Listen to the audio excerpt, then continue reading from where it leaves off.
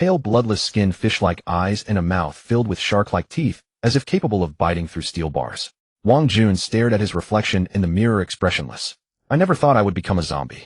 He raised his arm, revealing a deep scratch that reached bone, the very wound that had turned him into a zombie. He was a reincarnator from 5 years after the apocalypse broke out. Only the timeline of his rebirth seemed off. He had not returned to before the apocalypse, but 3 days after it began.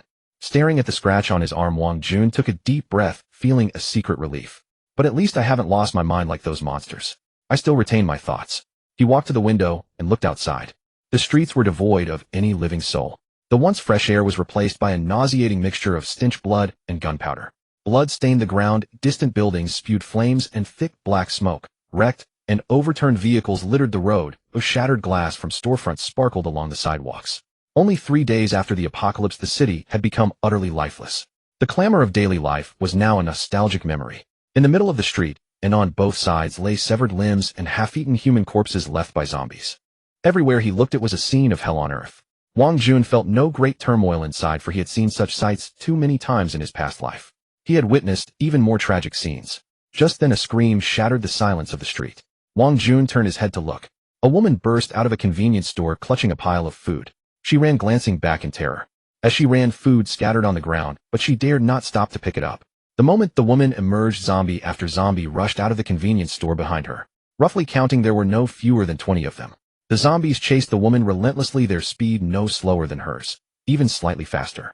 Despite this, the woman clutched the few remaining bags of food tightly, running for her life, trying to shake off the pursuers. Watching this, Wang Jun shook his head. In his mind, the woman was already dead. In the early days of the apocalypse, ordinary people had no chance against these monsters. These zombies were nothing like those in movies. They possessed speed comparable to a normal human and strength far exceeding that of humans. Except for lacking self-awareness, their bodies had become tireless killing machines. So in the early days, no one could withstand such a group of monsters, let alone a fragile woman. Sure enough, as time passed, a ragged zombie caught up with the woman, first pouncing on her and knocking her to the ground. The woman kicked wildly, scrambling backward. She struggled and screamed, but it was futile. In the next second, zombie after zombie caught up, piling onto her. They opened their bloody mouths and tore at the woman's flesh, enjoying the feast earned by their labor. Blood splattered, and the sound of chewing made one's teeth ache. In just a moment, the woman was devoured by several zombies, and the smell of blood in the air thickened. Wang Jun looked around at the surrounding buildings. He noticed that behind many windows, people were watching the street just like him. Clearly, this area was not devoid of survivors. Quite a few had survived. The self-sacrificing scenes described in novels did not appear. In reality, such people were rare. Everyone cared about their own lives. Fighting zombies for a complete stranger was clearly not a worthwhile deal. They only cared about their own interests, or what did others' lives matter? After the zombies finished devouring the woman, they staggered away in all directions. Soon the street returned to silence. If not for the shocking bloodstains on the ground, one could hardly imagine what had happened there. Early zombies were not afraid of sunlight, but they disliked it. So during the day they would stay in shady places, and at night they would go out to hunt for signs of life. If not for the woman attracting them, they would not have appeared under the sun. Back inside, Wang Jun sat on the sofa deep in thought. To be honest, Wang Jun felt no sense of belonging to humanity. On the contrary, he could even say he loathed it.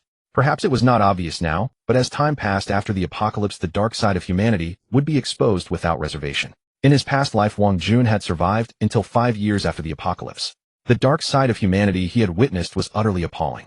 A child under 5 years old picked up a knife and stabbed his own mother just because she had a piece of stale bread.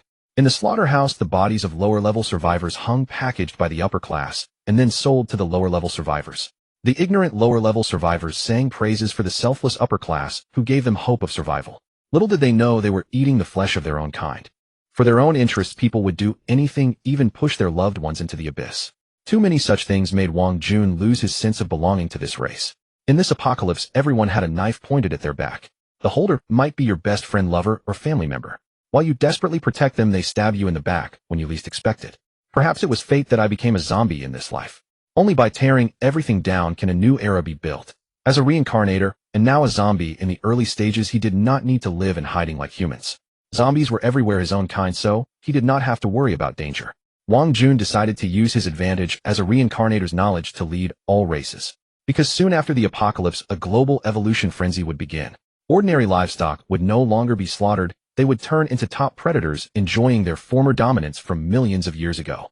According to Wang Jun's knowledge, 5 years after the apocalypse, in his past life, zombies had become a new race. Because as zombies evolved, they gradually gained intelligence, no longer just monsters that devoured flesh. They could think, strategize, and their intelligence was no less than human. In his past life, Wang Jun had seen a high-level zombie, whose intellect was already indistinguishable from a human's. Although compared to humans, zombies were more violent and irrational. Among zombies, there was no human flattery or cunning. They were more united and loyal. High-level zombies could unconditionally command low-level ones. In contrast, humans, though surviving in the cracks between the two races, still indulged in infighting and mutual slaughter. Just as he was thinking, a voice suddenly appeared in his mind, detecting the most suitable candidate for the system binding. Binding successful. Strongest human evolution system starting. Beep. System error, host detected as zombie updating system. Corpse King evolution system has been activated. Upon hearing these words, Wang Jun's eyes widened as he abruptly sat up from the sofa. This is... In his astonishment, a translucent screen suddenly materialized before him, visible only to his eyes. Host Wang Jun, race, zombie, evolution value 0-10, level, ordinary, mutation ability none. Staring at this attribute panel of his own, Wang Jun's heart churned with unending turmoil. After a moment of silence, Wang Jun silently tried in his mind, system. Here, an icy voice echoed in his mind. Hearing the voice, Wang Jun took a deep breath. Introduce your abilities. The sole function of the Corpse King evolution system is to assist the host in continuously evolving and becoming the strongest, thereby ending the entire apocalypse. Every time the host devours a life form, you will gain a certain amount of evolution value, including, but not limited to, humans, zombies, and mutant beasts. The stronger the devoured target, the higher the evolution value gained. When the host's evolution value is full, you may choose to evolve, and the system will randomly reward you with a mutation ability. Upon hearing the system's reply, Wang Jun nodded and asked, what is a mutation ability? You will know once you reach the first order. For some reason, Wang Jun detected a hint of impatience in the system's tone. However, he noticed one thing: the system said devouring life includes, but is not limited to, zombies. That meant he could gain evolution value by devouring zombies too. In the apocalypse, apart from mutant beasts, zombies were the most numerous. After the outbreak, the number of humans turned into zombies was no small amount. In his past life, statistics showed that only 30% of the entire human population survived, while a full 70% had become zombies. System, do you mean devouring zombies can also bring evolution value? Sensing Wang Jun's thoughts, the system retorted, I advise the host not to be fanciful. Ordinary zombies have not reached the level of life forms, so they will not generate evolution value. Only zombies of the first order and above will bring evolution value to the host. First order and above. Wang Jun pondered these words. When ordinary zombies evolve by devouring flesh and blood, a crystal called the corpse core forms in their heart, and the corpse core only appears in first-order zombies. While Wang Jun was lost in thought, the system continued, correct. Only first-order zombies possess vitality within their bodies, so only by devouring first-order zombies and above will you gain evolution value. Hearing this explanation, Wang Jun understood that the vitality the system mentioned should originate from the corpse core. How much evolution value would I gain by devouring a single ordinary human? Wang Jun asked. 1 point. The system gave its answer. Staring at the evolution value on the attribute panel, Wang Jun nodded thoughtfully. If he devoured 10 ordinary humans, he could evolve into a first-order zombie. This would be much simpler for him, considering that ordinary zombies needed to devour far more than 10 humans to evolve, and there were quite a few survivors nearby. With the powerful olfactory sense of a zombie, Wang Jun knew better than anyone that there were several survivors just on his own floor. Although their security doors could keep out those mindless ordinary zombies, they could not stop him. It was the third day since the apocalypse broke out. As far as he knew, the first-order zombie would not appear until a week later in his past life. Wang Jun planned to become a first-order zombie tonight with the system's help. Ordinary humans would need much longer to become evolvers, since they could only rely on the corpse cores of evolved zombies. He would be ahead of everyone. In the following time, Wang Jun waited in the room for the night to fall, because only at night was the best time for zombies to kill. Zombies do not feel hunger, and ordinary zombies tirelessly hunt humans only out of instinct and the desire to evolve. Because they could only evolve by constantly devouring flesh and blood. Zombie instinct drove them to do this. But Wang Jun was different. He had his own thoughts and the wisdom that other zombies lacked, so he could suppress these instinctive zombie behaviors. Time passed bit by bit, and the sky outside the window gradually darkened. During this time, he witnessed several scenes of starving humans venturing out for food and being devoured by the zombie horde. The apocalypse had been raging for 3 days, and many people could no longer withstand the shortage of food in their homes and came out to search.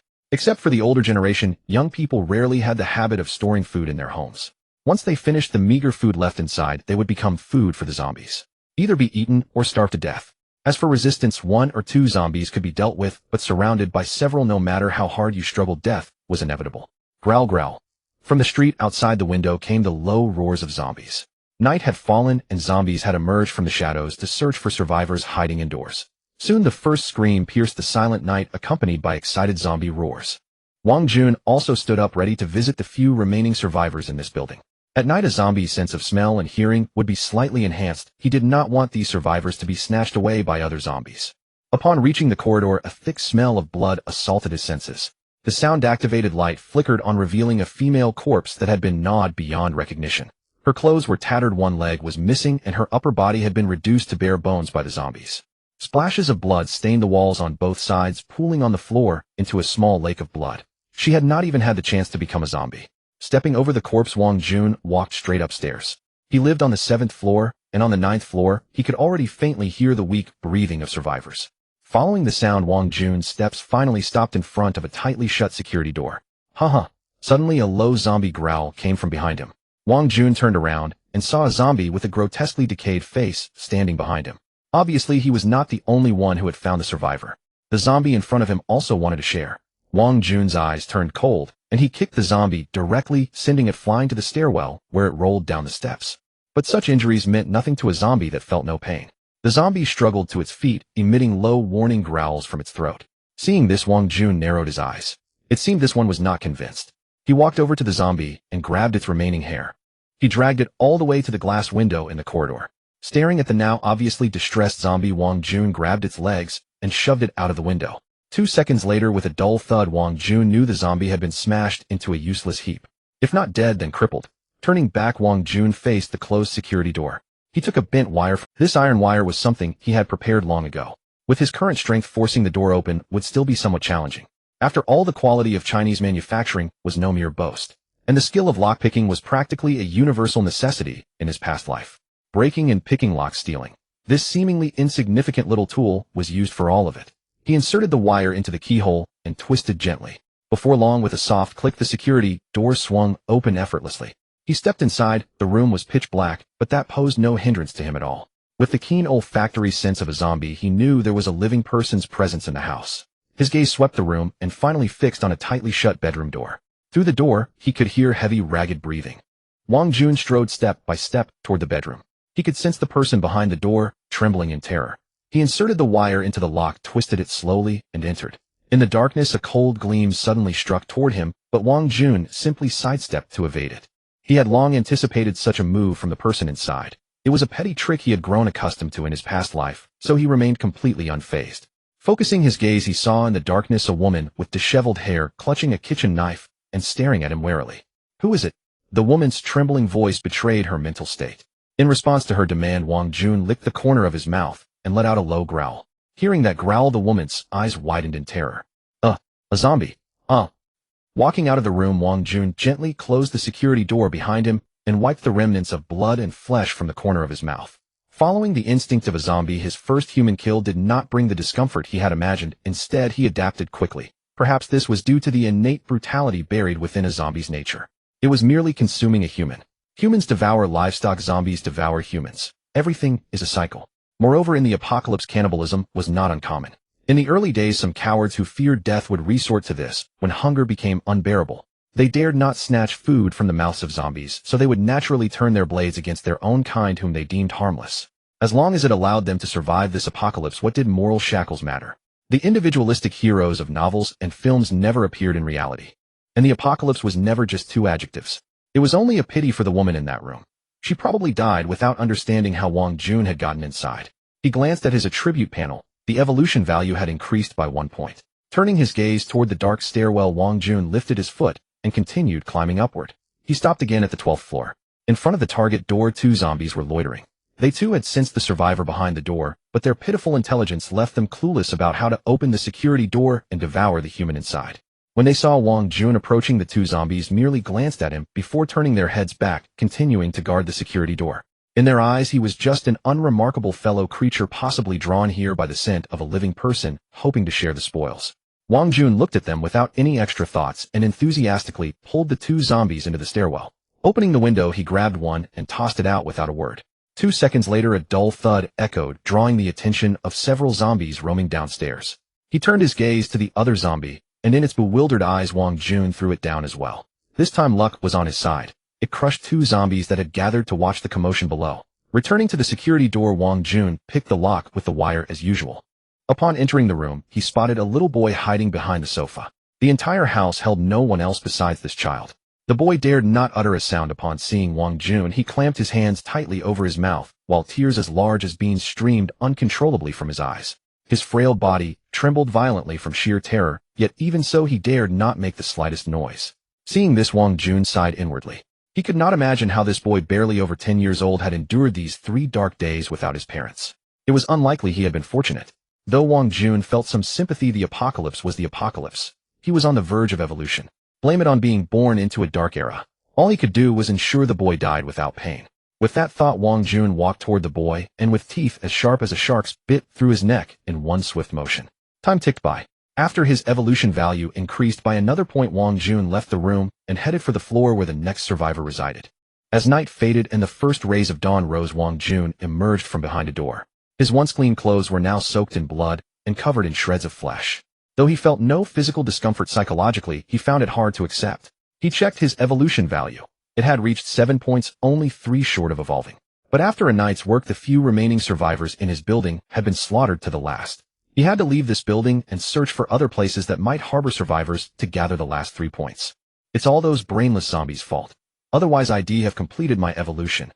During the night, 2 survivor households had been breached by other zombies, and by the time he arrived, the survivors inside had been devoured by several of them. Wang Jun descended the stairs, cursing the zombies that had stolen his prey in his mind. After grabbing a clean set of clothes, Wang Jun went downstairs and squinted up at the blazing sun overhead. The scorching light made him deeply uncomfortable, and the zombies roaming the streets had gradually retreated indoors, seeking the shade to avoid the sun. Wang Jun was no exception. He spotted a building and dashed toward it. Once inside the stairwell, the cool environment instantly dispelled the irritation in his heart. After one night, the number of survivors nearby has probably dropped drastically. Wang Jun cursed silently, sniffing diligently to detect any possible survivors in this building. First floor, nothing. Apart from the stench of decay from zombies and the lingering smell of blood, there was no trace of a living person. Second floor, still nothing. Third floor, fourth, fifth, sixth. Gradually, Wang Jun's mood grew restless. He strode upward with heavy steps, drawing the attention of the zombies in the building, who all turned to look at him.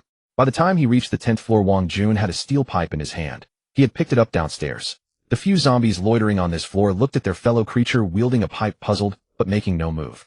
But Wang Jun bared his teeth in a grin, revealing a row of sharp fangs, and charged at them with the steel pipe.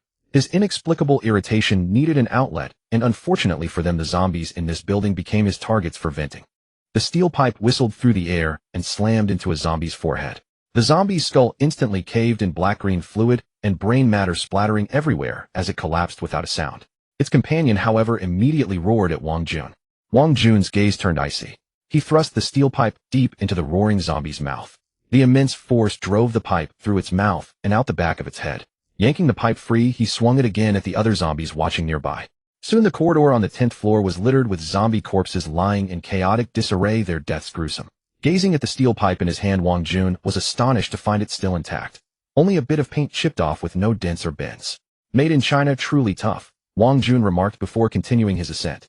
The earlier commotion had drawn zombies from the upper floors, but upon seeing their own kind, they returned to their aimless wandering. Now over 30 zombies crowded the 11th floor corridor, packing it so densely that it was completely clogged. Meanwhile, zombies from below were also rushing up to join the fray. Frustrated by the horde blocking his path, Wang Jun grabbed 2 zombies by the hair, dragged them to the window, and hurled them down. Then a series of dull thuds echoed through the street as Wang Jun threw one zombie after another from the 10th floor. Even the zombies rushing up from below couldn't escape. After he tossed the last one down, the entire building fell silent, devoid of any more zombie roars. Gazing up at the higher floors, Wang Jun suddenly lost the urge to continue. He hadn't expected over 30 zombies to be lurking upstairs. 4 ordinary survivors surviving on a floor with so many zombies was utterly impossible. In the early days of the apocalypse, this was nothing short of a fantasy. Going up would likely be a waste of effort, even though he didn't feel tired. With a shake of his head, Wang Jun decided to search other buildings for survivors. Suddenly, a faint sound reached his ears. Wang Jun snapped his head up, looking toward the upper floors. A radio static. Could there still be someone up there? He was certain he hadn't misheard. There had indeed been a noise. Though the sound lasted only a second before fading, he had definitely heard it. After a moment's thought, Wang Jun cautiously made his way upstairs, tracing the source of the noise. If there were indeed survivors above, it would be an unexpected boon for him. Soon he stopped on the 14th floor. The sound had originated from here. Facing the tightly shut security door, Wang Jun gently knocked.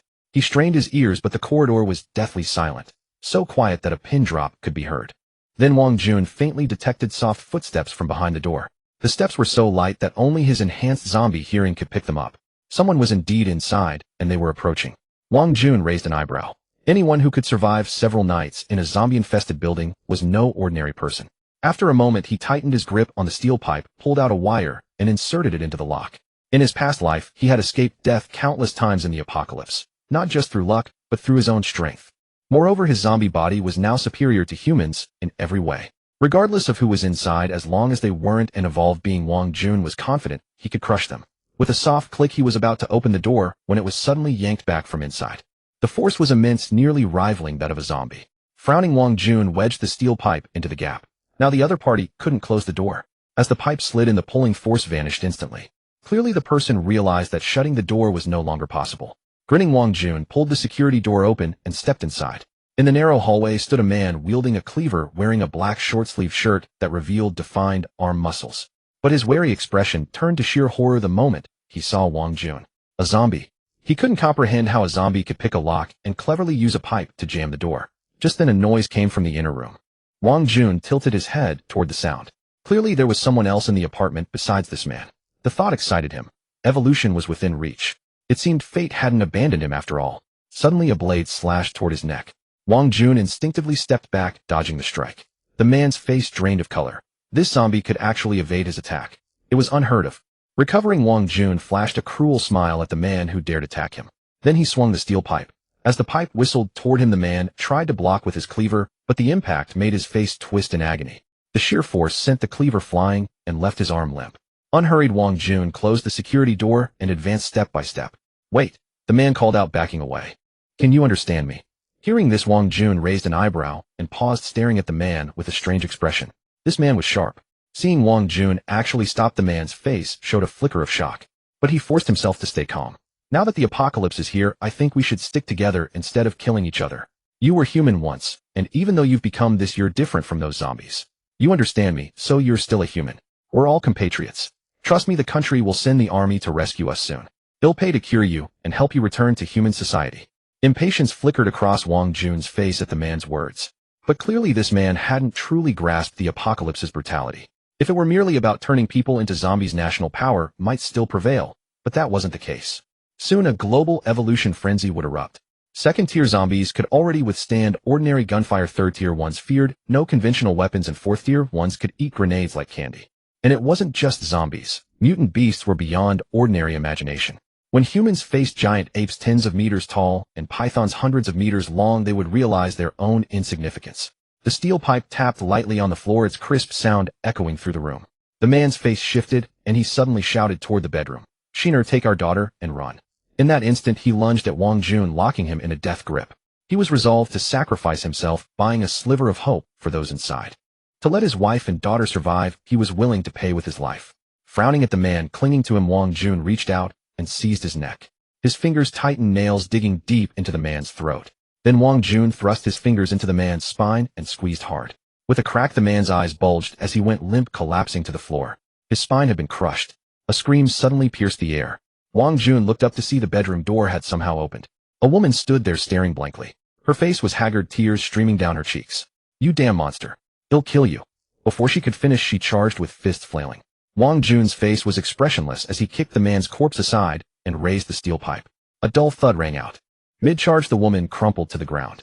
Blood spurted out, staining her face crimson, replacing the tears. Even in death, her eyes remained wide open, glaring venomously at Wang Jun. Done, Wang Jun ignored them and hurried to the bedroom. It was empty. A thought struck him, and he moved to the window. A 7 or 8-year-old girl was clinging to the external drainage pipe. Her face pale, she was carefully climbing down. Just then she looked up and met Wang Jun's hideous visage. With a scream, her hands slipped, and she plummeted straight down. 2 seconds later, a dull thud came from below. From the 14th floor, the girl had smashed into a pulp. Bright red blood pooled out, drawing a swarm of zombies that devoured her body. Wang Jun's face darkened at the sight. So close yet again. He felt his luck had hit rock bottom. Helpless, Wang Jun grimly returned to the living room, heading toward the remaining 2 corpses. Wang Jun, who had just devoured 2 corpses, was taken aback by the prompt in his mind. "System, are you sure you didn't miscalculate? Wang Jun could hardly believe it. He remembered that he was still short of 3 evolution points, wasn't he? How could he have met the evolution condition after devouring only 2 people? During your devouring, one of the humans had a vitality much stronger than normal, so the system counted it as 2 evolution points. The system gave its reply. Hearing this, Wang Jun immediately thought of that man earlier. Indeed, the man's blood and chi were stronger than normal, and his flesh tasted much better than others. Thinking of the girl who had just fallen from the building, Wang Jun's resentment suddenly vanished. Do you wish to begin evolution? The system prompt came again. Yes. Even though he tried to restrain himself, his tone could not hide his excitement and agitation. As his words fell, a surge of energy suddenly appeared within his body. The energy was warm and soothing, continuously cleansing his body. As the energy entered him, Wang Jun could clearly feel his strength gradually increasing. Moreover, his sense of smell, hearing, and vision were all constantly improving. 10 minutes later, as Wang Jun was still reveling in the increase of his power, the system prompt suddenly sounded. Congratulations, host. Evolution complete. Current strength, 1st rank. As the system's voice faded, the energy vanished instantly. Wang Jun opened his eyes and carefully sensed his body. Apart from his enhanced hearing and smell, his strength had undergone a tremendous transformation compared to before. Now he felt he could punch to death 3 of his former selves with a single blow. Moreover, his defensive capabilities had also been greatly enhanced. To verify this, Wang Jun picked up the kitchen knife that had fallen on the ground and slashed it hard against his own arm. A white mark appeared on his arm, but the skin was not even broken. Just then Wang Jun seemed to remember something. By the way, system, what is my mutation ability? Please check for yourself, host. As his words fell, his own attribute panel appeared before his eyes. Host Wang Jun. Race zombie. Evolution points 0-100. Rank 1st rank. Mutation ability devour. After he evolved to the 1st rank, the required 10 evolution points had become 100 points, meaning that to evolve to the 2nd rank, he would need to devour 100 ordinary humans. The path of evolution is long and arduous. I must continue to strive. Wang Jun sighed inwardly and thought to himself. Looking at his mutation ability, he saw the word devour. At the same time, an explanation of this ability appeared in his mind. After a moment of daze, Wang Jun immediately understood the ability. As the name suggested, this mutation ability could greatly enhance his devouring efficiency. Previously, devouring a human took him over an hour, but with this ability, the time needed to consume flesh and blood would be drastically shortened. Moreover, this ability would grow stronger with his own evolution. Not only that, but if he were accidentally injured, he could also use this ability to recover. Wang Jun grinned and directly activated the mutation ability devour. A crack suddenly split open in his palm, and the next moment a mouth full of sharp teeth appeared in the center of his palm. Layer upon layer of densely packed jagged teeth circled around, looking incredibly eerie, making anyone who saw it feel their hair stand on end and a chill run down their spine. Wang Jun once again raised the kitchen knife and slashed his arm, this time using more force, finally leaving a wound on his arm. Looking at the wound, Wang Jun pressed his palm onto the mutilated corpse on the ground. The plump flesh began to shrivel up at a visible rate. Moreover, Wang Jun could clearly feel a stream of energy derived from the flesh and blood entering his body through his palm, silently nourishing him. As the last trace of nutrients from the corpse was absorbed, the wound on his arm that he had inflicted earlier healed, completely restoring to its original state. Watching this, Wang Jun's heart grew even more excited. At a street corner in a compartment of a large supermarket, dozens of people had gathered. Leading them was a middle-aged, obese man in a black suit. He sat on a chair, his eyes fierce, munching on a piece of bread with a freshly opened bottle of mineral water beside him. In the backpack behind him were many unopened food items and bottled water. Around the suited man, 8 or 9 people were staring longingly at the bread in his hand, swallowing saliva continuously. They had been starving for 2 full days, yet even so they dared not snatch the man's food because the suited man had a gun. They remembered that just a day ago one person unable to bear the hunger had tried to grab his food, but the man shot him dead. Then right in front of them, he dragged the body out to feed the zombies. They could never forget the scene of dozens of zombies frenziedly devouring the corpse. Under the watchful eyes of the crowd, the suited man finished his food, carefully licked each finger, and then gulped down the mineral water beside him. Looking at the people in the distance who stared at him longingly but dared not approach, he smiled contemptuously, then pulled out a bottle of water from his backpack. Amid the crowd's desperate gazes, he unscrewed the cap and slowly poured the water onto the ground. Seeing this, everyone's eyes went wide, but they dared not speak out in anger. Seemingly satisfied with their predicament, the suited man smiled and tossed the bottle, which still had some water left, onto the ground not far from him. The bottle he discarded sparked a scramble among everyone because there was still a sip of water left inside. Just as the crowd was fighting fiercely over the last sip, the suited man stood up. Hungry? Want some water? I have plenty more. The crowd did not answer, but the desire in their eyes was unmistakable. Seeing this, the suited man pointed at 2 young men in the crowd. You two come here. The 2 who were pointed at walked over nervously. Boss, you called for us. They were afraid and dared not look at the suited man, unsure if he might casually give them a bullet. The suited man patted their shoulders and said with a smile, "Don't be afraid." Then in front of everyone he took a bread and a bottle of mineral water from his backpack and handed them to the two. They took the food in a daze, confused. "Boss, eat," the suited man said with a smile. "Really? Really?" Hearing the man's confirmation, the starving two could no longer suppress their desire. They tore open the packaging and began to eat ravenously. At that moment they felt that even if the suited man shot them dead, they would not regret it. Even if they died, they would die with a full stomach. The suited man glanced at the two, then looked around at the others and said, "Now we are trapped here. Food is running low, so I need some of you to go out and find food." The suited man addressed the crowd with a commanding tone. "Why should we?" "Exactly. There are so many zombies out there. Do you want us to die? You have a gun, why don't you go?" The crowd voiced their complaints. They believed that venturing out in a zombie-infested apocalypse was like searching for a light in a latrine, seeking death. Hearing the crowd's complaints, the man in the suit curled his lips into a cold sneer. He patted the two young men beside him and pointed at the one who had been shouting the loudest among the crowd. "You understand what I mean?" The two were momentarily stunned, then revealed cruel grins and quickly strode toward that person. "What do you think you're doing? Ouch, stop hitting me. I was wrong, I was wrong." Seeing this, the crowd immediately tried to intervene. "What's going on? What's going on? How can you hit someone? Stop it, don't hit him." Bang! A gunshot rang out, echoing through the compartment. The crowd halted in their tracks, turning to look at the man in the suit, fear dawning in their eyes. Pointing the gun at them, he sneered, "Haven't you understood what I mean?" The crowd dared not speak. "Boss." The two young men returned to the suit-clad man, dragging with them a young man whose face was battered and swollen. The man in the suit coldly pressed the gun barrel against the head of the beaten youth. "You were the one yelling the loudest just now, eh? Big brother, I was wrong, spare my life." The young man fell to his knees with a thud. With the gun aimed at his head, his voice trembled as he spoke. "Spare your life? Fine." The man in the suit removed the gun from the youth's head and smiled. "Thank you, big brother. Thank. Bang. Before the young man could finish his words of gratitude, a hole appeared in his forehead. "You're welcome." The man in the suit holstered his gun and spoke calmly. Looking up at the crowd, he smiled. "Don't blame me. Blame the times. They've changed." The crowd knew he was asserting his authority and remained silent, afraid of becoming the next target. Seeing this, the man in the suit smiled at the two young men and asked, "What are your names?" "Zhongling. Li Shihao." "Good. Later you two will pick a few people from this crowd to go out and find food. You two will get a 10% cut of whatever food you bring back." Hearing this, their faces lit up with joy. Seeing their reaction, the man in the suit wiped his gun and said nonchalantly, "But if I find out you've been hiding food or letting people escape?" The two quickly chuckled and pledged their loyalty. "Don't worry, boss, we definitely won't." Meanwhile, Wang Jun was fiddling with a radio he had found in the house. It was the source of the static he had heard downstairs. As he tuned, the frequency of voice came through. "This is the northern outskirts of Luoqing. Through our efforts, we have initially established a survivor protection zone. Survivors who hear this broadcast can come to the northern outskirts of Luoqing for shelter. Here we have a strong military and ample food supplies. You and your family need not worry about zombie attacks. Repeat, this is the northern outskirts of Luoqing." Bang! Before the voice could finish, Wang Jun smashed the radio into pieces with a steel pipe. Northern outskirts of Luoqing. Repeating the name of this sanctuary in his mind, Wang Jun's eyes glimmered with a strange light. He planned to visit the northern outskirts of Luoqing once he reached the 3rd rank. A survivor sanctuary would surely help him grow stronger. His current strength was not enough to take on an entire survivor sanctuary alone. He understood the principle of greed surpassing one's reach.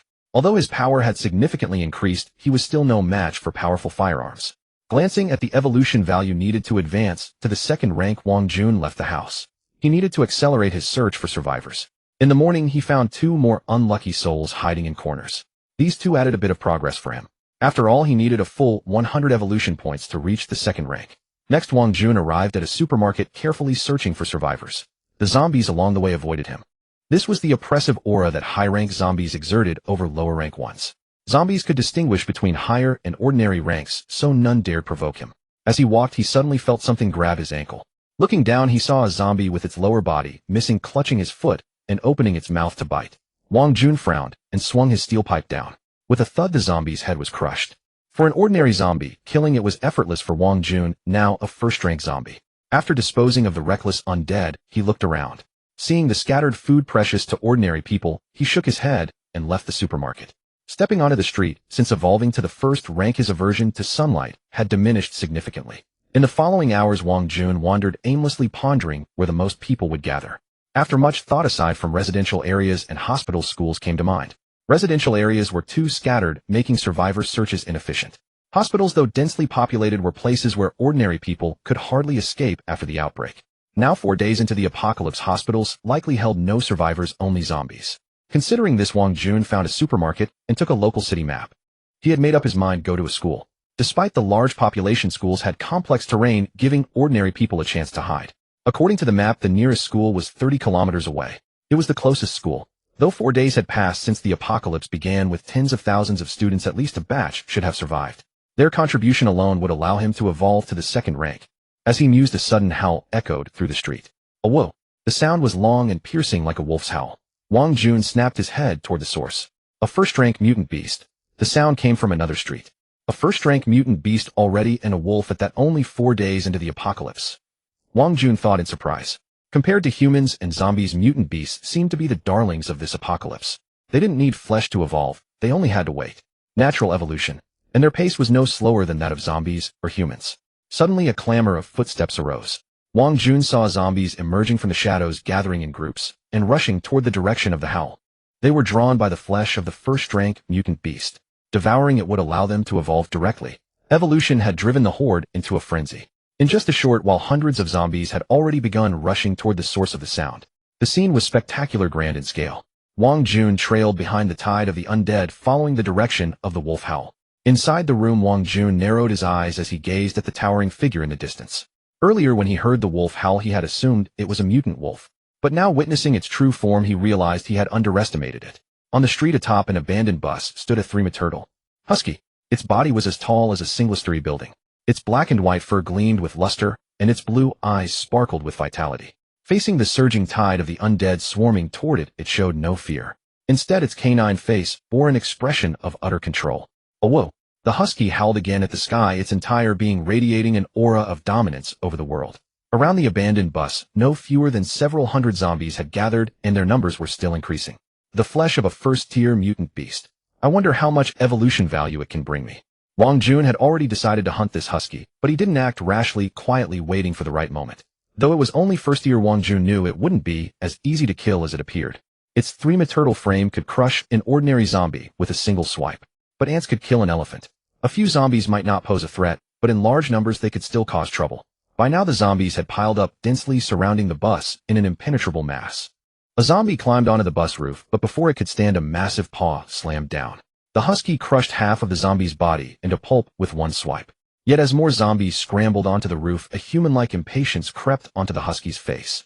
It opened its mouth toward the surging horde, and the next second a scorching flame spewed forth.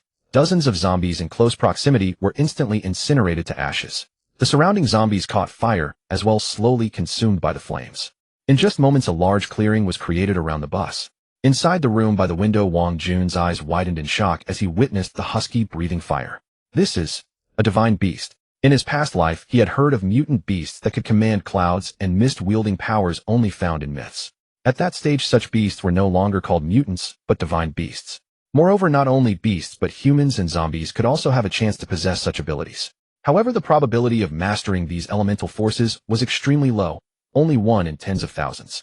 Such individuals were revered as divine walkers, their status incomparable to ordinary evolvers. If it were a zombie, it would be called a corpse demon. In his past life, the mere mention of the term corpse demon sent chills down spines and could silence crying children at night. Who would have thought a divine beast would be a husky? Wang Jun mused. He had encountered a 1 in 10,000 chance divine beast, and it was a fire-breathing husky. The flames still raged, turning the area around the bus into a sea of fire. Charred corpses littered the ground, filling the air with a nauseating stench. It seems this hunt is a bust. Wang Jun shook his head and prepared to leave. At the same tier, a divine walker could easily crush an evolver, and the same applied to divine beasts. These beings that commanded elemental forces were beyond his reach. To kill this husky, he would need to evolve to the second tier. Warm reminder: host your mutation ability allows you to devour enemy gene fragments with a chance to gain their abilities. Just as he turned, the system's prompt echoed in his mind. Wang Jun's steps faltered. You mean if I kill that divine beast I can gain its ability? Correct, but it's only a probability. It's all up to the host's will. The system merely offers a warm reminder. Hearing this, a strange glint flickered in Wang Jun's eyes. What's the probability? His heart raced with desire. 80%, the system replied. That's enough. Wang Jun took a deep breath, returning to the window to observe the husky. Reminder: for each tier you advance, you can only devour one ability. Wang Jun ignored the system's warning, his gaze burning with intensity as he watched the husky unleashing its power. He was determined to take the risk. Inside a supermarket, dozens of people were cautiously gathering supplies. Zhang Ling frowned at the empty supermarket. Brother, why isn't there a single zombie in here? Isn't that weird? Li Shuheo shot him a glare at his words. Chill. Let's talk more work. Isn't it good that there are no zombies? Do you want them to give you a full body SPA? Zhang Ling chuckled sheepishly and fell silent, joining the others in quietly collecting scattered food. Chill. Let's talk more work. Isn't it good that there are no zombies? Do you want them to give you a full body SPA? Zhang Ling chuckled sheepishly and fell silent, joining the others in quietly collecting. I think we should seize this chance. What else can we do? I'd rather be a dog than get bitten by zombies. Li Shuheo glanced at Zhang Ling and spoke flatly. But the boss is clearly using us. If he can use us, he can use others. Are you sure one day he won't kill you out of displeasure? Hearing this, Li Shuheo thought it over, and a chill ran down his spine. He looked hesitant. Seeing this, Zhang Ling pressed on. Look, the whole supermarket is zombie-free. It's like heaven is on our side. Miss this chance, and you'll regret it forever. My uncle works at the police station, and they have guns. Before he could finish, Li Shuheo's hesitant expression hardened into determination. All right, chill. Zhang Ling was startled and quickly covered his mouth. He pointed at the others. Loose lips sink ships. Don't let them hear. With that, the two slipped away from the others and ran out of the supermarket. Along the way, they encountered not a single zombie, reinforcing their belief that heaven was protecting them.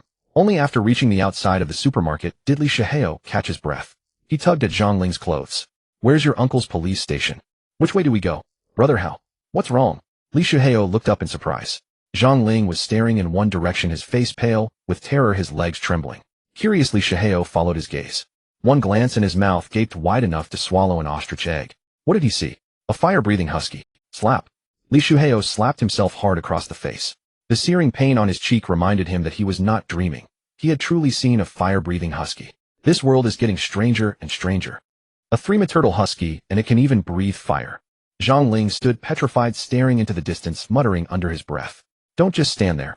Run. Li Shuheo snapped back to his senses first. Watching the endless stream of zombies charging toward the husky, he suddenly understood. It wasn't that heaven had favored them. The zombies in the supermarket had merely been drawn away by that husky. By now, some zombies had noticed the two men and were about to lunge at them. Without a second thought, they fled the scene. In the room, Wang Jun frowned as he saw the two men running down the street. Two survivors. His gaze followed their direction of origin, and he spotted a supermarket where 7 or 8 figures flickered in and out of sight. No, there are still people inside. Wang Jun pondered as he observed the scene. Oh, whoa! Another long howl echoed. Ignoring the others, Wang Jun turned his head back toward the husky's location. At that moment, this divine beast was more important than anything else. After the howl, the husky spewed another torrent of flames, incinerating dozens of zombies in its path. The area around the bus had turned into a cremation ground. Half of the gathered zombie horde had been destroyed, yet the husky remained unscathed, not a single wound on its body. The might of the divine beast was on full display at this moment. Grr. Even so, the zombie horde continued its relentless advance toward the husky. Zombies knew no fatigue or fear. Their only desire was for flesh and blood. Seeing this, the husky's eyes betrayed a hint of impatience. Though these zombies posed no real threat, their sheer numbers were a constant annoyance. With another burst of flames, thick black smoke billowed from the husky's mouth. It leaped down from the bus roof and bounded away in the opposite direction, trampling several zombies underfoot. Wang Jun's eyes lit up as he noticed the black smoke. The next second, he vaulted out of the window. The moment had come. A divine beast's abilities were not inexhaustible. After depleting its energy, there would be a window of vulnerability. At that point, the divine beast was no different from an ordinary mutated creature. Wang Jun had been waiting for this. Upon landing, the hard ground beneath his feet cracked into fissures. With his current strength, he could fall from a height of 10 meters without injury. Clutching a steel pipe, Wang Jun sprinted at breakneck speed toward the direction the husky had fled. Any zombie daring to block his path was sent flying. The husky, dashing wildly through the streets, seemed to sense something and suddenly turned its head back. What greeted it was a crushing blow to the head. The steel pipe whistled through the air and slammed into its snout. As the old saying goes, to hit a dog, aim for the nose. The nose is one of the most vulnerable spots for canines. Wang Jun's strike was delivered with full force, unleashing all the power of a first-stage evolved zombie. The immense impact instantly bent and ruined the steel pipe. The husky's nasal bone was shattered. Ow! The husky howled in agony. All its former majesty in facing the zombie tide was gone. When it saw its attacker, the husky's blue eyes turned bloodshot. It would make this insignificant insect pay. The husky opened its mouth and sparks began to gather. Wang Jun's body flooded with a sense of crisis at the sight. Without a second thought, he leaped backward dozens of meters. When he looked up again, he saw the husky bolting away at full speed. What a clever dog bluffing like that. Wang Jun couldn't help but laugh in exasperation. But this only confirmed that the husky could no longer breathe fire. It too was wary of him. Wang Jun gave chase. As a divine beast, the husky's intelligence far surpassed that of ordinary mutated creatures. But this only confirmed that the husky could no longer breathe fire. It too was wary of him. Wang Jun gave chase. As a divine beast, the husky's intelligence far surpassed that of the three-turtle husky barreled through everything in its path, sending obstacles flying. Any zombie that approached was crushed under its paws into pulp. 2 legs can't keep up with 4. Watching the husky pulling farther away, Wang Jun grew anxious. At this rate, his efforts would be in vain, a wasted endeavor. If the husky escaped, finding it again would be nearly impossible. Just as Wang Jun's worry peaked, a sudden change occurred. A dark shadow darted past him. It raced toward the husky at incredible speed. Is that a zombie? Wang Jun squinted and saw a lean zombie.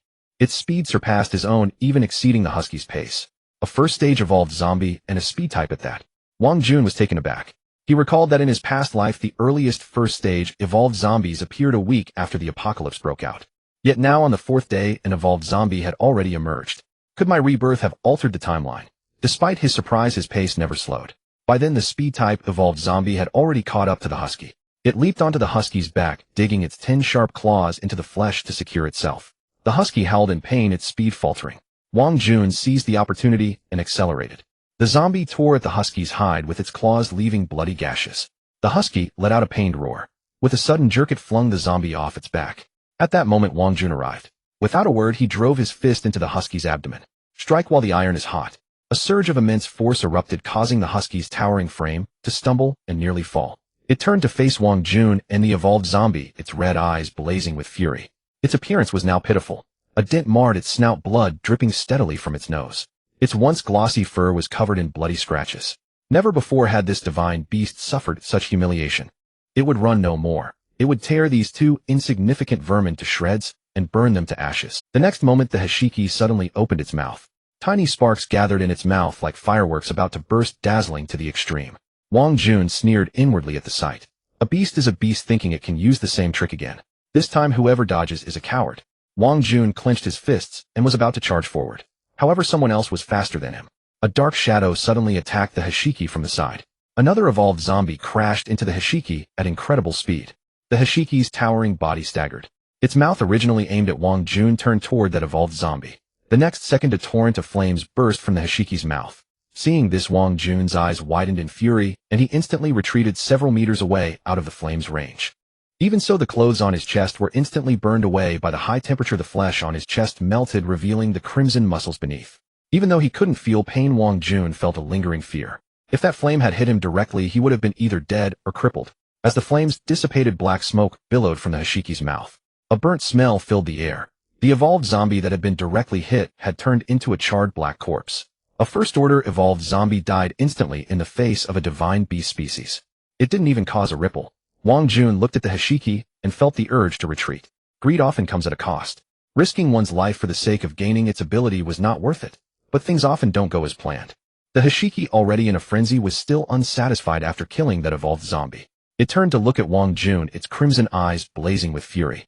Tiny sparks gathered in its mouth, and a scorching heat rushed toward him. Wang Jun was now in a dilemma. He stared unblinkingly at the hashiki, every muscle in his body tense to the limit. Just as the flame was about to fully form, it suddenly dissipated into black smoke in the air. That last flame had exhausted the final bit of energy the hashiki had just recovered. However, the frenzied hashiki did not notice this. Seeing that its flame hadn't formed, it tried again. How could Wang Jun give it that opportunity? Seeing that the hashiki couldn't condense flames, he rushed forward and kicked it squarely on the chin. With a crack, the hashiki's mouth, which had been opened to gather flames, snapped shut. Its upper and lower jaws collided, producing a crisp sound. Shaking its head, by the time the hashiki regained its senses, Wang Jun had already leaped onto its back. Seeing the wound on its back that had been torn open by the other evolved zombie, Wang Jun smiled cruelly and directly dug his hands into the wound. The hashiki, in pain, began thrashing wildly, trying to throw Wang Jun off. But Wang Jun clung to its back like a parasite, his arms relentlessly pulling outward. In an instant, a large chunk of skin and flesh was torn off, exposing the red meat beneath. "I've never tasted divine beast before," he said, lowering his head to bite into the wound, tearing off a large piece of flesh and swallowing it. The flesh entered his stomach, instantly transforming into a stream of pure energy. The burn wound on his chest was visibly healing. "Ha ha ha, what a tonic." A roar sounded. Wang Jun was secretly exhilarated. Meanwhile, the Hashiki's struggles intensified. Wang Jun felt a dizzying spin. He cursed inwardly and steadied himself with effort. With one hand, he activated the devouring ability and applied it to the Hashiki's wound, while his other hand raised a fist and slammed it into the Hashiki's head. Once, twice. Each blow struck solid flesh. The Hashiki felt its life force draining away, its canine eyes filled with terror. It wanted to flee but couldn't. Wang Jun's fists fell like rain, unleashing the full power of a first-order evolved zombie, and under his deliberate control, all hit the same spot. The Hashiki's struggles gradually weakened, but it still tried to break free from Wang Jun's grip. Wang Jun realized that its strength was failing, so he increased the force of his blows. The zombie's endless stamina and pain immunity came into play. Even after countless blows against the Hashiki's skull had exposed white bone, he did not stop. Soon, with a sound of cracking bone, the Hashiki's massive body collapsed to the ground. To guard against trickery, Wang Jun continued to punch the cracked area. By now, that spot had been beaten into a bloody pulp, with a large hole revealing the brain matter inside. Wang Jun leaped off the Hashiki's body. The Hashiki lay on the ground, its canine face covered in blood, a pitiful sight. If not for its breathing, Wang Jun would have thought it was dead. But judging by its condition, death was not far. Looking at the zombie standing before it, the Hashiki's eyes showed a hint of human-like pleading. Its injuries left it without the strength to stand. Ignoring the plea in the Hashiki's eyes, Wang Jun walked to its head, thrust his hand through the broken skull, and stirred vigorously. A whoa! A wretched howl rang out, and the Hashiki's life force rapidly faded. Its brain had been churned into a pulp. It was dead beyond dead. Looking at the Hashiki's corpse at his feet, Wang Jun finally let out a sigh of relief. He activated the devouring ability and placed his hands on the Hashiki's body. The Hashiki's body began to shrivel at a visible rate. At this pace, it would take only an hour to devour the entire three-turtle corpse. Divine beast. At this moment, Wang Jun's heart was filled with excitement. In his past life, every divine beast was an existence that could command the winds and rain, dominating the entire apocalypse. Killing one would come at a terrible price. But now he had actually killed a divine beast, a feeling that words could not describe. Although killing this divine beast involved some luck. The sun set, and night gradually fell. An hour passed quickly. The once towering Hashiki body was now reduced to a mere tenth, leaving only a skeletal corpse. During this time, ordinary zombies attracted by the strong blood essence of the Hashiki came to claim a share, but were all violently killed by Wang Jun. To snatch food from a tiger's mouth, one must have the ability. Just then, a system notification sounded in his mind. Congratulations, host, for successfully obtaining the gene fragment. Ability fusion in progress. Fusion successful. Congratulations, host, you have acquired the mutation ability flame. Meanwhile, Wang Jun felt a scorching heat circulating within his body. Opening his mouth, a raging torrent of flames erupted instantly. The husky's corpse was engulfed in fire, reduced to a charred, blackened husk in the blink of an eye. A crack split open in his palm, and under his control, faint flickers of flame emerged and vanished. So this is the power of a divine beast lineage. It's utterly overwhelming. Wang Jun turned his gaze to his status panel, which had already undergone a transformation. Host Wang Jun. Race, Zombie Corpse Demon. Evolution value 42,100. Level First Order. Mutation abilities Devour Flame. Devouring the husky had not only granted him a full 40 evolution points, but also bestowed a new mutation ability. Moreover, a new title, Corpse Demon, had been added after his race classification of zombie. This signified that he had transcended the realm of ordinary evolved zombies, becoming a corpse demon that would have struck terror into hearts in his past life. Wang Jun approached the charred evolved zombie that the husky had incinerated, crouched down, and began to search its remains. The moisture within the corpse had been vaporized by the flames, leaving only a hollow shell. Wang Jun easily pierced through the evolved zombie's chest, groping around the area of its heart. Soon a milky white crystal the size of a fingernail appeared in his hand. The corpse core within this evolved zombie had remained untouched by the flames, perfectly intact. In truth, this zombie's luck had been rather unfortunate. The husky's original flame had been aimed at him, but he had rushed forward, causing the blast to land on him instead. A pitiful death, yet in the end it benefited Wang Jun. Gazing at the corpse core in his hand, Wang Jun showed no disdain and tossed it directly into his mouth. The core instantly transformed into a stream of pure energy, merging into his body. Wang Jun sensed a slight increase in his physique, though it was modest. Simultaneously, the original 40 evolution points on his status panel rose to 50. This corpse core had granted him 10 evolution points. Not bad, at least he didn't die in vain. In high spirits, Wang Jun crushed the evolved zombie's skull with a single stomp. As night deepened, the streets teemed with far more zombies than during the day. Wang Jun casually found a clothing store on the street.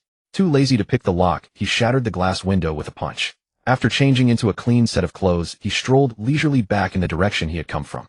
The zombies along the way sensed Wang Jun's aura and retreated, not daring to approach. Wang Jun hadn't forgotten the glimpse of survivors he had inadvertently spotted while observing the husky. It meant that there were survivors holed up in that supermarket, and quite a few of them at that.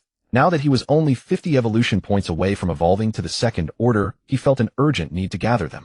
He had refrained from troubling those survivors earlier for the sake of the divine beast. Now that the fruit was ripe, it was time to harvest it quickly. Otherwise, if some thief stole it, the loss would be immense. In a certain compartment of the supermarket, no fewer than dozens of people had gathered. By the faint light of a candle, they appeared gaunt and starved. Huddled in pairs in the corners, they were wolfing down food in large mouthfuls. Even so, they dared not make a sound or whisper among themselves. The atmosphere was oppressive, yet no one voiced any discontent. This was a rule just set by their leader, for he was in a foul mood today and disliked noise. Around the crowd stood 7 or 8 men armed with steel pipes. The leader had tasked them with watching over the group, ready to beat anyone who dared to make a sound. "Boss!" A voice suddenly shattered the surrounding silence. It was one of the 7 or 8 men holding steel pipes. Everyone looked up at the speaker. A man in a suit sat on a chair, meticulously cleaning the pistol in his hands. Without lifting his head at the sound, he asked indifferently, "Speak." His mood was extremely irritable, for during the day 2 of his newly recruited underlings had deserted without a word. No one knew where they had gone. "Boss, I need to use the restroom." The suit-clad man's brow furrowed slightly upon hearing this. "Do it right here." The speaker's cheeks flushed. "It's number 2. The others burst into laughter upon hearing this. A trace of impatience flickered across the man's face. "What a lazy donkey, always pissing and shitting. Let a biao go with you." "Thanks, boss." The man immediately expressed his gratitude. Then the 2 of them left the compartment one after the other. After they departed, the compartment fell silent once more. After a long while, the suit-clad man paused his cleaning. He looked up at the people in the compartment and said slowly, "You all need to understand who gave you the food in your hands. Who filled your bellies." At his words, everyone turned to look at him.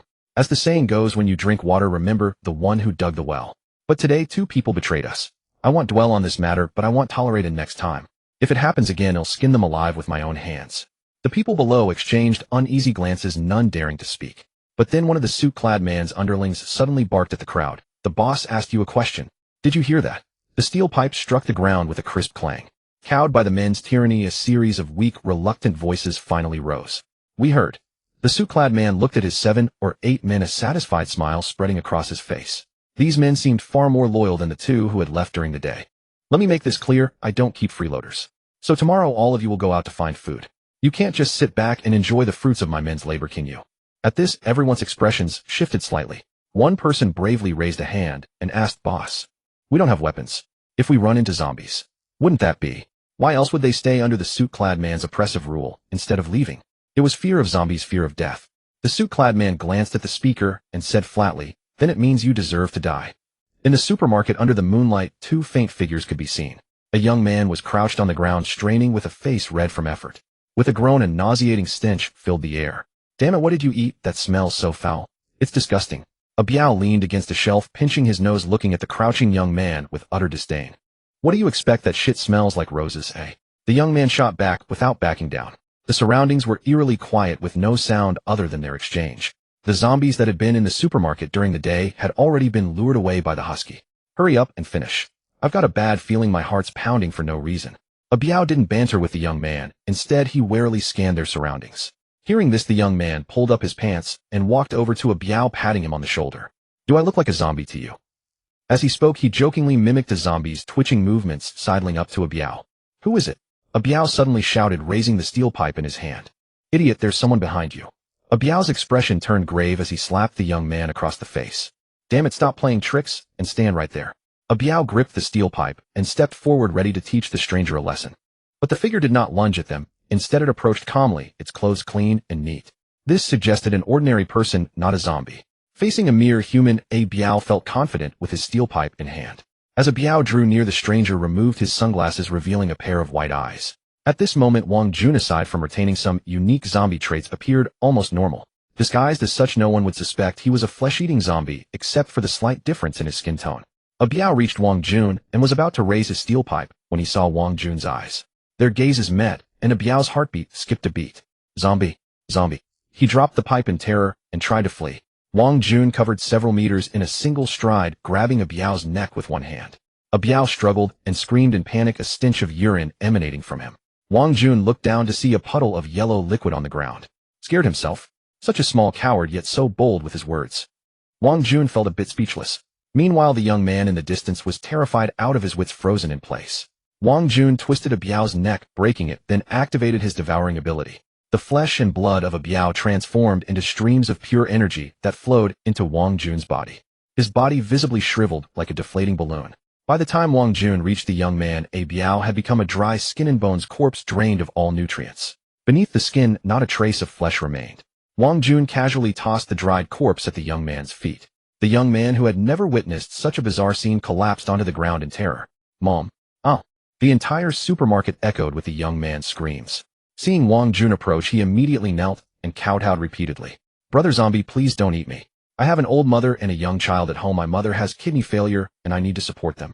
Wang Jun lifted the young man, but did not kill him. Because he sensed there were more people in the supermarket, but strangely his sense of smell seemed blocked by something preventing him from pinpointing their exact locations. Ignoring the young man's shouts, Wang Jun carried him to the stationery section. He found a piece of paper and a pen and began to write. His vocal cords had not yet healed, so he could not speak, otherwise he would not resort to such a clumsy method. Seeing the young man still yelling, Wang Jun frowned and slapped him directly. Even though Wang Jun controlled his strength, the slap made the young man's head ring. Several teeth flew out with saliva, and the side of his face swelled rapidly. Seeing that the young man had finally fallen silent, Wang Jun handed the paper to him. Where are the others? How many besides you? Reading the words on the paper, the young man's eyes widened. You can write. He stared in disbelief as if seeing a ghost. Wang Jun grew impatient and slapped him again. More teeth came loose, and the young man's face turned into a swollen mess, blood smeared across his lips. Just answer when I ask. Why so many questions? This time the young man dared not be cheeky and spoke in a slurred voice. They're all in the basement compartment, about 50 or 60 people besides me.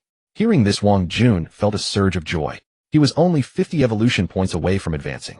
If the young man was telling the truth, and so many survivors were in the supermarket, then he could evolve to the second stage tonight. Wang Jun wrote again, take me there. The young man saw the words and sensed trouble. You're not planning to eat them all, are you? Wang Jun raised his hand again. The young man quickly waved his hands. Don't misunderstand. He then added, if I take you there, can you promise not to eat me? Wang Jun smirked, revealing a row of shark-like sharp teeth. The young man hurriedly explained, if you let me go, I'll tell you a secret. Wang Jun looked at the young man with interest. The young man seemed to have forgotten who was the predator and who was the prey. Wang Jun grabbed the young man's neck with one hand, lifted him, and slowly tightened his grip. A choking sensation overwhelmed the young man, his face turning purple. He desperately beat against Wang Jun's arm with both hands, struggling to speak. He'll talk. Wang Jun released him. The young man collapsed to the ground, gasping for air. He stared at Wang Jun in terror. Our boss has a gun. Hearing this, Wang Jun's brow furrowed. If the young man was telling the truth, the situation was tricky. Although he was a first-stage zombie, the power of guns still posed a threat. If hit in the head, he could only perish on the spot. Only by evolving to the second stage could he withstand ordinary firearms. Seeing Wang Jun silent, the young man continued, I have an idea. Do you want to hear it? Wang Jun looked at him, signaling him to go on. But you have to promise you won't eat me afterward.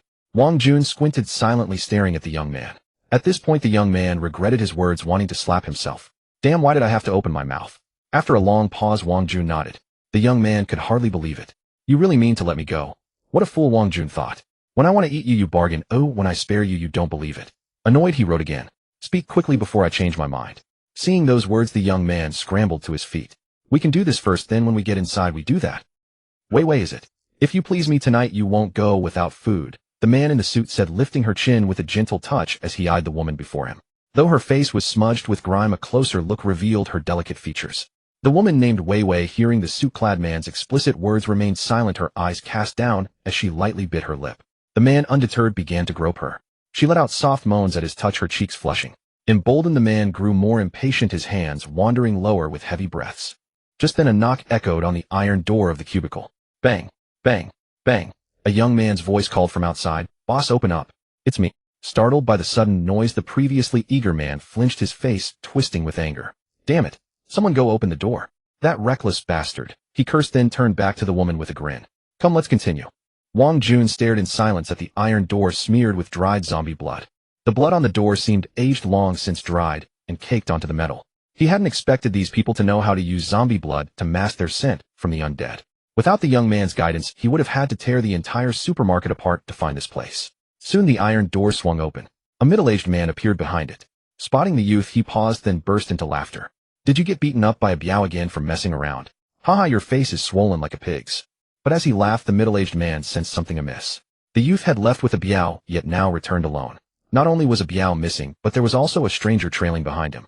He pointed at Wang Jun behind the youth and asked, "Didn't you go out with a biao? Where is he? And who's this behind you?" Wang Jun, wearing sunglasses and a mask, had every inch of skin covered by his clothes. As long as he didn't reveal himself, no one could tell he was a zombie. "Move, don't block the way." Ignoring the middle-aged man's questions, the youth shoved him aside and dragged Wang Jun inside. All eyes turned toward them. Wang Jun stood frozen, seeing so many survivors in the cubicle. Since his rebirth, this was the first time he had encountered so many living people. Each one represented evolution points. The suited man noticed them too, glancing at the youth, and then at Wang Jun, frowning. "Who's that with you? Where's a biao? And that guy next to you, why so covered up? Take off the mask and glasses now." The youth ignored the suited man, instead leaning close to Wang Jun and pointing at him. "That fat pig over there is—" Wang Jun tilted his head slightly, looking at the suited man. The youth hadn't lowered his voice, so everyone in the room heard him clearly. They stared at the youth in shock. Was this guy asking for death? And who was the man beside him? "FCKU, you're dead." The suited man erupted in fury. Nothing infuriated him more than being called fat, especially by his own subordinate. He wanted the youth dead. The suited man immediately pulled a gun from his waist. But just as he was about to fire, a blazing tongue of flame shot straight toward him. The raging fire engulfed the suited man instantly. Piercing screams echoed through the cubicle. Everyone stood frozen, dumbfounded by the sight. When the flames dissipated, the once arrogant man had become a charred corpse, dead beyond doubt. And all of this happened in an instant. Everyone swallowed hard, staring in terror at the stranger beside the youth. They clearly saw that the fire had erupted from his palm. This horrifying scene defied all comprehension. The youth gaped at the corpse, muttering to himself, "Crazy, crazy, a zombie that can write and breathe fire." Wang Jun paid no heed to the youth or others' reactions. He turned silently to lock the iron door, preventing anyone from escaping. Then, facing the crowd, he slowly removed his sunglasses and mask. When they saw his face, their breath caught. "Zombie. He's a zombie. Run." Panic erupted among the crowd. Seeing this, Wang Jun smiled faintly, revealing shark-like teeth. "Welcome to hell." Wang Jun was like a wolf among sheep. It was a one-sided massacre. His own bloody feast. In an instant, the cubicle filled with screams, cries, pleas, and curses. Some rushed to the iron door to escape, only to find it locked tight. The youth had been pushed into a cramped corner. He huddled there, staring blankly, as Wang Jun slaughtered humans. Bloody, brutal, vicious. Watching familiar faces fall, seeing former comrades die one by one, tears unknowingly streamed down the youth's face. Suddenly, he didn't know if bringing Wang Jun here was right or wrong. But he just wanted to survive. That was all. As Wang Jun mercilessly snapped the last person's neck, no living human remained in the cubicle except the youth. Wang Jun's clothes were soaked with blood, turning him into a crimson figure. The cubicle now resembled hell, the floor densely covered with layers of human corpses, each more gruesome than the last. Blood pooled on the floor, walls, and ceiling. Wang Jun turned and walked toward the sole survivor. Seeing Wang Jun approach, the youth rose from the corner, bloodshot eyes fixed on him. "You said you'd let me go?" Wang Jun didn't answer, continuing his steady advance, his white eyes cold and devoid of any regard for life. As if struck by a realization, the youth screamed at him, heart-wrenching, "Stay away. You said you'd let me go. You promised if I brought you here you'd spare me." The youth trembled, pressing himself deeper into the corner, but the cold wall left him nowhere to go. "You liar. You have no honor. Murderer. Damn zombie. You're a demon. A demon. Huh?" As Wang Jun drew nearer, the youth's last frayed nerve snapped. His eyes bloodshot, he burst into hysterical laughter. He had gone mad. He had been on the edge ever since witnessing Wang Jun's massacre. The only thing keeping him sane was Wang Jun's promise to spare him afterward.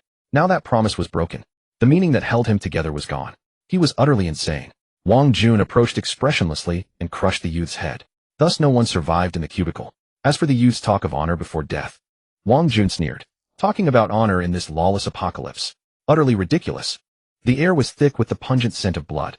Gazing at the corpses strewn across the ground, Wang Jun felt a surge of elation. Each body represented evolutionary points. He counted. Excluding the suit-wearing man he had incinerated with flames, there were 57 corpses in total. And those 57 corpses meant 57 evolutionary points. Thanks to their sacrifice, he could ascend to the second rank before dawn. Perhaps I'm the first zombie to reach the second rank. The thought filled Wang Jun with delight. To add a touch of ceremony, he even went outside the supermarket to change into clean clothes. "Though your flesh is destroyed, your souls shall forever be with me." He closed his eyes slightly, placed a hand over his chest, and murmured a mock prayer before picking up 2 corpses. The Devour ability activated. Their flesh instantly transformed into streams of energy surging into his body. The corpses began to shrivel rapidly. 2 minutes later, Wang Jun tossed the desiccated remains aside and grabbed 2 more from the ground to absorb. Time passed. The more corpses Wang Jun absorbed, the stronger his physique became, and his evolutionary points steadily increased. His mood was buoyant. When his evolutionary points climbed from 50 to 100, the system's prompt arrived as expected. Congratulations, host. You have met the evolution conditions. Do you wish to begin evolution? Wang Jun ignored the system's prompt and waited until he had absorbed the last few corpses before speaking. Begin evolution. As his words fell, his full evolutionary points were instantly cleared. Wang Jun felt a pang of reluctance. These were the points he had painstakingly gathered. At the same time, a stream of pure energy coalesced within him. He could clearly sense his physique and every aspect of his being undergoing comprehensive enhancement. This sensation was far more intense than when he had evolved to the first rank.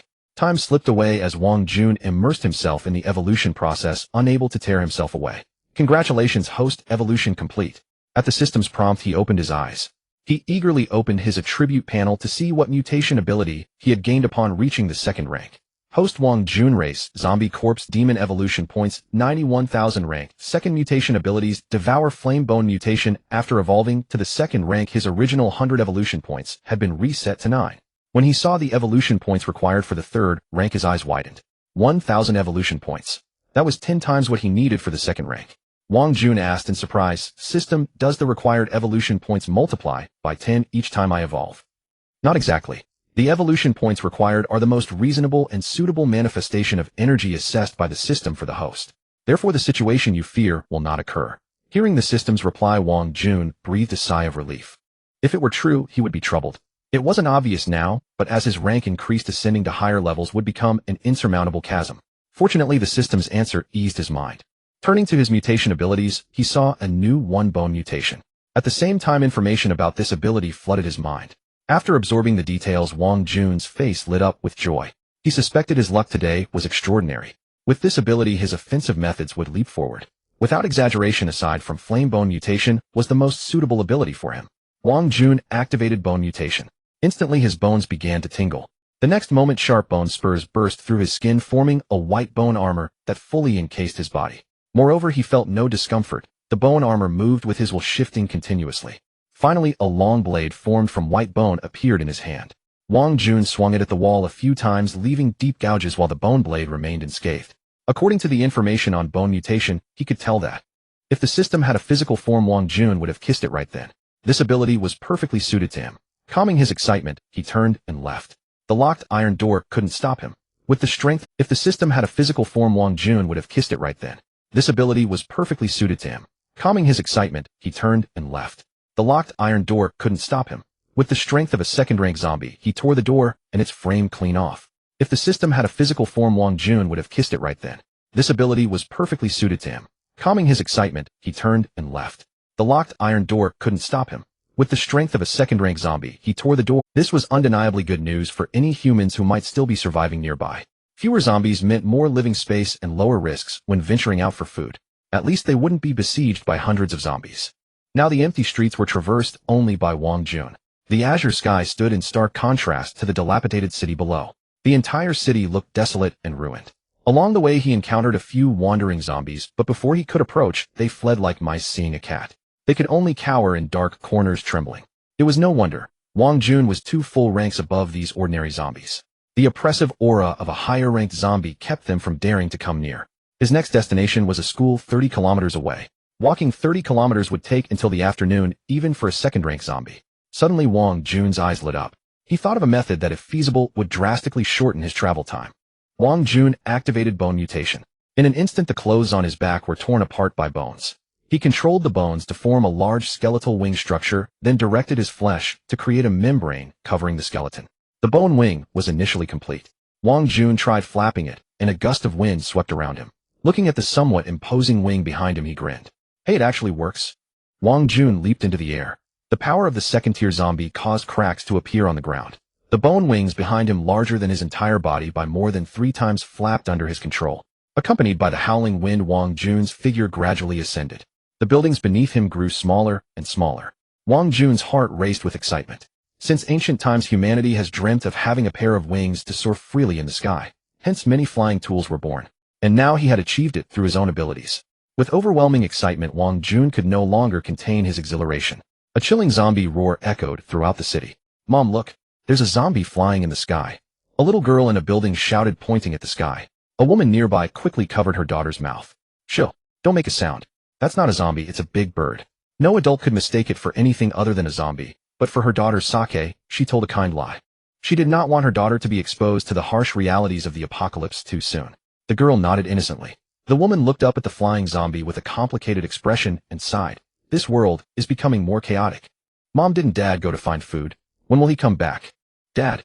The woman's expression darkened at the girl's words. Her husband had not returned all day in this world filled with monsters. The outcome was grim.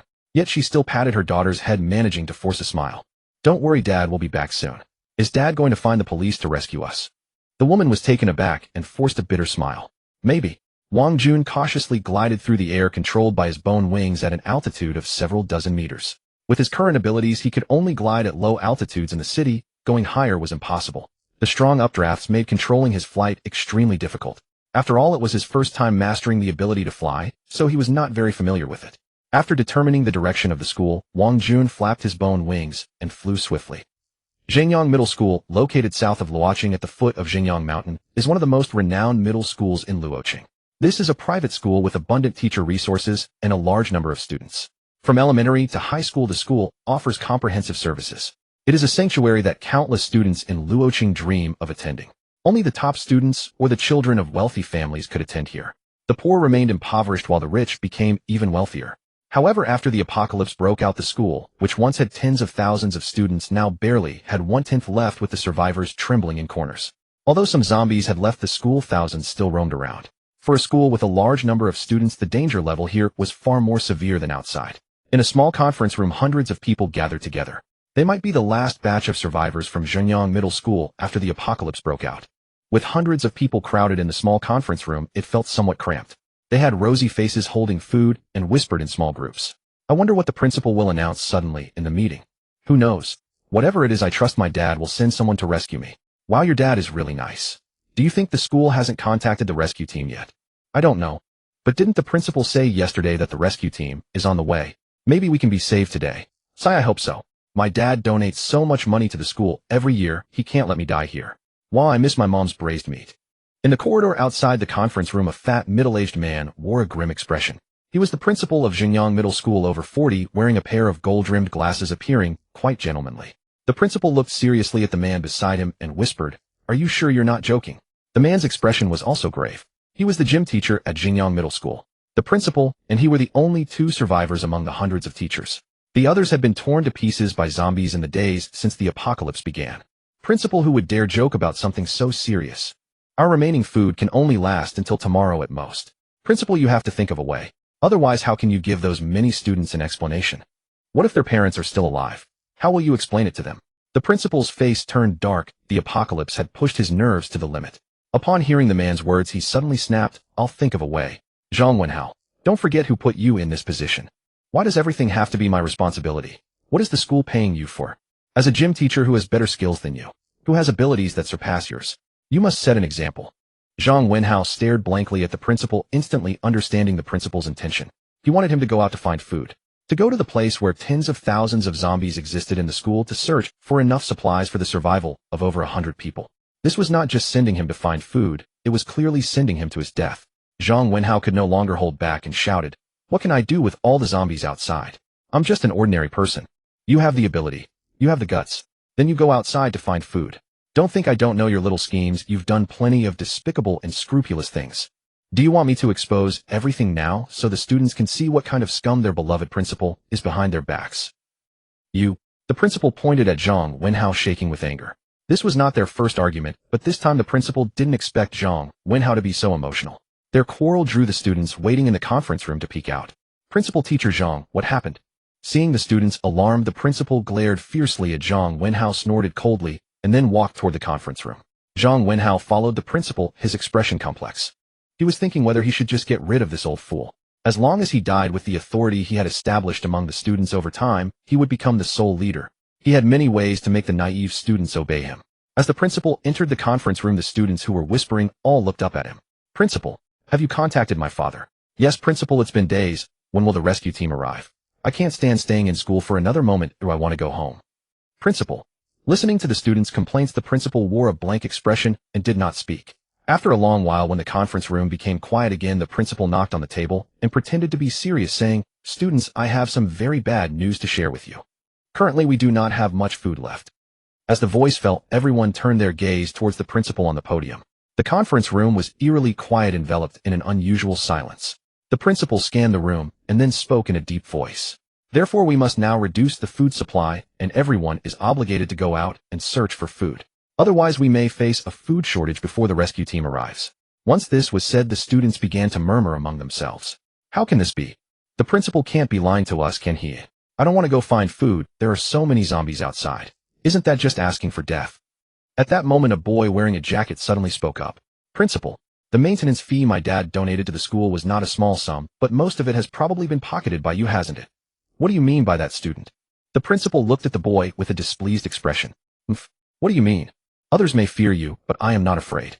After all, my dad is one of the school's board members.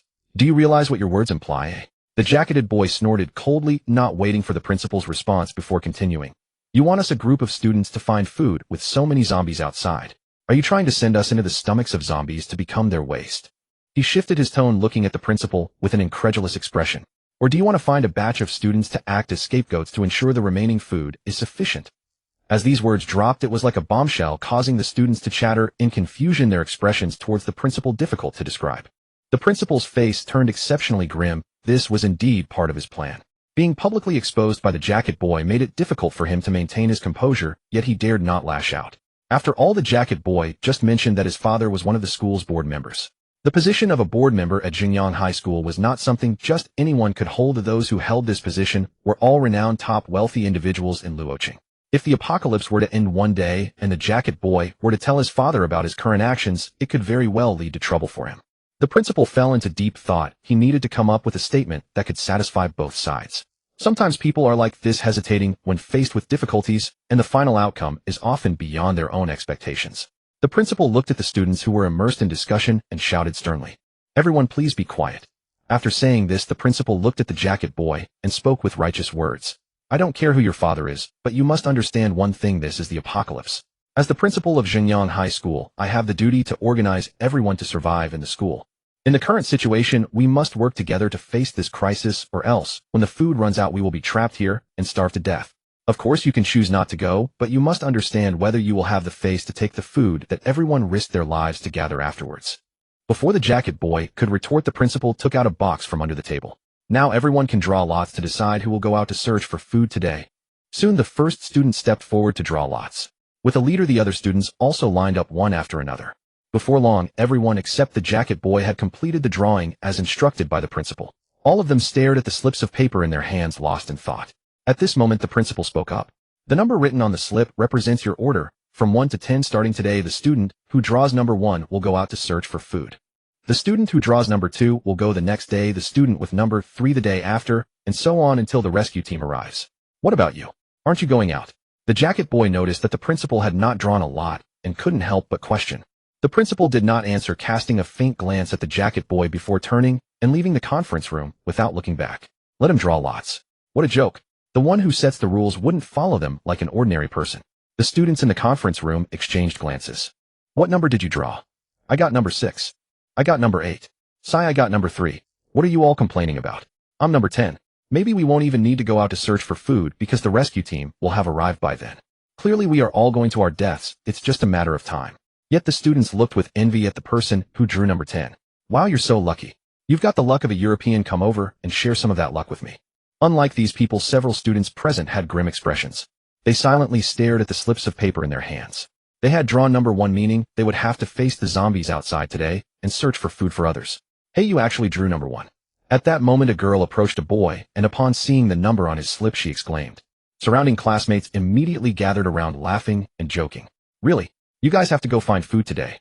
Be sure to be careful, as zombies have no thought. Once caught by them, you will be eaten alive. Not only that, if you are lucky enough not to be eaten, you could also be turned into a zombie, just like them, by the zombie virus. While you're out searching for food, keep an eye out for soy sauce chicken feet for me. Oh, I've been craving them lately." Hearing the discussions around him, the boy could no longer hold back. He shoved the girl beside him aside and shouted angrily, "Enough. All of you get the hell out of here. If you want to eat, go find it yourself. I'm not here to serve you useless people." With that, the boy left the conference room without looking back. The other boys who drew number 1 had also gathered together a group of more than 10. What should we do? We drew number 1. Are we really going out to search for food today? I don't want to go. None of us want to go, but what can we do? This is what the principal arranged. If you don't want to go find the principal and ask him for a special exemption. I think we just need to be careful, and we might not even encounter zombies. Some agreed while others disagreed. To hell with it, whoever wants to go can go. I'm definitely not going. You all know the horror of zombies from when the apocalypse first broke out. They could crawl over and bite you even after losing their legs. Moreover, this is not the initial outbreak. The school is now filled with zombies. With just the few of us, what if we really run into those monsters? I say we might as well go hungry together. Starving for a few days won't kill us. Just as everyone was arguing heatedly, the jacket boy walked over. I think there's no need for everyone to quarrel here. The principal's intention is not to have us search for food. The principal's intention is not for us to find food. The crowd turned to the young man in the jacket. He continued without pause. The principal wants us dead without lifting a finger. Think about it carefully. How many people are in our school, and how many turned into zombies after the apocalypse broke out? With such a massive number, going out in this situation is a death sentence. The principal's goal is merely to use the pretext of finding food to get a group of people to willingly die. Only after enough have perished can the remaining food sustain those who survive. Upon hearing this, a chill ran down their spines. Reflecting on it, it really seemed true. If they died, there would be a dozen fewer mouths to feed. As for them, who would even remember them after death? Everyone cared only about their own survival and whether they could fill their stomachs. Seeing the crowd fall silent, the young man in the jacket continued. Finding food isn't the only solution now. Only by escaping the school can we learn the true situation outside. Since the apocalypse erupted, we've been trapped in the school by zombies, cut off from the outside world. If we don't find a way out now, we'll face the same problem when the remaining food in the school runs out. But the principal, said the rescue team. Impossible. The young man in the jacket cut off the speaker. He asserted firmly, think about it. Since the apocalypse began, all our electronic devices have failed. Our phones can't even turn on. How did the principal manage to contact the outside world? It's already the 5th day. If a rescue team could come, they would have arrived long ago. The only explanation is that the outside world, even the entire city of Luocheng, has also fallen into the apocalypse. The principal is completely deceiving us. But what's the point of the principal doing all this? Someone looked at the young man in the jacket, puzzled. Without explaining, he pointed to a girl among the students. He asked the crowd, "Is she beautiful?" They followed his gaze to a girl with light makeup. She had delicate features, a pure appearance, and an air of youthful charm, like a lovely older sister next door. Beautiful, the crowd answered without hesitation. That's it. The young man in the jacket smiled faintly, offering no further explanation. Silence fell. Seconds later, disbelief spread across their faces. Could the principal be planning to? Exactly. Power and desire are often the most intoxicating. The young man in the jacket nodded. Should we warn her? Before he could finish, another young man quickly tugged at him. Are you crazy? Do you really want to find her some chicken feet to eat? With that, the crowd turned to the young man in the jacket. Subtly, he had become the most influential voice among them. The young man in the jacket smiled. Don't worry about others. I know a route straight out of the school, and there aren't many zombies along the way. If that's the case, why don't you go alone? Why explain so much to us? The young man in the jacket locked eyes with the speaker, his gaze intense. Even if there are few zombies, there are still some. I can't escape alone, so I'm calling on you. As for how many of us will make it out in the end, that depends on our own abilities. The crowd fell silent for a moment, then their faces hardened with resolve. Forget it. They'll take the risk and go with you. Me too. Rather than scavenging food for these useless people, I'd rather take a gamble. Wang Jun flapped his bone wings, flying through the air. As the school drew nearer, the number of zombies on the streets increased. Many of them wore school uniforms, wandering aimlessly through the alleys and avenues. It seemed these zombies had all poured out from the school. During his flight, he even spotted 2 first-tier speed-type evolved zombies among the horde.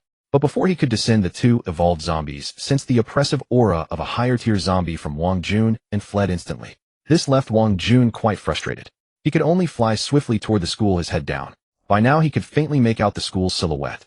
Zhengyang Middle School, the largest school in Luocheng. I wonder how many survivors are inside. Gazing at the distant school outline, Wang Jun sighed, then flapped his bone wings, picking up speed. About half an hour later, he landed on the rooftop of a dormitory building. The bone wings retracted into his body. But when he saw the scene inside the school, he frowned. The campus was teeming with zombies. At a glance, zombie figures lurked in almost every corner. Wang Jun couldn't help but wonder. In a school so densely packed with zombies, could there be any survivors left? Still, since he was here, Wang Jun decided to explore this so-called holy ground of Luocheng's schools. Perhaps he might even encounter some surviving humans. The dormitory building beneath him had 4 floors dotted with hundreds of rooms. Wang Jun made his way down from the rooftop, but he froze after just a few steps. The stairwell was blocked by several bed frames packed tightly. At the same time, he heard human breathing inside the dormitory. Wang Jun smiled faintly. It seemed luck was on his side. He had landed on a building with survivors. However, moving these iron bed frames in the narrow stairwell wouldn't be easy. Forcing them aside would inevitably create a lot of noise. Disturbing the people inside the dormitory wouldn't be good. After a moment's thought, Wang Jun returned to the rooftop. White bones burst from his back, forming a pair of massive bone wings. With a flap, he took to the air again. He guided the bone wings to the 4th floor, perfectly bypassing the iron bed frames in the stairwell. He landed silently on the 4th floor. In no rush, Wang Jun didn't immediately seek out the sound he had heard. Instead, he took a stroll around the 4th floor.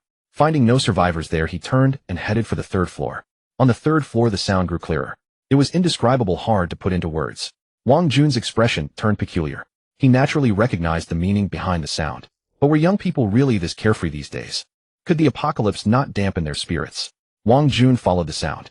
With deliberate control, his footsteps were nearly silent.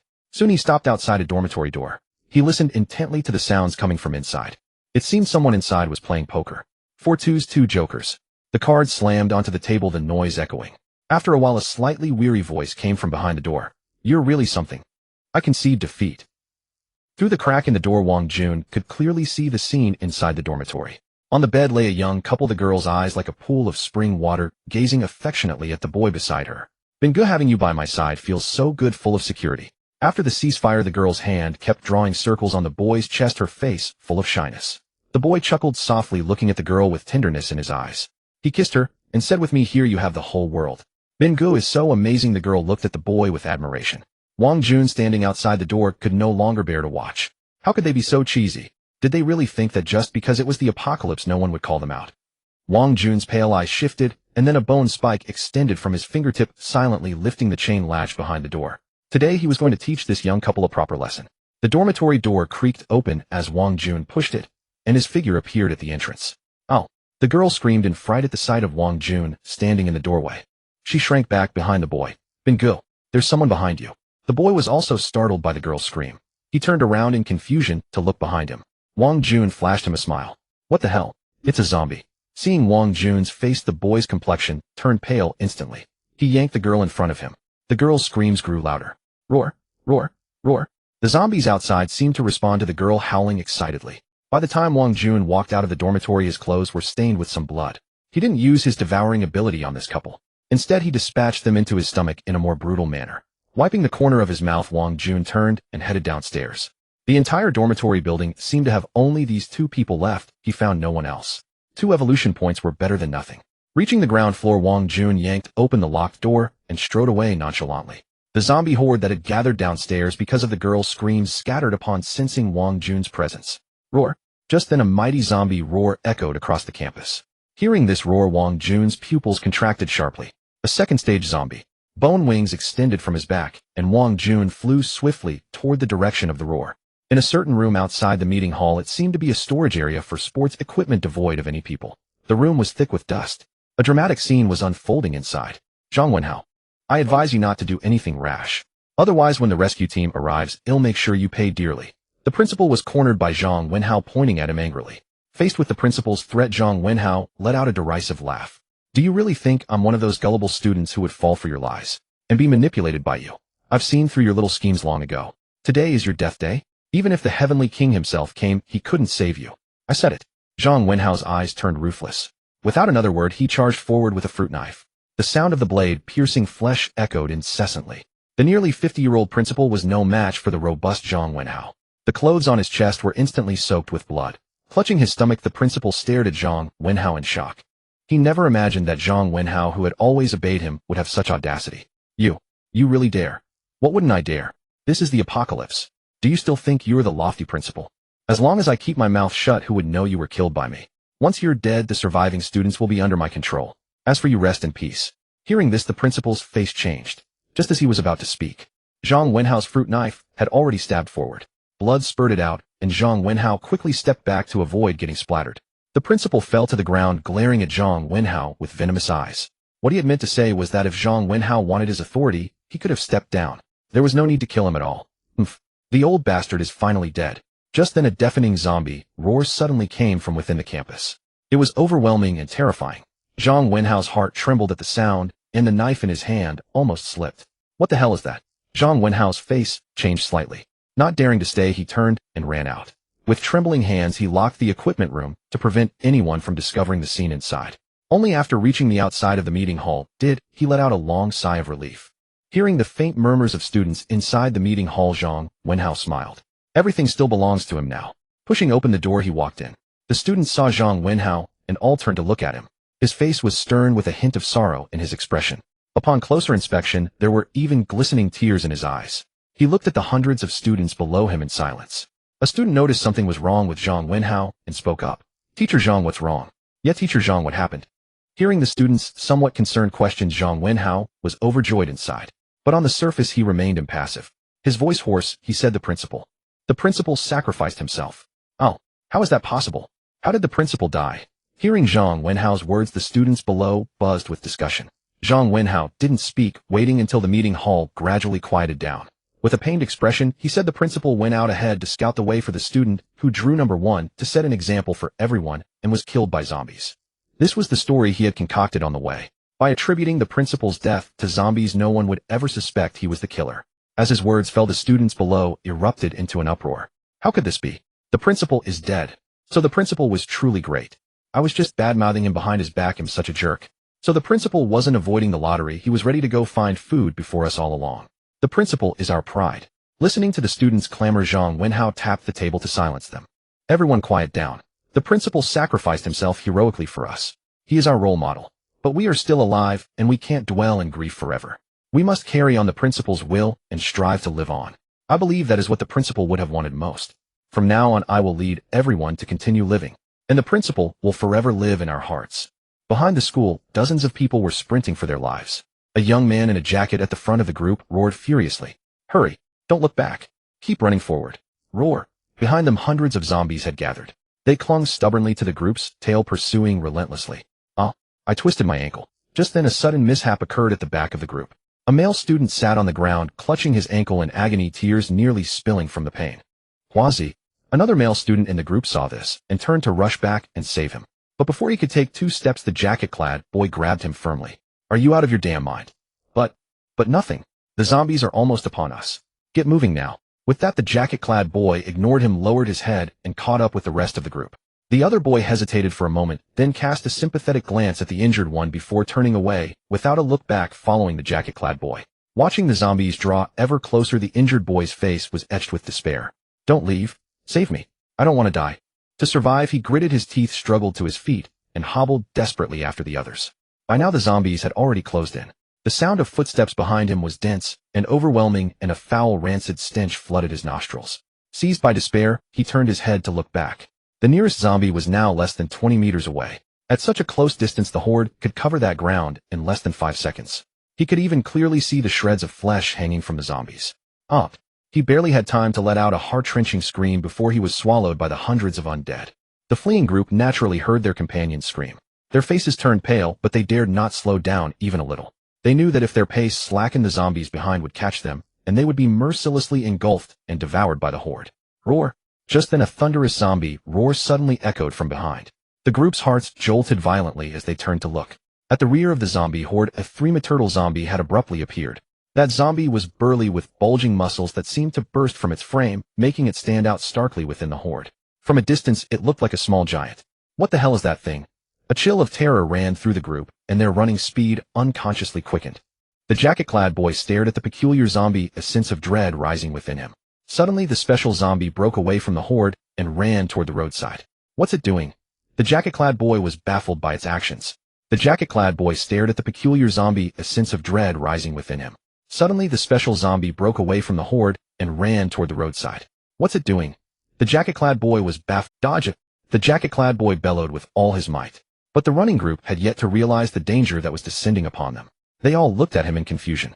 Without time to explain, the jacket-clad boy broke away from the group and dashed off in another direction. The next moment, a piercing whoosh sounded. The group looked up to see a street lamp growing larger and larger before their eyes. Thud! Those who couldn't dodge in time were directly struck by the street lamp. Flesh and blood flew everywhere. They perished without even a scream. The next moment, a piercing whoosh sounded. The group looked up to see a street lamp growing larger and larger before their eyes. Thud! Those who couldn't dodge in time were directly struck by the street lamp. Flesh and blood flew everywhere. They perished without even that single blow had directly crushed 7 or 8 people. The survivors stared at the scene in horror, forgetting to flee. Run! Run! The jacket-clad boy took a deep breath, scrambled to his feet, and roared at the remaining 2. We can't escape. We're all going to die. All going to die. The zombie tide surged forward, drawing closer and closer. Seeing this, the jacket-clad boy cursed inwardly and ran off without looking back. Running meant hope, not running meant absolutely no hope at all. High above the buildings, 2 figures were darting through the air. They were racing at tremendous speed toward Jinyang Middle School. Sis, we're crossing half the city to go to Jinyang Middle School just to find one person. Someone with great potential. Who's worth you going to such lengths for? Someone like you, a walker. Wang Jun flew through the air, swiftly heading toward the source of the zombie roar. His heart was already stirring with excitement. How much evolution value would killing a second-tier zombie bring? Just as Wang Jun was approaching, that second-tier strength-type zombie had already outpaced the horde. Seeing the 2 people slumped on the ground, it directly picked them up. With a scream, blood sprayed through the air.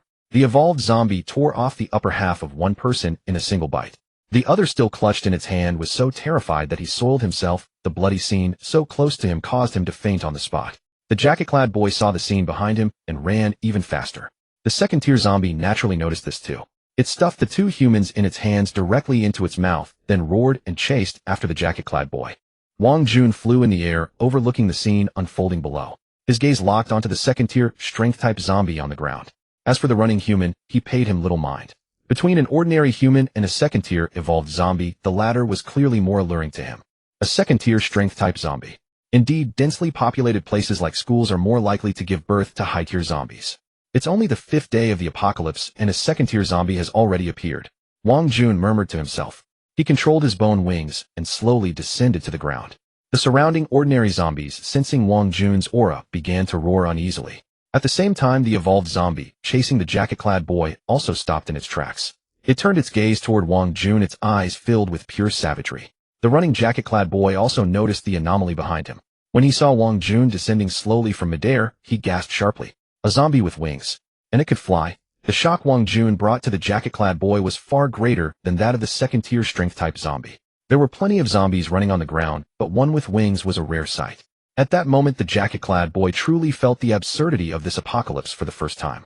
He ran even faster. Seizing the opportunity, the young man in the jacket bolted out of the school. After escaping the pursuit of the evolved zombie, he encountered no further obstacles. Roughly 10 minutes later, he managed to flee the school unscathed. Yet when the young man in the jacket stepped outside and beheld the scene before him, he wore an expression of sheer disbelief. The desolate street was utterly empty. Dried bloodstains strewn across the road, and on both sides lay rotting human corpses. A sense of decay assailed him. As I feared, the situation outside is dire.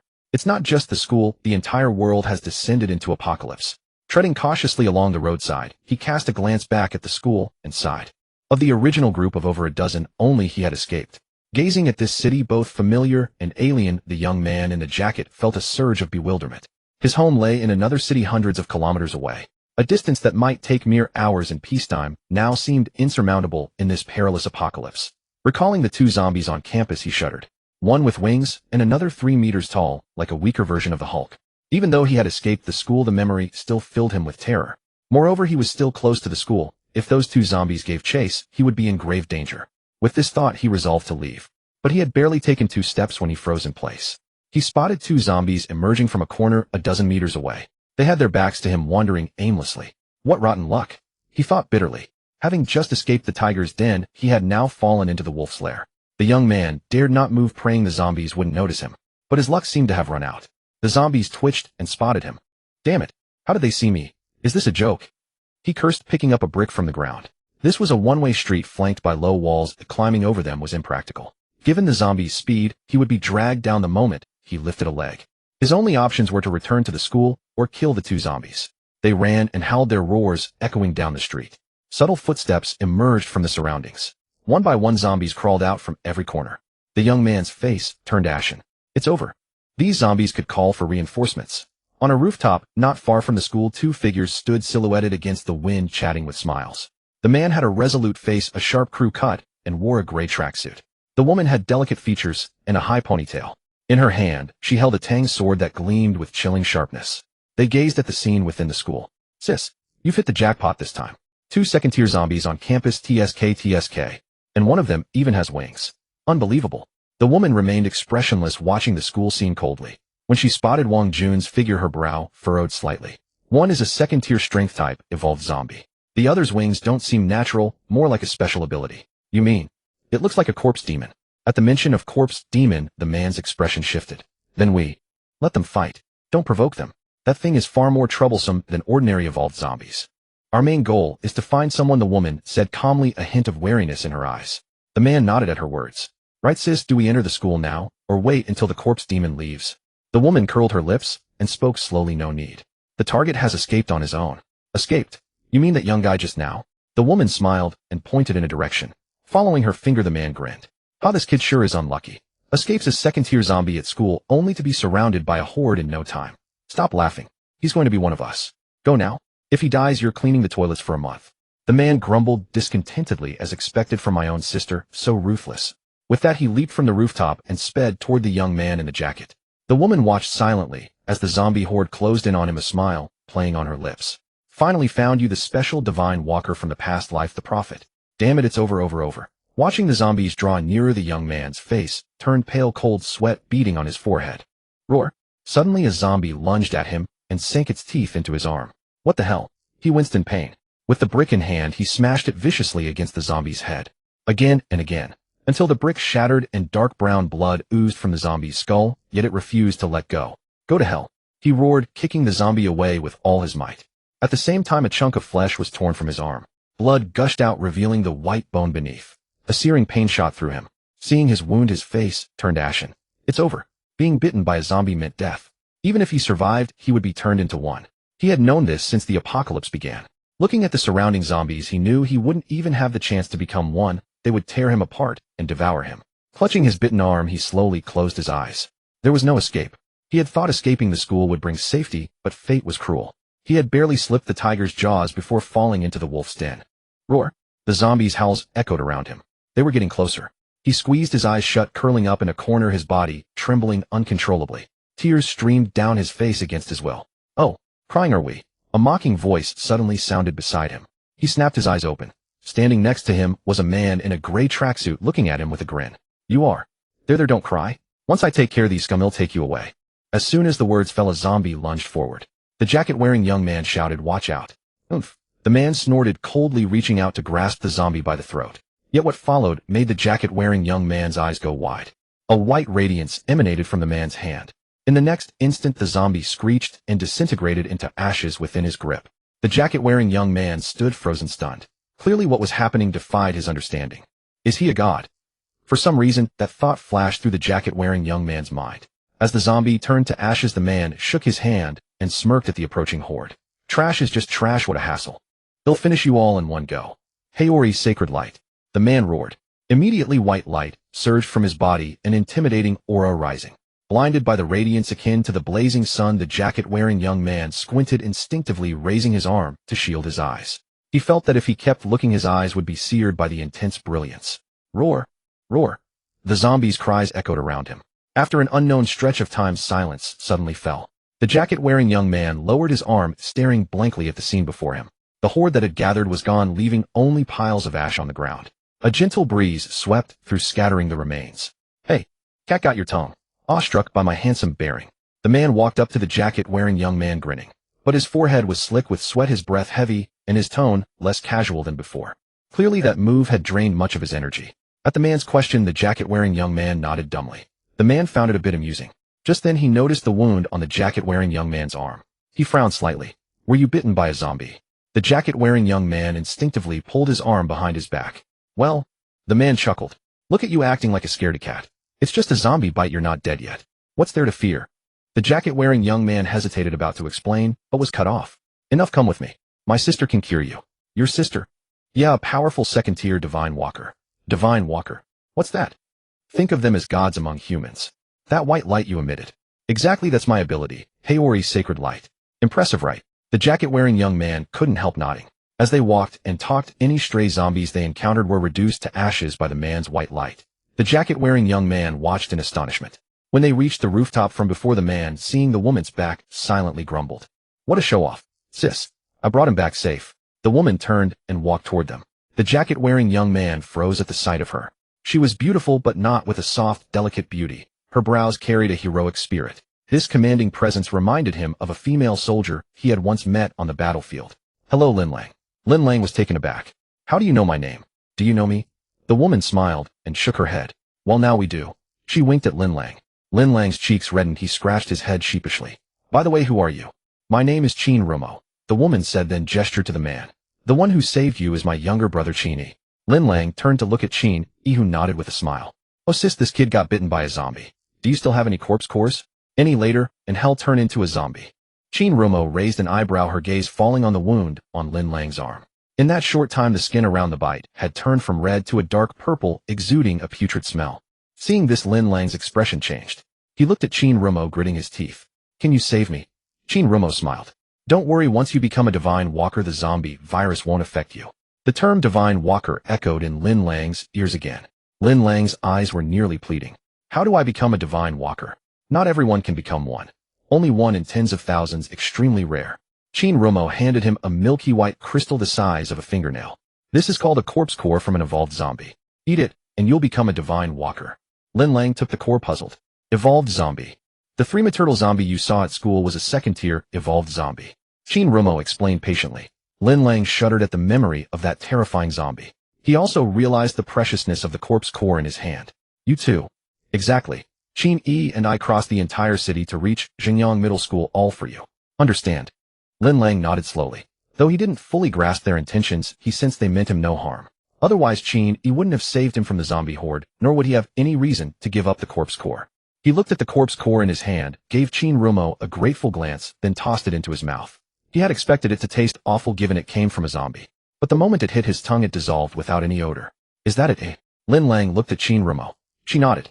Kid, you should thank my sister. This is something ordinary people dream of, and she wouldn't even give it to her own brother. Qin Yi chimed in. Thank you, Sister Qin. Lin Lang quickly expressed his gratitude. Qin Rumo waved her hand and shot Qin Yi a glare. If you don't speak, no one will think you're mute. After a while, Lin Lang felt a warm sensation spreading through his body. A strong drowsiness overcame him, impossible to resist. Just as he was about to collapse in his sleep, Qin Rumo caught him. Qin Yi, carry him.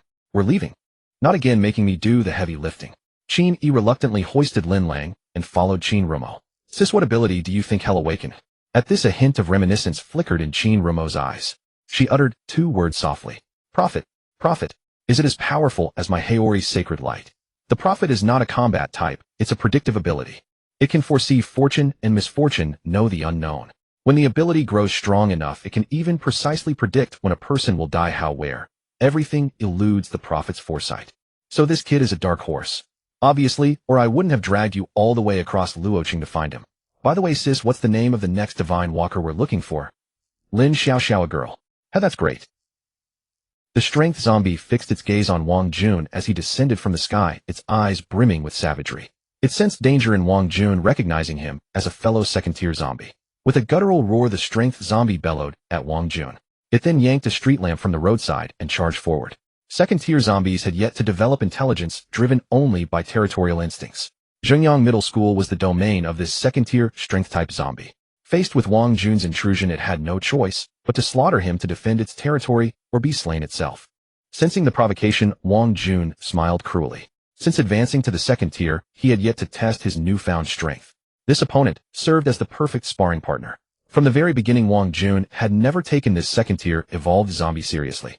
Bones burst forth from his body, forming a suit of bone armor that enveloped his entire frame. A bone blade coalesced in his hand. From the outside, Wang Jun was now entirely covered in white bone, revealing only a pair of eyes resembling a medieval knight clad in armor, exuding an aura of dominance. A deep, resonant zombie roar echoed. Simultaneously, the second-tier zombie swung the street lamp with a whistling wind. Wang Jun narrowed his eyes, the muscles in his arms bulging. The next second, a deafening clang rang out. The street lamp slammed heavily into Wang Jun. At the moment of impact, Wang Jun was sent flying several meters, the ground beneath him gouged into a deep trench, earth churning. He had chosen to withstand the blow with his physical body rather than evade. Cracks appeared on the side of the bone armor, but healed instantly. Is that all you've got? A thunderous, deep zombie roar erupted from his mouth, echoing through every corner of the campus. He gripped the street lamp in reverse, the immense power in his arm deforming the iron casing. He raised the bone blade, a flash of sharp light, severing the street lamp in two with a single stroke. The next moment, Wang Jun hurled the half-length street lamp at the second-tier zombie. The street lamp tore through the air, crashing violently into the second-tier zombie's chest. The zombie was blasted backward, its three-meter frame slamming into the ground, kicking up a cloud of dust.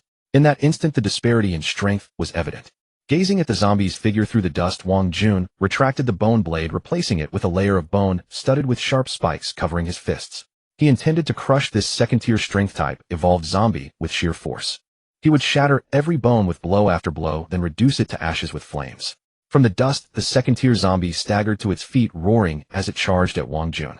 Its chest had been caved in by the street lamp, exposing white bone. Clutching the remaining half of the street lamp, the zombie swung wildly at Wang Jun. The ground crumbled, debris flying. Facing an evolved zombie that towered half a body over him, Wang Jun deftly evaded its attacks. In his eyes, the evolved zombie's attack speed was as sluggish as a turtle's, painfully slow. He could dodge it even with his eyes closed. Possessing three aberrant abilities, Wang Jun feared no one of the same rank. Seeing its attacks fruitless, the evolved zombie flew into a helpless rage. It discarded the street lamp and began pummeling Wang Jun with both fists.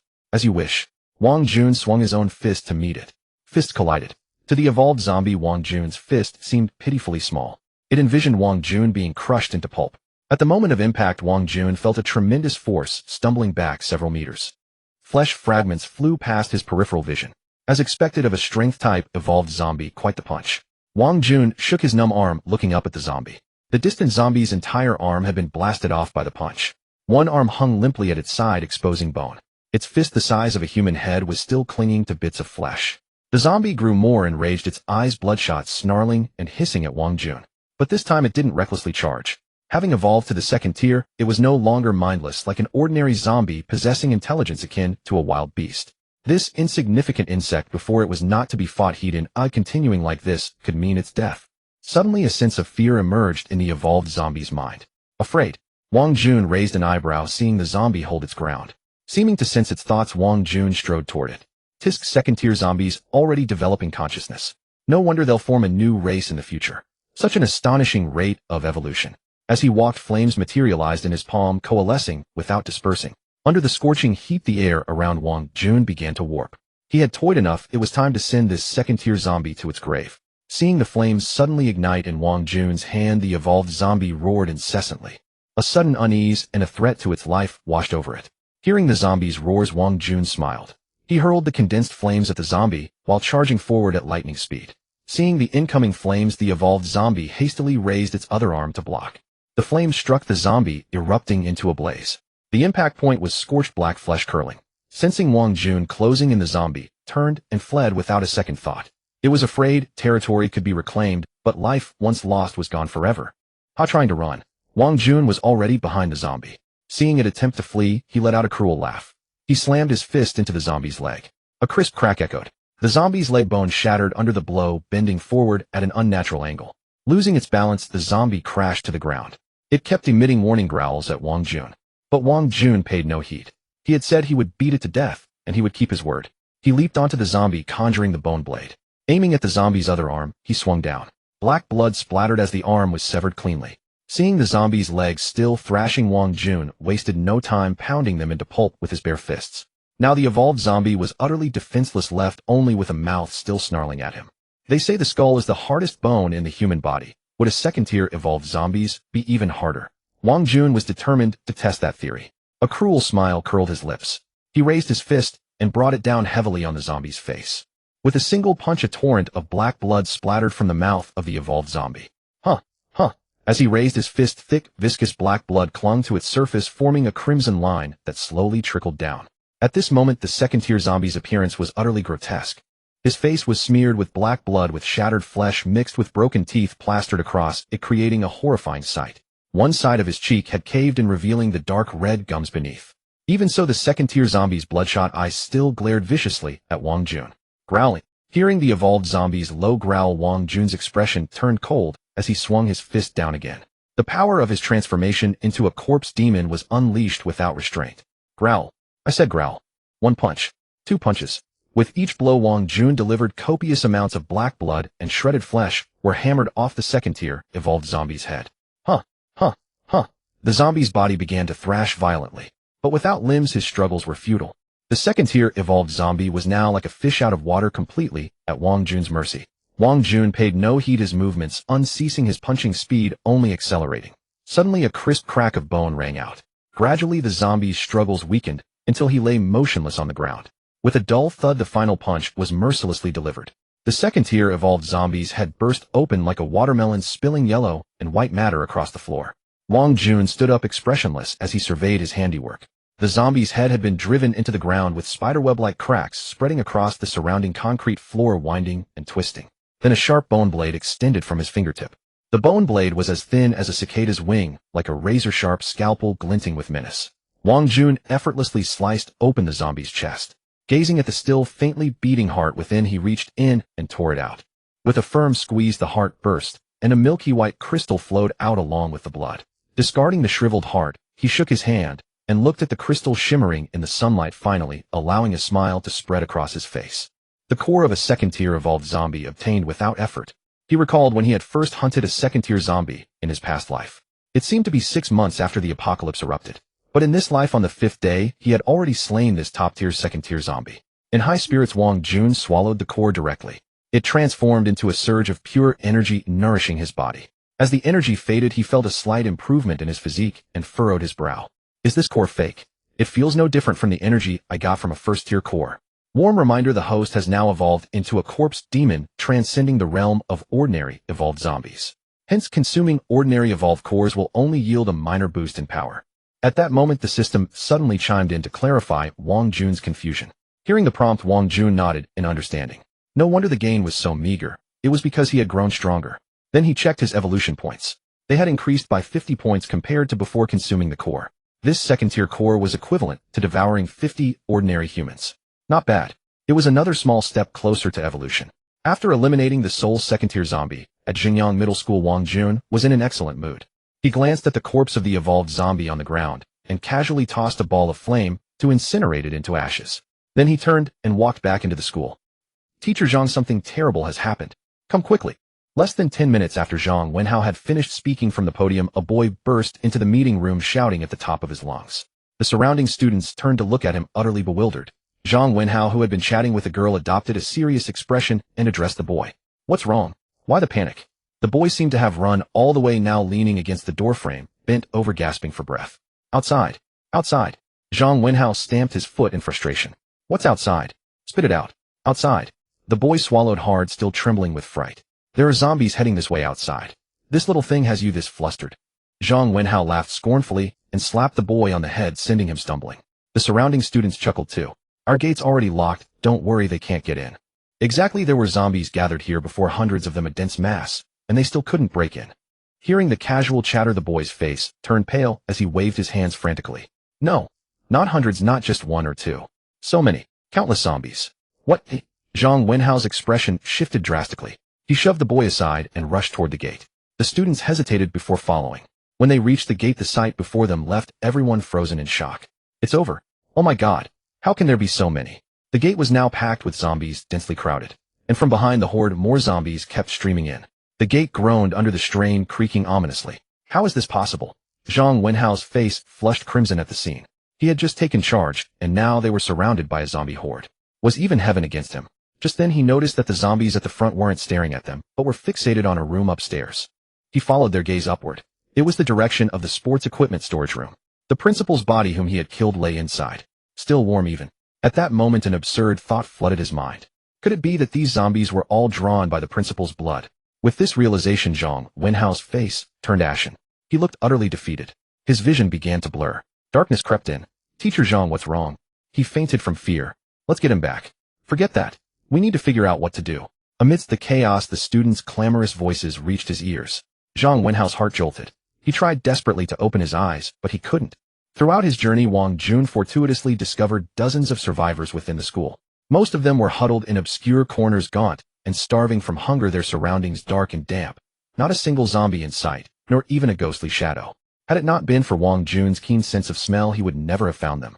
These people subsisted daily on whatever they could catch, perhaps a rat that had not yet mutated into a beast or a crawling insect. When hunger became unbearable, they would tear off the bark of ornamental trees around them to stave off starvation. All for the sake of survival.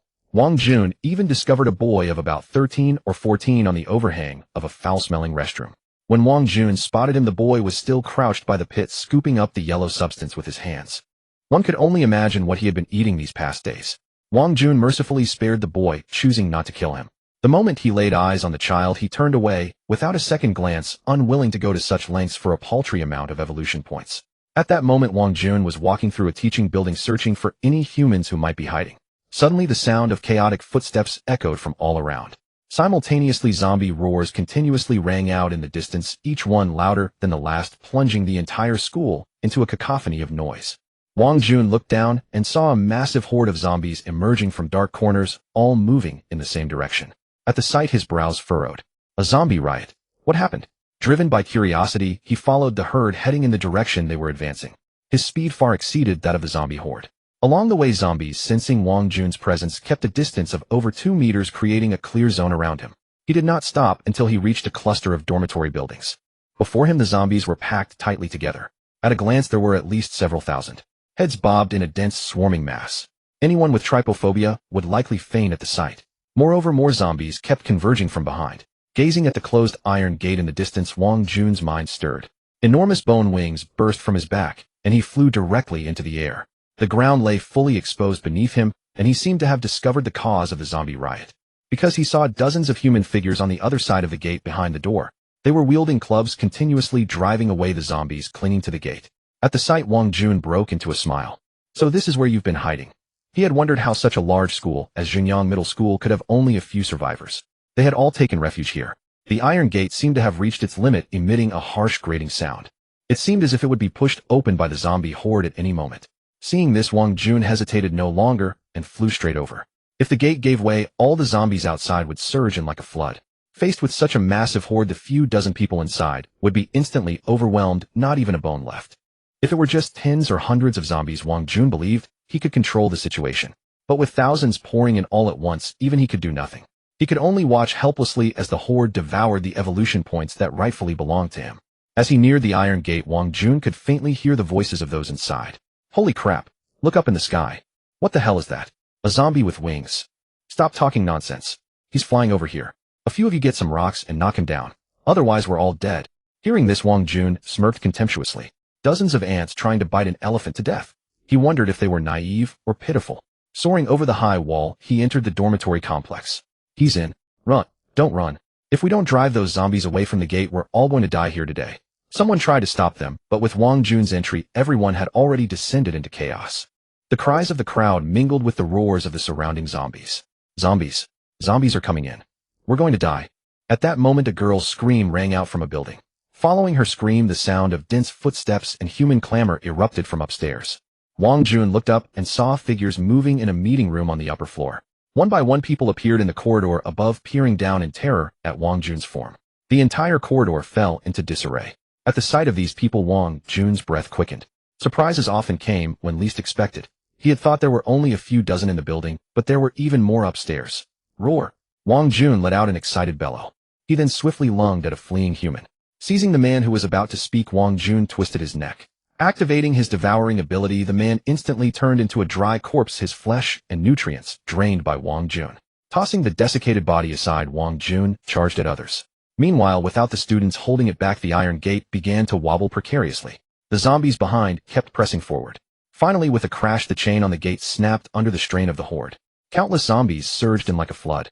Seeing this, Wang Jun cursed his bad luck. He had been fast, but still only managed to absorb fewer than 10 people. He would have liked to devour them all, but these mindless zombies gave him no chance. Without time to think, he grabbed 2 fleeing figures and rushed upstairs. Looking down, he saw the remaining people torn to shreds by the countless zombies in the blink of an eye, not even a scream escaping their lips. Some zombies tried to charge upstairs, but Wang Jun kicked them away. However, as more and more zombies took notice, he couldn't help but frown. The next moment, he gathered his strength and stomped hard on the stairwell. Since he couldn't block the zombie horde, he would destroy the path. Dust rained from above, and the entire building seemed to tremble. Cracks appeared on the floor beneath his feet, but it remained intact. Wang Jun stomped again. A tremendous force erupted. The entire stairway cracked inch by inch, and the next moment the whole staircase collapsed, sending rubble flying. The zombies that had been charging up were crushed into pulp by the debris, their bodies impaled by steel bars. At that moment, the 2 youths held by Wang Jun were utterly stunned by the scene before them. What had they witnessed? A single zombie with a mere stomp of its foot had reduced the entire concrete stairwell to rubble. They wanted to slap themselves awake to convince themselves it was an illusion. Yet the sight before them ceaselessly shattered their worldview, compelling them to slap their own faces repeatedly to affirm that this was no illusion but stark reality. This soul-stirring spectacle even made them forget that their lives were still in Wang Jun's grasp. Unaware of their thoughts, Wang Jun finally breathed a sigh of relief upon seeing the zombies downstairs blocked and unable to ascend. Had he been a single step slower, allowing the horde to surge up the stairs, his entire trip to Xingyang Middle School would have been in vain.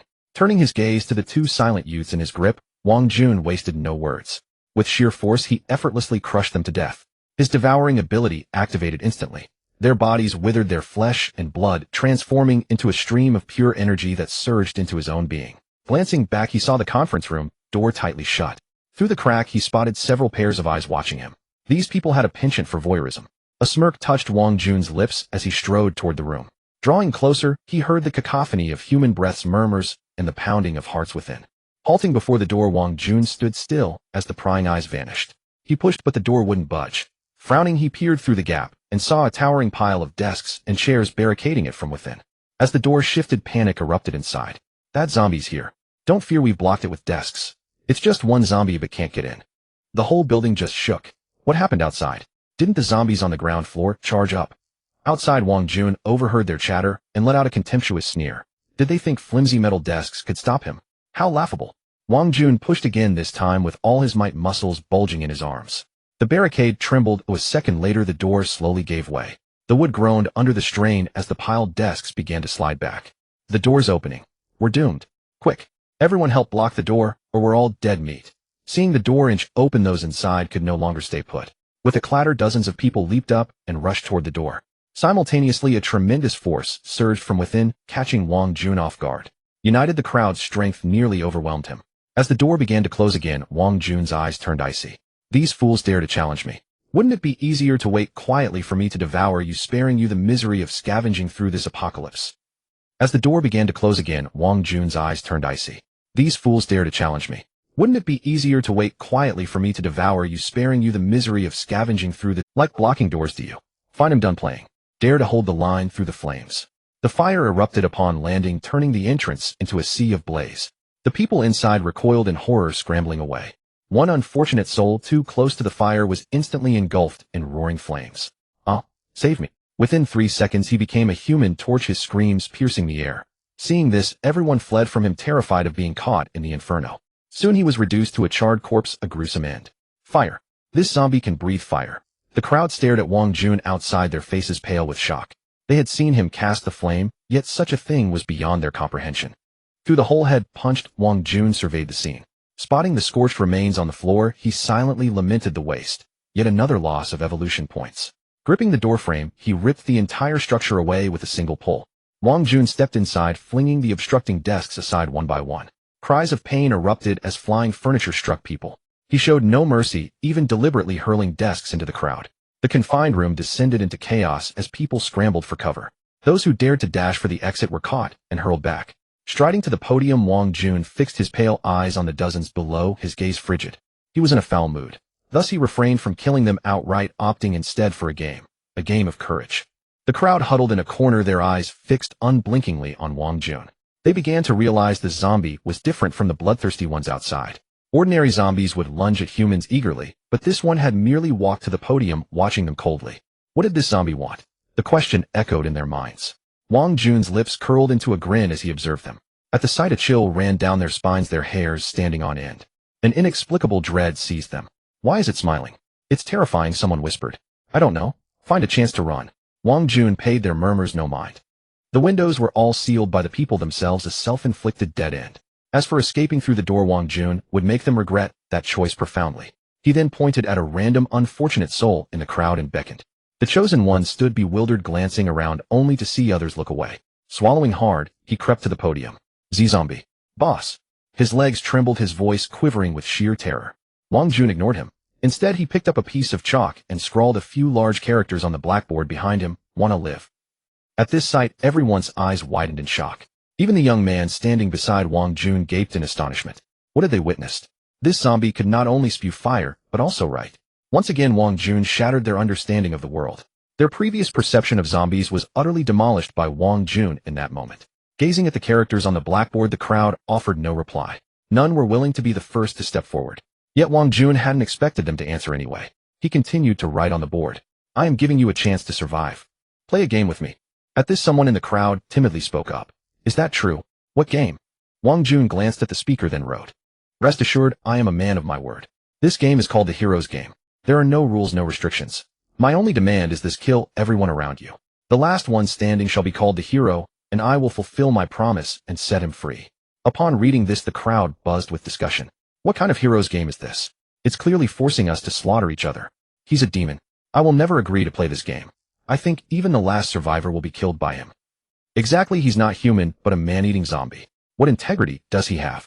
Discontent simmered among them, yet some in the crowd wore shifting, evasive expressions, refraining from joining the debate. Wang Jun listened to their murmurs with a cold sneer in his heart. He had anticipated that some would refuse to comply. He glanced at the young man beside him, then wrote on the board once more. You have no choice. Anyone who fails to play earnestly or attempts to flee will die. The final character for death dominated half the blackboard, causing everyone's eyelids to twitch violently. Then they watched as Wang Jun strode directly toward the young man beside him. The youth turned to flee in terror, but as he spun around, a searing, agonizing pain tore through his neck. A blood-curdling scream erupted from the young man's throat, echoing through the entire meeting room, sending chills down every spine. The next second, a sickening splash rang out. Torrents of blood and entrails sprayed into the air, pattering onto the floor. At that moment, Wang Jun tore the young man's head off, flesh and skin still attached. The gruesome scene jolted the nerves of everyone present. Ugh! Ugh! Shrieks of terror mingled with sounds of vomiting from the crowd below. Gazing at the corpse on the floor, he wrote expressionlessly. The game begins. I won't play. Please spare me. Spare me. Someone unable to bear it collapsed to their knees, wailing bitterly. But just then a foot emerged from nowhere, viciously kicking him in the head. A voice then rang out from the crowd. Everyone hit him. Each one we kill reduces the competition. Don't do this, we can't turn on each other. Someone tried to intervene, but was shoved aside by several people. The kicked man attempted to rise, but was knocked down again. Those who had hesitated witnessing this tentatively joined in with a kick. With a leader, the evil in every heart was instantly ignited, and they all kicked the fallen man. Even the one who had just pleaded for restraint now wore a vicious expression, joining the assault. One might have thought there was a deep-seated vendetta. The beaten man screamed incessantly, blood streaming from his mouth and nose, gradually losing consciousness until he lay motionless. Wang Zihao, you bastard. I've had it with you. Someone suddenly roared, swinging a fist at another person nearby. The two quickly became entangled in a brawl, and onlookers rushed in to deliver finishing blows. Another grabbed a chair from the floor and smashed it at someone else. The struck man retaliated fiercely. Wang Shuo, I'll kill you today. Your family's rich, right? When you're dead, let your daddy come collect your corpse. You slut. How dare you seduce my boyfriend? Stop fighting. Stop. You despicable thing. If it weren't for your good grades, could you even attend Jingyang High? I can't stand people who study well. Anger, jealousy, and hatred swirled in every heart. To survive, they grabbed weapons and attacked their comrades from just a minute ago. In less than a minute, the entire meeting room had descended into chaos. Pleas for mercy, curses, and roars filled the air. Blood splattered, dotting the white walls with crimson plum blossoms. People fell only to rise again, attacking others without purpose. Wang Jun found a spot to sit, watching the scene with keen interest. Human nature, he mused inwardly. He once recalled a saying: human nature cannot withstand testing, for the outcome is beyond prediction. Humanity is inherently evil, especially in this chaotic apocalypse. Even more so. Just then a figure suddenly rushed toward him. The person fell to his knees before Wang Jun, weeping bitterly. Can you spare me? Please, I beg you. His head was split open, blood smearing his face, clearly the result of a beating. Staring at the kneeling youth, Wang Jun found the scene somewhat absurd. A human kneeling before a zombie begging for mercy. How ironic a sight it was. Wang Jun said nothing, his pale eyes gazing at him, coldly devoid of emotion. He placed one hand on the youth's head and activated his devouring ability. The young man's body began to shrivel visibly. Aunt, what are you doing? Let me go. Feeling his body change, the youth screamed in terror. He tried to stand, but Wang Jun held him firmly, rendering him immobile. In mere moments, the youth had become a desiccated corpse. Someone noticed this scene, and upon seeing the youth's state, terror flashed across his face. The next second, he swung his chair even more wildly at those around him. In no time, several people lay on the ground, bleeding profusely. As seconds ticked by, soon only one person remained standing in the meeting room. He clutched an iron stool, his entire body drenched in blood. Impossible to tell if it was his own or others. Seeing no one else upright around him, he grinned and shuffled toward the door. I won. Spare me. I won. Spare me. The youth muttered these words repeatedly, as if in a trance, walking right past Wang Jun. Wang Jun simply watched the youth's back in silence. As he reached the doorway, the young man's legs suddenly gave way, and he collapsed to his knees. The blood-stained stool slipped from his grasp, his head drooped, and he pitched forward onto the floor. Seeing this, Wang Jun rose with a smile, walked behind the youth, grabbed his ankle, and dragged him back. He had long noticed that the youth was at his last gasp. Half the blood on him was his own, the rest from others. That he had made it to the door before collapsing was a testament to his sheer willpower. With the youth's death, the meeting room held no living souls. This time they had killed themselves. It was human nature that had guided their inner evil. The moon was bright, and the stars were sparse. The entire city was shrouded in darkness. After the apocalypse broke out, the once common sight of myriad lights from countless households had vanished.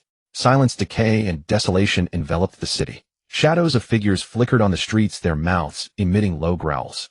In the darkness, they were the new masters of this city, zombies. In an alley, footsteps echoed, and two figures darted past. "Brother Hal, I can't go on. I can't run anymore. The zombies shouldn't be chasing us. Let's stop and rest for a bit." Zhang Ling, carrying a backpack and holding a watermelon knife he had scavenged from somewhere, leaned against the wall, panting heavily, his face drenched in sweat. Li Shihao glanced back at the empty alley, and after confirming that the zombies were indeed not pursuing them, he finally let out a long sigh of relief.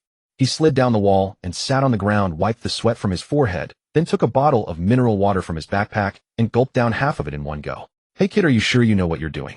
We've been walking for a whole day. When will we finally reach your uncle's police station?" Li Shihao looked at Zhang Ling and said in a displeased tone. Ever since they decided to break away from the supermarket, they had been walking for nearly a day. At first it was fine. There weren't many zombies around the supermarket. But as they ventured farther away, the number of zombies began to increase. After a journey fraught with peril, dodging, and hiding, they finally arrived here. But the good times didn't last. During their trek, a small horde of about a dozen zombies spotted them. And thus the scene earlier unfolded. I don't know either. I clearly remember it was this direction." Zhang Ling stammered in explanation. Upon hearing this, Li Shihao cursed under his breath. Damn it. They fell silent, each taking out food from their packs to eat. Just then a sudden footstep echoed. Li Shihao immediately stood up, his eyes scanning the surroundings warily. "Brother Hal." Zhang Ling looked at him, puzzled. "Shoo, there's movement. Can't you hear footsteps approaching us?" Zhang Ling listened carefully and indeed heard a footstep, and it was getting closer. Without another thought, he scrambled to his feet, and not wanting to waste food, he stuffed the remaining bite into his mouth. He gripped his watermelon knife, glaring fiercely around. "Who's there? Show yourself. Damn it. Are you crazy? Shouting like that. What if you attract the zombies?" Li Shihao cursed angrily. What a useless teammate. As they spoke, the footsteps suddenly ceased. It was as if everything had been an illusion.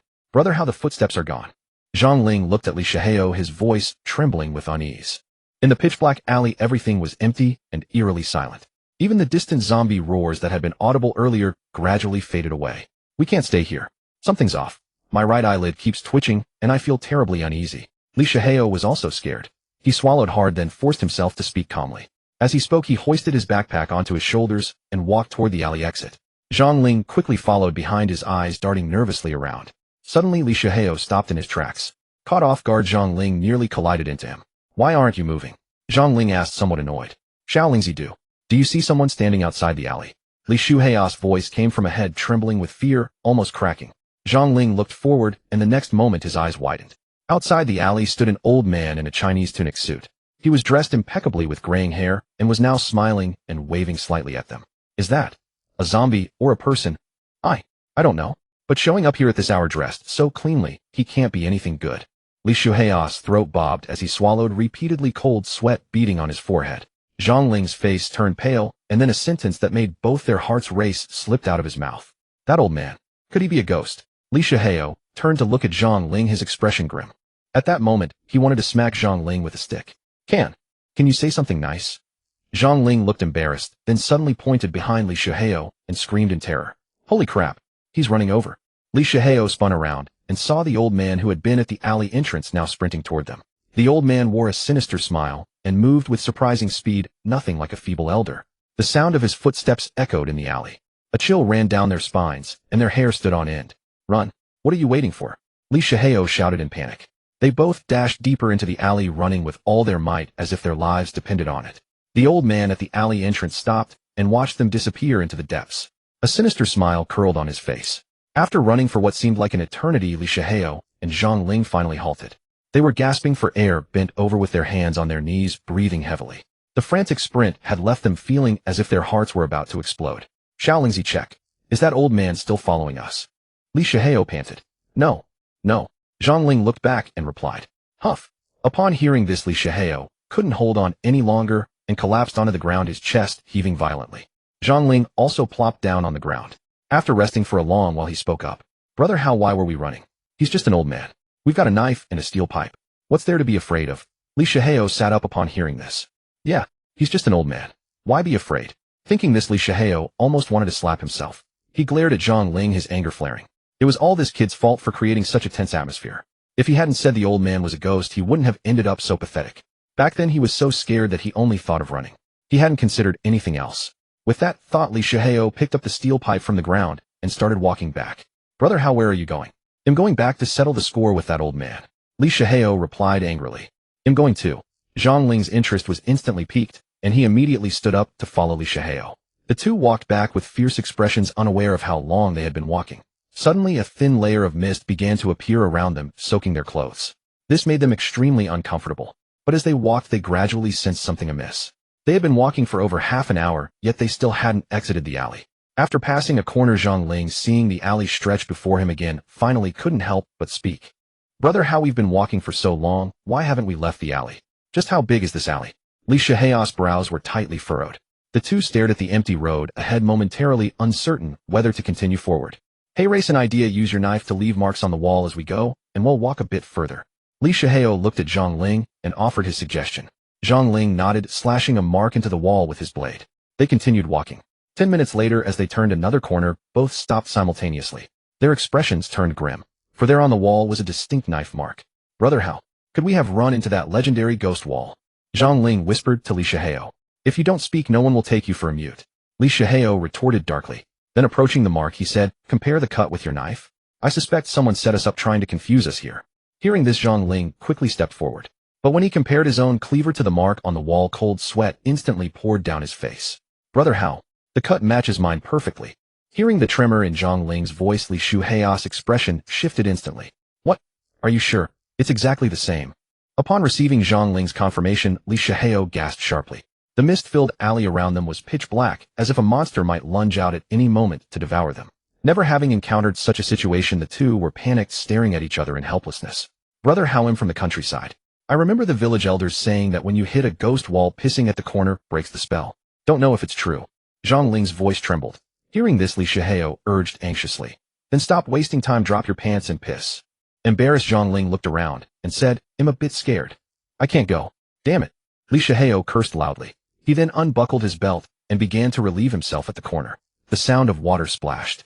After a shudder, Li Shihao turned to Zhang Ling and asked, is this enough? Zhang Ling nodded. Should be. That's what the village elders said. Then let's get moving. Li Shihao started walking forward. The eerie atmosphere made his heart pound with fear. At that moment, he would rather face zombies than stay in this godforsaken place. The two walked one after the other, their footsteps echoing. But gradually they sensed something wrong. Because besides their own footsteps, there seemed to be an extra one. Little Ling, turn around and see if something's following us. I feel like there's an extra set of footsteps. Li Shihao didn't look back, speaking as he walked. Zhang Ling obediently turned his head to look behind him. Holy shit. Brother Hao. The sudden shout made Li Shihao jolt in fright. What's wrong? Is there something behind us? That old man. He's following us. What? Li Shihao quickly turned around. There, about 10 meters behind them, a figure was faintly visible in the mist. The figure wore a black mouse suit and was waving at them.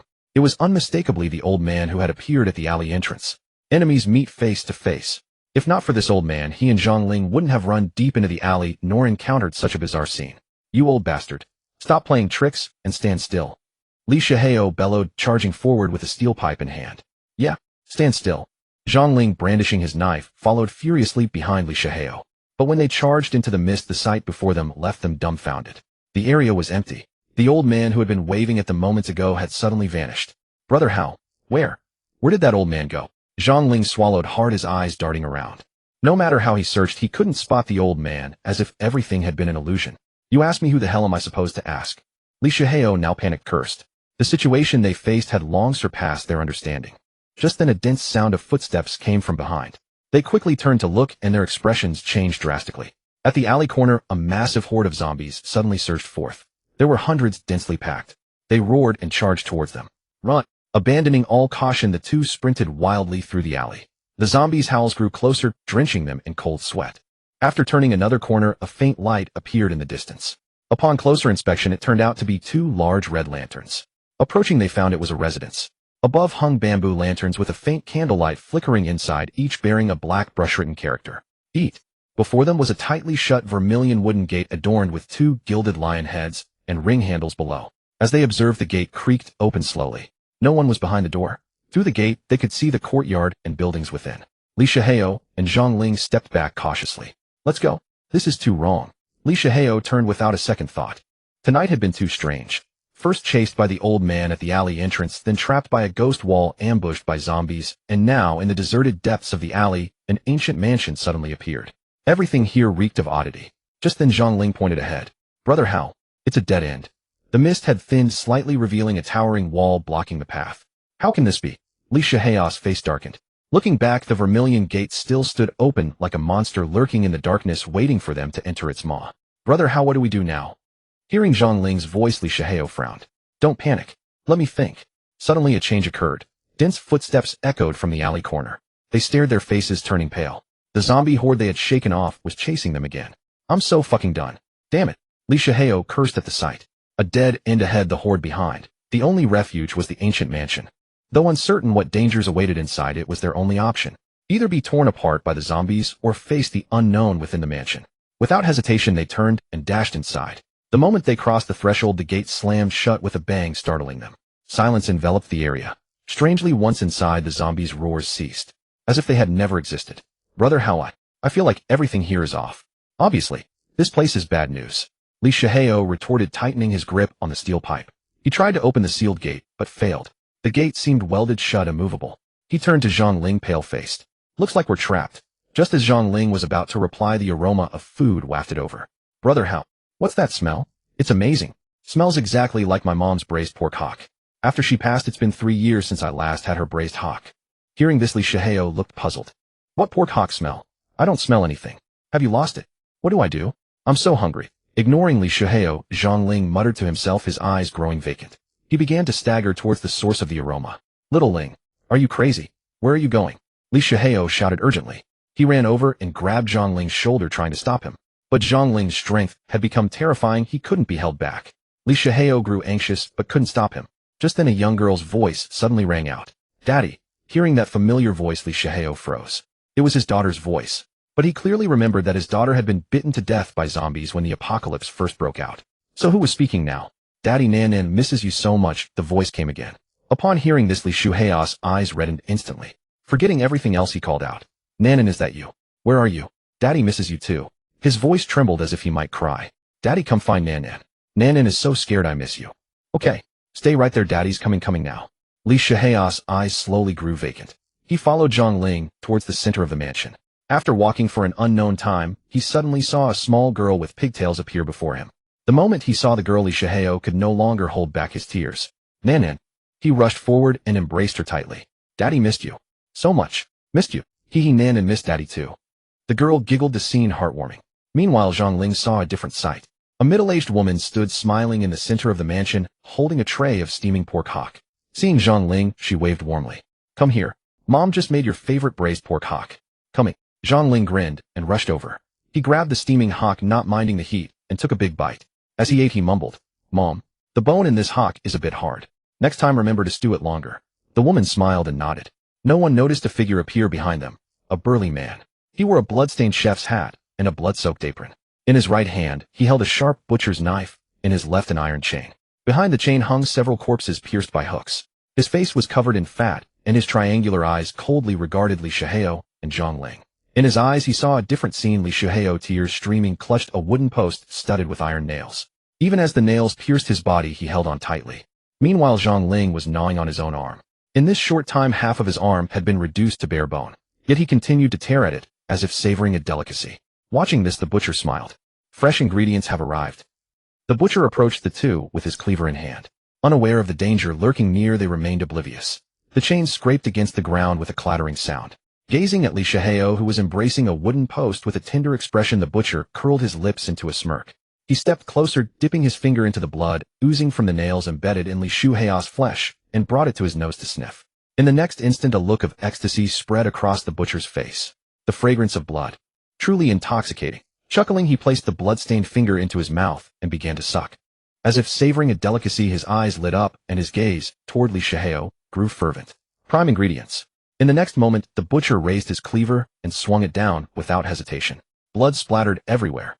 Blood sprayed from Li Shuhei's neck as his head rolled to the ground with a thud. His body still clung to the wooden post held upright by the nails deeply embedded in his flesh. The severed head still bore the tender expression from moments before. Perhaps in death he would finally reunite with his daughter. The butcher bent down, picked up the head from the ground, and threaded it onto a hook on the chain. Then he pierced Li Shuhei's torso with another hook and hung it on the chain as well. After finishing, he turned his attention to Zhang Ling, who was still gnawing on her own arm, and raised his cleaver once more. By the time he stepped out of the house, 2 more corpses dangled from his chain. Butcher, deliver the ingredients to the chef and get them arranged. Everyone is getting impatient. A man with a clean-cut face approached, speaking to the butcher with a grin. The butcher glanced at him, nodded silently, and dragged the chain away. Oh, by the way, tell the chef to set aside the brain of that prime ingredient separately. Say it's the boss order. You know how he loves that. The blazing sun hung high in the sky. The air itself began to grow stifling. 2 days had passed since Wang Jun left the school. During this time, he had scoured the areas around the campus in search of survivors. Perhaps due to the high concentration of zombies nearby, he had only managed to find a few dozen survivors hiding in the shadows. Without exception, they all became his evolution points. Combined with his gains from Zhengyang High School, his evolution value had now surpassed 300. Though still a distance from reaching 1,000, the gap had narrowed significantly. Barring any unforeseen events, he should be able to break through to the 3rd tier within this month. During his 2-day search, he had noticed one thing: the number of evolved zombies had increased noticeably compared to before. However, he had yet to encounter any mutant beasts or evolved humans. The conditions for ordinary humans to become evolvers were harsh, a misfortune for humanity. As for mutant beasts, aside from remote areas, there were few livestock in the city capable of transforming. Most pets kept by ordinary people had been devoured by zombies in the early days of the apocalypse, leaving them with little chance of survival. Not every creature was as fortunate as that husky from a few days ago, which had transformed into a divine beast. Dressed in expensive branded clothing, Wang Jun walked along the street. A few scattered zombies roamed about. Compared to nighttime, there were far fewer zombies during the day. In his spare moments, Wang Jun would sit down and relish the spectacle of this apocalypse that tormented ordinary humans. As a zombie, he didn't have to live in fear like humans, constantly worrying about when his life would end. Moreover, as a second-tier zombie at a time, when evolved zombies were just beginning to appear, there were very few threats to him. Thus, he could witness many novelties that others never saw. He had seen a persistent zombie repeatedly bashing its head against a lamppost. The lamp clanged loudly under the impact, and through its relentless efforts, its head finally split open, oozing black blood. Even so, it continued to indulge in what it found amusing. But in the end, it collapsed to the ground and died on the spot. It had literally played itself to death. He had also seen 2 elderly zombies sitting across from each other in a park pavilion, staring blankly at a chessboard. Long strings of drool dripped from their mouths, pooling over the Chu River and Han border. In short, Wang Jun found it all quite entertaining. From a zombie's perspective, this apocalypse was not much different from the world before the outbreak. The only change was which species dominated the city, once humans, now zombies. At that moment, Wang Jun sat on a chair, half closing his eyes as he basked in the sun. As a second-tier zombie, he no longer felt the aversion to sunlight that ordinary zombies did. The sunlight felt soothing against his skin, but pleasant moments were always fleeting. Suddenly, Wang Jun's eyes snapped open. He furrowed his brow, staring at the ground. Was it his imagination, or had he just felt the earth tremble? Something seemed to be running beneath the surface. Huh? Wang Jun looked at the ground with a puzzled expression. Tiny pebbles on the ground were vibrating, and the tremors grew stronger. At the same time, faint sounds reached his ears. Squeak! Squeak! The noise drew nearer, and the pounding of footsteps was almost upon him.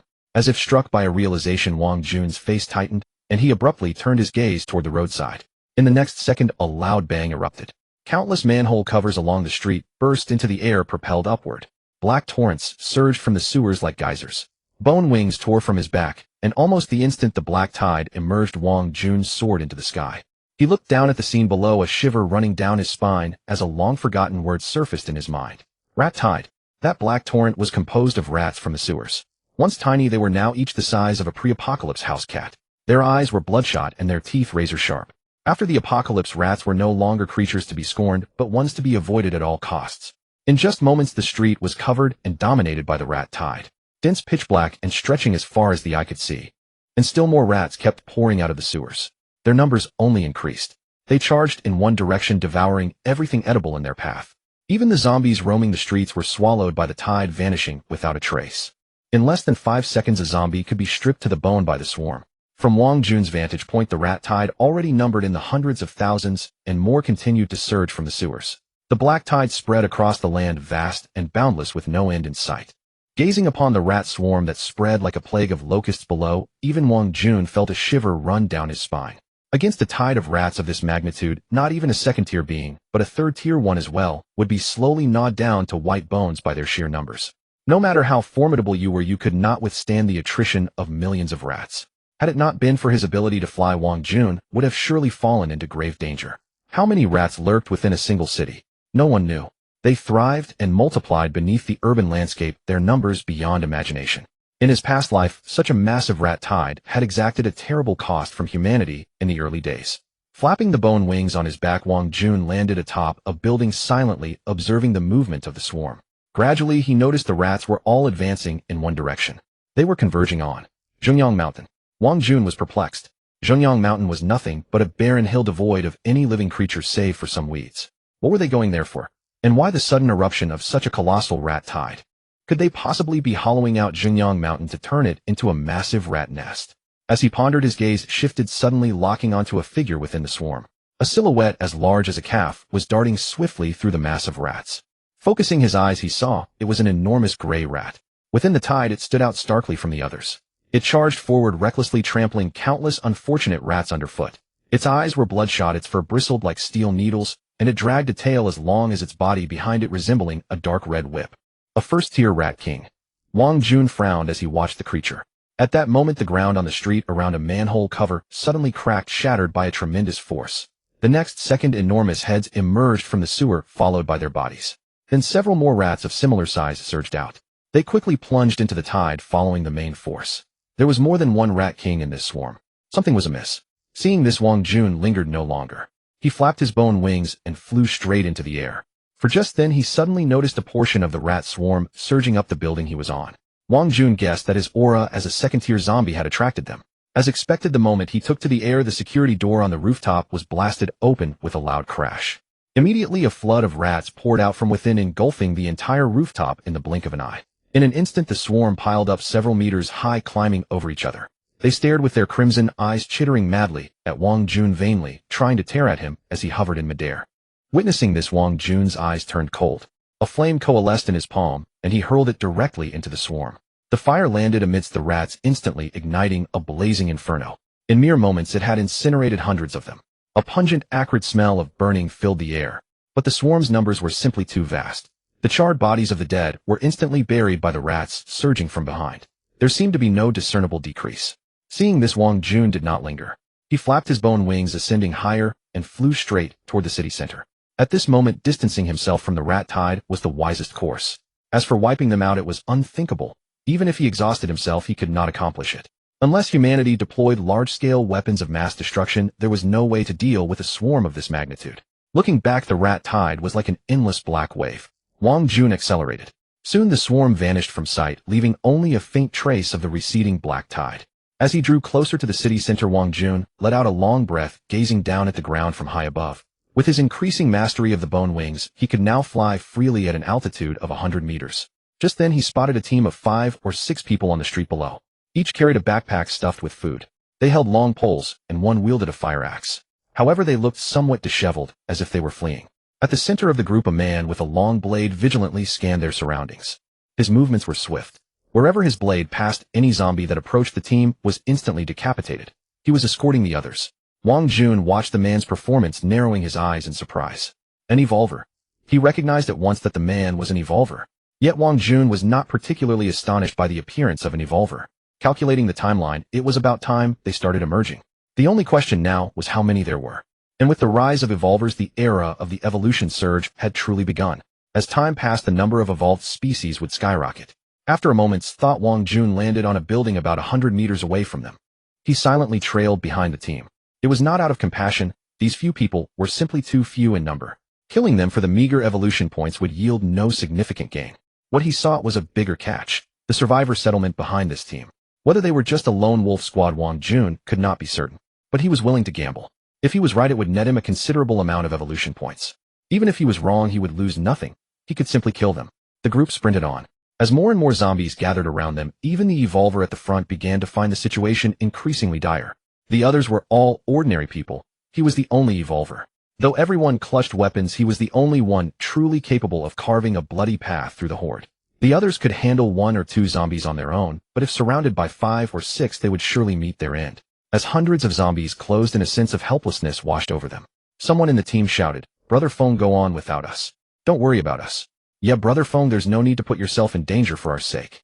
Everyone began to urge him to leave. Lin Feng, hearing the voices behind him, had veins bulging on his forehead. He cleaved a zombie's head off with his blade, then turned and roared, "Shut the hell up. We already lost over a dozen brothers at the South Suburb Hospital. Do you want to die too? I order you, not a single one of you dies today. All of you return to the base safely." With that, Lin Feng ignored them and continued hacking at the zombies. The others behind him felt their eyes sting with emotion. Brother Feng is right. None of us are dying. We're all going back safe. Let's tear these bastards apart.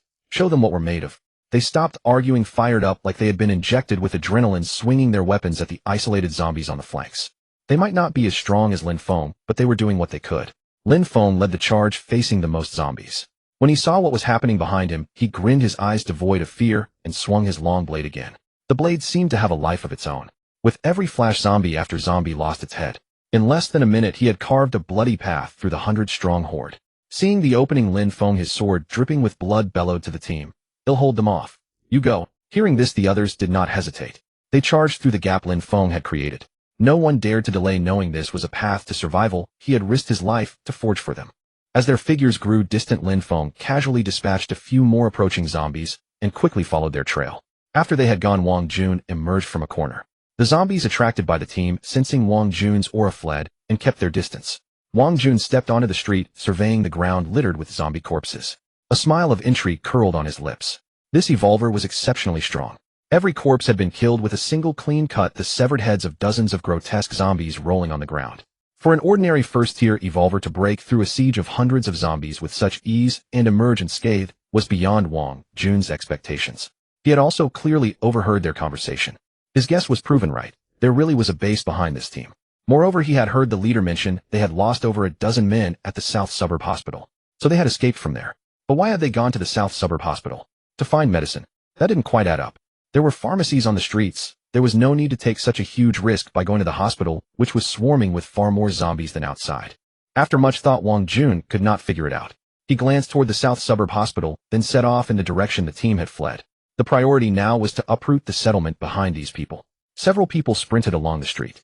The sound of footsteps reached their ears, and they turned their heads. When they saw that the footsteps belonged to Lin Feng, a smile spread across their faces. They had been especially worried when they heard Lin Feng say he would face hundreds of zombies alone to buy them time to escape, concerned that he might be in danger. After all, hundreds of zombies were no trivial threat. Now, seeing Lin Feng return safely, they finally breathed a sigh of relief, as if a heavy stone had been lifted from their hearts. "Feng, are you all right?" they asked in unison. Lin Feng shook his head. "Don't worry, those scum can't threaten me." Then, noticing their panting and sweat-soaked appearance, he added, "Let's find a place to rest for a while. We're already more than 3 kilometers from the Southern Suburb Hospital, so there shouldn't be any more trouble." They all nodded in agreement with Lin Feng's suggestion. Exhausted from the escape, they were ordinary people, not an evolver like Lin Feng. Just then, one of them pointed to a closed rolling shutter door not far away and said, "There's a garage over there. Let's go there. At least the door gives us some safety." No one objected, and they headed toward the door. Seeing it was locked, Lin Feng took a fire axe from a teammate and swung it hard at the lock. With a clang, the lock shattered under his blow. 2 of them grabbed the bottom of the door and pulled it up. With a loud clatter, the entire door rolled open. Sunlight streamed in, revealing the garage's interior. A Range Rover sat silently in the center. They didn't expect to find a Range Rover here. A luxury car. Who wants to check it out? One of them approached, patted the hood, and winked at the others with a grin. "Are you asking for trouble? If you drive that out, I guarantee you'll be surrounded by 1,000 zombies within 5 minutes and turned into a meat can." Someone retorted irritably, triggering laughter among the group. Although all electronic devices had failed since the apocalypse, gasoline cars could still run. But while they could drive, few dared to. If you took a car for a spin, you'd be swarmed by a horde of zombies in no time, meeting a gruesome end. Lin Feng smiled too, but didn't join in the banter.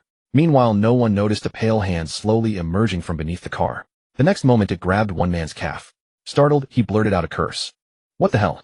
Looking down at the hand gripping his leg, he shuddered, wrenched free, and jumped aside. At the same time, a zombie's roar echoed from under the car. Roar! They saw a grotesque head emerge from beneath the vehicle. It was a zombie. From its disheveled long hair, it was clearly female.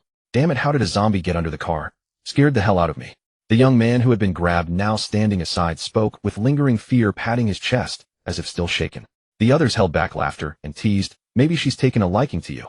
They joked, unconcerned about the zombie. One zombie was nothing. Anyone among them could handle it. The zombie under the car, seemingly provoked by their nonchalance, bared its fangs in rage. A bloodthirsty expression twisted its face as it writhed to crawl out. But before it could emerge, a blade flashed. The next moment its roar ceased abruptly, and its head rolled away.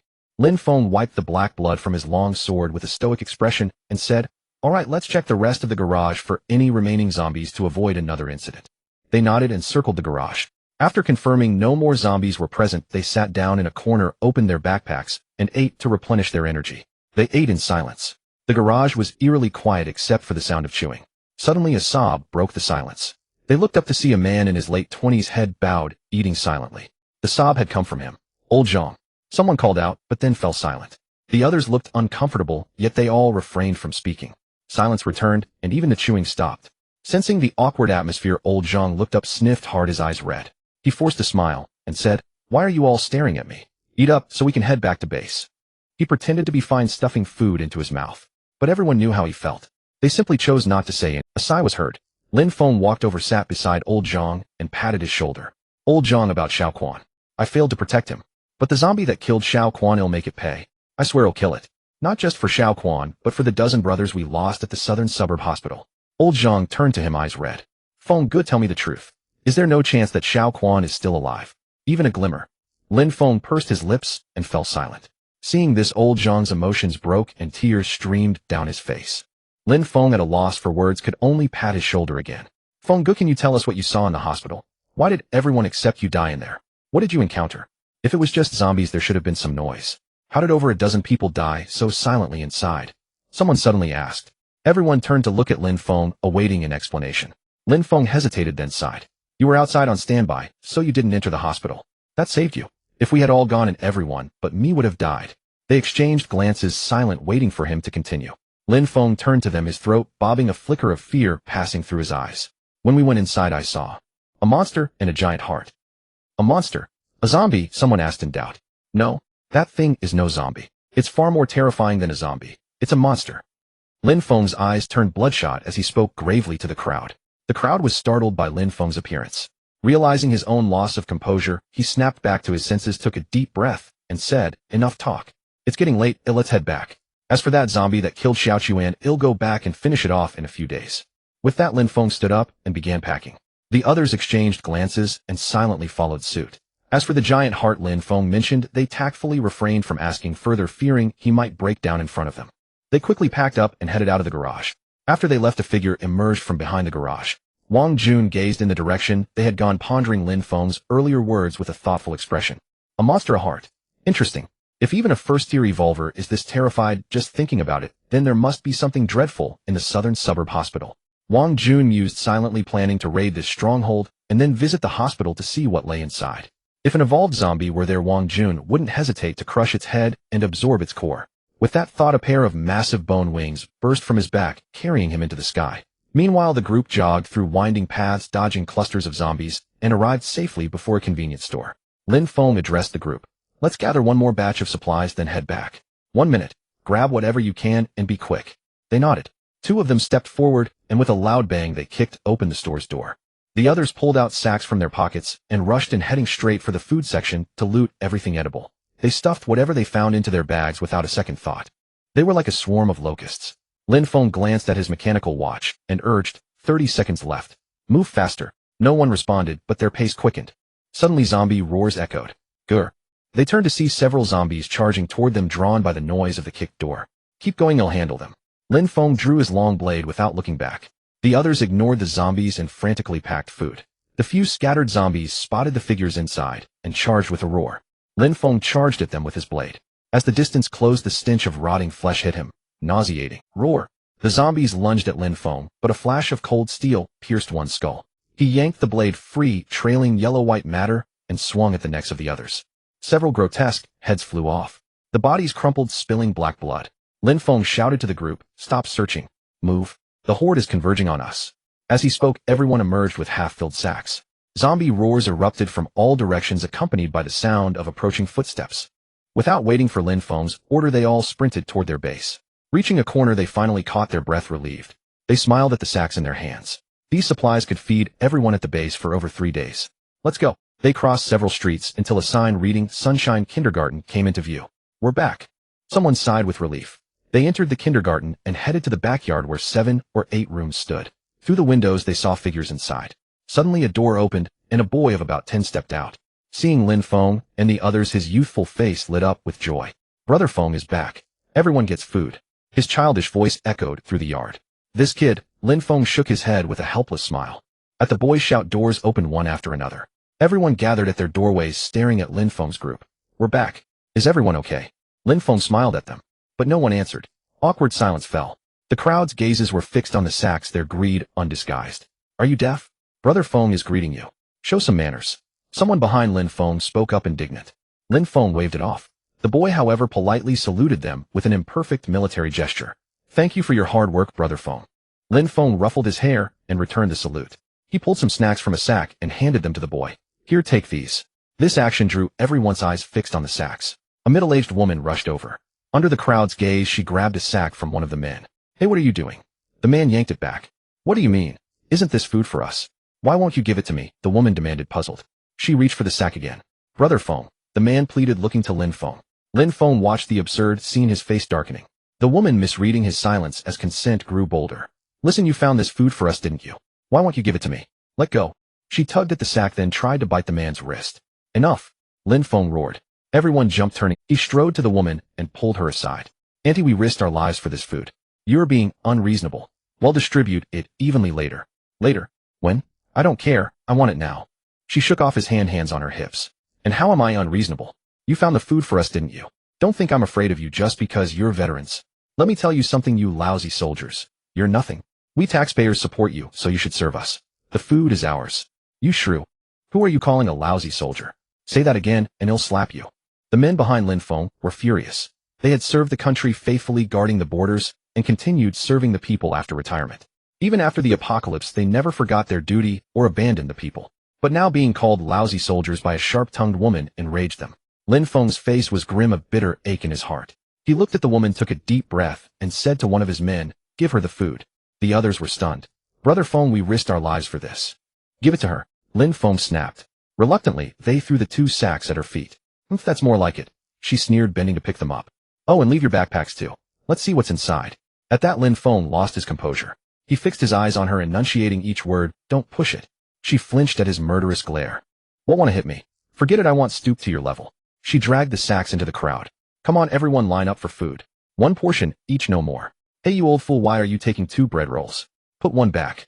The crowd scrambled for the food as the woman shouted. The men sighed. Brother Feng, aren't you angry about what she said? Yeah, why did we give her our hard-earned food? Look at her. She's a shrew. Brother Feng, is this even worth it? Lin Feng grew irritated by the constant murmurs. He turned to them and said solemnly, have you forgotten our oath? All for the people. In this apocalypse, we are their last hope. If we don't protect the ordinary folk, their faith will shatter. The group fell silent.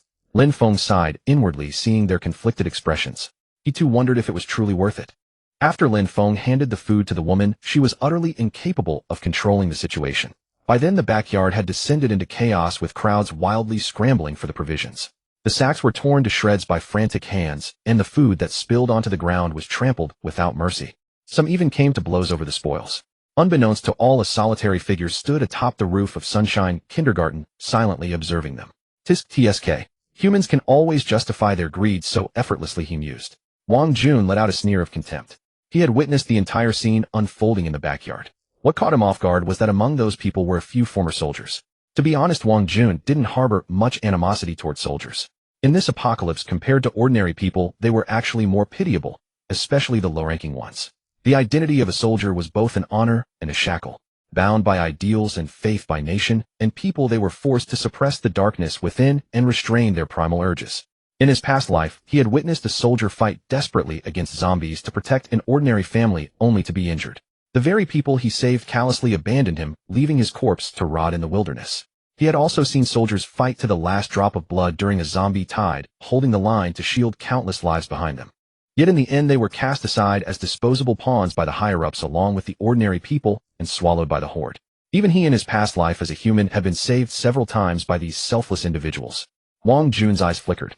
He looked down at the chaotic crowd with a cold glint in his gaze. You people are the most despicable maggots of this apocalypse.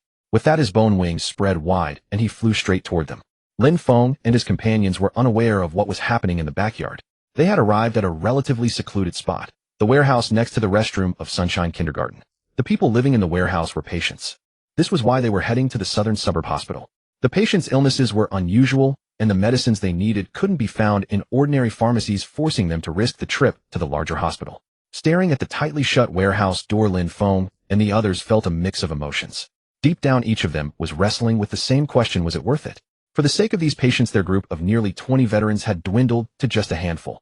Old Zhang's younger brother Xiaochuan had been killed by an evolved zombie during their escape. When they reached the warehouse door, everyone except Lin Feng hesitated. They were reluctant to open the door and face the patients inside. Compared to Lin Feng, their sense of responsibility wasn't as strong. If not for him, they would have left long ago. The weight of responsibility pressed down on them, making it hard to breathe. Finally someone spoke up. Feng, you go in alone. I'll wait outside. He took off his backpack and handed it to Lin Feng. Feng, I'm not going in either. Me neither. I'll wait for you out here. One by one the others followed suit, handing their backpacks to Lin Feng. Everyone except old Zhang chose to wait outside. Lin Feng sighed at the sight. After a long pause he looked at them and said, then wait for me outside. I'll go in and check on them. He paused, then added, by the way, let me tell you something. We're leaving today. Leave? Where to? Away from here, to where we belong. What about these people? We've done enough. In this apocalypse no one can stay out of it. Not just them. We too must learn to make choices. At his words a relieved smile spread across the faces of the others. Lin Feng smiled back, then pushed open the warehouse door and stepped inside. The warehouse was gloomy with no sunlight filtering in. The air was thick with the musty smell of mold and an indescribable stench. The clutter had been cleared out, leaving only a few tables and rows of bunk beds.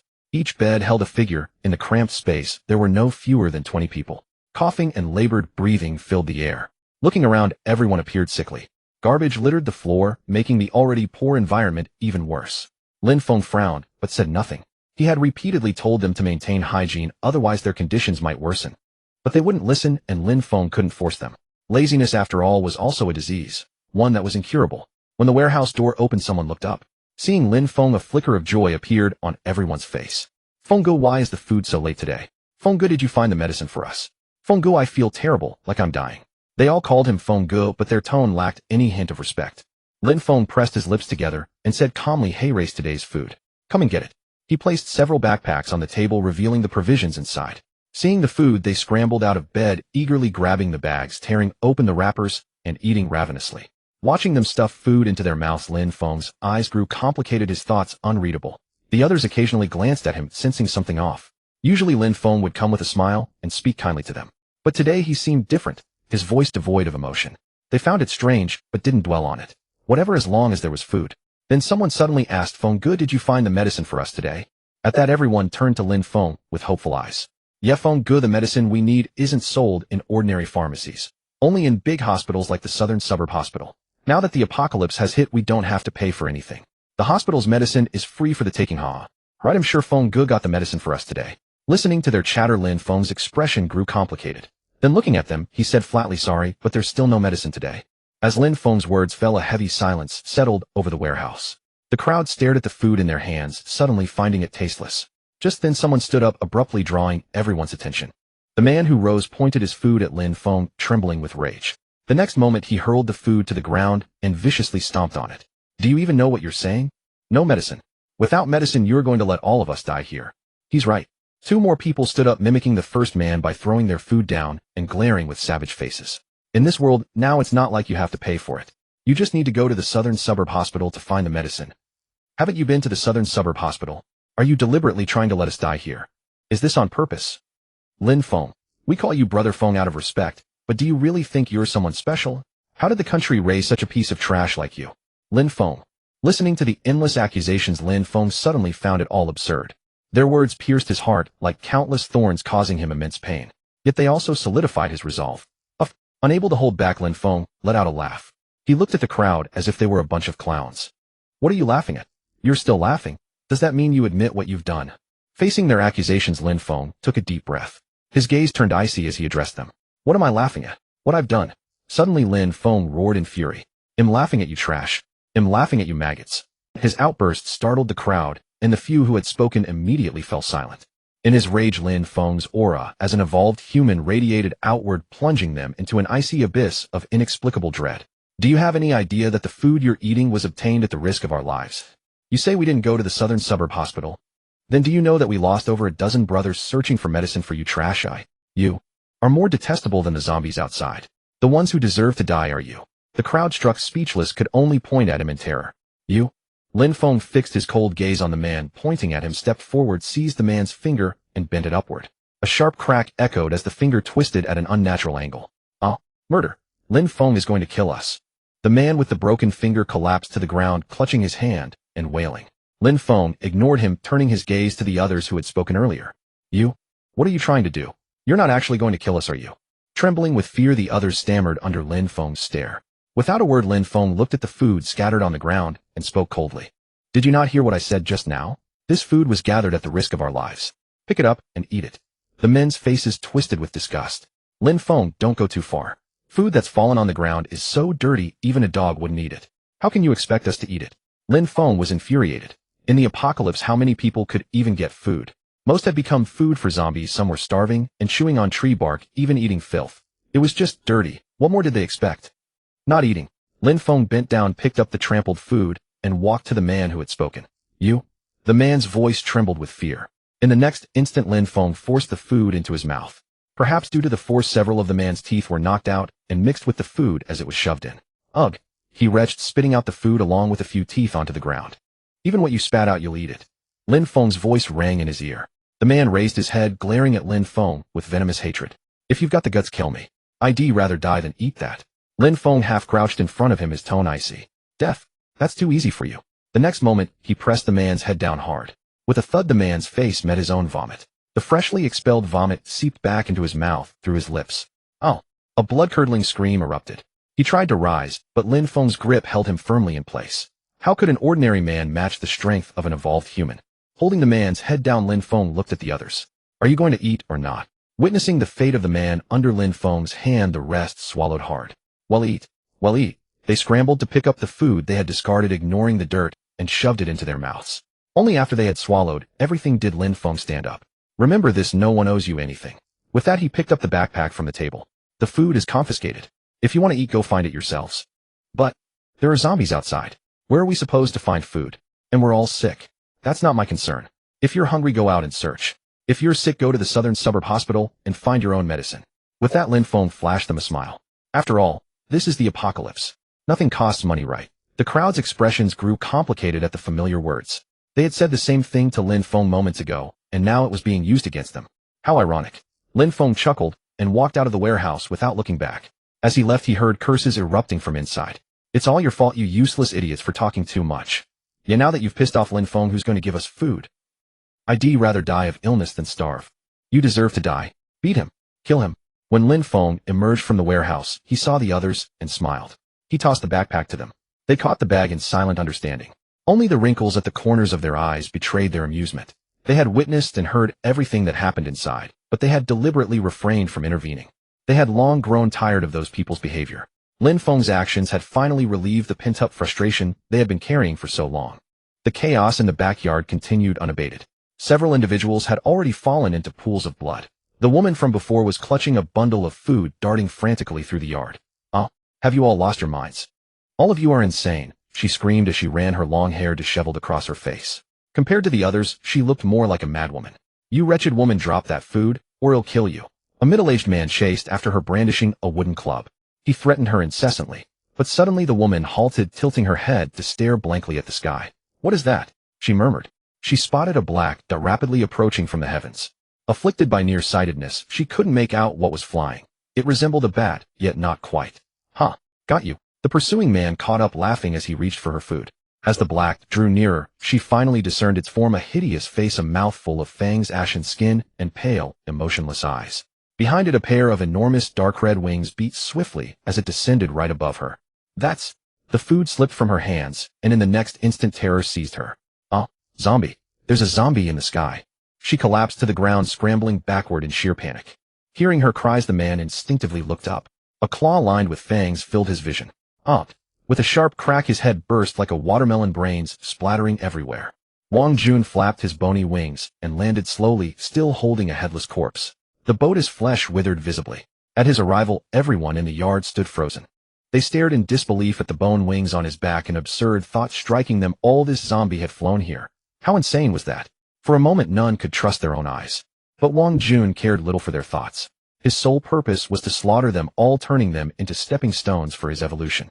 Retracting his wings, he lunged at a man, snapping his neck before the victim could react. With a crisp crack, the immense force nearly sent the man's head flying. His skull twisted 360 degrees, his face contorted backward in a horrifying display. Instant death left his expression frozen in shock. Death jolted everyone back to reality. Damn it. Run. Don't eat me. Quick, find Brother Foam. The backyard erupted into chaos far greater than before. People fled blindly, cramming into their rooms. Some even tried to slip out of the yard unnoticed by Wang Jun. The result was predictable. They became cold corpses torn to shreds by his brutal hands. He found their belief that a door could stop him almost laughable. Under their terrified gaze, Wang Jun approached a sealed door. He raised his fist, and with a thunderous boom, punched a gaping hole through it. Grabbing the doorframe, he ripped the entire door off with ease. Up. Amidst screams of horror, he stepped inside. The room instantly filled with shrieks and cries of agony. But the noise faded quickly. Dozens inside had been slaughtered. The floor was littered with mangled bodies, blood pooling into a sea of crimson. The room had become a living hell. Wang Jun waded through the blood, leaving footprints in his wake. His gaze shifted to the other sealed doors. Next. Meanwhile, Lin Feng and his team were nearing the backyard. The yard was only about 100 meters from the warehouse. Brother Feng, why is it so quiet today? They used to go crazy over food, someone joked. Lin Feng ignored the jest, his brow furrowed in unease. He caught a faint scent of blood in the air, growing stronger as they approached the backyard. Something's wrong in the yard. I smell blood, he said, frowning. Blood? No, I don't smell anything, the others were. This isn't right. Not right at all, Lin Feng murmured, quickening his pace into a near sprint. As an evolved being, his senses far surpassed ordinary humans. Seeing his urgency, the others followed suit. By now, Lin Feng could faintly hear screams from the yard. His heart jolted. Something had indeed gone wrong. These cries weren't from a mere food fight. Past scuffles over food had never been this violent.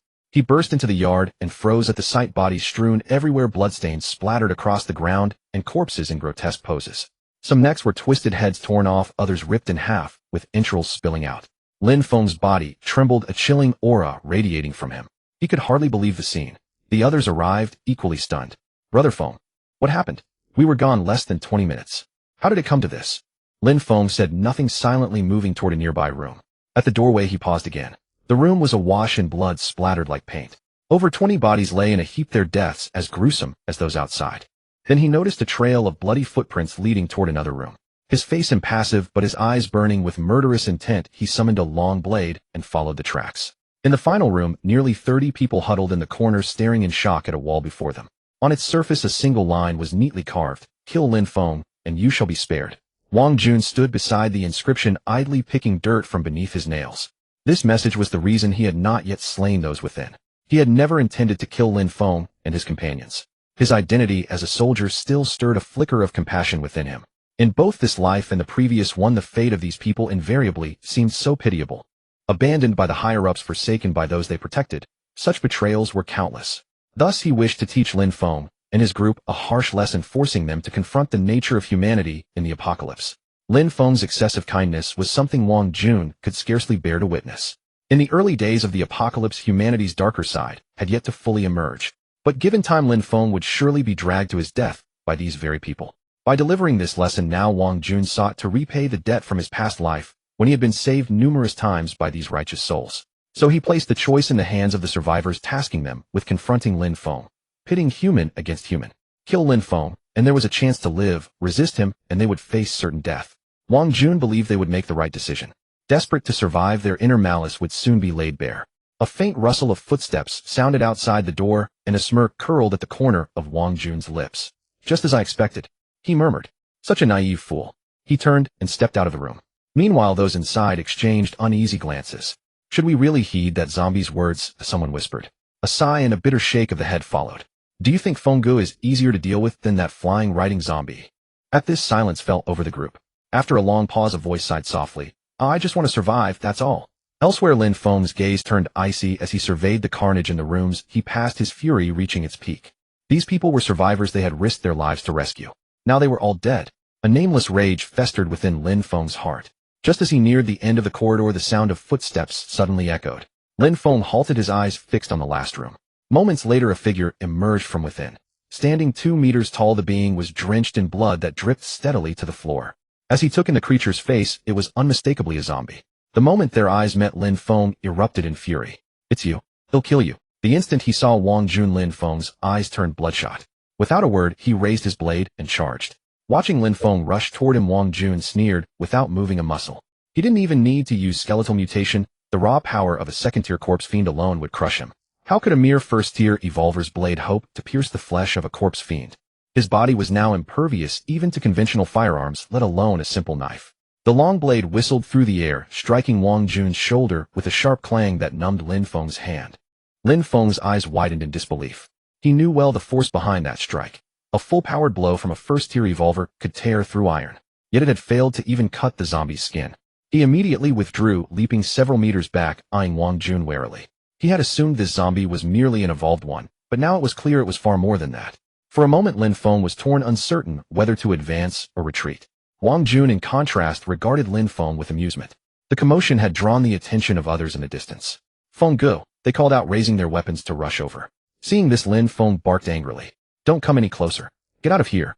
This is a second-tier evolved zombie." The words sent a chill through them all. A familiar dread flickered in their eyes as they recalled the terror of the southern suburb hospital, the second-tier zombie that had hunted them and killed Xiao Quan. Lin Feng kept his gaze locked on Wang Jun's every move as he continued. "Leave now? Follow the route we agreed on to the safe zone in Lucheng's northern suburbs. We'll meet there." When it seemed they might protest, he snapped. "Go? You'll only hold me back here. Don't worry about me. I can escape." Harsh as it sounded, it was true. They would only distract him. Clenching their jaws, they turned and fled. "Feng Gu, take care." Wang Jun watched them leave without interference. It was better this way. With them gone, he wouldn't risk accidentally crushing them. Lin Feng stood ready, his blade aimed at Wang Jun, watching intently for any sudden move toward his comrades. With his teammates gone, Lin Feng finally breathed a sigh of relief. His eyes still fixed on Wang Jun, he began to edge backward. But in that instant, Wang Jun moved. He appeared before Lin Feng in a blur of speed, catching him off guard. So fast, Lin Feng barely registered a fleeting shadow before Wang Jun stood right before him. He instantly raised his blade to strike. A flash of cold light, and then Lin Feng's eyes bulged in shock. Wang Jun had seized the blade firmly in his grasp. Lin Feng tried to pull it free, but found it impossible. The other's strength far surpassed his own. Then he noticed a smirk spreading across Wang Jun's face. Mockery. The word surfaced unbidden in Lin Feng's mind. A bizarre thought took hold. Wang Jun had no intention of killing him. He was merely toying with him. Wang Jun glanced at the blade in his grip and applied pressure. In the next second, the entire blade began to twist and warp. Wang Jun crushed it into scrap metal with his bare hands. At the sight, Lin Feng's eyes burned with fury as a chill of dread swept over him. Such immense power. He dropped the weapon and turned to flee, but froze in place. Wang Jun's hand was clamped firmly on his shoulder, rendering him immobile. Then, gripping his neck, Wang Jun lifted him off the ground. "Trying to skip the lesson, were you?" Feeling the cold touch at his back, Lin Feng's face drained of color as he awaited death in silence. Seeing Lin Feng's ashen expression, Wang Jun couldn't help but find it somewhat amusing. "If he truly intended to kill you, would you still be able to struggle for so long?" He carried Lin Feng into the house. Everyone inside widened their eyes at the sight of Lin Feng in Wang Jun's grasp. "Brother Feng, I never thought Lin Feng couldn't defeat that zombie either. There's no way out." They all knew Lin Feng's strength. After all, he had saved their lives. Amidst the clamor around him, Lin Feng opened his eyes. When he saw the people inside, his breath caught. He had thought everyone in the backyard was dead, never expecting so many to still be alive in here. Wang Jun released him from his grip. Lin Feng instantly darted before the crowd, his expression grim and puzzled as he stared at Wang Jun.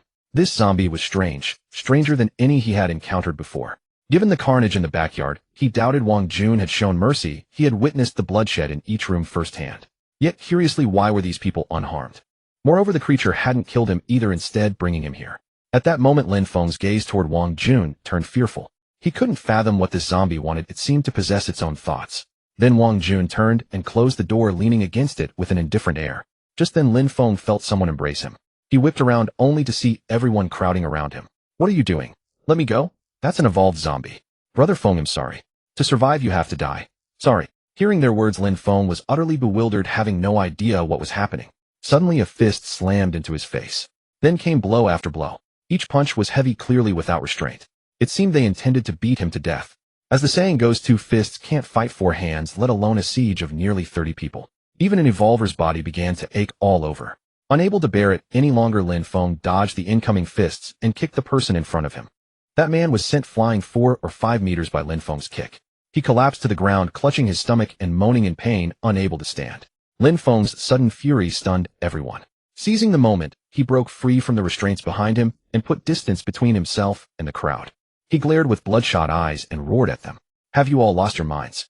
But his voice trailed off as he spotted a line of text on the wall. "Kill Lin Feng, and you'll be spared." He stared at the words carved into the wall, disbelief flooding his eyes. He couldn't believe the people inside had engraved it. The only explanation was something else. He whirled toward Wang Jun by the door, only to find the creature watching him with a mocking grin. Lin Feng's heart shuddered. He finally understood why the zombie hadn't killed him or the people inside. It wanted to use their hands to finish him off. Intelligence. This zombie possessed intelligence. Not only that, but it also knew his name. Yet he had never seen this zombie before. The only possibility was that it had been following him from the start. He was the one who had led it to Sunshine Kindergarten. He bore some responsibility for everyone's death. Lin Feng's face darkened. He turned to the crowd, pointing tremblingly at the words. "You? Do you really think killing me will make this zombie let you go? It's a zombie, and you're humans. Humans, have you forgotten who saved you back then?" Lin Feng roared at them like a mad lion. "Brother Feng, we know, but we have no choice. We just want to live. Since even you can't defeat this zombie, our only chance to survive is to kill you. No matter how powerful you are, you're still human, but it's different. It's a zombie." As they spoke, the crowd began to close in again. Lin Feng laughed in bitter fury, his eyes turning icy. "Fine, very well, excellent. You want to kill me, do you? Want to cling to life at any cost? To survive, you'd murder your own kind, your savior. What want you stoop to, eh? You're not worthy of being called human. You're more detestable than zombies." Lin Feng ground his teeth, his eyes filled with crimson bloodshot streaks. Facing them, all the faith he had long held firm began to waver. "Brother Feng, don't resist. There are dozens of us, and only one of you." Lin Feng suddenly laughed, a cruel smile spreading across his face. "Since you show no mercy, don't blame me for being ruthless. The power of an evolver. I've never used it on humans. I must say you're quite fortunate." With that, Lin Feng charged into the crowd. His figure moved like a phantom, weaving through them. At once, the gap between an evolver and ordinary people became starkly apparent. None of them could get near him. Every attack they launched was easily dodged by Lin Feng. In contrast, with each punch he threw, someone fell. Soon the room echoed with cries of pain. Gradually, the way everyone looked at Lin Feng changed. They began to want to flee from him. But Lin Feng had already descended into madness, his eyes bloodshot with killing intent. Wherever he passed, pools of blood were left behind. In less than 5 minutes, no one was left standing in the room. Only a few lay on the ground, groaning weakly in agony. The survivors now stared at Lin Feng with sheer terror. Wang Jun watched the scene and couldn't help but applaud. Not bad. This lesson hadn't been wasted. Lin Feng's performance pleased Wang Jun. Hearing the sound, Lin Feng turned to look at Wang Jun, who was leaning against the door. He was now drenched in blood, even the tips of his hair dripping with it. His eyes blazing red, he snarled at Wang Jun. "And you? All of this is because of you, damn zombie. Even if I die today, they'll tear a piece off you." Wang Jun smirked at his words. Admirable courage. But he feared you'd shatter your teeth trying. With these words, Lin Feng charged toward Wang Jun. Now, without even a weapon, he had only his fists. He knew what the outcome would be, yet he still went without hesitation. At this moment, his hatred for Wang Jun was beyond words. Unleashing the full aura of a first-stage evolver, Lin Feng lunged fiercely and threw a punch. Wang Jun raised his hand and effortlessly caught the incoming fist. Too slow. To him, Lin Feng's punch was as feeble as an infant's. Lin Feng was not surprised to see his fist easily caught by Wang Jun. Only he himself understood the vast gulf between them. This zombie before him was simply not something he could handle. "If you've got the guts, kill me. I know you can understand me. Come on." Lin Feng roared at Wang Jun, seeking death. Hearing his roar, Wang Jun remained expressionless and struck him on the back of the neck. The sound abruptly ceased. Lin Feng rolled his eyes, his legs went limp, and he collapsed unconscious to the ground. Wang Jun had never intended to kill him. When the gap in strength between two parties reaches a certain level, even death becomes a luxury. He looked at Lin Feng lying on the ground and sighed softly inwardly. He hoped this lesson would make Lin Feng remember. The human heart is sometimes far more terrifying than zombies. Sometimes one's own life is far more precious than any damned sense of righteousness. Looking up at the carnage inside the room, Wang Jun revealed a cruel smile. Now it was time for him to reap his harvest. He walked over and casually crushed those who were still breathing. Then, grabbing 2 corpses from the ground, he activated his devouring ability to absorb the flesh and blood within them. Watching his evolution points rise steadily, Wang Jun felt a surge of delight. This visible rate of growth was utterly intoxicating to him. Soon the entire room was left with only Lin Feng and a pile of withered corpses. Wang Jun left that room and headed to the others. In the following time, Wang Jun busily absorbed flesh and blood in the backyard. Time ticked by, and the sky at the horizon was now burning with crimson clouds beautiful to behold. Few what a time-consuming task, Wang Jun muttered as he twisted his neck after the last corpse in his hands turned into a dried husk. It had taken him nearly the entire afternoon to absorb all the corpses in the backyard. One could only imagine how many lives had been lost there. Wang Jun let out a long breath. System, open the status panel. As his voice faded, a translucent screen appeared before him, visible only to him. Host Wang Jun. Race, zombie corpse demon. Evolution points, 603-1000. Level 2nd stage. Aberrant abilities, devour flame, skeletal aberration. His evolution points had now surpassed 600.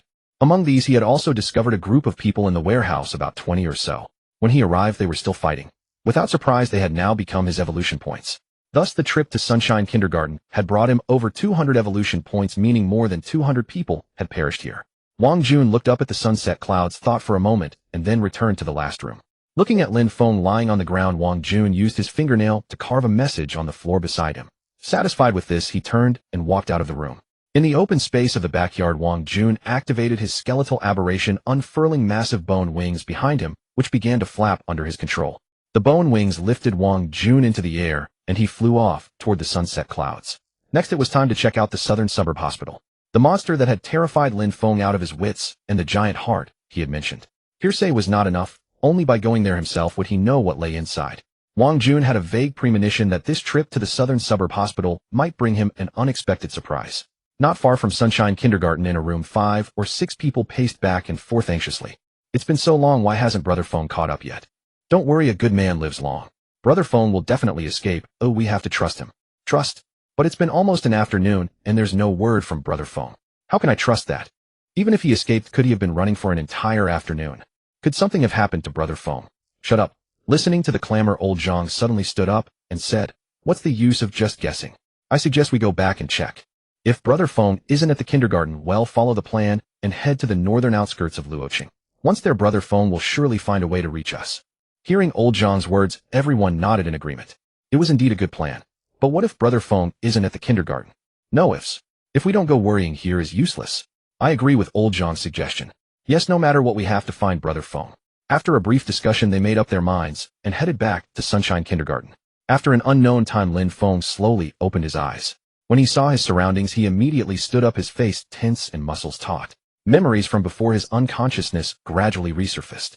That zombie didn't kill me. But when he saw the dried corpses in the room, his eyes widened. He approached one of the bodies, crouched down, and touched it.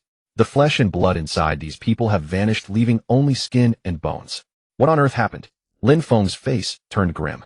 All around was dead silence, and the zombie from before seemed to have left. He was the only one left in the room, killing everyone but sparing me. Is he trying to make me live in guilt? Just then Lin Feng noticed words carved into the floor. Staring at the message, he stood frozen, his expression complex, unable to snap out of it for a long time. At that moment, footsteps approached. The door was suddenly pushed open from outside. Lin Feng turned to see old Zhang and the others. "Brother Feng, you're here. Thank goodness you're okay. Brother Feng, where's that zombie?" "Brother Feng." Hearing the familiar voices, Lin Feng's expression was conflicted. He looked at them and said, "Tell me, was I really wrong? What are you talking about, Brother Feng?" "Brother Feng, whatever decision you make, we're all behind you. Brother Feng, let's go quickly. It's dangerous if that zombie comes back." Hearing their replies, Lin Feng smiled bitterly. He won't come back because he never intended to kill us. He knows who we are. With that, Lin Feng looked down at the words on the floor, again silent. Curious, the others followed his gaze. There, carved into the floor, was a sentence: "Human nature is evil, but life is precious." "Who left this?" Lin Feng said flatly. "It was that zombie." "What?" Everyone was stunned with shock. Lin Feng spoke again, a trace of melancholy in his eyes as he smiled bitterly. "He's guiding us to face the evil in human nature." As night fell, a full moon hung high in the sky, casting its hazy silver light over the lifeless city. Wang Jun stood atop a building, gazing into the distance at the southern suburb hospital. From this vantage point, he could overlook the entire hospital grounds. Bathed in the night's gloom, the southern suburb hospital appeared eerily sinister. Just then, a faint, almost imperceptible voice drifted across from the street opposite. "Hey John, are you really sure these damn zombies will thin out at night?" "Shut your mouth, Hank. Impositive. I've seen it in all the movies." Wang Jun looked down and spotted 2 furtive foreigners hiding in a building across the street, conversing. Due to the distance, Wang Jun couldn't make out their gibberish. A strange expression crossed Wang Jun's face. Why were there 2 foreigners here? Just then the 2 foreigners cautiously stepped out of the building. They had been starving for nearly a week, having consumed all the food inside, and were forced to venture out in search of sustenance. But the moment they stepped outside and saw the wandering figures on the street, they quickly scurried back into the house. Oh God, didn't you say there would be no zombies at night? Why are there even more than during the day? How should I know? This is nothing like the movies I've watched. Hearing John's words, Hank slapped him across the face and snapped angrily. Right now I'd love to shove your mother's salad fork up your ass, you idiot. He added. Shit. John, not backing down, retorted. Hank, your mouth stinks worse than the socks I've kept under my bed for 10 years. You? Hank fumed with rage. Just as he was about to punch John, John suddenly shouted, Hank, look up in the sky. An angel. An angel has come to save us. We're saved. Startled Hank instinctively looked up. There on the rooftop across the street, a figure unfurled massive wings. Under the dim moonlight, Hank clearly saw its face. He murmured, my God, that's no angel from your grandma's house. That's clearly a winged zombie. Huh. John turned to Hank, scratching his head. At the same moment, the figure flew toward them at an incredible speed. John, it's all your fault for yelling and attracting it here. Go greet your angel yourself. Seeing this, Hank turned and ran, leaving a bewildered John behind. Meanwhile, Wang Jun had also flown over. He retracted his bone wings, punched through the door, and grabbed Hank, who was trying to flee. John, witnessing this, was so terrified, he collapsed to the ground. He pointed at Wang Jun in horror and stammered, Hank, that's not an angel, it's a zombie. Run. Hank, firmly in Wang Jun's grip, roared, did a husky eat your brain? Of course I know it's a zombie. But he's got me, and I can't get away. As he spoke, he desperately tried to pry Wang Jun's hand off, hoping to break free. Hank, hang on, I'll help you, John said, scrambling to his feet. With trembling legs, he grabbed a chair and charged at Wang Jun. Watching John rush toward him, Wang Jun simply kicked out. The chair in John's hands shattered on impact, and John himself was sent flying. Hank, I can't save you anymore. You're on your own. Shit. Seeing John's pitiful state, Hank kept struggling to pry Wang Jun's hand loose. But the grip was as unyielding as steel, and he couldn't break free. Wang Jun looked at the 2 of them as if watching circus clowns. Turning his gaze to Hank, who was still trying to free himself, Wang Jun smashed his head with a single punch. Then, using his devouring ability, he drained the flesh and blood from Hank's body. This horrified John, who was lying on the ground. He babbled incessantly in a language Wang Jun couldn't understand, and his pants were soaked through. Frowning, Wang Jun discarded the dried corpse and walked toward John. What the hell is he saying? Without any hesitation, Wang Jun slapped John's head, spinning it backward. After absorbing the flesh and blood from this body, Wang Jun headed toward the southern suburb hospital. He hadn't expected to run into 2 foreign friends here, and in his warmth, he sent them to meet Satan. Under the moonlight, the 4 large characters of the southern suburb hospital were clearly visible on the building. The southern suburb hospital was one of Luoyang's renowned tertiary hospitals. Before the apocalypse, patients had flocked there in an endless stream. Logically, after the outbreak, the number of zombies here should have rivaled or even exceeded those at Xingyang Middle School. Yet now it was eerily silent. Within a 100-meter radius of the hospital, not a single soul could be seen. On his way here, Wang Jun had deliberately observed. He noticed that low-level zombies would either detour or turn away upon entering the 100-meter zone around the hospital. Meanwhile, as Wang Jun drew closer to the hospital, he could clearly sense a presence inside that was not inferior to his own. Standing at the hospital's entrance, he already felt a faint hint of danger. Clearly the other party was also a second-tier existence, and it wasn't concealing its aura. Instead, it deliberately released its presence to intimidate the low-level zombies, preventing them from approaching within 100 meters of the hospital. However, within the aura emanating from the other side, Wang Jun also caught a very rich scent of flesh and blood. Moreover, the closer he got to the hospital, the stronger this scent became, even resonating with him and stirring a deep craving. Recalling what Lin Feng had said, Wang Jun speculated that the 2 auras he sensed were likely the terrifying monster and the giant heart Lin Feng had mentioned. But anything that could pose a threat to him must be at least as powerful as himself. How had Lin Feng, a mere first-tier evolver, managed to escape from the southern suburb hospital? After pondering for a moment, Wang Jun decided to go in and take a look. Only by stepping inside could he truly discover what lurked there. Just as Wang Jun set one foot through the hospital's gate, a thunderous roar erupted from deep within the building. Hearing this roar, Wang Jun suddenly smiled. It was a show of force, a warning. The next second, Wang Jun let out a zombie roar far louder than the one before, drowning out the other's challenge. After waiting for a moment and realizing that the other party was no longer roaring, Wang Jun stepped into the hospital. Passing through the entrance, a wave of blood mixed with the scent of disinfectant rushed toward him. Looking around, the interior of the hospital resembled a scene from a slaughterhouse. The walls of the hall were splattered with dried bloodstains, and the floor was strewn with human bones. The entire hospital was shrouded in a deathly silence with no trace of any living being. The hospital building had 4 floors. The first floor was the lobby where patients paid their fees. The second floor housed the orthopedics department and other treatment areas. The third floor was dedicated to male and female health. The fourth floor contained the dental department and the surgical ward. The scent of flesh and blood that stirred a deep craving within Wang Jun emanated from the deepest part of the fourth floor, the surgical area. Such a rich scent of flesh and blood. Wang Jun murmured, gazing up toward the fourth floor. Bone wings unfurled from his back, carrying him upward. Just then a flurry of hurried footsteps echoed. Wang Jun turned his head to look. A figure moving at astonishing speed charged at him from the depths of the second-floor corridor. Wang Jun's expression shifted, and he quickly controlled his bone wings to ascend higher, attempting to evade the attack. But the figure was too fast. Before Wang Jun could fully react, it had already shattered the second-floor railing and collided head-on with him. Under the immense force of the impact, Wang Jun lost control of his body midair. He plummeted straight down, cracking the floor tiles upon landing. A ghostly figure flashed by. It was then that Wang Jun finally got a clear look at what had struck him. The creature was now crouched on the marble reception desk in the hall, staring at him with a bloodthirsty gaze. Its hideous face exposed fangs, and its sharp claws gleamed with remnants of flesh, leaving no doubt about their lethality. A second-stage speed-type zombie. Wang Jun looked down at the two deep claw marks on his chest, revealing the bone beneath, and suddenly smiled. His smile was cruel. Gazing at the second-stage speed zombie, he took a deep breath, and the wounds on his chest began to slowly heal under the effect of his devouring ability. In the blink of an eye, the wounds had fully recovered. If he remembered correctly, this was only his second injury since encountering that divine beast, the husky. But back then he was merely a first-stage evolved zombie, and the other was a divine beast. And now what do you think you are? Wang Jun's eyes blazed with killing intent as his bone wings retracted into his body. In their place, white bones burst forth from his flesh, intertwining to form a white bone armor in an instant.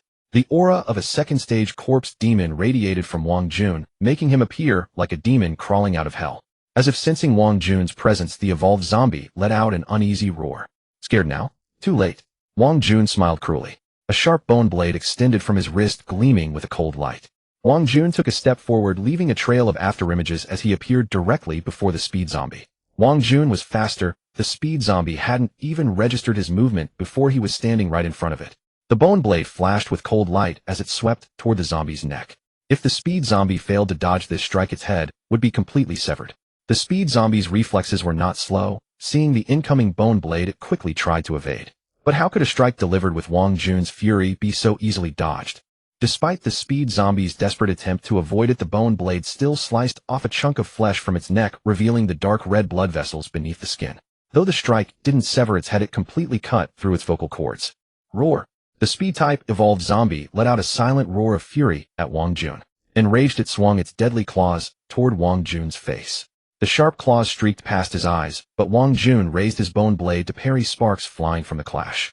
Then Wang Jun drew back his fist. In an instant, a dense layer of bone spikes covered the surface of his fist, forming a spiked glove. He slammed his fist heavily into the zombie's face. The speed zombie was knocked flat by the blow, and the immense force cracked the marble table beneath it. Large chunks of flesh were torn away by the bone spikes, exposing the deep red gums inside its mouth. The speed zombie now looked utterly miserable. Half the flesh on its face was gone, leaving only a layer of skin hanging loose, clearly revealing the bones of its skull. Realizing it was no match for Wang Jun, the speed zombie scrambled to its feet from the table, trying to flee beyond his reach on all fours. But before it could take a single step, Wang Jun had already grabbed its ankle. Panicked, the speed zombie swung its claws back again, but this time Wang Jun caught its hand directly. Wang Jun squeezed its hand with brutal force, crushing it as the claws began to snap off at the roots. The speed zombie struggled desperately. Wang Jun smiled cruelly and swung its body, smashing it into the ground. With a loud crash, the pristine floor tiles were torn up, revealing the concrete beneath. The speed zombie's mouth gaped open, its entire face twisted in agony. Under the force of such an impact, the speed zombie felt its bones beginning to crack. But Wang Jun paid no heed. He lifted it again and slammed it onto the marble table. The already cracked marble table could no longer withstand the blow, shattering into pieces that crashed down onto the speed zombie. Beneath the rubble, there was no movement. One might have thought the speed zombie had been beaten to death by Wang Jun. Looking down at the broken stones, Wang Jun revealed a faint smile. He knew this evolved zombie wouldn't die so easily. Clearly it was playing dead. This second-stage speed zombie was clever, aware that it couldn't defeat Wang Jun. It tried to feign death to escape his torment. Early-stage zombies had low intelligence. If this had been an ordinary second-stage zombie, the trick might have succeeded. But Wang Jun possessed his own thoughts and judgment, so he was not deceived. He thrust his hand into the pile of rubble and dragged the speed zombie out. The The speed zombie now hung limp in his grasp, motionless like a corpse. Playing dead. Fine then, die. Wang Jun threw the speed zombie to the ground. Seeing it still unresponsive, he stepped forward and placed his foot on its chest. With a sweep of his bone blade, a grotesque head flew off.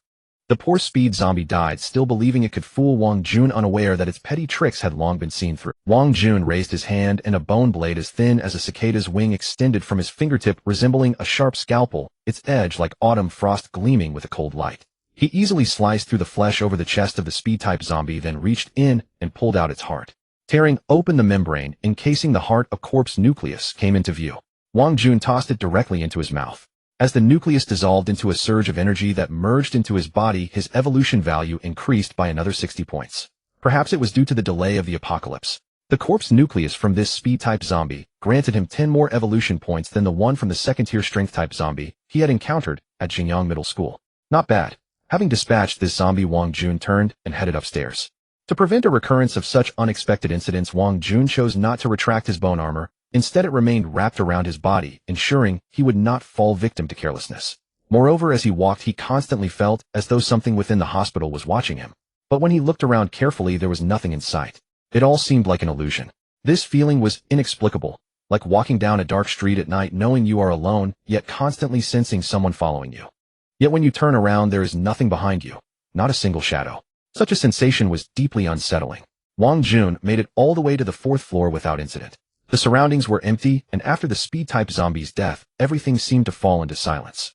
Now the door to the operating room was within reach, less than 20 meters away. The intoxicating fragrance of flesh and blood lay behind that door. All he had to do was push it open, and Wang Jun would behold the object that had been drawing him irresistibly. Yet Wang Jun did not act rashly. A bone blade coalesced around his wrist. At that moment, the sensation of being watched grew stronger, almost tangible. Thud, thud, thud. A heavy footstep echoed from behind. The entire corridor on the 4th floor seemed to tremble. Wang Jun paused, then turned to look. Under the moonlight, a dark silhouette gradually approached. Soon a head the size of a bucket emerged from around the corner of the hallway. Following it was a massive frame. A body of slate-gray skin, muscles knotted like ancient tree roots, exuding sheer ferocity. Standing nearly 4 meters tall, its mere presence brought immense pressure. The narrow corridor seemed barely able to contain this colossal figure. Now the creature's eyes glared at him with savage hostility, a low growl rumbling from its throat. A wave of brutal energy emanated from it. A second-tier strength-type zombie. Wang Jun's expression turned serious. This zombie was on an entirely different level from the one at Xinjiang Middle School, even though both were second-tier. Judging from its aura, it was infinitely close to the 3rd tier, at the critical threshold, needing only a single catalyst to step into that realm. Gazing at this figure, Wang Jun felt a thrill of excitement. A surge of inexplicable savagery welled up inside him. He wanted to crush it with his own fists, blow after blow. Or perhaps. No, perhaps. Roar. A deep bellow erupted from the strength-type zombie. It charged forward with heavy pounding steps. A hint of madness flickered in Wang Jun's eyes. His bone armor layered over him, encasing his entire body in a tight shell. He too lunged straight at the strength-type zombie. The two collided with a muffled impact. Despite the disparity in size, neither could overpower the other. Wang Jun's eyes widened with surprise. After all, he was a corpse demon superior to evolved zombies, yet this strength-type zombie matched his power blow for blow. Truly worthy of a strength-type zombie on the verge of evolving to the 3rd tier. Such immense strength. Wang Jun drove his knee into the zombie's abdomen, then dug his hands into the flesh of its shoulders. With a shoulder throw, he hurled the massive body 4 or 5 meters away. The strength-type zombie crashed onto the corridor floor, cracking the ceramic tiles. Adhering to the principle of pressing the advantage, Wang Jun charged at the still-down zombie and slammed his fist into its head. Bang! Blood seeped from the strength-type zombie's skull-black ichor, smearing across its face, accentuating its ferocity. Roar! It roared in fury, resisting Wang Jun's blows, then grabbed his ankle and hurled him away. The immense force sent Wang Jun crashing through the 4th floor railing, flying outward. Midair, he willed his bone armor to dissolve, instantly transforming into a massive bone wing that unfurled behind him. The wing flapped, suspending him in the air. He looked at the strength-type zombie, now rising from the ground, glaring at him with venomous hatred. A wild laugh echoed in Wang Jun's heart. It had been a long time since he had fought with such exhilaration. He found himself growing fond of this strength-type zombie, almost reluctant to end its life so quickly. Wang Jun guided the bone wing to land on another corridor. The wing then reverted to bone armor, covering his entire body. A layer of bone spikes crawled over the surface of his fists. Raising his fists, he charged straight at the zombie. The strength-type zombie, unwilling to yield, roared and strode forward. They clashed again. pure strength, a brutal aesthetic of violence. Each blow struck flesh, the air resounding with sonic booms. Debris flew, and walls became pockmarked with craters punched by their fists. Though Wang Jun and the zombie were evenly matched in strength, the strength-type zombie was now being completely dominated. With his fists augmented by bone spikes, Wang Jun seemed to cheat. Every time their fists met, he tore strips of flesh from the zombie's knuckles. Soon the white bone of the strength-type zombie's fist was exposed. Roar! Suddenly the zombie bellowed and charged headlong at Wang Jun. Ignoring the rain of blows landing on its body, it grabbed Wang Jun's head and slammed it viciously against the wall. The wall behind him collapsed, burying the two under the rubble. At that moment, a hand thrust upward, flinging aside the stones on top. Wang Jun's figure emerged from the debris. At this moment, Wang Jun appeared rather disheveled, his face covered in dust and cracks beginning to form on his bone armor. The stones beneath his feet quivered, and soon a massive boulder hurtled toward him. He swung his fist, shattering the rock into fragments. Suddenly, the strength zombie burst from the pile of stones, roaring as it charged at Wang Jun. Wang Jun grinned, raising both palms to meet it. With a thunderous crash, the immense force carved a trench in the floor beneath his feet, exposing the steel bars within the concrete. The two clashed in a contest of strength, neither able to overpower the other. Yet Wang Jun let out a cold smirk. A small flame flickered to life in his palm, and in the next instant it erupted into raging torrents of fire. The flames, like agile serpents, slithered along the strength zombie's arms, searing it. The blistering heat reddened the strength zombie's face. Roar! Roar! It howled in agony, struggling to break free from Wang Jun's grip, but Wang Jun held fast with both hands. As time passed, Wang Jun's bone armor had fully regenerated, pristine as before. White bone armor, now coiled with layers of blazing fire, making him appear a demon clad in flames. The strength zombie's arms were charred black, its flesh melting like candle wax, dripping and splattering onto the ground. The flames spread, relentlessly devouring its entire body. In mere moments, the strength zombie transformed into a man of fire. The roaring blaze illuminated the entire floor as the zombie thrashed violently in desperation. Driven to the brink, its power surged, nearly surpassing Wang Jun's. Die! Wang Jun let out a chilling laugh. His fist, wreathed in flames, slammed into the strength zombie's head. The zombie staggered, stumbling back against the wall. Flames gnawed at its flesh, emitting thick, blackened white smoke. Roar! The blazing zombie bellowed, futilely slapping at the fire on its body. Its efforts only fueled the inferno, causing chunks of molten flesh to fall away. Seizing the moment, Wang Jun strode forward and drove his fist into its neck. A flaming head flew off, and the strength zombie's body crumpled to the ground, raising a cloud of dust. Wang Jun gasped for breath. The constant use of his aberrant abilities had drained most of his energy. He approached the corpse, thrust his hand through its chest, and through the flames tore out its heart. The strength zombie's heart was as large as a human head. Wang Jun peeled away the outer membrane, extracted the core, and swallowed it. The energy within the core began to restore his aberrant power bit by bit. It also granted him a full 100 evolution points. Now he was just one step away from evolving to the third stage. Wang Jun returned to the corridor and headed toward the operating room, his bone armor retracting into his body. With the strength zombie's death, he sensed no further threats within the hospital. He pushed open the operating room door, and the scene within unfolded before him. Even prepared, Wang Jun's breath quickened at the sight.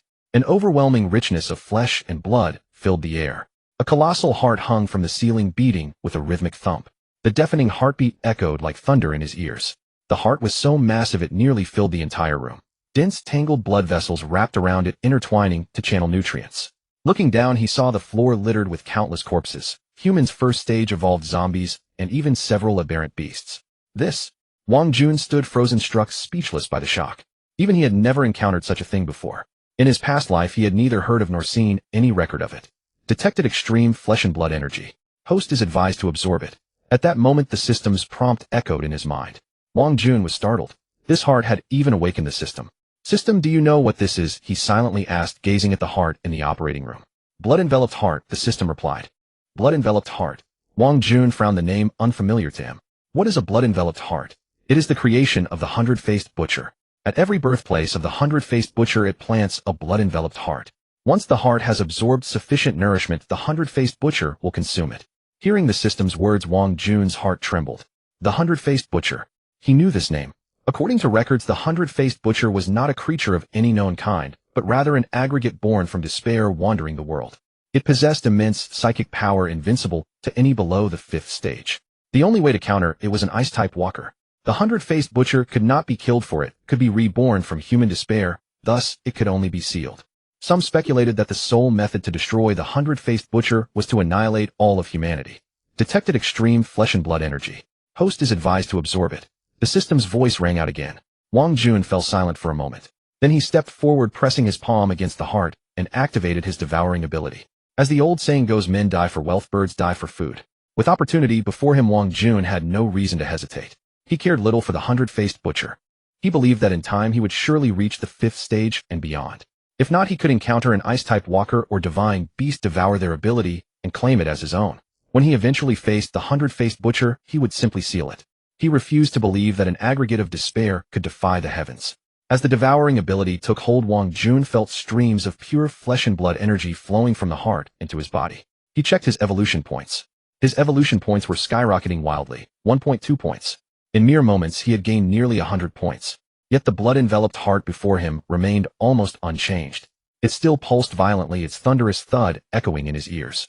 Wang Jun's heart soared with elation. He had a premonition absorbing this heart would surely elevate him to the 3rd stage. Inside a certain building 7 kilometers away from southern suburb hospital, figures flickered. Lin Feng covered the few windows with curtains, ensuring not a single ray of light could escape. From his backpack, he retrieved a flashlight. He adjusted it to its dimmest setting and switched it on. The faint illumination spread across the entire room. Though the light was dim, the scene within was laid bare. Lin Feng looked at the others and spoke. We'll rest here tonight. Tomorrow morning we head for the gathering point in the northern outskirts of Luo City. We'll take turns keeping watch. Any objections?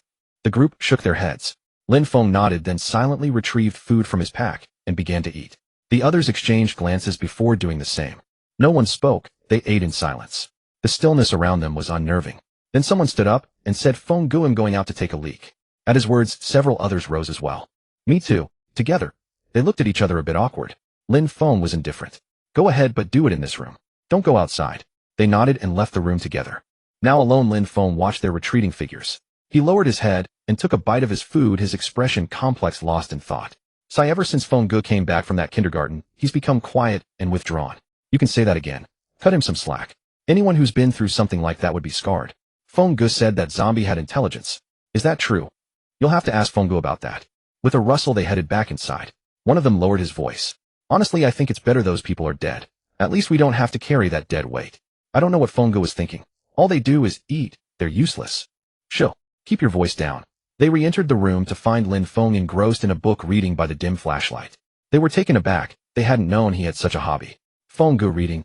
Lin Feng nodded, then said, close the door properly. Don't let any light out. We don't want to attract the zombies outside. With that, he returned to his book. After a while, someone approached him, curious. Feng Gu, what book is that? A survival guide, Lin Feng replied flatly. Survival? Like those shows on TV? Lin Feng nodded. Feng Gu, I don't think books like that are much use. They're all the same. This is the apocalypse. Reading old books is pointless. Lin Feng glanced at him, closed the book, and tapped him lightly on the head. Ha, lecturing me now? In extreme situations, the knowledge in these books could save your life. He paused. And don't take things out of context. What you saw is just a sliver. You might have learned similar survival skills before, but there's always something you don't know. Judging a book by its cover and acting smug isn't a good habit. The man rubbed his head, not angry, and grinned. Feng Gu is right. The others laughed. Serves you right for being a smart aleck. The rest of the time, no one spoke. They silently replenished their strength, preparing for the journey ahead. The northern outskirts gathering point was said to be the largest survivor base in all of Luo City. It housed tens of thousands, had ample food, and was protected by the military with formidable weapons. Rumors had it they'd cleared parts of the northern outskirts, making them safe zones. They were also dispatching troops into the city to clear out zombies and search for survivors. Soon snoring filled the room. Lin Feng looked back to see the others asleep. He shook his head slightly and continued reading by the light. On the street, a monster over 5 meters tall moved slowly. Under the moonlight, its form became clear. It had 6 massive grotesque arms, each wielding a butcher knife larger than a person. Blood dripped from the blades. Its lower body had 4 irregular legs, and each step made the ground tremble. Most horrifying of all, it had 3 heads, but beneath them there were no faces. On each blank face was set a single enormous eye. The 3 eyes seemed to have minds of their own, darting around, shot through with bloody veins. Its body looked crudely stitched together, writhing and oozing yellowish-brown pus, both grotesque and nauseating. It dragged 4 thick iron chains behind it, which sparked against the pavement. It wasn't a zombie, but the zombies roaming the streets paid it no heed. With a swing of its arms, any zombie that came near was cleaved in 2. Just then the monster halted, its 3 eyes fixed on a certain building. Its body writhed, and half a figure emerged from its abdomen. It looked like a nurse, still wearing a bloodstained cap. Like the monster, her face was blank. Thick yellowish pus dripped from her. Her face turned toward where the monster was looking, and a piercing sound came from beneath her skin. He found you. At the same time, another face emerged beside her. Unlike the nurse's shrill voices sounded like two pieces of scrap metal grinding together. Kill him. Kill him. As his voice faded, countless voices echoed from within the monster. Kill him. No one leaves Southern Suburb Hospital alive. Ha ha ha. He. The voices were of men, women, children, even crying infants. Some laughed maniacally, others wept, some whispered. It was a cacophony of sound, a chaotic symphony. The monster began to move, heading toward the building it had set its sights on. Inside the room, Lin Feng closed the survival manual in his hands. He frowned, glancing at the few still sound asleep. With one hand propped on the table, and the other rubbing his brow, he felt an inexplicable unease, his right eyelid twitching incessantly, as if some danger was about to strike. Thump! Thump! A dull sound echoed from outside. Lin Feng froze, then shot up from his chair. That sound. No, impossible. His face turned pale instantly, cold sweat beading on his forehead. He rushed to the window and yanked aside the curtain. Under the moonlight, Lin Feng clearly saw the three-turtle monster on the street. His scalp tingled, and his breath grew rapid. He staggered back a few steps. The creature was now approaching less than 50 meters away. Its heavy footsteps thudded on the street. At the same time, a piercing voice exploded in his mind. Found you. Where do you think you're running? Monster. It's the monster from Southern Suburb Hospital. A terrified scream escaped Lin Feng's lips. The others, who had been asleep, jolted awake at the sound. They looked at Lin Feng in confusion. Feng Ge, what's wrong? Huh? What Southern Suburb bedpan? Lin Feng pointed a trembling finger at the window, his voice turning shrill. Outside. It's coming. Seeing Lin Feng's state, their drowsiness vanished, and they grasped the gravity of the situation. They had never seen him so terrified, not even when surrounded by a horde of zombies. What was outside? Someone walked to the window and looked out. One glance and they froze. Then a thick iron chain whistled through the air, smashing through the security bars. The chain lashed directly into that person's head. Under the horrified gazes of the others, he was sent flying, his head bursting like a watermelon. When he hit the ground, he was a headless corpse. Thick streams of blood gushed from his severed neck. The grisly scene jolted everyone's nerves. What's going on? Where did that chain come from, and how did he? Suddenly, their faces turned deathly pale. They all rushed to the window to look outside. There, a monster over 5 meters tall, beyond their comprehension, was approaching. The thick chain had just been swung from behind it. Their breath caught, and their expressions crumbled. Feng Ge, is this the monster you mentioned before? Lin Feng's face darkened, and he roared at them. Stop staring, damn it. Run. With that, he didn't wait for the others and bolted out the door. Feng Ge. They quickly followed. The moment they fled, the house collapsed behind them. A colossal figure loomed in the swirling dust. Without a second thought, they sprinted wildly. Nearby zombies, roused by the commotion, swarmed toward them. The streets were more crowded with the undead at night. After running just a few dozen meters, they were trapped in a zombie encirclement. Glancing back, the monster was less than 20 meters away, closing in fast. Caught between two threats, they were nearly cornered. Zombies ahead, monster behind. Death awaited them either way. Feng Ge, what do we do? Bang. The speaker had barely opened his mouth when an iron chain flew in, sending him flying. Their eyes widened, faces ashen. Lin Feng's expression was grim beyond words. For the first time, he felt such despair. He glanced at the others, gritted his teeth, and unleashed his full evolver aura, charging straight at the zombie horde. Between the monster and the horde, Lin Feng chose the latter. Facing a zombie tide offered a glimmer of hope, but facing the monster behind, he lacked even the courage to confront it. The others watched him charge into the horde, frantic as ants on a hot pan. Feng Ge, no, don't go. Lin Feng ignored them, rushing forward recklessly. Just then, a sharp whoosh sounded overhead. His heart jolted as he looked up. A bloodstained butcher knife grew larger before his eyes. Terror seized Lin Feng's face. The next second, with a squelch, the blade pierced through his body, driving into the ground and splattering blood. A harrowing scream tore from his throat. His evolver's resilience kept him from dying instantly. Now he felt the excruciating pain ripping through his body. He could even see his own lower half lying nearby. The scent of blood drove the surrounding zombies into a frenzy, surging toward him. In moments, they swarmed over Lin Feng, piling into a mound. The sickening sound of gnashing teeth filled the air. No. The remaining three watched, their eyes burning with fury. Then the monster arrived behind them. It grabbed the last three in one hand. The three eyes on its head rolled wildly. The next second, it pulled them close. The stench and yellow pus made their eyes water as they struggled violently. But the monster's grip was like steel, impossible to escape. They could only watch as they were drawn nearer to its body. Suddenly, its flesh writhed. Rotting arms emerged from within. They reached for them directly, while countless agonized screams of the elderly, children, men, and women echoed in their ears. The cacophony of wails blended together as if from hellish torture. The three screamed in unison. Then their heads exploded, their bodies going limp. The monster stuffed their corpses into itself. Done, it swung the iron chain behind it. The chain coiled precisely around the butcher knife in the zombie horde, yanking it back. Just then the monster paused, its 3 eyes fixed on the direction of Southern Suburb Hospital. Gale winds swirled around it, howling. The winds seemed to carry the wails of countless souls. Its skin rippled and faint human figures emerged on its body, flickering in and out of view. Sharp voices echoed from within. Someone broke in. Go back. Die. Thieves must die. With these demonic cries, the monster moved its 4 thick legs and began sprinting towards Southern Suburb Hospital. The sky was gradually brightening, taking on a pale fishbelly hue. At the Southern Suburb Hospital, System opened the attribute panel. As the words fell, a screen of light materialized before his eyes. Host Wang Jun. Race, Zombie Corpse Demon. Evolution value, 28371000. Level Tier 2. Aberrant abilities, Devour Flame Bone Aberration. Gazing at his own attribute panel, Wang Jun couldn't help but let out a laugh. At this moment, he truly wanted to thank the 100-faced butcher.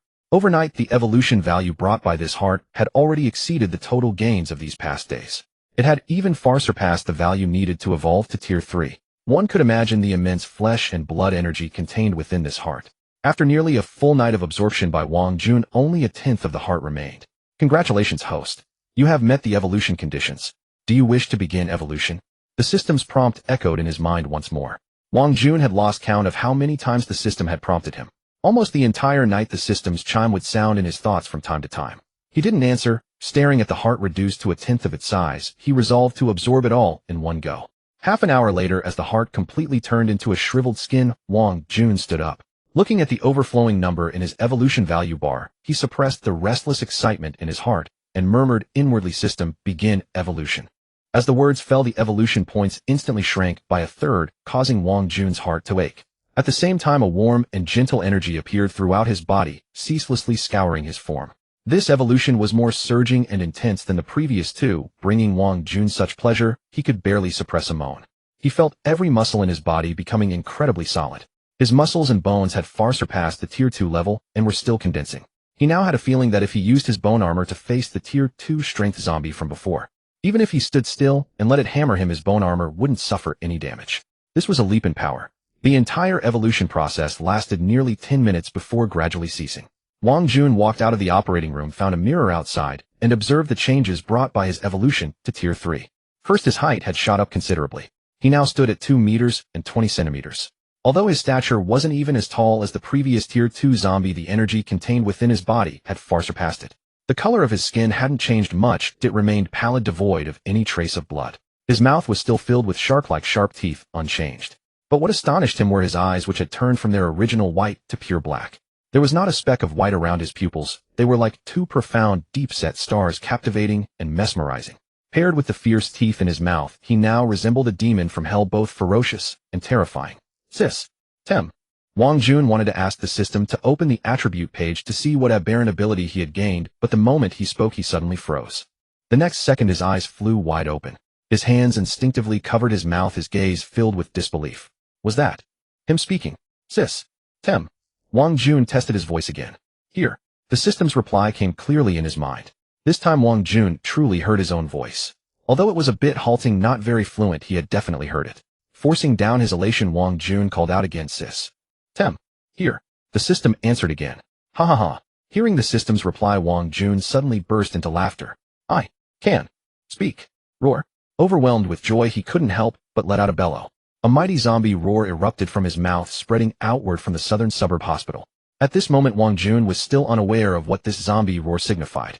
Outside, all zombies within a 1-kilometer radius of the Southern Suburb Hospital became agitated upon hearing the roar emanating from it. Their gazes fixed on the hospital's direction, they howled and converged towards the Southern Suburb Hospital. Among the zombie horde, even the figures of 2 Tier 1 zombies were interspersed. System. Open the attribute page. A hoarse voice came from Wang Jun's mouth. As the words fell, a screen appeared. Host Wang Jun. Race, Zombie Corpse King. Evolution value, 198810000. Level Tier 3. Aberrant abilities, Devour Flame Bone Aberration, Corpse King's Mark. After evolving to Tier 3, his original attribute page had changed. Firstly, his evolution value requirement had changed from the 1,000 points needed to reach Tier 3 to 10,000 points. This made him question what the system had said before.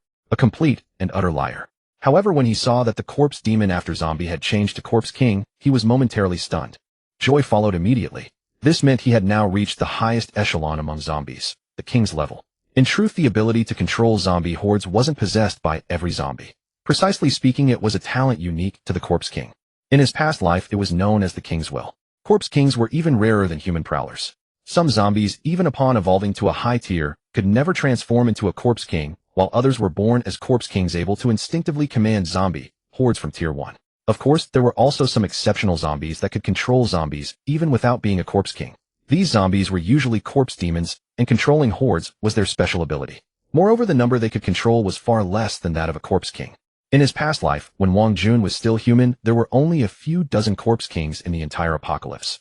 But every Corpse King was not to be underestimated. They possessed the ability to command millions of zombie tides, bringing devastating calamities to countless small human settlements.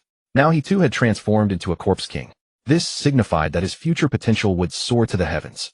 In time, what were settlements prowlers or evolvers? With a wave of his hand, a million-strong zombie tide would directly crush them. At worst, he could directly control evolved zombies and corpse demons to infiltrate from within, causing total collapse. Then wouldn't evolution value come pouring in? Thinking this, Wang Jun suddenly felt that the 10,000 evolution points needed for Tier 4 weren't so much after all. Subsequently, Wang Jun looked at his newly acquired aberrant ability. Corpse King's mark. At the same time, an explanation of this ability appeared in his mind. After Wang Jun filtered through the explanation of this ability, a flash of delight passed through the depths of his eyes. This ability could be described as a super-enhanced version of the Corpse King's innate talent. Simply put, it could control any living being, no longer limited to just zombies. Whether it was humans, zombies, or aberrant beasts, this ability could bring them under his control. Moreover, they would be 100% loyal to him. Not only that, but he could also freely manipulate their life and death. As for the method of using this ability, it required his own flesh and blood as a medium. As long as the other party consumed his flesh and blood, the system would send a prompt asking if he wanted to imprint the mark upon them. As long as he agreed, regardless of whether the target's strength was higher or lower than his own, they would be enslaved by him. Their life and death from then on would be within a single thought of his. However, this ability also had a restriction that was hardly a restriction for him at all. Similar to the limitation of the Devour ability, he could only imprint his Corpse King's mark on one being per tier. Furthermore, unless the target died, the number of marks would not refresh. Wang Jun paid no heed to this. If the being he marked proved unsatisfactory, he would simply kill it. Wang Jun was now Tier 3, meaning he had 3 slots for marks. As for the targets of these 3 slots, they could be any living being. If utilized well, it would bring him immeasurable value. At that moment, Wang Jun's brow suddenly furrowed. Having evolved to the 3rd tier, his senses of smell, hearing, and sight were unlike before. No stir of wind or blade of grass within dozens of meters could escape his notice. Now a dense patter of footsteps suddenly sounded outside, accompanied by the guttural roars of zombies. Simultaneously, Wang Jun detected a faint stench of decay. Why has the horde gathered here? What's happening? He wondered, perplexed. He pushed open the door of the operating room and strode directly into the corridor. The scene before him left him utterly astonished. The hospital's interior hall was now packed with zombies. Moreover, zombies from outside were still pouring in, endlessly struggling to squeeze inside. He even spotted several gaunt zombies being trampled to the ground, triggering a massive stampede. Scanning the area, the number of zombies gathered within the hospital numbered no less than several thousand. What is this?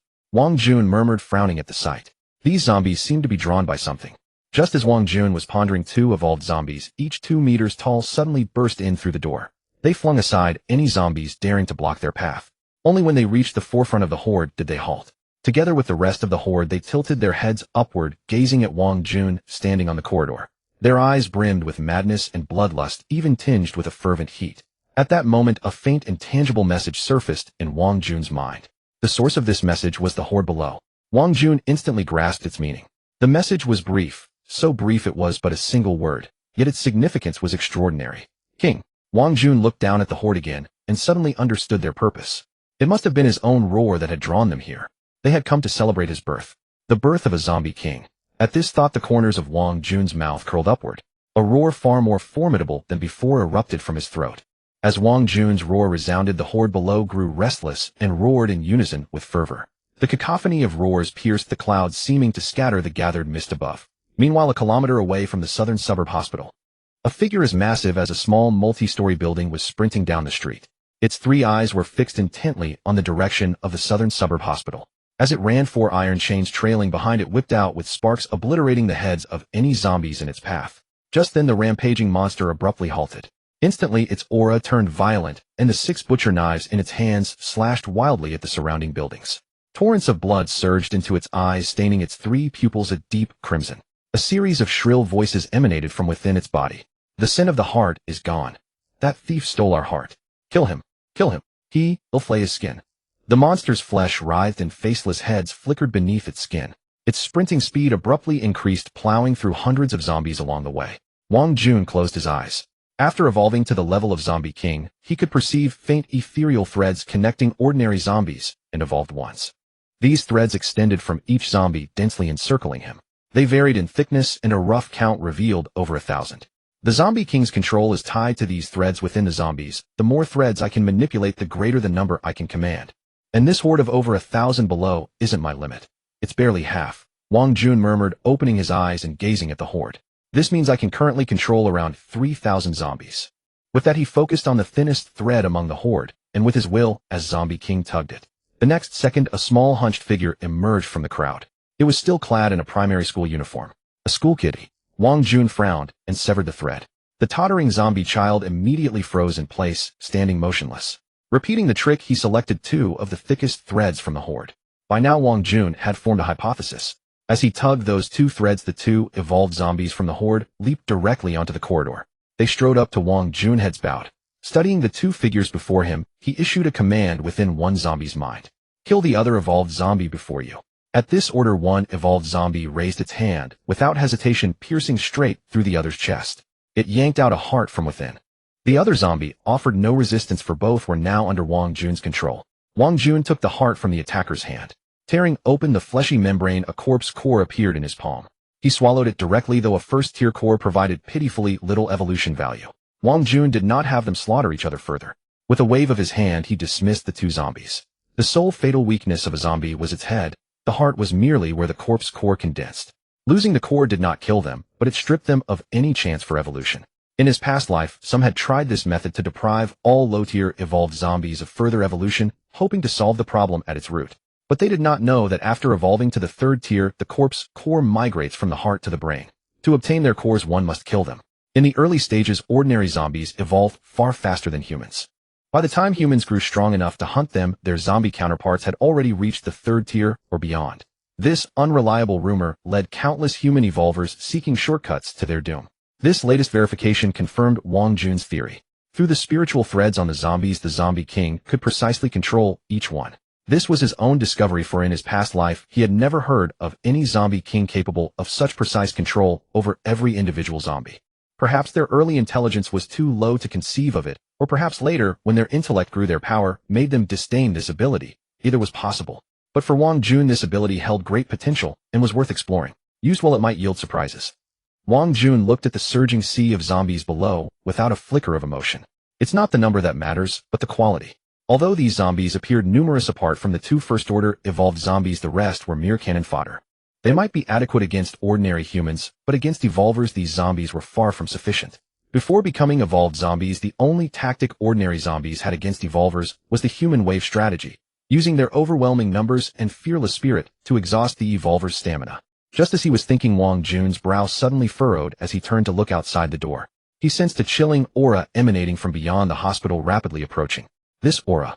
The next moment, as if struck by a realization, his expression changed drastically. A massive bone wing burst from his back. He controlled the wing to fly outside. There on the distant street, a colossal figure came into view. Its nearly 6-meter body exuded an overwhelming sense of pressure, even from afar. Moreover, its appearance was beyond the comprehension of any normal person. Its body seemed like a haphazard assembly of countless corpses, radiating an aura of terror and despair. For thick legs like massive stone pillars caused the ground to tremble with every step. Balian Tufu. Wang Jun muttered, hovering in midair as he gazed at the figure. He instantly deduced the identity of the approaching entity. Although he had never seen Balian Tufu's true form, the chilling aura that even he found terrifying left no doubt. It was undoubtedly Balian Tufu. Because in the early days of the apocalypse, Balian Tufu was an absolute game-breaker. It was not a living creature in the conventional sense, possessing the strength of a 4th tier from the moment of its birth. Moreover, with its formidable psychic abilities and the trait of being unkillable, only those above the 5th tier could hope to contend with it. Born from despair itself, as long as despair existed in the world, it could be reborn from it. At this moment, Balian Tufu had reached the outer wall of the hospital, its massive body towering over the wall by a head. With a single step, it smashed through the wall and charged directly toward them. "You damn thief!" They'll tear you to pieces. Suddenly, a shrill female voice echoed in Wang Jun's mind. He looked closely and saw Balian Tufu's 3 eyes glaring at him with murderous intent. Heh! Wang Jun sneered, his eyes icy. He naturally understood what Balian Tufu meant by thief. But so what? If you couldn't protect your own belongings, it was your own incompetence. The next moment, Wang Jun made a mental command. A dense sound of footsteps erupted from inside the hospital, and a horde of zombies poured out through the entrance. They howled as they surged toward Balian Tufu, with the 2 first-order evolved zombies leading the charge, reaching Balian Tufu's front first. Under Wang Jun's control, the 2 evolved zombies lunged without hesitation. Surrounded by the zombie tide, Balian Tufu was forced to stop and deal with these pests that were like mere insects to it, for thick iron chains flew out from behind it. The 2 evolved zombies were swept away midair and crashed into the ruins. The iron chains, undiminished in force, lashed out at the nearby zombies, reducing them to splatters of gore. In an instant, hundreds of the thousands of zombies were already dead, and the number continued to skyrocket. Balian Tufu held a cleaver larger than a human in each of its 6 hands. Every swing claimed the lives of a large swath of zombies, some of which were brutally smashed into pulp. Wang Jun watched this scene, his gaze flickering slightly. Balian Tufu's ferocity exceeded his expectations. Such a powerful enforcer. It would be a waste to let it go. What if? A thought of enslaving Balian Tufu suddenly arose in his mind. However, the creature was special, not belonging to the category of living beings, and Wang Jun was uncertain whether it was possible. But if it were feasible, he might be able to reach the 4th tier in a short time. With this thought, Wang Jun silently called out, "System, will the Corpse King mark work on Balian Tufu?" When in doubt, ask the system. It was always the right move. Rest assured, host. The Corpse King mark is a system product, top quality with no issues at all. Hearing the system's affirmative reply, Wang Jun was overjoyed. His gaze toward Balian Tufu softened, now filled with fervor. Powerful, capable of cultivating hearts, and able to provide him with massive evolution points. Who wouldn't like such a perfect gardener? Wang Jun glanced at Balian Tufu, then flapped his bone wing to descend. He randomly selected a lucky zombie, walked up to it, and cut off a small piece of his own flesh with his bone blade, then shoved it into the zombie's hand. The zombie looked down at the flesh in its hand, its eyes filled with confusion. Its limited intelligence could not comprehend why its king would cut off his own flesh and give it to him. Could it be? The flesh of a high-level zombie was extremely alluring to ordinary zombies. Wang Jun saw the zombie's drool, nearly dripping down, and barely resisted the urge to slap it to death. He immediately issued a command to the zombie. The next moment, the zombie, clutching Wang Jun's flesh, mingled with the horde and made its way toward Balian Tufu. After preparing, Wang Jun turned to look at Balian Tufu, who was slaughtering the zombie horde, then covered his body with layers of bone armor and charged straight at it. What he needed to do now was to hold Balian Tufu at bay while controlling the zombie, carrying his flesh to sneak up to Balian Tufu and deliver the flesh into its body. Balian Tufu had no mouthparts, so its method of feeding was to shove people directly into its body and then absorb them. This was somewhat similar to Wang Jun's own devouring ability. No need to rely on biting to eat prey, just absorb their flesh and blood. The originally zombie slaughtering Balian Tufu became even more ferocious upon seeing Wang Jun charging toward it. Its 3 eyes turned blood red, covered densely with bloodshot streaks. Ignoring the swarming zombie horde, it strode directly toward Wang Jun. In the blink of an eye, Balian Tufu's legs and body were covered with zombies. They opened their mouths and bit fiercely into its flesh. At the same time, the zombie carrying Wang Jun's flesh took this opportunity, stepping on its companions' bodies, and successfully climbed onto Balian Tufu. In the blink of an eye, Balian Tufu's legs and body were covered with zombies. They opened their mouths and bit fiercely into its flesh. At the same time, the zombie carrying Wang Jun's flesh took this opportunity, stepping on its companions' bodies, and successfully climbed onto Balian Tufu. The 100-faced butcher paid no heed to the zombies crawling onto his body. With a 4th-tier physique, even if he stood still and let them bite, those zombies could do him no harm. At this moment, his eyes were fixed solely on Wang Jun. He intended to tear this thief who dared to steal his heart into pieces to vent the hatred burning within him. The blood-wreathed heart, which he had painstakingly nurtured for nearly a week using countless lives, had been stolen by a mere thief. Such a thing would drive anyone mad. Watching the 100-faced butcher charging toward him, Wang Jun did not foolishly meet him heated. Confronting a 4th-tier monster, Wang Jun had no desire to seek abuse. His primary goal was to hold it back, creating opportunities for the ordinary zombies. Acting rashly without strategy was the way of a brute. As he ran, the 100-faced butcher hurled 2 butcher knives directly at Wang Jun. Simultaneously, the 4 iron chains behind it shot forth. Watching the chains flying toward him, Wang Jun clenched his fists as a layer of bone instantly enveloped them, punching the chains away with a single blow. But by then, the 2 butcher knives had already arrived. Without time to think, Wang Jun swiftly grabbed 2 passing zombies and flung them toward the descending knives. The zombies collided with the blades, their bodies cleaved in 2 midair. Guts of vibrant colors mixed with black blood splattered across the ground. Fortunately, the two knives were halted clattering to the ground. However, the 100-faced butcher was now less than 10 meters away. The zombie horde was virtually no obstacle to it. Moreover, at such a short distance the butcher could cross it in just 2 strides. A sharp sound of air being split rang out. Wang Jun looked up, his expression shifting as he saw the 100-faced butcher already upon him. It raised its 4 arms and swung the butcher knives down. Every muscle in Wang Jun's body tensed as he unleashed the full power of his third-tier evolution. He turned into a blur, retreating rapidly. At that moment, a thunderous crash echoed, and even the ground trembled. Wang Jun fixed his gaze, and his eyes narrowed. Where he had stood just moments ago, 4 long, deep blade marks scarred the earth. The zombies nearby, too slow to escape, were crushed into pulp by the 100-faced butcher's terrifying strength. Witnessing this, Wang Jun felt a chill of fear. If he hadn't dodged in time, he would have been severely wounded. Such terrifying power, Wang Jun murmured, his eyes burning even brighter as he gazed at the 100-faced butcher. No matter the cost, he was determined to claim this monster. Roar! A bellow erupted from Wang Jun's throat. Hearing this zombie roar, the surrounding zombies grew even more frenzied, charging at the 100-faced butcher as if they had no regard for their own lives. Die! Die! Die! Seeing his attack miss, Wang Jun the butcher became even more enraged. Its 3 eyes were redder than blood. A series of piercing shrill screams erupted from within its body. The iron chains behind it, as if imbued with intelligence, coiled around the fallen knives and charged again. Yet it failed to notice that among the zombies clinging to it, one behaved differently. Unlike the others who mindlessly gnawed at the butcher's body, this one struggled to burrow into its flesh. As the butcher ran, its body writhed and countless rotting pale hands emerged from within. It dragged the zombies hanging on it into its body, turning them into nourishment. Among them, the zombie carrying Wang Jun's flesh was pulled in as well. Watching the butcher charge again, Wang Jun did not dodge this time, but stood confidently in place. A smile spread across his face as he stared intently at his opponent. For just then he had heard the system's prompt, detected that the target has met control requirements. Do you wish to imprint it with the Corpse King mark? This meant that the zombie carrying his flesh had completed its mission successfully, bringing his flesh into the butcher's body. Wang Jun naturally did not refuse and immediately selected yes. At the same time, the 100-faced butcher had already reached him. Seeing Wang Jun not fleeing, it raised its knives and struck without mercy. Just as the blades were about to reach his head, the butcher's movements suddenly froze. Its violent aura began to subside. It retracted the butcher knives.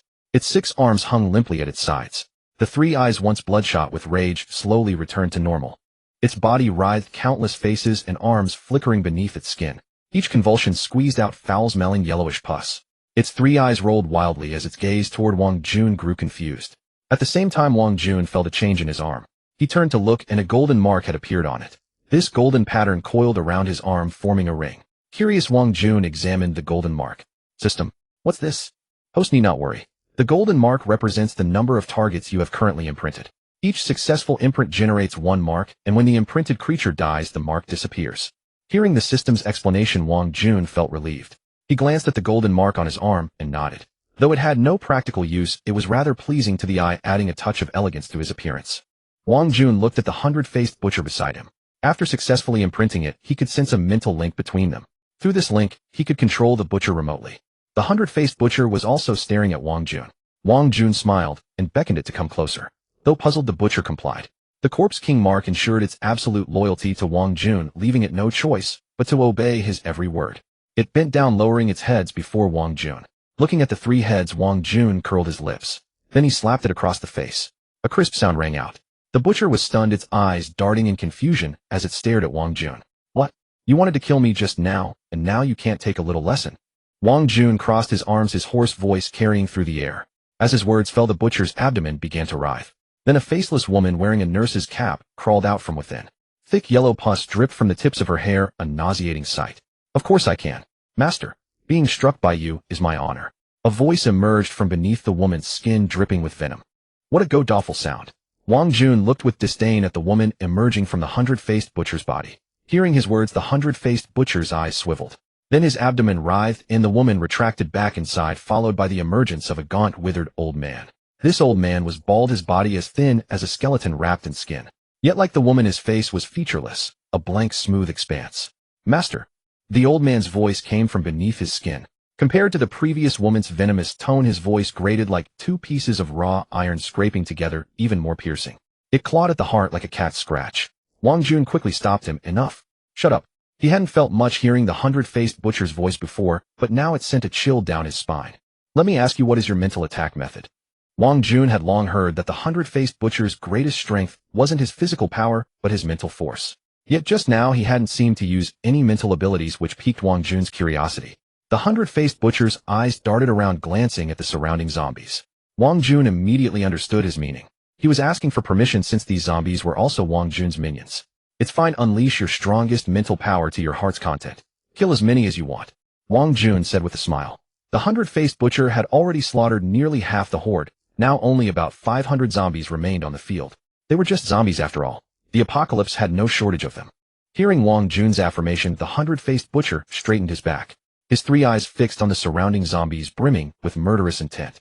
The next second, a series of agonized screams erupted from within his body. Voices of men, women, the elderly, children, and even the wails of infants. The cacophony of screams blended together, piercingly intense, like a symphony from hell. An invisible ripple spread from the hundred-faced butcher, sweeping across 100 meters in all directions. In an instant, the heads of zombies within that radius exploded one after another. Hundreds of zombie corpses fell to the ground, carpeting the area densely. Black blood mixed with brain matter stained the zone a dark crimson. Wang Jun watched a chill creeping up his spine. Such a high-intensity mental attack rivaled the destructive power of a fifth-tier psychic walker with similar abilities. No wonder records from his past life stated that the hundred-faced butcher could only be confronted by those above the fifth tier. With this power, he was virtually unstoppable in the early apocalypse, dominating all living beings. No creature below the fifth tier stood a chance against the hundred-faced butcher. As the last zombie fell, the screams within him abruptly ceased. He looked at Wang Jun, a hint of pride flickering in his eyes. Your mental power is so strong. Why didn't you use it just now? Wang Jun asked, puzzled. If the hundred-faced butcher had suddenly unleashed this move during their fight, he might have been caught off guard and fallen victim. His bone armor only defended against physical attacks. He had no defense against this kind of mental assault. If he had taken that blast, he wouldn't have had his head explode like an ordinary zombie, but it would have dealt him significant damage. Hearing this, the hundred-faced butcher's body writhed, and a palm-sized head emerged, the likeness of an infant. A childish voice came from its mouth. I forgot. Wang Jun let out a long breath at the answer. Forgetting is fine too. By the way, can you still create bloodroot hearts? The hundred-faced butcher nodded, and the childish voice spoke again. The youthful tone seemed incongruous with his nearly 6-meter frame. Yes, but I need a large number of corpses as vessels to nourish the heart. Wang Jun's eyes lit up. Can zombies work? Ordinary zombies won't, but evolved ones can. Hearing this, Wang Jun understood. No wonder the corpses nourishing the bloodroot heart in the operating room earlier hadn't included ordinary zombies. Then, recalling the 2 evolved zombies had encountered at the hospital, he asked, were those 2 second-tier evolved zombies at the hospital under your control? Yes, I had to control them to guard my heart, while I hunted down some stragglers who escaped the hospital. Stragglers? Hearing this, Wang Jun suddenly remembered that Lin Feng and his group had escaped from the hospital. Could the hundred-faced butcher have been after them? The stragglers you chased, were they humans? The hundred-faced butcher nodded. Was one of them named Lin Feng? He thought for a moment, then shook his head. I don't know. Just then his body squirmed. A woman's face emerged, cackling. There was indeed a human named Lin Feng. He died the most miserably, torn apart and devoured by the zombie horde. Wang Jun frowned. He had spared them only for them to be hunted down by the butcher. But he said nothing, chalking it up to fate's cruel twists. Besides, if the butcher hadn't chased them, he wouldn't have had the chance to absorb the bloodroot heart. One thing led to another. Perhaps it was all destined. All right, let's go. To Xingyang Mountain. Wang Jun waved his hand. If the butcher needed corpses to make bloodroot hearts, Xingyang Mountain was the perfect place. Before the apocalypse, it had teemed with wildlife. Now that the evolution frenzy had begun, most of those animals had likely evolved into aberrant beasts. With luck, he might even encounter a divine beast in the mountains. Without a pathfinder, Wang Jun coveted the abilities of a divine beast. He was currently at 3rd tier with 2 empty slots for devouring abilities. If he found a divine beast on Xingyang Mountain and seized its power, it would be another leap in strength. Moreover, he hadn't forgotten the rat tide head scene near Xingyang Middle School. That overwhelming swarm of rats. Wasn't it the perfect place for the butcher to create bloodroot hearts? How many hearts could millions of rats yield? 1 heart from the hospital had given him nearly 3,000 evolution points. What about 10 or 100? Wang Jun dared not imagine. He now looked at the hundred-faced butcher with burning intensity. Enslaving him was an incredible stroke of luck. Stepping onto the butcher's shoulder, he gazed toward Xingyang Mountain and said softly, "Move out." Sensing Wang Jun's surging excitement, the hundred-faced butcher let out countless despairing wails from within. His 4 thick legs strode forward, each step covering several meters, carrying Wang Jun as he raced through the streets. Then a soul-shaking roar erupted from Wang Jun's throat. One by one zombies were summoned to him. They emerged from street-side convenience stores, supermarkets, residential complexes, and every dark corner. As time passed, the number of zombies grew until the entire street could barely contain them. Wang Jun pushed his Corpse King talent to its limit, only stopping when he felt he had reached his control cap. Now the street was packed with zombies as far as the eye could see, no fewer than 3,000. They followed in unison behind the 100-faced butcher, roaring incessantly. In the northwest of Luocheng, 10 kilometers from the city, lay an abandoned factory. It had now been reclaimed. Inside, people could be seen moving about, some cleaning and hauling out trash, others gathering and burning the corpses of zombies that surrounded the factory. Thick black smoke billowed into the sky. This place was once a food processing plant, but after a hygiene violation was reported, the owner had fled with his mistress. The deserted factory naturally attracted many vagrants who found it a perfect shelter.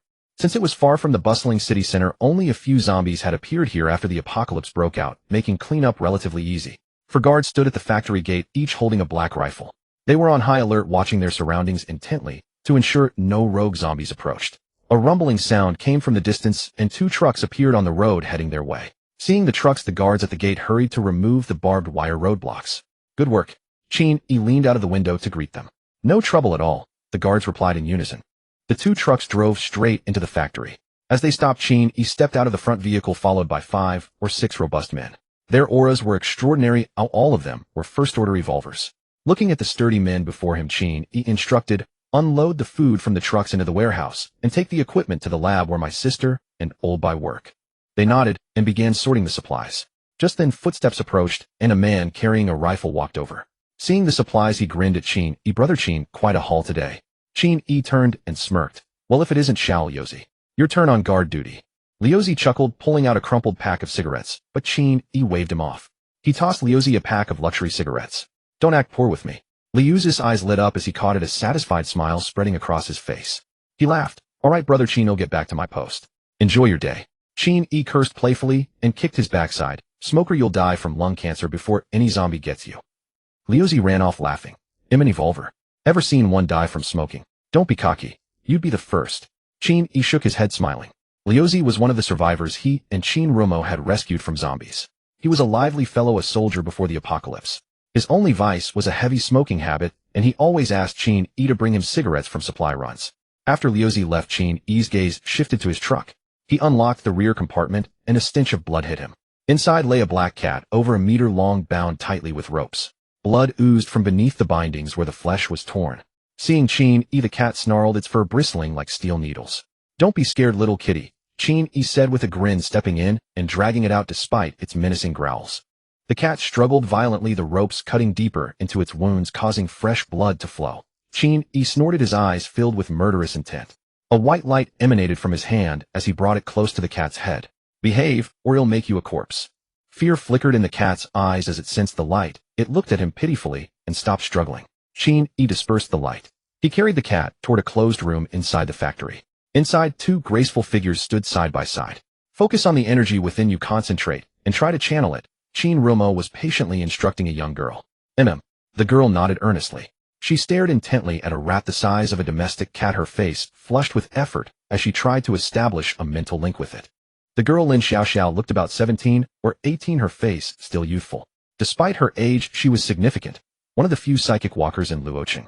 Qin Rumo and Qin Yi had searched long to find her among the ruins. With Qin Rumo's help, Lin Xiaoxiao had successfully become a psychic walker. Her awakened ability was rare beast taming. It allowed her to form a mental link with mutated beasts and control them. In time, if Lin Xiaoxiao grew strong enough, she could even command divine beasts. That was why Qin Rumo had sought her out. Like Lin Lang's prophetic ability, hers held immense potential. Suddenly, Lin Xiaoxiao turned to Qin Rumo, beaming. "Sister Qin, I did it. I linked with the rat." Qin Rumo smiled. "Well done." Just then the door was kicked open. Startled, Lin Xiaoxiao lost her link with the rat. Qin Rumo's face. "Sis. Xiaoxiao, look what I brought." Qin Yi's voice rang out. "Can't you knock?" Qin Rumo's voice was icy. Qin Yi's smile faded. "Ahem, don't be mad. Look what I got for Xiaoxiao, a first-order mutant cat." Qin Rumo's face darkened as she saw the black cat on his shoulder. "Qin Yi, if you're that bored, go help old Bai in the lab with the core energy research. Xiaoxiao's ability is still developing. Stop bringing useless beasts here. Are we running a zoo?" She pointed to cages in the corner, each holding first-order mutants, a 2-meter-tall dog, and a monkey-sized creature. Qin Rumo was exasperated, wondering where Qin Yi found these beasts. Qin Yi looked embarrassed, and Lin Xiaoxiao's face reddened. Better safe than sorry. Qin Yi muttered, setting the cat down. Seeing Qin Rumo about to scold him further, he darted out of the room. Qin Rumo watched his retreating figure, her eyes flickering with thought. Behind him the sea of corpses surged endlessly, forming a tide of the dead. The nearby streets were filled with zombies summoned by Wang Jun, joining the ranks of the undead. By the end of the morning the horde had swelled to nearly 5,000. Among them over 3,000 zombies were summoned by Wang Jun's Zombie King talent, while more than 1,000 were attracted by the commotion of the horde. Moreover, within this sea of over 5,000 corpses there were even a dozen first-stage evolved zombies. These belonged to the high-level combat power under Wang Jun's command. At this moment Wang Jun sat on the shoulders of the hundred-faced butcher, observing the densely packed zombies around him, feeling a wave of emotion within. He remembered that at this time in his past life, he was still struggling to survive, racking his brains daily on how to stay alive. In this life, he had become a zombie, and in less than 2 weeks since the apocalypse began he had already reached the 3rd stage. In this period when evolved beings were rare, he could be considered one of the top existences of the entire apocalypse. Of course this was without considering the special existence of the hundred-faced butcher. The hundred-faced butcher could hardly be classified as a living being. Although it would not die, its power was forever capped at the 5th stage. Above Xinjiang Middle School a helicopter circled high in the sky, surveying the entire school. On the side of the helicopter 4 large characters were spray-painted north suburb of Luo City. The sound of the rotor blades attracted a multitude of zombies within the school to converge below. They gathered densely beneath the helicopter, tilting their heads back to howl and roar, drooling continuously, the saliva dripping onto the ground. Though they were greedy for the helicopter, it hovered over 100 meters high, leaving them only to gaze longingly. Inside the helicopter were 5 people, each holding firearms. Looking at the horde below, their faces grew grim, brows furrowed in concern.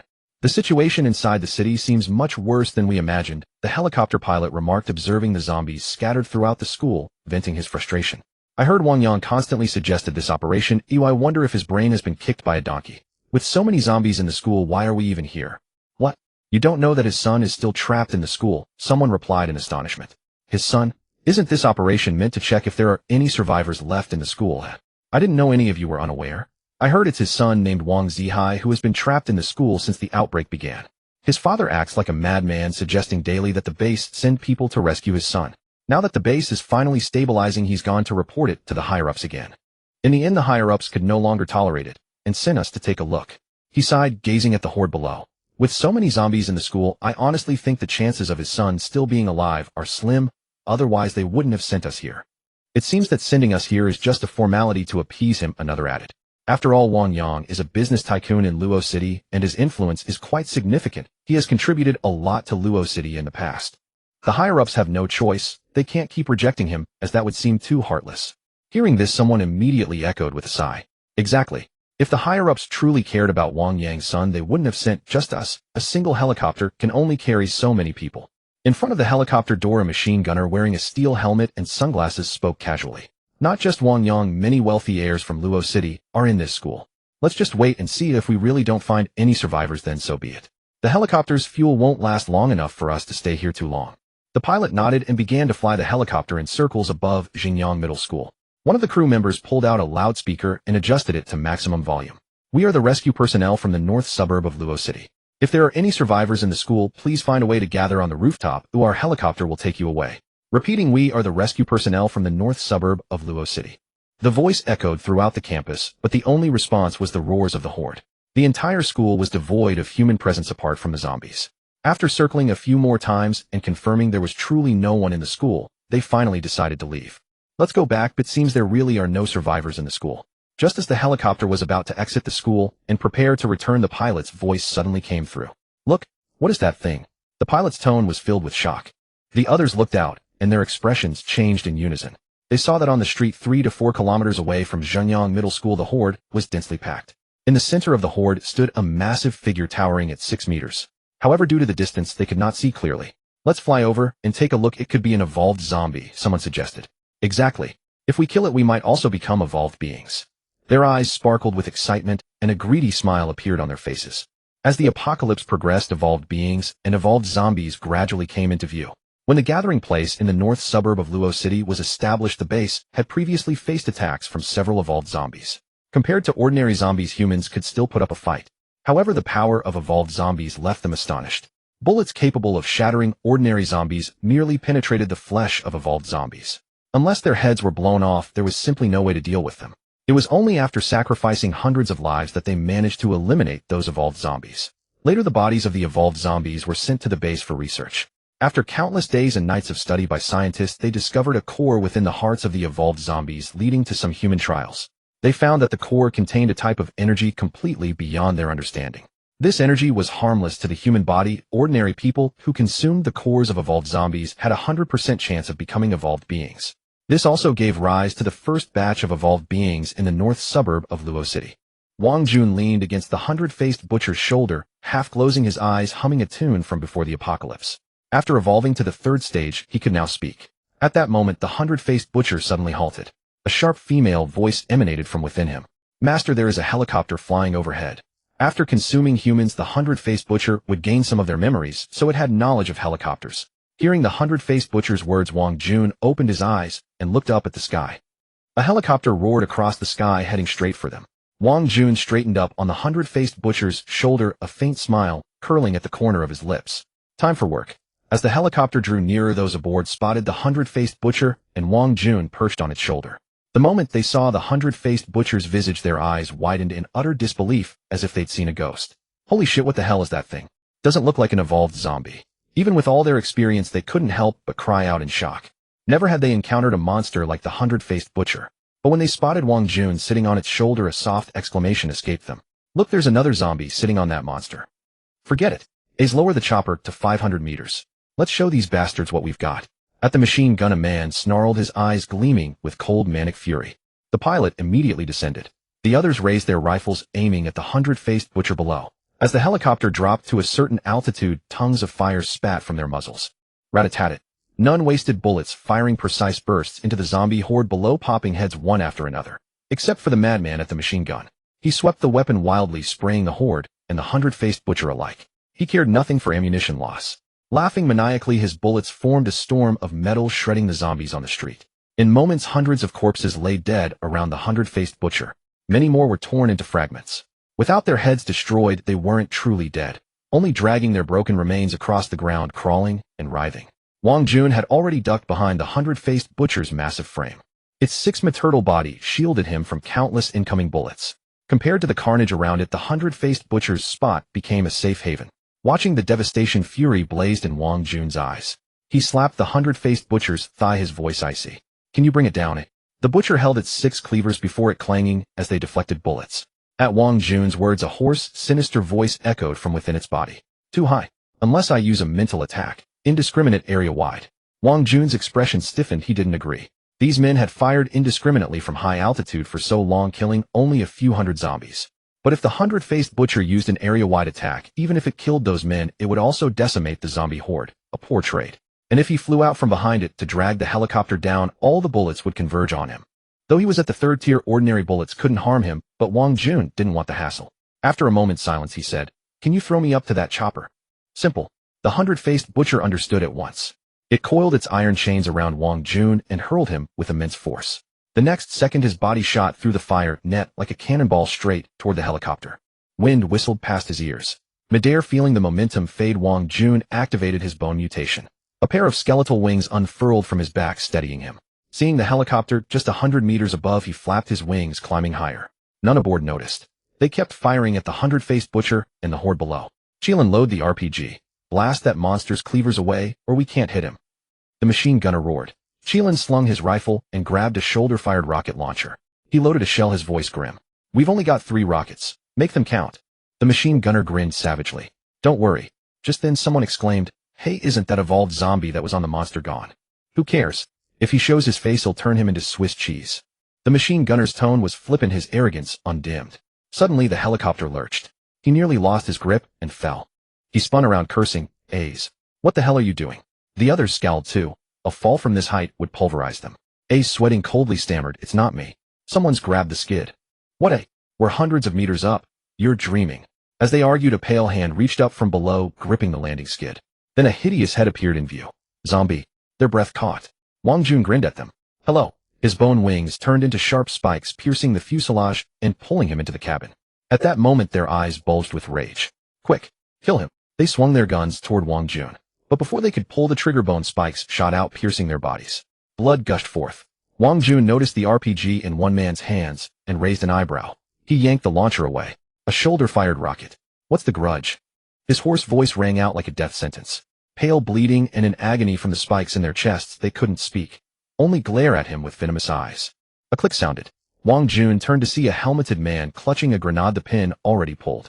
The machine gunner stared at him, wildeed, and gritted out. Let's die together. Ha ha. Before he could finish, bone spikes shot out, bursting his head. Wang Jun kicked his corpse out of the cabin. 2 seconds later, a grenade blast echoed from below. Their faces went pale. Wang Jun turned to the pilot, a bone spike emerging from his palm and hovering over the man's head. Take us down. Feeling the chilling threat above, the pilot didn't dare utter a word. He hastily descended. As the helicopter neared the ground, they saw the dense, welcoming horde of zombies. The creatures howled, drool dripping from their maws, as if greeting them warmly. Trembling, the pilot's lips turned white. Zombies. Zombies. He muttered. When the helicopter touched down, Wang Jun finally spoke. Get out, honored guests. You've killed so many of my kin. I must host you properly on their behalf. Wang Jun retracted the bone spurs that had pierced their bodies, bringing with them specks of blood. The few of them let out muffled groans, perhaps due to excessive blood loss. Their faces were now as pale as paper. The earlier attack had not killed them. The bone spurs merely pierced their bodies, rendering them incapable of fighting. The sound of heavy footsteps echoed. Looking outward, they saw the 100-faced butcher leading the zombies as they advanced. The dense horde of corpses surrounded the entire helicopter, sealing it off completely. The air was filled with the roars of the undead. The unique stench of decay from their bodies assaulted their senses, a smell akin to fermented tofu that had been sealed for dozens of days. However, under Wang Jun's control, the zombie horde did not rush in eagerly upon seeing living humans as they usually did. Instead, they watched menacingly from outside the helicopter. Upon hearing Wang Jun's words, the faces of the few people instantly showed expressions of terror. You can actually speak. Wang Jun looked at the speaker, picked up a silver-white pistol from the ground, checked the remaining bullets in the magazine, revealed a faint smile, and said in a hoarse voice, "That's right, not only can I speak, but..." As he spoke, he aimed the gun at the man who had just spoken. The next second, without any hesitation, he pulled the trigger. With a bang, the bullet mercilessly shot out from the chamber. The head of the speaker exploded from the bullet's impact. Half of his skull vanished instantly. Blood mixed with brain matter splattered onto the others. And I hold a particularly long grudge. The few were startled by this sudden turn of events. Their legs trembled uncontrollably. Looking at Wang Jun holding the gun, and then at the corpse on the ground with only half a head, they all swallowed their saliva. At this moment, they regretted their actions immensely. They had only come out to complete a mission, only to be captured by a high-level zombie that could speak. Moreover, it seemed that their captor did not intend to kill them just yet, but rather to humiliate them. Wang Jun glanced at the corpse on the ground, then aimed the gun at the others, sweeping it across them one by one. Seeing the fear on their faces, Wang Jun felt a surge of satisfaction. Firearms in the eyes of humans still hold immense power of deterrence. Wang Jun used a bone spur to drag the corpse on the ground over and grasped it in his hand. He then activated his devouring ability. The few watched helplessly as their comrade's once full body gradually shriveled up. In less than 10 seconds, it turned into a dried corpse. Seeing his evolution value increase by 1 point, Wang Jun said expressionlessly to them, "Let's go, honored guests. Or do you expect me to invite you?" With that, Wang Jun tossed the dried corpse into the horde, inciting a frenzy of scrambling among the zombies. Under Wang Jun's control, the zombie horde parted to both sides, clearing a path. A massive hand reached over, and Wang Jun strode up to it. The 100-faced butcher placed Wang Jun on his shoulder. Then the eyes on his 3 heads looked at the remaining 3 people inside the helicopter and pulled them out. Seeing the unprecedented monster before them, the few trembled all over. The aura emanating from the monster made it difficult for them to even breathe. Luoqing North Suburb. Looking at the words on the side of the helicopter, Wang Jun issued a command to the 100-faced butcher. The next second, the 100-faced butcher raised 2 massive butcher knives and struck down. The helicopter's fuselage instantly crumpled, and the knives sent the rotor blades flying. The 100-faced butcher's remaining 3 arms swung the butcher knives wildly. Only after the helicopter was completely reduced to a pile of scrap metal did Wang Jun nod in satisfaction. After this minor incident, Wang Jun led the zombie horde onward towards Xingyang Mountain. Although Wang Jun could currently only control a little over 3,000 zombies, the horde had subtly swelled to nearly 10,000 in size along the way. Zombies continuously joined the procession along the route. Wang Jun exploited the zombies' tendency to follow a crowd to its fullest. The horde under Wang Jun's control led the way while the uncontrolled zombies followed behind. They didn't know where the leading horde was going, but following the large group was sure to be the right choice. Within this massive zombie horde, Wang Jun could even sense the presence of nearly 21st stage evolved zombies, as well as 1 second stage zombie. At this moment, this second stage zombie was lingering near the 100-faced butcher. Wang Jun had specifically summoned it to his side. The second stage. This represented the second echelon of power in the Apocalypse high-level combat strength. He had to make good use of it. After all, Wang Jun himself had only recently advanced to the third stage. Wang Jun was now reclining on the hundred-faced butcher's shoulder, while the three captives were held by the scruffs of their necks in the butcher's hand. Looking down at the zombies, almost within arm's reach, the three hung their heads in silence. Having endured this heart-stopping journey, their expressions had transformed from initial terror to panic and finally to the numbness they felt now. The two whose bodies had been pierced by Wang Jun's bone spurs were drenched in blood which dripped down into the zombie horde below, inciting excited roars from a large number of the undead. Although the pilot Ace was unharmed, his current state was not much better than the other two. He had lost control of his bodily functions, with feces and urine flowing freely. The sticky mess clung to his pants, emitting a foul stench. Wang Jun's look at him became subtly disdainful. He couldn't understand how someone like this could be sent out to perform missions. Wasn't this a complete disgrace to the Luoqing North Suburb stronghold? Wang Jun waved his hand, and the hundred-faced butcher immediately brought the three closer. Wang Jun looked at the three before him and said with a smile, "You seem quite bored. How about we play a quick answer game?" The three looked up at Wang Jun but said nothing, looking as dejected as wilted eggplants. Seeing their state, Wang Jun chuckled. "You're so young, why so downcast? You need to perk up. All right, to make this game more interesting, I promise to spare your lives. How about it?" Hearing Wang Jun's words, the three looked up, and a glimmer of hope, a light called survival, was rekindled in their deadened eyes. To live. Who didn't want to live? Upon hearing Wang Jun's words, the pilot Ace shouted recklessly, "Ill play. Ill play. Ask me anything, I'll answer it all, just as long as you let me live." Throughout this journey, Ace had been scared out of his wits. So when he heard Wang Jun's offer, he agreed without a second thought. "Ill play too." The other two looked at Ace and spoke with difficulty. Their faces were pale, and the loss of blood had nearly pushed them to their limits. So after Ace agreed, they promptly agreed as well. Regardless of whether they could survive in the end, they were willing to take the gamble. Seeing the few agree, Wang Jun revealed a faint smile. "Ha, good. But where there is hope, there is also punishment. The one who answers slowest will face the penalty. Any objections?" This phrase seemed unremarkable, but the meaning it conveyed was utterly ruthless. To survive, it was enough to pit the three who were once as close as brothers against each other. Upon hearing this, they took a deep breath and exchanged glances. Just as one was about to speak, Wang Jun's voice like a death knell rang out. "No objections? Then let's begin. First question. What are your names?" The three were stunned. The next second, Zhang Zhe, the driver Ace, blurted out without a second thought. The other two immediately followed. "Jiang Tianyu. Xie Bufan." The two had spoken almost simultaneously. Hearing this, Wang Jun ordered the hundred-faced butcher to bring the one named Xie Bufan forward. Seeing this, Xie Bufan roared in panic. "Jiang Tianyu," and I answered at the exact same time. "Why am I the only one being punished?" "Oh," Wang Jun chuckled. "Then both of you will face the punishment." He then had the hundred-faced butcher bring both of them over. "Xie Bufan, did I throw your wife and child into a well, or something? Are you trying to screw me over?" Jiang Tianyu, seeing himself getting closer to Wang Jun, cursed frantically. "We answered together whether you admit it or not." Xie Bufan gritted his teeth and retorted. "Shoo." Wang Jun, watching the two argue, placed his index finger to his lips, making a gesture for silence. Xie Bufan and Jiang Tianyu could only shut up, glaring at each other with fury. The air between them was thick with gunpowder ready to explode at any spark. Wang Jun stood up and walked before them. Jiang Tianyu and Xie Bufan, seeing him approach, felt a chill of terror in their hearts, their eyes filled with fear. They had no idea what cruel methods Wang Jun might employ against them. Seeing their expressions, Wang Jun smiled. "Don't be nervous." As he spoke, he produced a revolver. "You know the game of Russian roulette, right? Then I won't explain much. There's only one bullet in the chamber. Life or death is up to you two." The two stared at the revolver, exchanging uneasy glances, neither daring to take it first. Of course they knew this game. It was a once viral online death game. It was a gamble on the luck and nerve of the players. They never imagined they would one day become participants in this very game, forced to play on pain of death. At that moment, the way they looked at Wang Jun had changed completely. This zombie was nothing short of a devil. "Xie Bufan, you go first." Seeing them hesitate to pick up the gun, Wang Jun urged. Xie Bufan, trembling, took the revolver from Wang Jun's hand. He aimed the muzzle at his own head. His hand shook like that of an old man suffering from Parkinson's. Meanwhile, Jiang Tianyu's eyes lit up at the sight.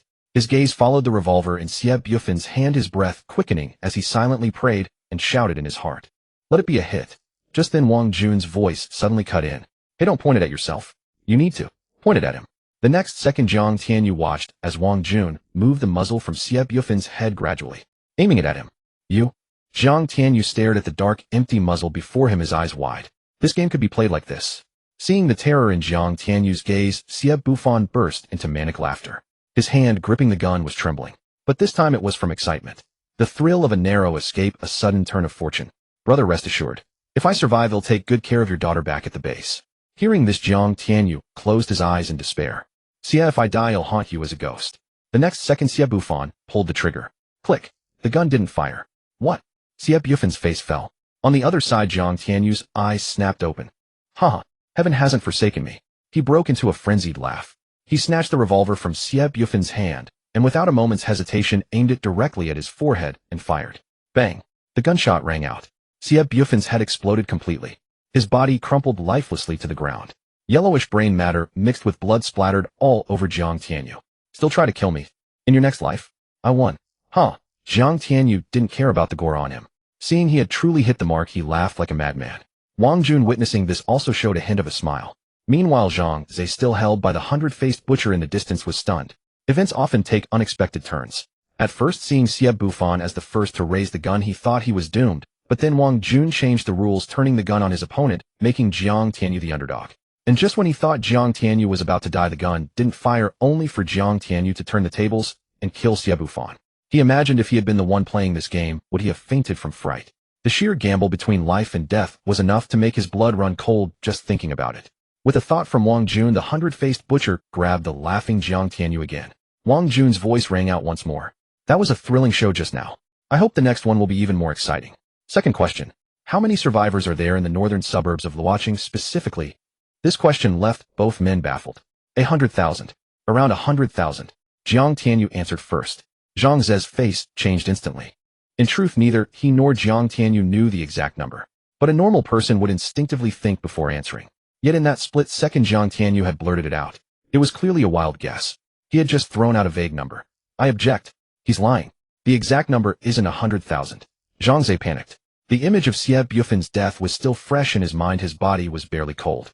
Screw your mother. You're trying to screw me over too. Jiang Tianyu cursed directly. Then what's the real number? Zhang Ze thought for a moment. Definitely more than that. Damn it. What the hell is the difference between what you said and saying nothing? Jiang Tianyu erupted in a torrent of abuse. Meanwhile, Wang Jun, listening to their exchange, a glint of sharp light flashed in his eyes. So, there are that many people in the northern suburbs of Luocheng. 100,000. That means 100,000 evolution points. Glancing at the two still locked in quarrel and curses, Wang Jun's eyes turned cold. He then directly ordered 100-faced butcher to bring Zhang Ze to his side. As Zhang Ze stood before him, his eyes were filled with profound terror. What he said wasn't even the exact number. Punish him too, punish him as well. In that moment, Zhang Ze perfectly exemplified the spirit of shared suffering. Meanwhile, Xia Bufan's corpse still lay nearby. Zhang Ze could not fathom what cruel method Wang Jun would employ to torment him. Wang Jun let out a sinister laugh. I don't care if he was spouting nonsense. All I know is you answered too late. With that, a blade of bone thin as a cicada's wing and resembling a scalpel materialized at his fingertip. This breaks the rules. Zhang Ze stumbled backward at the sight of the bone blade, only to be caught by 100-faced butcher's palm just as he was about to fall. Rules. My word is the rule. Wang Jun stepped forward, seized his shoulder, and yanked him over. Under Zhang Ze's terror-stricken gaze, Wang Jun struck him on the nape of his neck, knocking him unconscious. Then Wang Jun signaled 100-faced butcher to bring Jiang Tianyu closer. You? What are you trying to do? I answered first in this round. You promised the first to answer would be spared punishment. Ignoring Jiang Tianyu's trembling voice, Wang Jun grabbed Zhang Ze's ankle, dragging him over like a dead dog. Wang Jun caressed the bone blade at his fingertip and spoke casually. In times of peace, there was a profession called a skinner. Skilled ones could precisely peel the entire hide from every beast presented to them with a single knife stroke. Then merchants would process those hides into exquisite items: leather shoes, jackets, bags. People craved these beautiful objects, using the flesh and life of beasts to define what they called beauty. Tell me, isn't that absurd?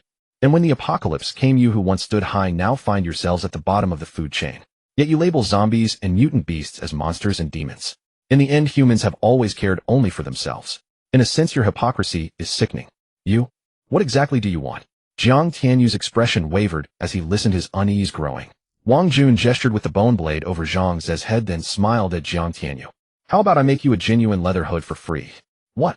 Jiang Tianyu's eyes bulged. Wang Jun had already plunged the bone blade deep into Zhang Ze's scalp. Blood gushed out with a splatter. Wang Jun guided the blade, cutting downward along the wound bit by bit. Meanwhile, the searing pain jolted Zhang Ze, his eyelids twitching as if he might wake. Seeing this, Wang Jun signaled 100-faced butcher to use psychic power to plunge Zhang Ze into a deeper slumber. The next second a series of gentle voices echoed in Zhang Ze's mind. The sound was soft, reminding him of his mother's lullabies from childhood. Mom. Wang Jun paused. Looking down, he saw Zhang Ze's lips curl into a radiant smile. Lost in unconsciousness, he seemed to recall the most beautiful memories of his past, unbothered, even as a large flap of his skin was lifted from his face.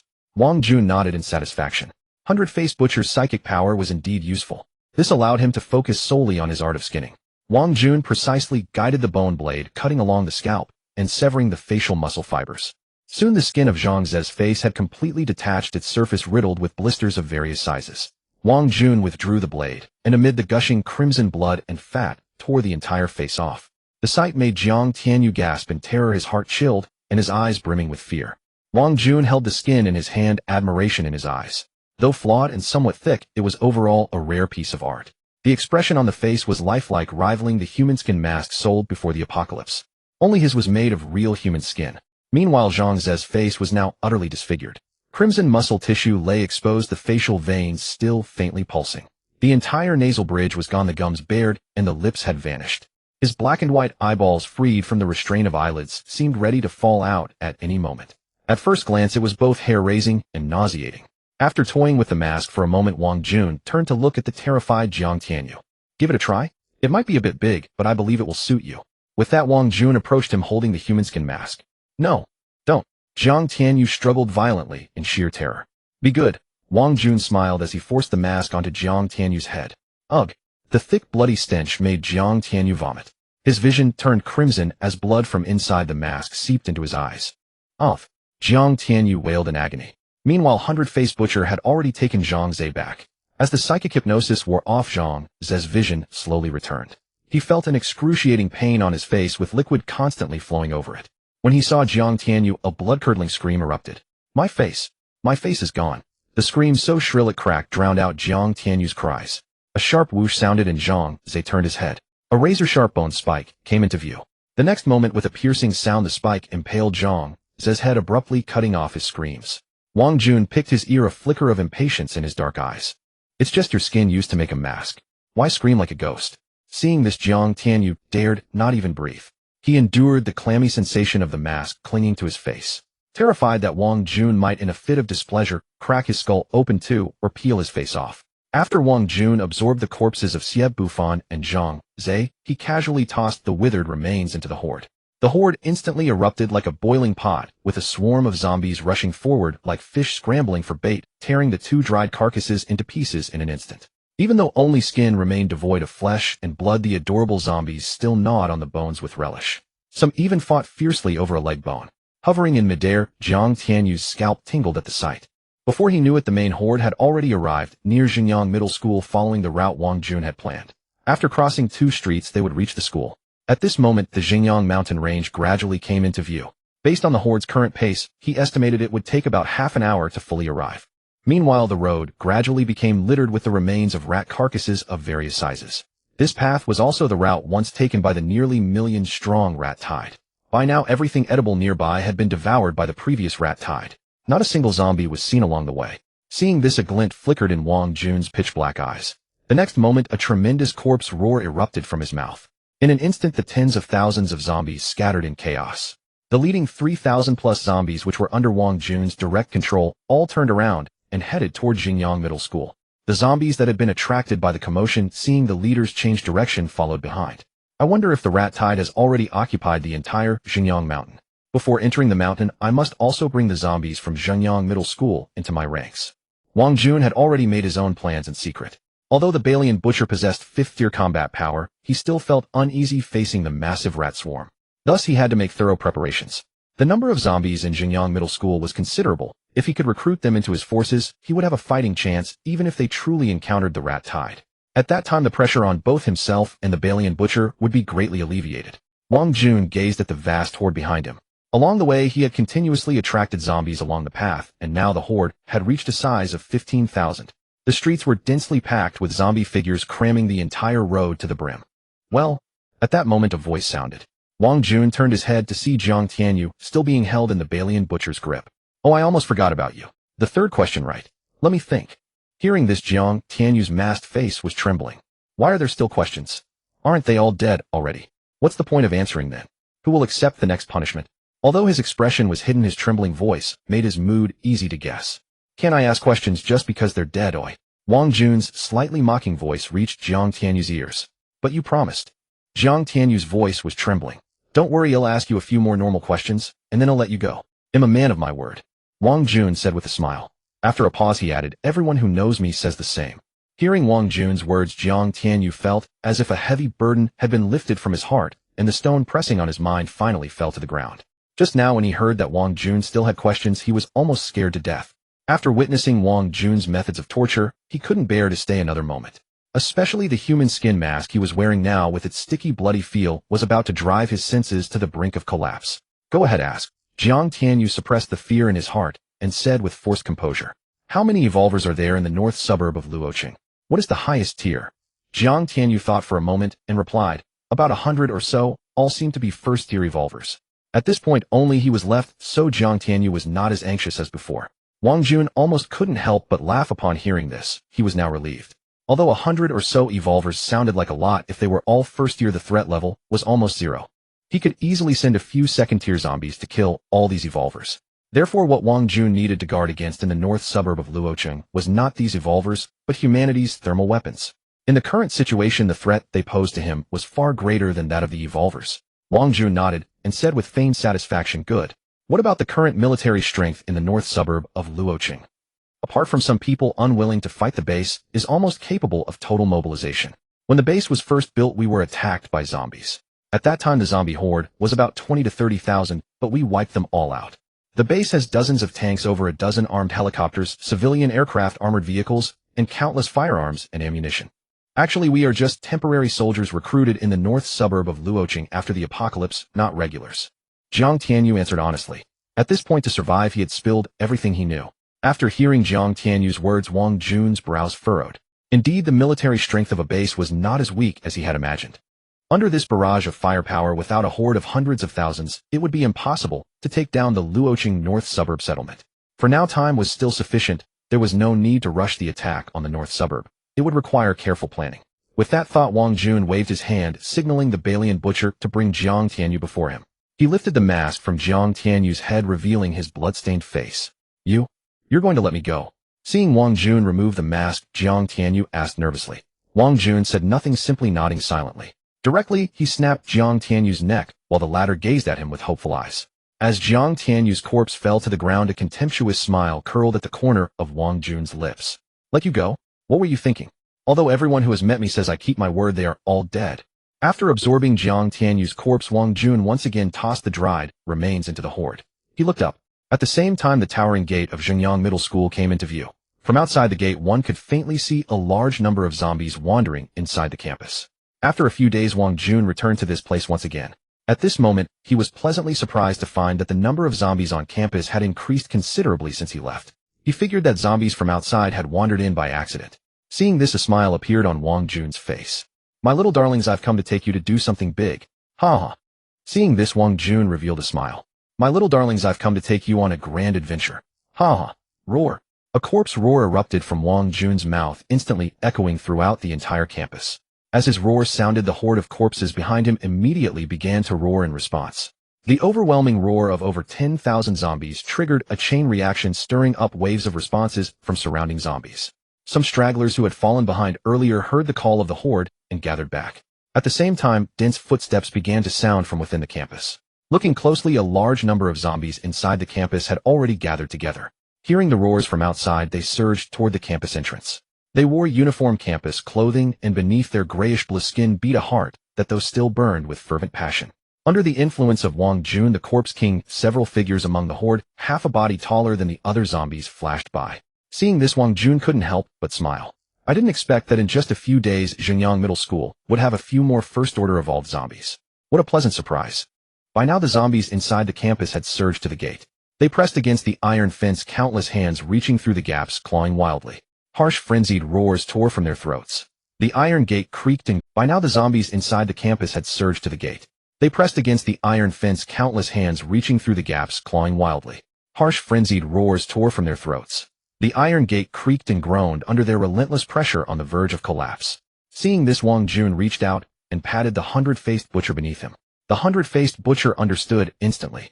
He manipulated the 4 iron chains behind him, sending them flying out to precisely wrap around the iron gate. Then he dragged the chains with a forceful pull. In the next moment, the entire gate along with the embedded cement was ripped out. The iron gate crashed to the ground with a clang, cracking the hard surface beneath it. Freed from the gate's restraint, the zombies inside the school surged out. Their dense forms pressed together like water bursting through a dam, unstoppable and relentless. Standing on the hundred-faced butcher's shoulder, Wang Jun gazed at the horde ahead and directly took control of over 1,000 zombies within it. Under his deliberate manipulation, they stood out from the bewildered crowd and moved to the forefront of the formation. They advanced toward Wang Jun, roaring as they went. Their actions prompted other zombies to imitate them, following along without understanding why. With this group joining, Wang Jun's horde expanded once more, now numbering no less than 30,000 zombies, nearly 40,000 in total. Among them, over 10,000 zombies had joined along the journey, while the remaining 20,000 came from Zhenyang Middle School. The entire street was now densely packed with zombie figures. Humans crowded humans, corpses crowded corpses. The street could barely contain this massive horde. Some zombies were even pushed onto other streets. Others seemed drawn by something along the way and tried to break away, chasing after an unknown allure. But before they could take 2 steps, they were herded back by the zombies under Wang Jun's control. Moreover, Wang Jun had placed all the evolved zombies under his command in various corners of the horde, using them to intimidate any rebellious or disobedient undead. The current size of the horde was the limit Wang Jun could maintain in balance. Any more, and a large number of zombies might break away in mass. Gazing at this immense horde capable of devastating any small settlement, Wang Jun's lips curled into a smile. He couldn't help but think of the northern outskirts of Luoqing, a place he had longed for from the very beginning. Unfortunately, his strength had been insufficient to swallow such a behemoth before, so the thought of going there had been repeatedly postponed. Now Wang Jun had his own plans, and was gradually building his confidence. By then, after using these nearly 40,000 zombies to successfully conquer Zhenyang Mountain, and then using the heart crafted by the hundred-faced butcher to evolve to the 4th order, he would surely be able to control a horde of around 100,000. When that time came, the Luoqing North outpost would be nothing. He would just sweep right through it, turning all the people inside into his evolution points. But Wang Jun's ambitions did not stop there. After the apocalypse erupted, 1/3 of humanity still survived across the world. Moreover, the land was teeming with countless mutated beasts, and the seas harbored colossal creatures. Wang Jun's ambition was vast, reaching out to encompass the entire world. At this moment, a terrifying and maddening thought took root within him. Reborn in this life, he wanted to claim the whole world as his own backyard. Roar! Filled with excitement, Wang Jun threw back his head and roared to the heavens. The aura of a 3rd order corpse king radiated from him, the golden patterns on his arm gleaming in the sunlight, adding an air of mystery. At that moment, the horde behind him roared in unison. They seemed to feel the surging passion within Wang Jun, using their roars to express their loyalty and submission to their king. The roars of the corpses rose and fell, shaking the clouds and echoing through the streets. As Wang Jun's marked creature, the hundred-faced butcher, also stirred up small whirlwinds around him, filled with a cacophony of screams and mad laughter. As a being branded by the Corpse King's mark, the hundred-faced butcher could feel Wang Jun's emotions more keenly than the other zombies. Thus, he couldn't help but resonate in response. Hearing the hundred-faced butcher's resonance, Wang Jun couldn't help but dig at his ear and patted the creature's head. "Stop that noise. It's awful." The hundred-faced butcher turned his head, his 3 eyes fixed on Wang Jun, and the various sounds around him ceased abruptly. But there was a hint of grievance in his gaze. Wang Jun paid it no mind. As the horde moved, the ground trembled beneath them. Their direction, now Zhenyang Mountain. Meanwhile, on the other side of Zhenyang Middle School in the commercial district, hundreds of zombies wandered the streets. Yet this group seemed oddly out of place among the other undead. Unlike the filthy, disheveled state of other zombies, every one of them wore pristine new clothes. Even their shoes bore hardly any mud or grime. And unlike the aimless drifting of other zombies, this group seemed to have clear objectives. Ignoring the strange looks from their peers, some of them strode into various brand-name clothing stores and jewelry shops along the street. Others entered empty convenience stores and supermarkets. When they emerged, they were carrying bags and bundles of food. The ones who had gone into jewelry and clothing stores were the same. Some clutched armfuls of brand-new clothes, while others draped themselves in gold, silver, and necklaces. Most bizarre of all, one zombie had several luxury watches strapped to its wrists, 5 on each arm, making it look like a peddler of fake watches. After collecting their spoils, they regrouped and marched in unison toward a single destination, one of Luoqing's famous libraries, the Baiyun Book City. As the group of zombies approached a certain range of the library door opened, and a girl in a floral dress stepped out. Her skin was fair, her black and white eyes sparkled, and her clean little face was full of smiles, making her look cute and innocent. Seeing the hundreds of zombies before her, she trotted over eagerly.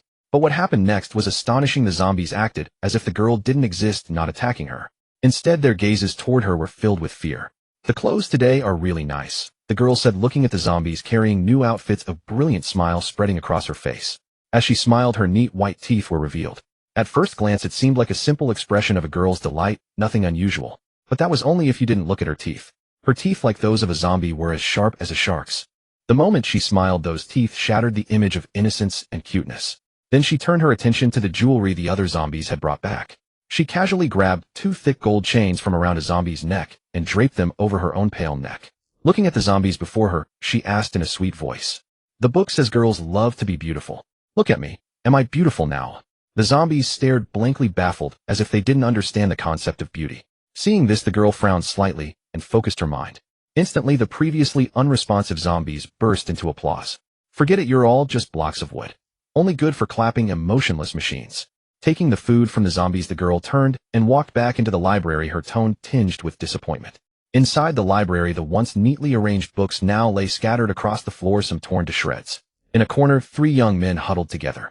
When they saw the girl bouncing in, their faces turned deathly pale, and they instinctively shrank back further. Others might not know, but they were well aware of the girl's true nature. Though she appeared ordinary on the outside, she was in fact a man-eating zombie. A few days ago, the library had been sheltering hundreds of people, but after this girl appeared, everything changed. They still remembered the scene of the girl flanked by hundreds of zombies storming the library and slaughtering half of the hundreds inside. The girl was like a demon crawling out of the abyss. The bloody, hellish tableau was deeply etched into their minds. "Don't be afraid. I want to eat you. You're much smarter than those fools before, and you can answer my questions." Looking at the 3 trembling in the corner, the girl approached and gently stroked their heads. It seemed like a gesture of comfort, but the 3 dared not move a muscle, terrified that the girl might rip their heads off if displeased. "Hey, look at me. The book says that girls look beautiful when they wear jewelry. Now tell me, am I beautiful?" The 3 looked up, staring woodenly at the thick gold chains around the girl's neck, barely suppressing a laugh. But they quickly scrambled to respond. "Beautiful. You're the most beautiful girl I've ever seen. Yes, you're breathtaking, a vision of loveliness." Hearing their praise, the girl giggled. "I think so too. You've earned your food for today." With that, she tossed 2 bags of food to them. Seeing the food on the ground, the 3 scrambled over to grab it. They weren't afraid, as this wasn't the first time the girl had fed them. Watching them wolf down the food she had given them, the girl squinted her eyes in delight. "After you finish eating, answer a few more questions for me. Last night I read about something incredibly powerful in a book, but I couldn't understand its principles. I need your help to explain it." This time her tone was resolute, as if the powerful thing she mentioned was very important to her. The 3 ate their food, mumbling their agreement. They didn't think much of it, since the girl usually asked questions they could answer. As 3 highly educated individuals, they were confident they could answer any question she had. Seeing them agree, the girl nodded with satisfaction. She turned and walked into the sea of books, ignoring the 3 as they devoured their meal. The girl pulled a book from the shelf and began reading it with great interest. Human civilization is truly fascinating.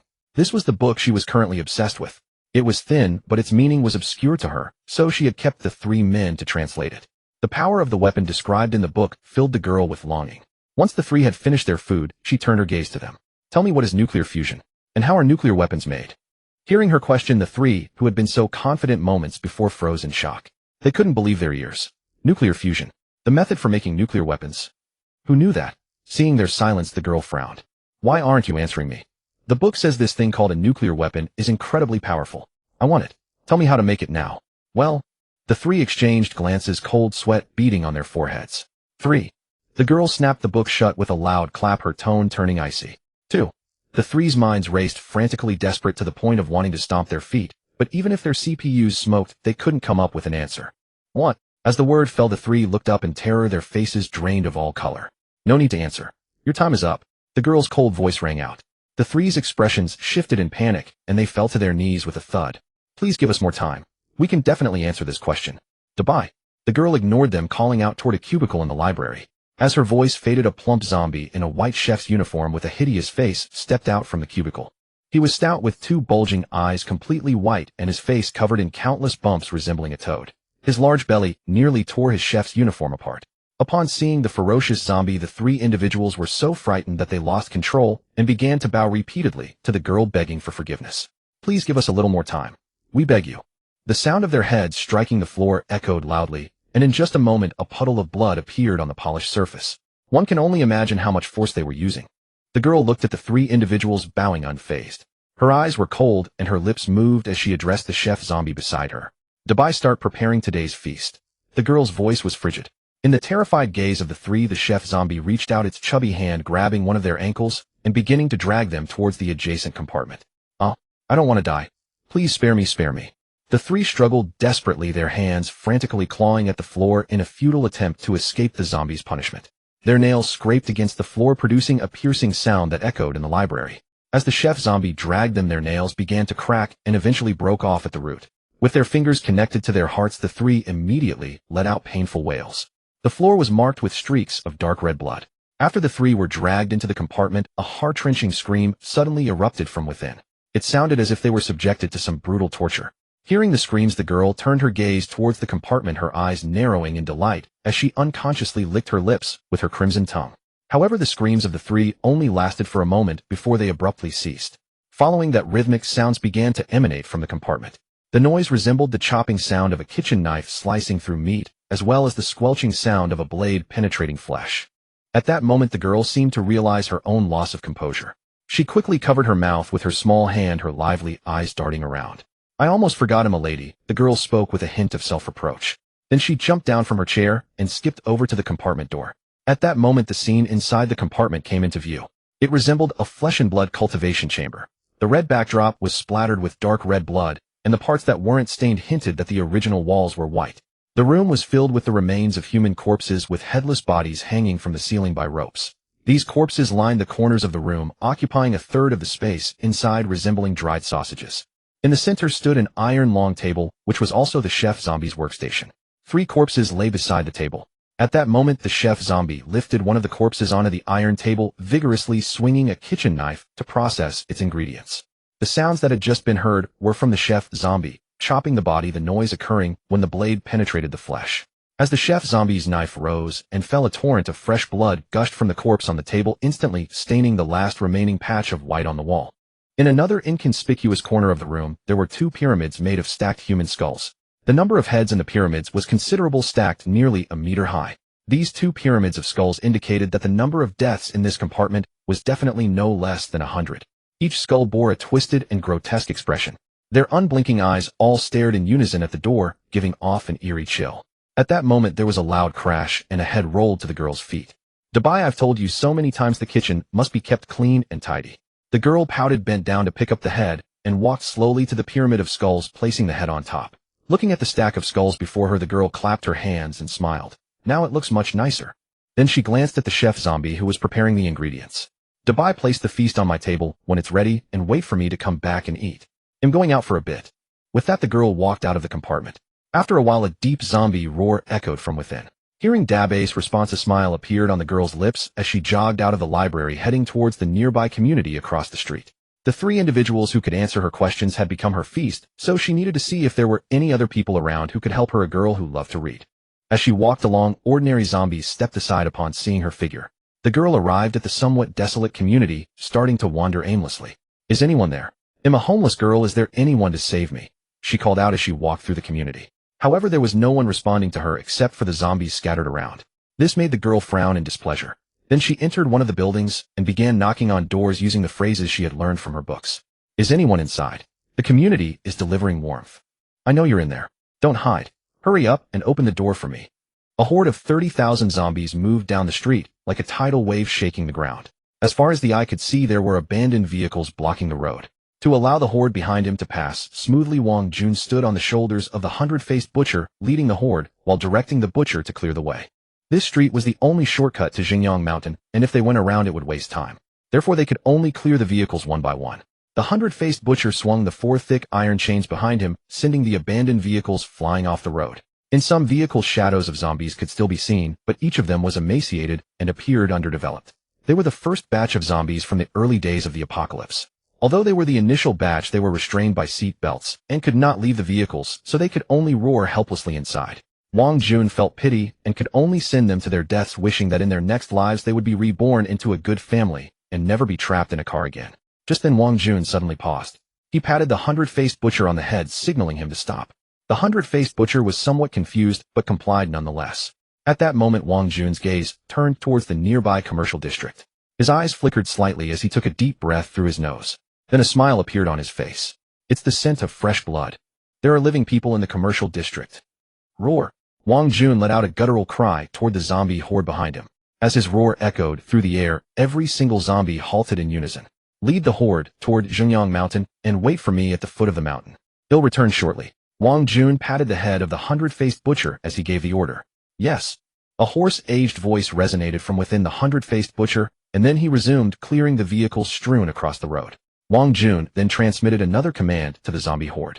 A bone wing unfurled from his back, and Wang Jun leaped from the hundred-faced butcher's shoulder, soaring directly into the sky. With a flap of his bone wings, he flew straight toward the scent of blood he had just detected. His pitch-black eyes glimmered as he surveyed the ground from above, his heart surging with intense excitement. He hadn't expected to encounter living humans again, so close to Xinjiang Mountain. Arriving at the heart of the commercial district, Wang Jun found a rooftop to land on. The scent of blood is definitely here. He swept his gaze around, searching for any trace of the living. Then his eyes settled on a library in the distance. With his third-tier hearing, he faintly detected sounds coming from within the library. So that's where you are. A smirk curled on Wang Jun's lips. He leaped down from the rooftop and strode toward the library. As he drew closer to the library, Wang Jun gradually sensed something amiss. He noticed a group of immaculately dressed zombies wandering around the library's perimeter. They wore expensive designer clothes just like him, and their garments were spotless.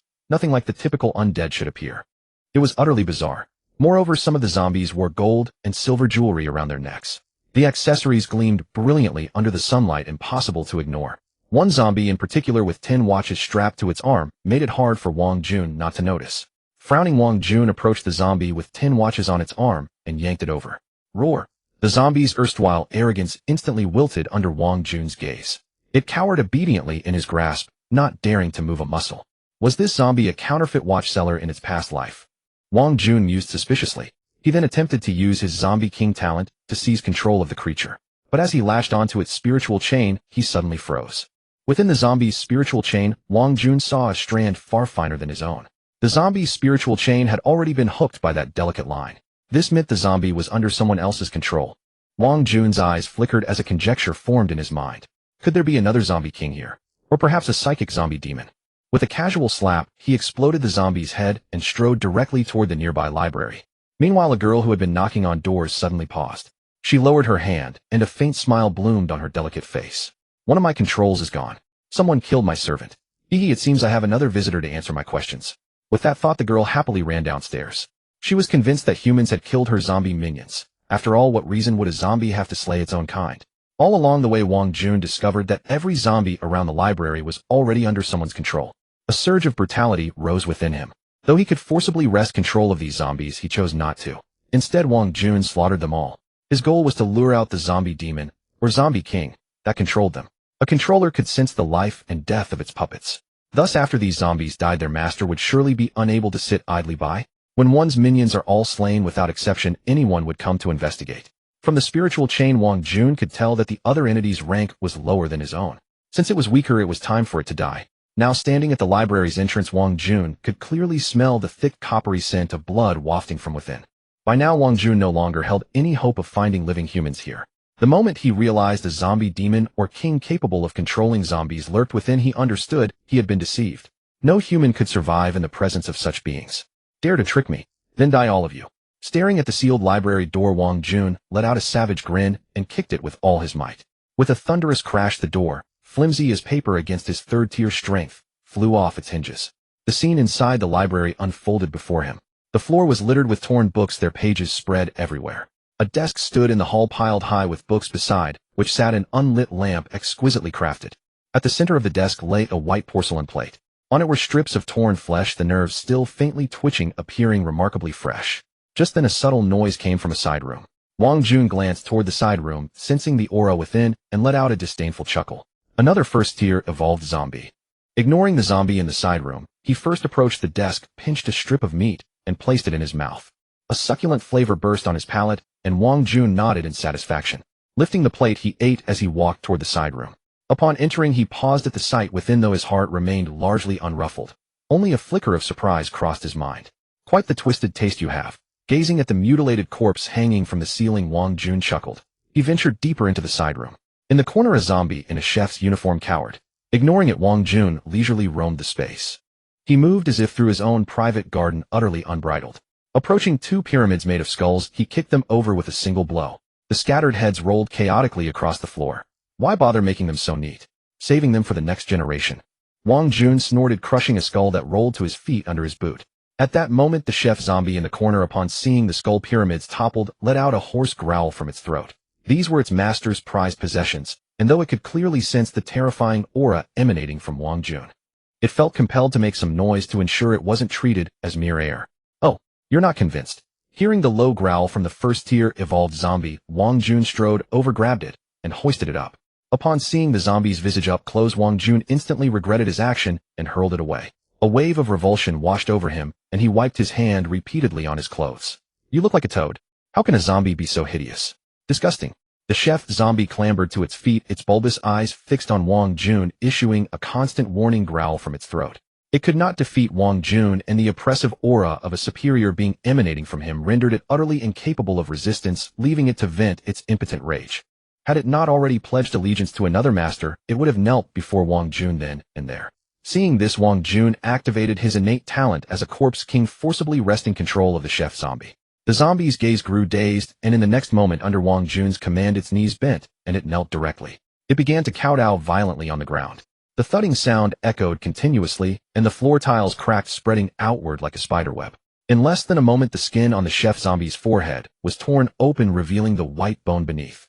But under Wang Jun's control, it continued to smash its head against the floor without cease. Wang Jun paid it no heed, turned, and walked out of the cubicle. He left it alone in the cubicle to keep kowtowing until it died. Such was the fate of those who dared to offend the corpse king. At that moment, Wang Jun's gaze suddenly shifted to the street opposite the library.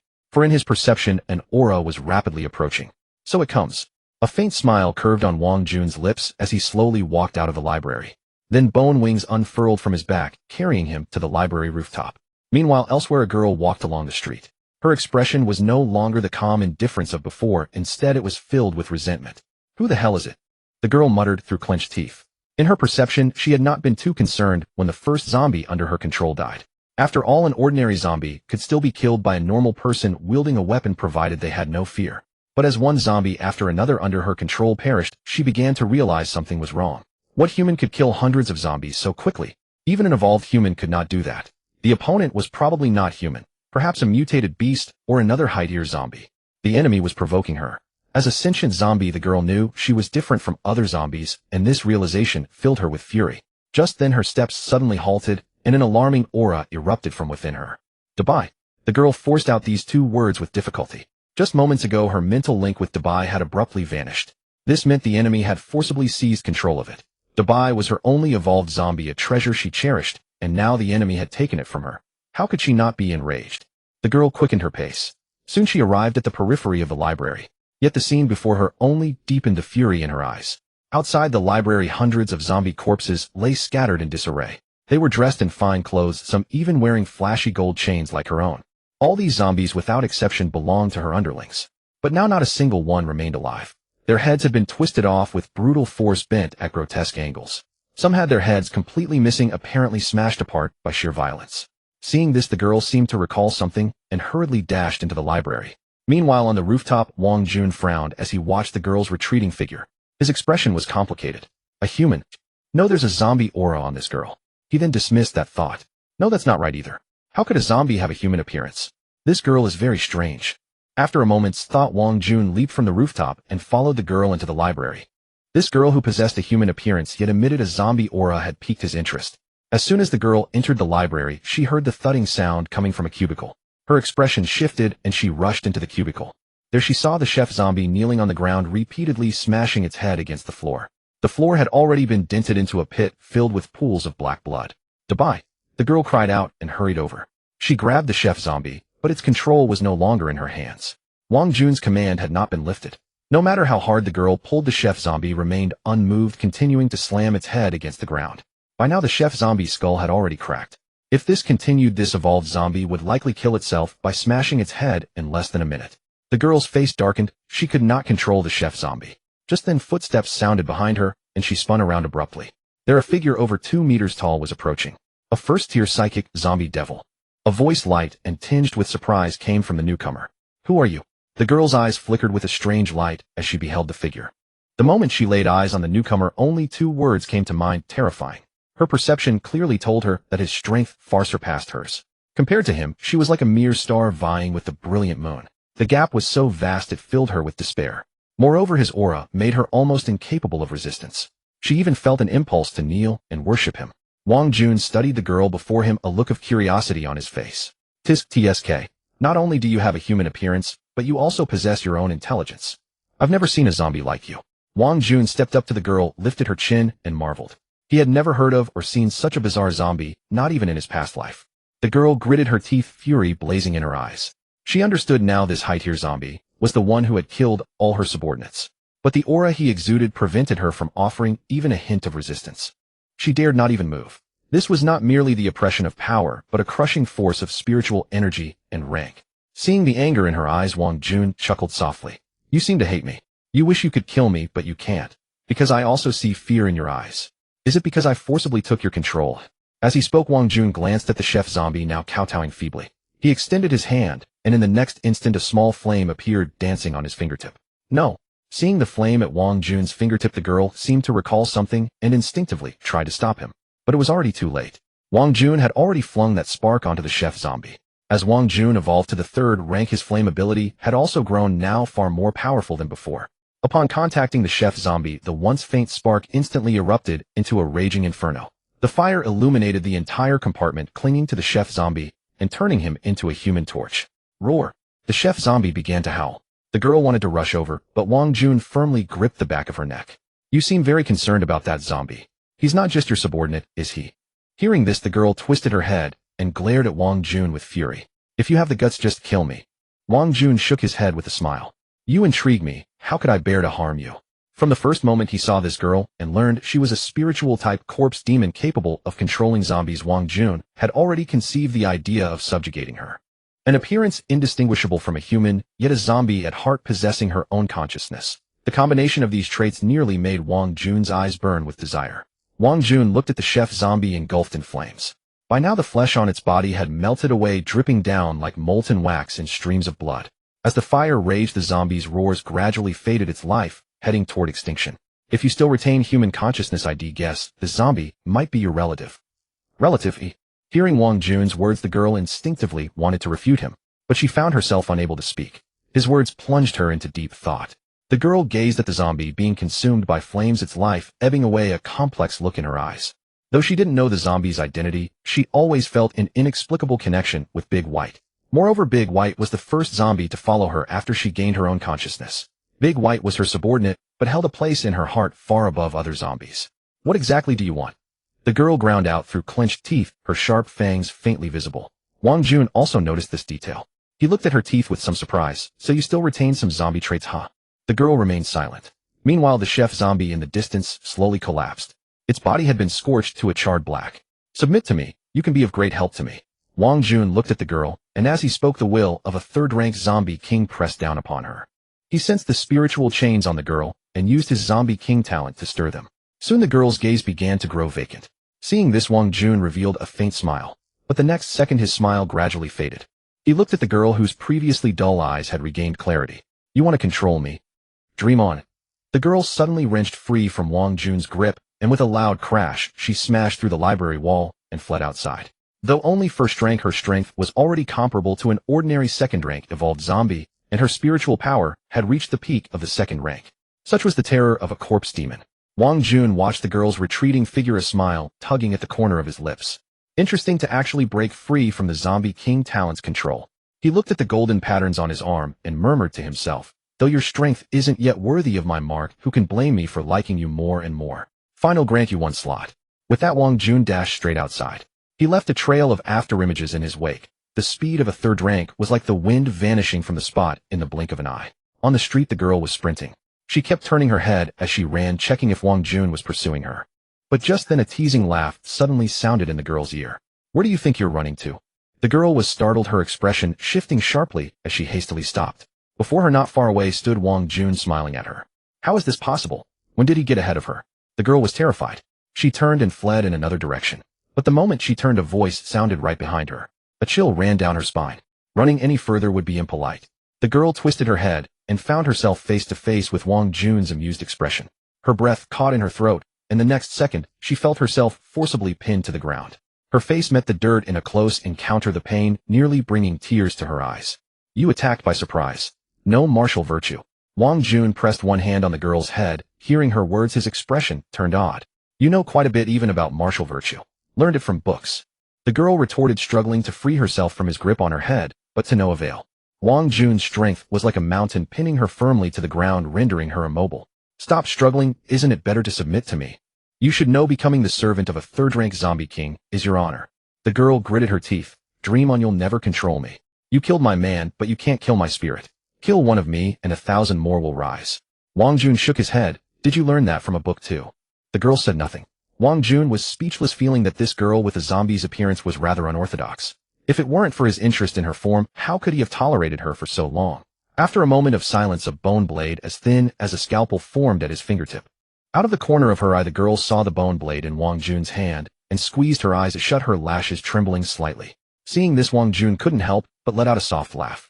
Clearly afraid of death, yet putting on a brave front. The next second, Wang Jun's blade fell. The girl waited for a long time, but felt no pain, which made her open her eyes in confusion.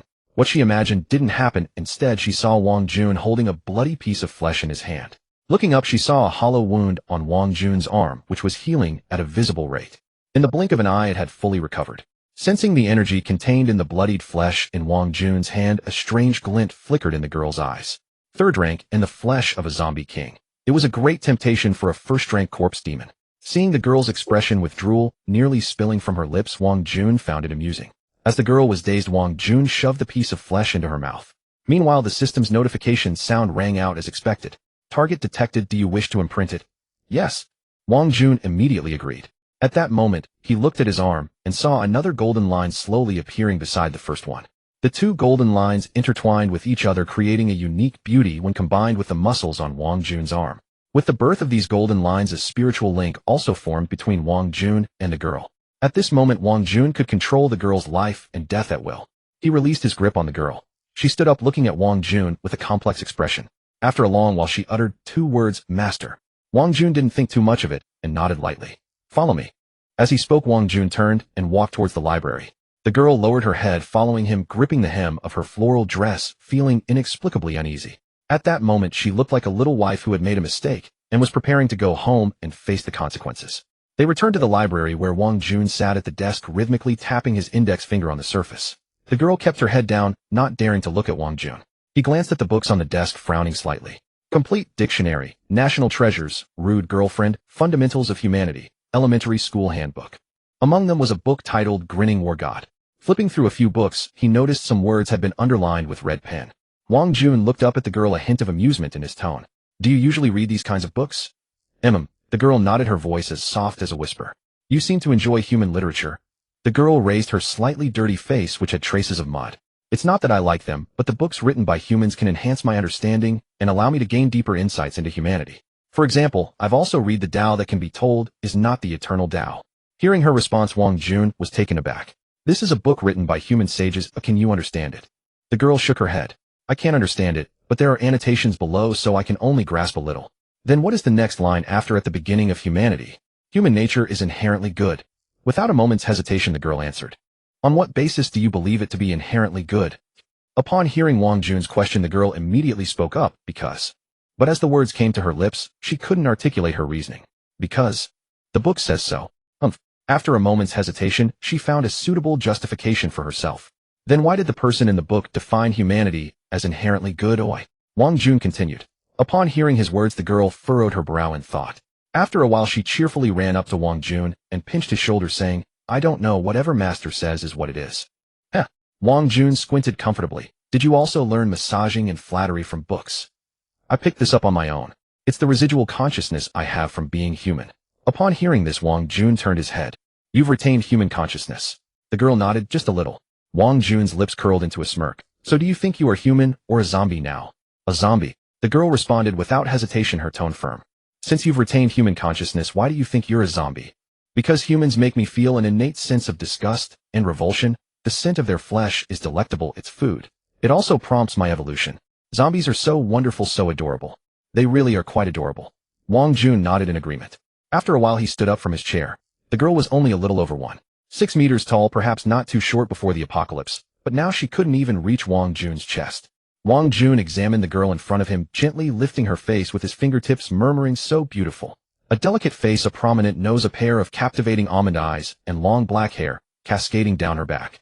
If it weren't for her shark-like sharp teeth, no one would suspect that such a beautiful girl was a flesh-eating zombie. The girl felt a bit shy under Wang Jun's intense gaze.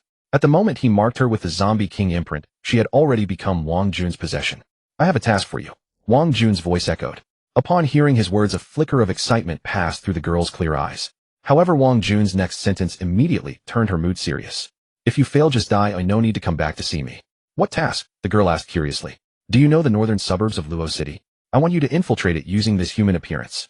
Once you get into the northern suburbs of Luo City, find a way to infect and cultivate some zombies from within. Just a few will do enough for you to control. Then hide them, ensuring they aren't discovered by humans. When the time comes, release all these zombies and drive them into the ordinary survivor area. Once you reach the ordinary survivor area, remember to control the zombies. Just infect them, don't consume them. The more humans that turn into zombies, the better. The rest is none of your concern. That's all you need to do. Can you manage that?" The girl's eyes sparkled with unusual excitement as she listened to Wang Jun's words. "Yes. Is this what the book referred to as a spy? It's simply exhilarating. You can understand it that way." Wang Jun nodded. "Where is the location of the northern suburbs of Luo City? I want to go now." Upon hearing the girl's words, Wang Jun tapped her on the head. "Be smarter. See if you can find any other survivors to blend in with the humans and go in together." "Why? I can go alone." The girl looked a bit puzzled. A powerless human girl wants to cross a city full of zombies to reach the northern suburbs of Luo City. That doesn't fit your character. You need to learn to hide yourself. "I see." Wang Jun nodded. "If necessary, you can also protect them to some extent. Or, if you want to hide deeper and avoid raising human suspicion, you can." As he spoke, Wang Jun lifted the hem of the girl's dress, revealing her smooth chest. Wang Jun revealed a smile, the meaning unspoken. The girl displayed a hint of panic on her face. "But, I'm a zombie." Wang Jun chuckled. "Yes, you are a zombie, and do you care about this body?" The girl fell silent. Seeing her hesitation, Wang Jun spoke again. "I won't interfere with your thoughts. What I want is the result, not the process." Upon hearing this, the girl let out a long sigh of relief. "When should I go?" "Anytime you like, but before that, haven't you forgotten something?" Hearing Wang Jun's words, a look of confusion flitted across the girl's delicate face. "What is it?" Wang Jun turned his head, stepped forward, and pried open her mouth. Gazing at the densely packed teeth inside the girl's mouth, Wang Jun reached in and forcefully pulled one out, holding it before her. "Do you think a normal person's teeth would look like a zombie's, eh?" The girl covered her aching cheeks, speaking timidly. "Then what should I do?" "Go to a hospital, have them all pulled out, and get fitted with dentures, just like a human's." Seeing the girl's hesitation, Wang Jun added, "What are you afraid of? They'll grow back later." "What I'm afraid of is that when they grow back, I'll have to pull them out again." Hearing her words, Wang Jun felt a touch of helplessness. He patted her head in a comforting manner and said, "It's all right, just bear with it for a moment." Upon hearing this, the girl looked at him with a plaintive gaze. She had an air of pitiable charm.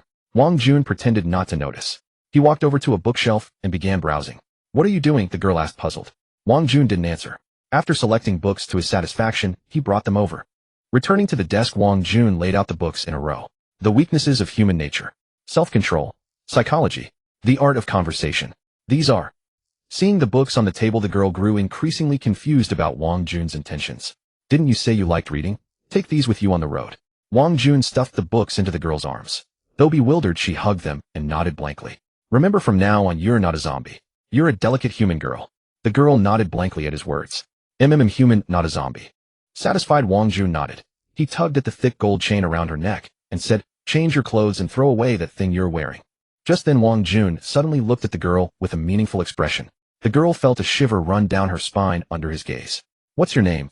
"It seems to be something like Lin." "That's the name lingering in my human memories. I can't quite recall it clearly." The girl pondered for a moment before answering. Wang Jun nodded. "Then you'll be called Wang Lin. That will be your name from now on." The girl nodded in agreement. At that, Wang Jun turned and went back to the shelf, pulling out 2 more books and tucking them into Wang Lin's arms. Wang Lin looked down at the books in her hands, her pupils contracting slightly. The Self-Cultivation of a Servant. On how to captivate a man's heart. Keep these 2 books handy just in case. With that, Wang Jun walked out of the library. Wang Lin stared blankly after him. "Where are you going?" "To strengthen my power, gather the zombie horde and attack the northern outskirts of Luoqing." Wang Lin's eyes lit up with excitement as she clenched her fists. "I understand. This is what they call a coordinated attack from within and without. Wang Jun smiled. Go into hiding. Wait for my signal. As he spoke, a massive bone wing tore through Wang Jun's back, carrying him straight into the sky. The gale stirred up by the wing lifted the hair from her forehead, and Wang Lin squinted. For a long moment, she watched his dwindling figure in the sky, her beautiful eyes filled with emotion. The master can even fly, eh? Having given the girl her instructions, Wang Jun flew off in the direction of Zhenyang Mountain. Though he hadn't found any humans on this trip, he had unexpectedly gained a peculiar zombie with a human appearance, a rather nice bonus. Perhaps Wang Lin's strength was no match for the 100-faced butcher, but in certain areas, if used well, she might prove quite useful. By now, a vast horde of zombies had gathered at the foot of Zhenyang Mountain. Heads bobbed in a dense throng. From above, it looked like an endless black tide. Wang Jun slowly descended to the front of the zombie horde. The 100-faced butcher emerged from behind. Master, any anomalies? The 100-faced butcher shook his head. No, but this mountain seems dead. I haven't sensed a trace of any living being. Wang Jun frowned at this. Are you sure it's a dead mountain? The 100-faced butcher hesitated for a moment, then an aged voice emanated from within him. There are no signs or auras of any living creatures at the foot. Before you return, Master, I didn't venture deep into the mountain's interior. In that case, let's turn this whole Zhenyang Mountain upside down. A cruel smile spread across Wang Jun's face. He would never believe Zhenyang Mountain was a dead mountain. He had once witnessed with his own eyes a million-strong rat tide surging into it. And since the 100-faced butcher hadn't sensed any living presence, there could only be one explanation. The beasts and all living creatures within Zhenyang Mountain had been devoured clean by the millions of rats. They had hollowed out the entire mountain, turning it into a massive rat nest where they bred and multiplied. Wang Jun stamped his foot, his gaze flickering. Perhaps in the deep soil beneath his feet, countless rats lay hidden. Then a zombie roar erupted from Wang Jun's throat. He issued a command to the nearly 40,000-strong horde behind him. The next second, the ground began to tremble. Countless zombies, upon receiving Wang Jun's command, surged into Zhenyang Mountain. They frantically dug at the earth with their hands. Massive amounts of soil were churned up. The efficiency of tens of thousands of zombies digging into a single mountain was without a doubt terrifying. Even though they were zombies, even though they had no tools, only their bare hands. With their limitless stamina and painless bodies, given time, they would eventually hollow out the entire mountain. And time was the one thing Wang Jun had in abundance. Time passed bit by bit. By now, thanks to the zombies' relentless efforts, the mountain from base to summit was dotted with pits of varying sizes, each a meter deep.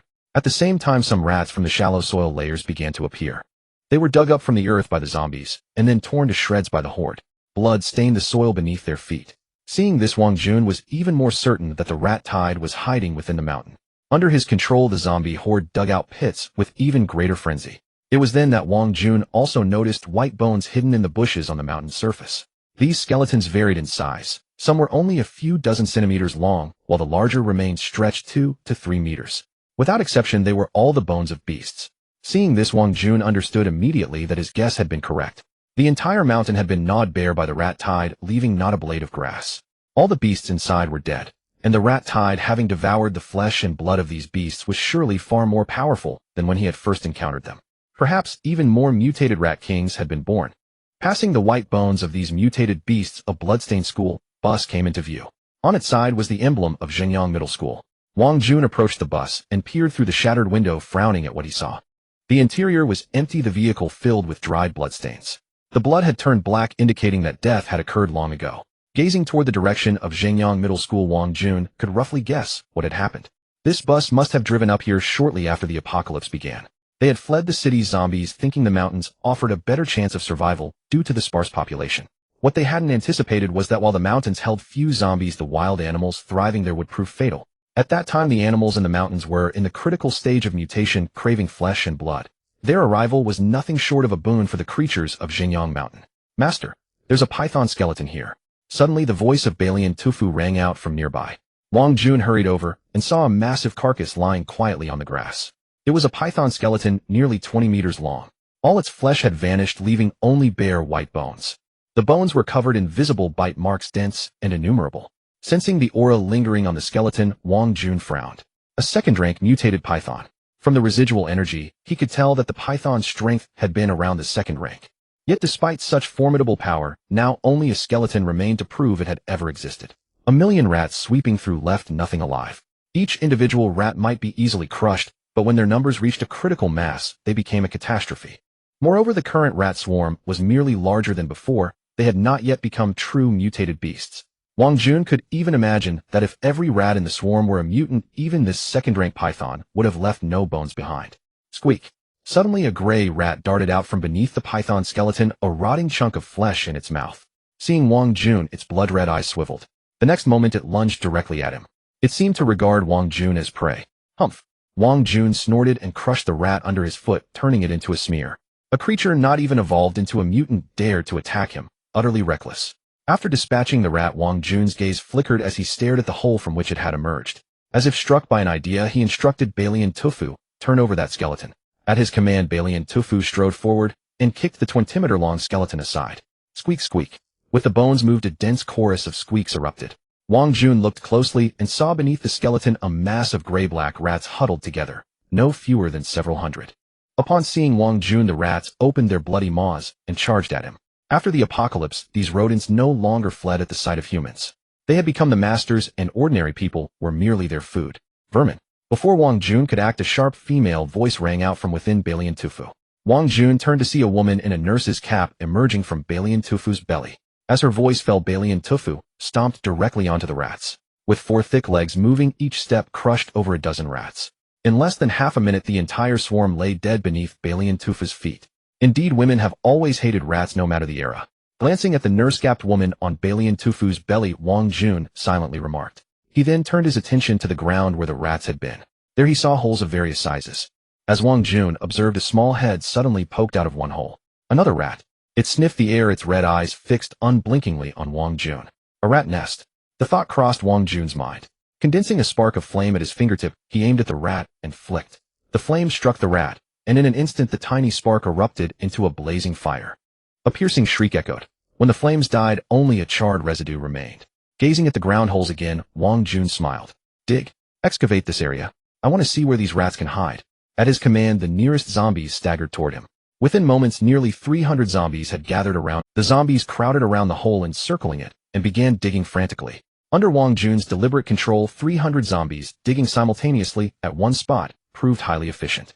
In less than 10 minutes, they had excavated a pit 3 meters deep around the burrow. Meanwhile, rats hidden in the earth were uncovered.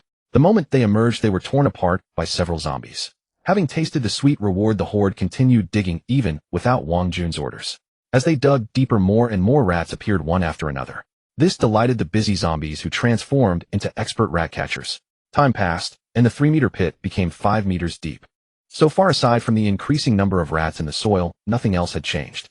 Wang Jun frowned from the edge. Could I have been wrong? Just as he was about to leave, the zombies at the bottom of the pit suddenly erupted in furious roars. The next moment, a thunderous crash echoed. The ground around them trembled. Wang Jun turned to see the earth around the pit collapsing layer by layer. Without time to think, he retreated quickly from the area. Dust rose around the pit, mingled with the howls of zombies. Wang Jun's expression shifted as he peered in. As the dust settled, the scene within the pit came into view. Revealed within was an underground space about 10 meters in diameter. The floor was densely covered with black-gray rats. At the bottom, they were packed together like a pool of black water, completely filling the space. They huddled together, squeaking chaotically. Surrounding the pit were countless holes of various sizes, with rats darting in and out. At the same time, the 300-plus zombies that had been digging the pit tumbled into the rat swarm as the pit collapsed. The originally cramped space became so packed that not even a needle could fit. At that moment, the rat swarm below saw the fallen zombies, and without hesitation swarmed them, frenziedly tearing at their flesh. The black tide surged and ebbed. The zombies felt no pain. Even as the rats ripped chunks of flesh from their bodies, they remained unaware. After a brief moment of confusion, the zombies staggered to their feet. As they rose, each zombie was covered in a dense layer of rats. Like strings of peppers hung to dry during the new year. Sensing the pervasive scent of flesh and blood, the zombies' eyes turned crimson as they frantically pulled rats off their bodies. Each rat they tore away held a piece of flesh ripped from the zombies. The zombies fought back, cramming rats' heads into their mouths and tearing them off. With a slight chew, bloody fluid dripped from the corners of their mouths, mingled with a white liquid. Both sides bit and devoured each other. But the number of rats at the bottom far exceeded that of the zombies. For every rat the zombies killed, dozens of pieces of flesh were torn from them by the dense swarm. In some places, white bones were already exposed. Especially on their legs where the zombies stood, the rats beneath gnawed so fiercely that only bones remained. Countless rats used teeth and claws to tear open the zombies' bellies, burrowing inside to feast on their organs. One by one, the zombies' leg bones were bitten through, causing them to lose balance and fall, whereupon they were overwhelmed by the frenzied swarm. In just a few moments, not a single zombie remained standing in the pit. Moreover, the rats seemed to know exactly where the zombies were vulnerable. Once the zombies fell, the rats abandoned other parts and swarmed their necks, gnawing relentlessly. Gradually, bloody holes were gnawed into the zombies' necks. With the flesh and spines severed, the rats' frenzied biting separated the zombies' heads from their bodies. By the time all the zombies' necks were bitten through, they were completely annihilated. Wang Jun watched silently at the edge of the pit, his expression unreadable. He hadn't expected to stumble upon a small rat nest by accident. Just then some rats spotted Wang Jun and the 100-faced butcher standing above the pit. They squeaked and began climbing up the earthen walls. Seeing this, Wang Jun didn't panic. Instead, an excited look appeared on his face.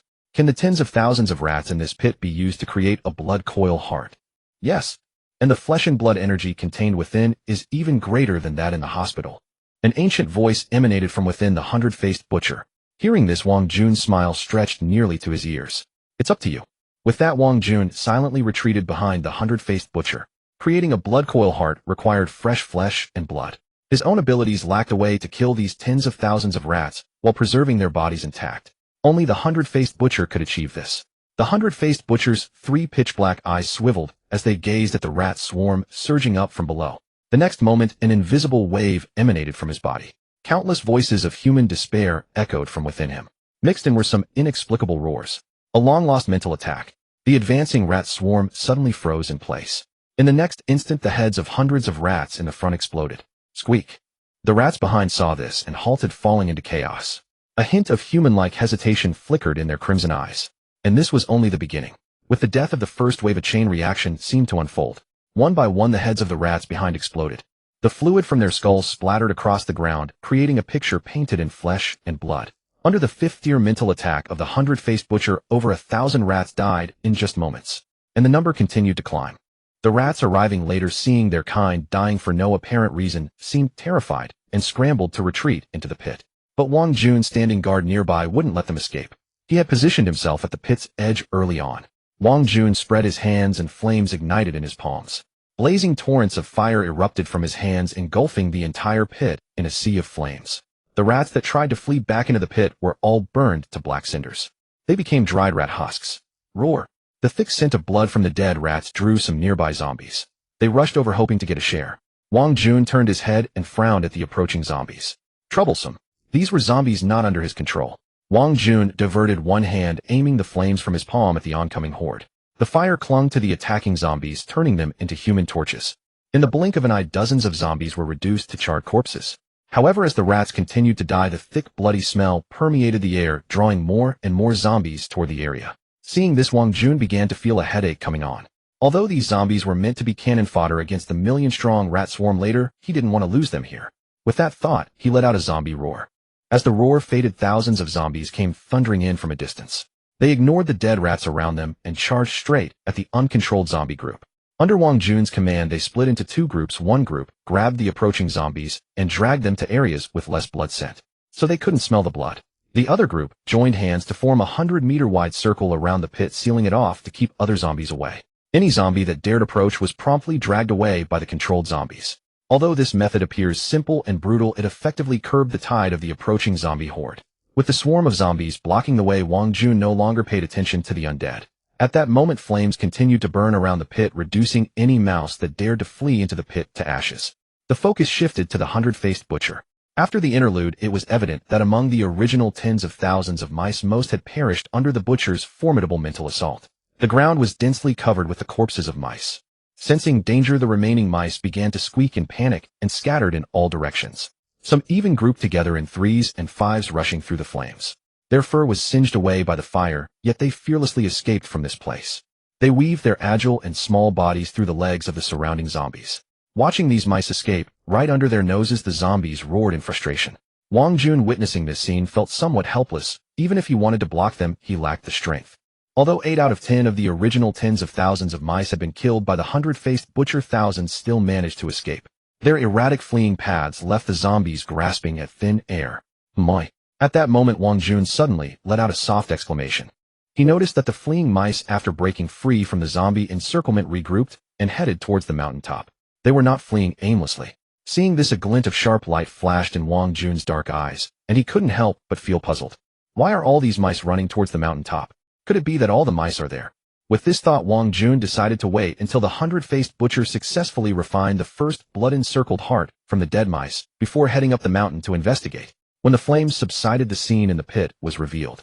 Ignoring the remains of over 300 dead zombies at the bottom, the interior of the pit and the surrounding area were littered with charred mouse corpses numbering at least several hundred at a glance. Looking at these burnt remnants, Wang Jun felt a pang of regret as he smacked his lips. What a pity. He had previously devoured some mice. Roughly every 10 would grant him a bit of evolutionary value equivalent to the evolutionary points of an ordinary human. In other words, for every mouse he devoured, he gained 0.1 evolutionary value. While it wasn't much, even a mosquito has some meat. At this moment, the number of mice he had burned to death with his flames was at least 500 or 600. If he were to consume all these mice, it could net him 50 to 60 evolutionary points.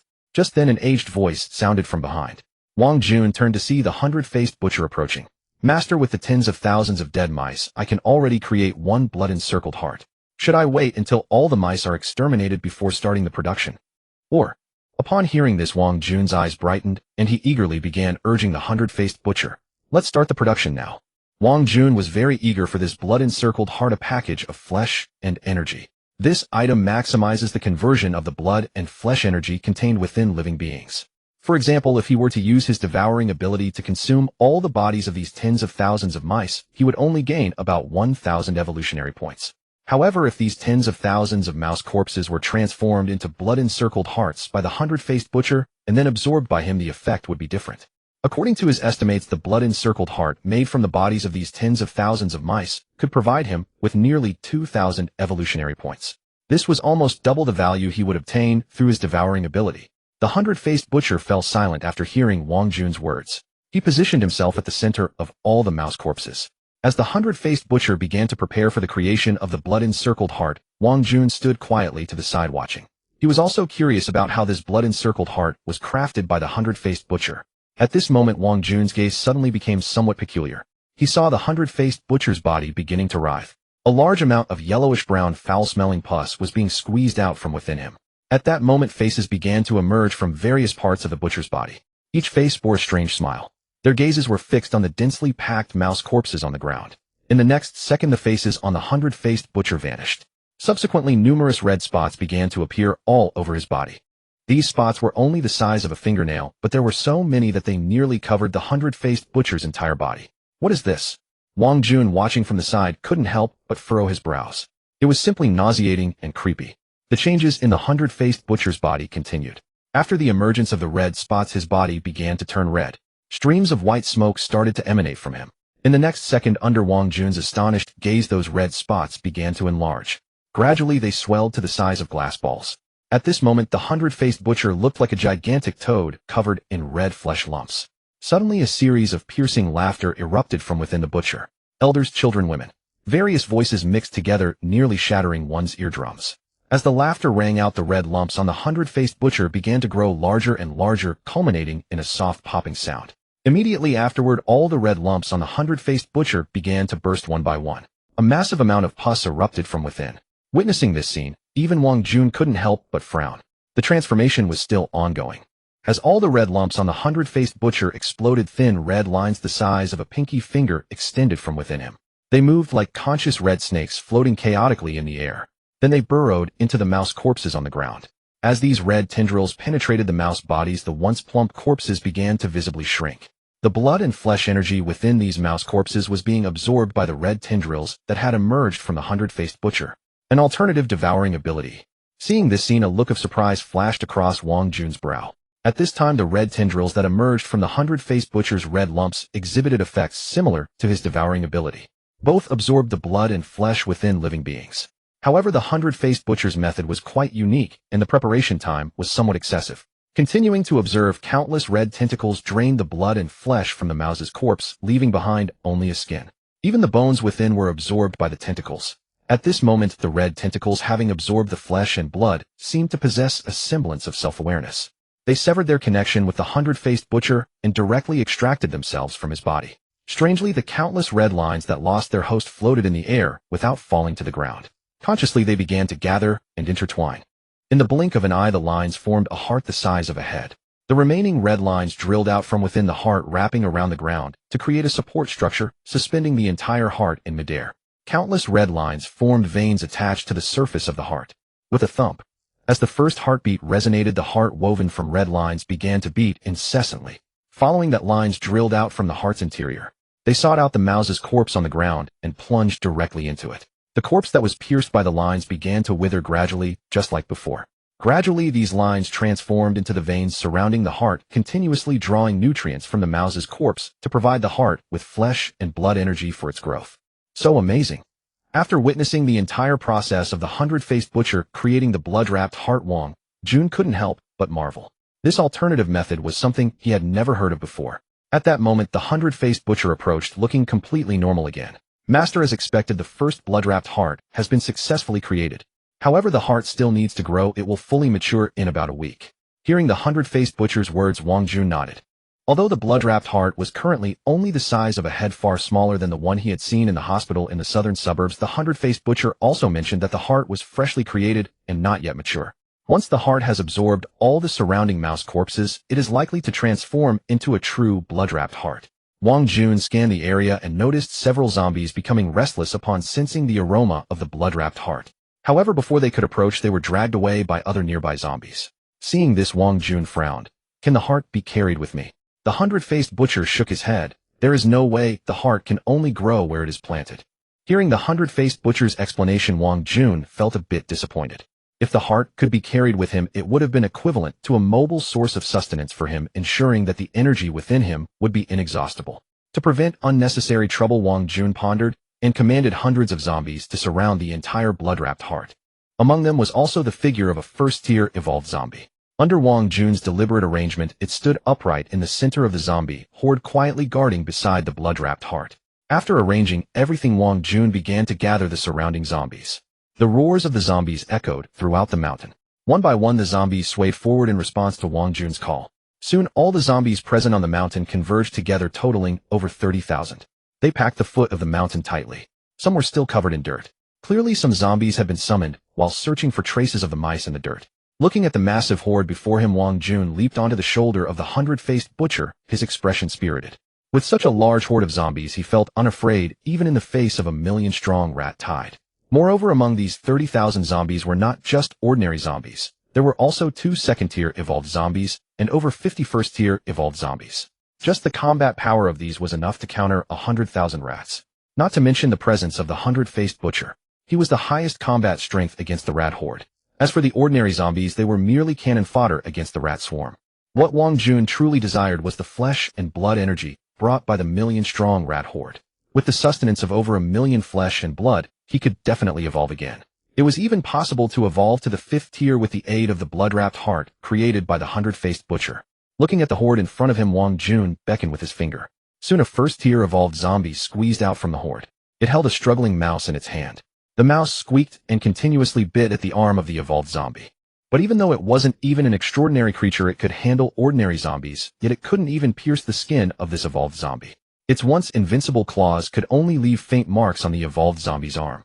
The evolved zombie approached the 100-faced butcher and knelt directly on the ground, holding the mouse high. To be precise, this evolved zombie was not kneeling to the 100-faced butcher, but to Wang Jun, who was standing on the shoulder of the 100-faced butcher. Seeing this, Wang Jun patted the 100-faced butcher's head, signaling him to take the mouse. The 100-faced butcher complied and carefully grabbed the mouse from the evolved zombie's hand, his massive form making him cautious even with the small creature. Fearing that he might accidentally crush the mouse, Wang Jun took the mouse and condensed a bone knife at his fingertip. He cut off a small piece of flesh from his finger and directly fed it to the mouse. Sensing the aroma of the evolved flesh, the mouse swallowed it without hesitation. Detected a target for marking it. Do you wish to imprint it with the Zombie King mark? The system's prompt sounded. Wang Jun silently chose yes. Immediately, a third golden pattern began to emerge from his arm, intertwining with the other 2 golden patterns. At that moment, a spiritual bridge was established between him and the mouse. The mouse, which had been struggling continuously, suddenly became incredibly docile. It pressed its head against Wang Jun's palm, beginning to act adorably. At this moment, the mouse was no longer the fierce creature it had been earlier. It was like an exceptionally gentle pet mouse. Wang Jun's lips curled as he stroked the mouse's head with his fingertip. Take me to find your nest. As soon as he finished speaking, the mouse's crimson eyes darted. In the next second, it scampered down the 100-faced butcher's body. Squeak! The mouse turned around and squeaked twice at Wang Jun before starting to run towards the mountain peak. Upon witnessing the rat he had commanded dash straight toward the mountaintop, Wang Jun inwardly exclaimed, "Just as I thought." It turned out the rat swarm had been lurking at the summit all along. He and the corpse horde had merely been stationed at the foot of the mountain, hence failing to notice. At that moment, the rat scurrying through the grass, realizing Wang Jun had not followed, turned back and let out a series of squeaks. Observing this, Wang Jun immediately directed Hundred-Faced Butcher to trail the rodent.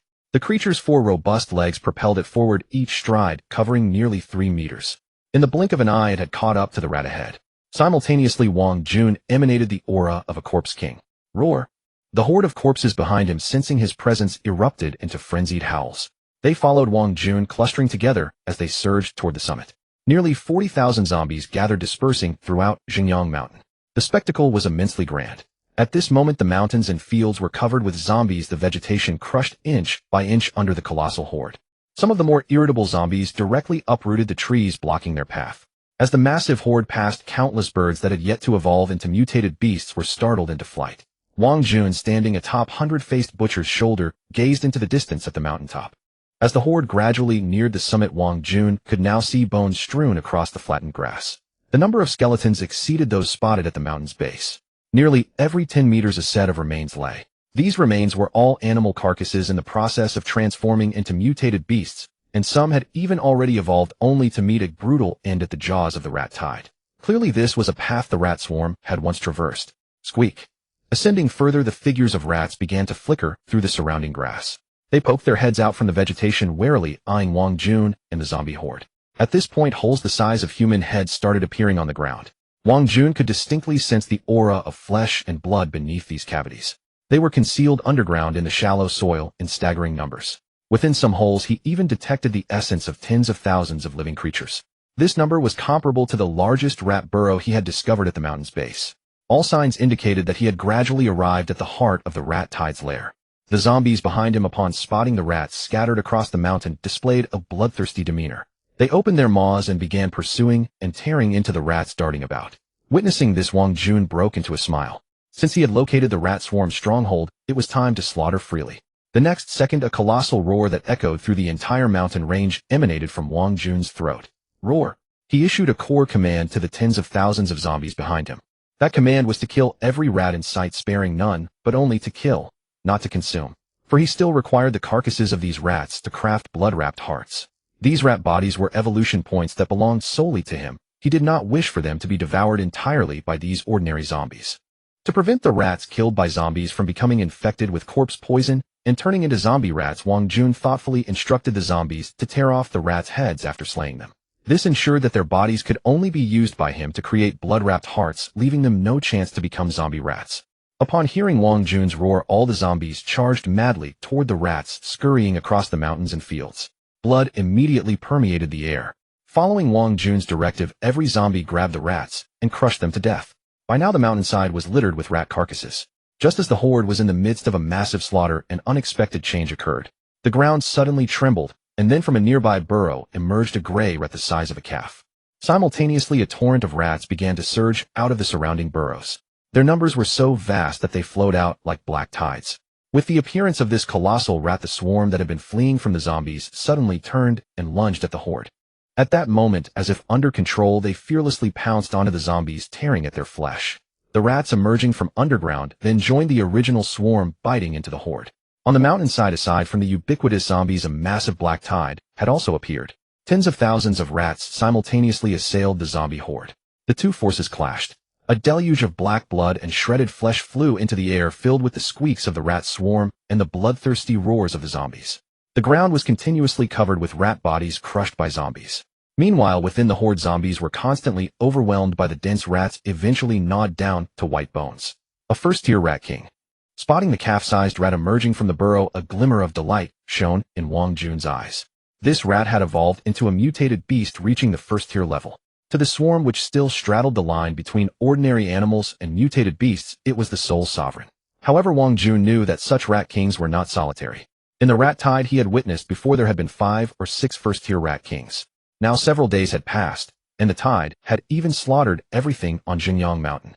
It was hard to imagine whether a second-tier rat king might have emerged within the swarm. See that first-tier rat king?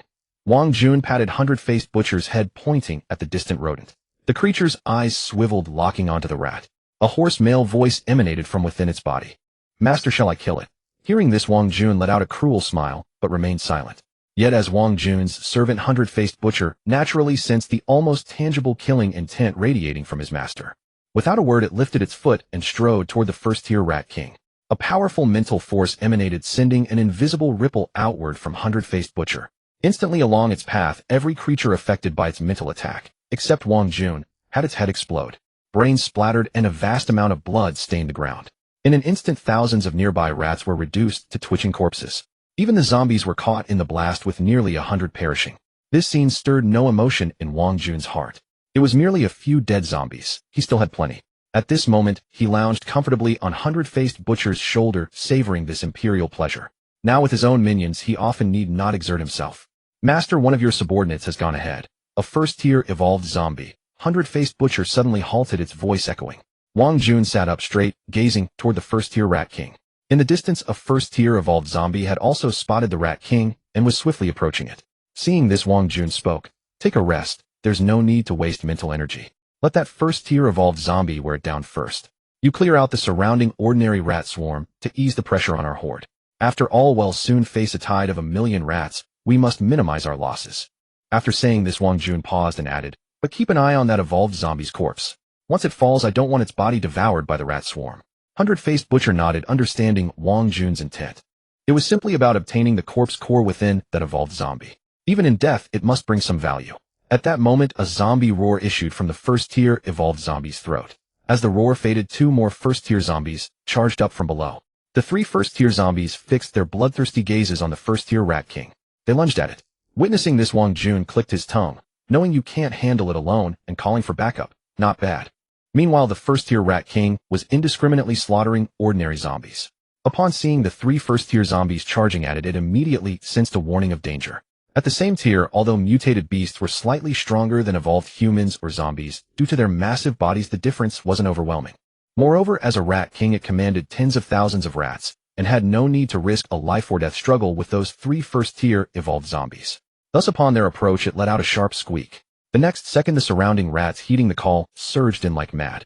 Abandoning their fights with the zombies, they rushed to protect their king. Nearly 5,000 rats converged on the 3 first-tier evolved zombies. The black tide instantly crashed into the 3 zombies. The sheer mass of rats caused them to stumble and fall to the ground.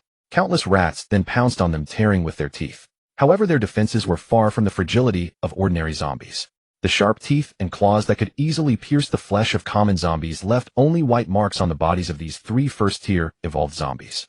As they rose, they were covered in rats. Although the rats couldn't breach their skin, they still drove the 3 evolved zombies into a frenzy. They ripped off the rats, clinging to them, crushing them into pulp. Yet the swarm's numbers were immense, and they continued biting fearlessly. For every rat they tore off, dozens more would fill the gap.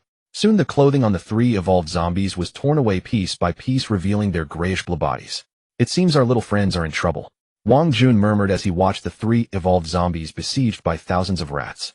Though it seemed the rats couldn't bite through their flesh, the swarm's sheer numbers were overwhelming. Even if they couldn't breach the evolved zombies' defenses now, they would wear them down through attrition. If 100 rats failed, they would try 1,000. If that failed, 2,000, 3,000. Those 3 zombies were evolved, but only first tier. Even Wang Jun, when he was second tier, had dared not confront a rat tide, and had to avoid its edge, let alone these 3 first-tier zombies. Unless you were powerful enough, falling into an enemy's overwhelming numbers meant only death. Once the vast swarm opened a tiny wound on you, the rats would go mad, enlarging it until your flesh was exposed, until they could burrow their heads into your body to feed, gnawing you down to a skeleton. Wang Jun tapped into the mental link, seeking the reinforcements he had summoned for the 3 first-tier evolved zombies. The next second, 2 second-tier evolved zombies who had been slaughtering ordinary rats in the distance paused. Their gazes turned toward Wang Jun. Then a formidable aura erupted from them. They charged straight toward the location of the 3 first-tier evolved zombies. The pressure from the second-tier zombies caused the surrounding ordinary zombies to retreat repeatedly. But Wang Jun wasn't done. He tapped into the mental link again, issuing commands to all remaining evolved zombies. Roar! Roar! On the mountainside, every evolved zombie, upon receiving Wang Jun's orders, let out excited roars.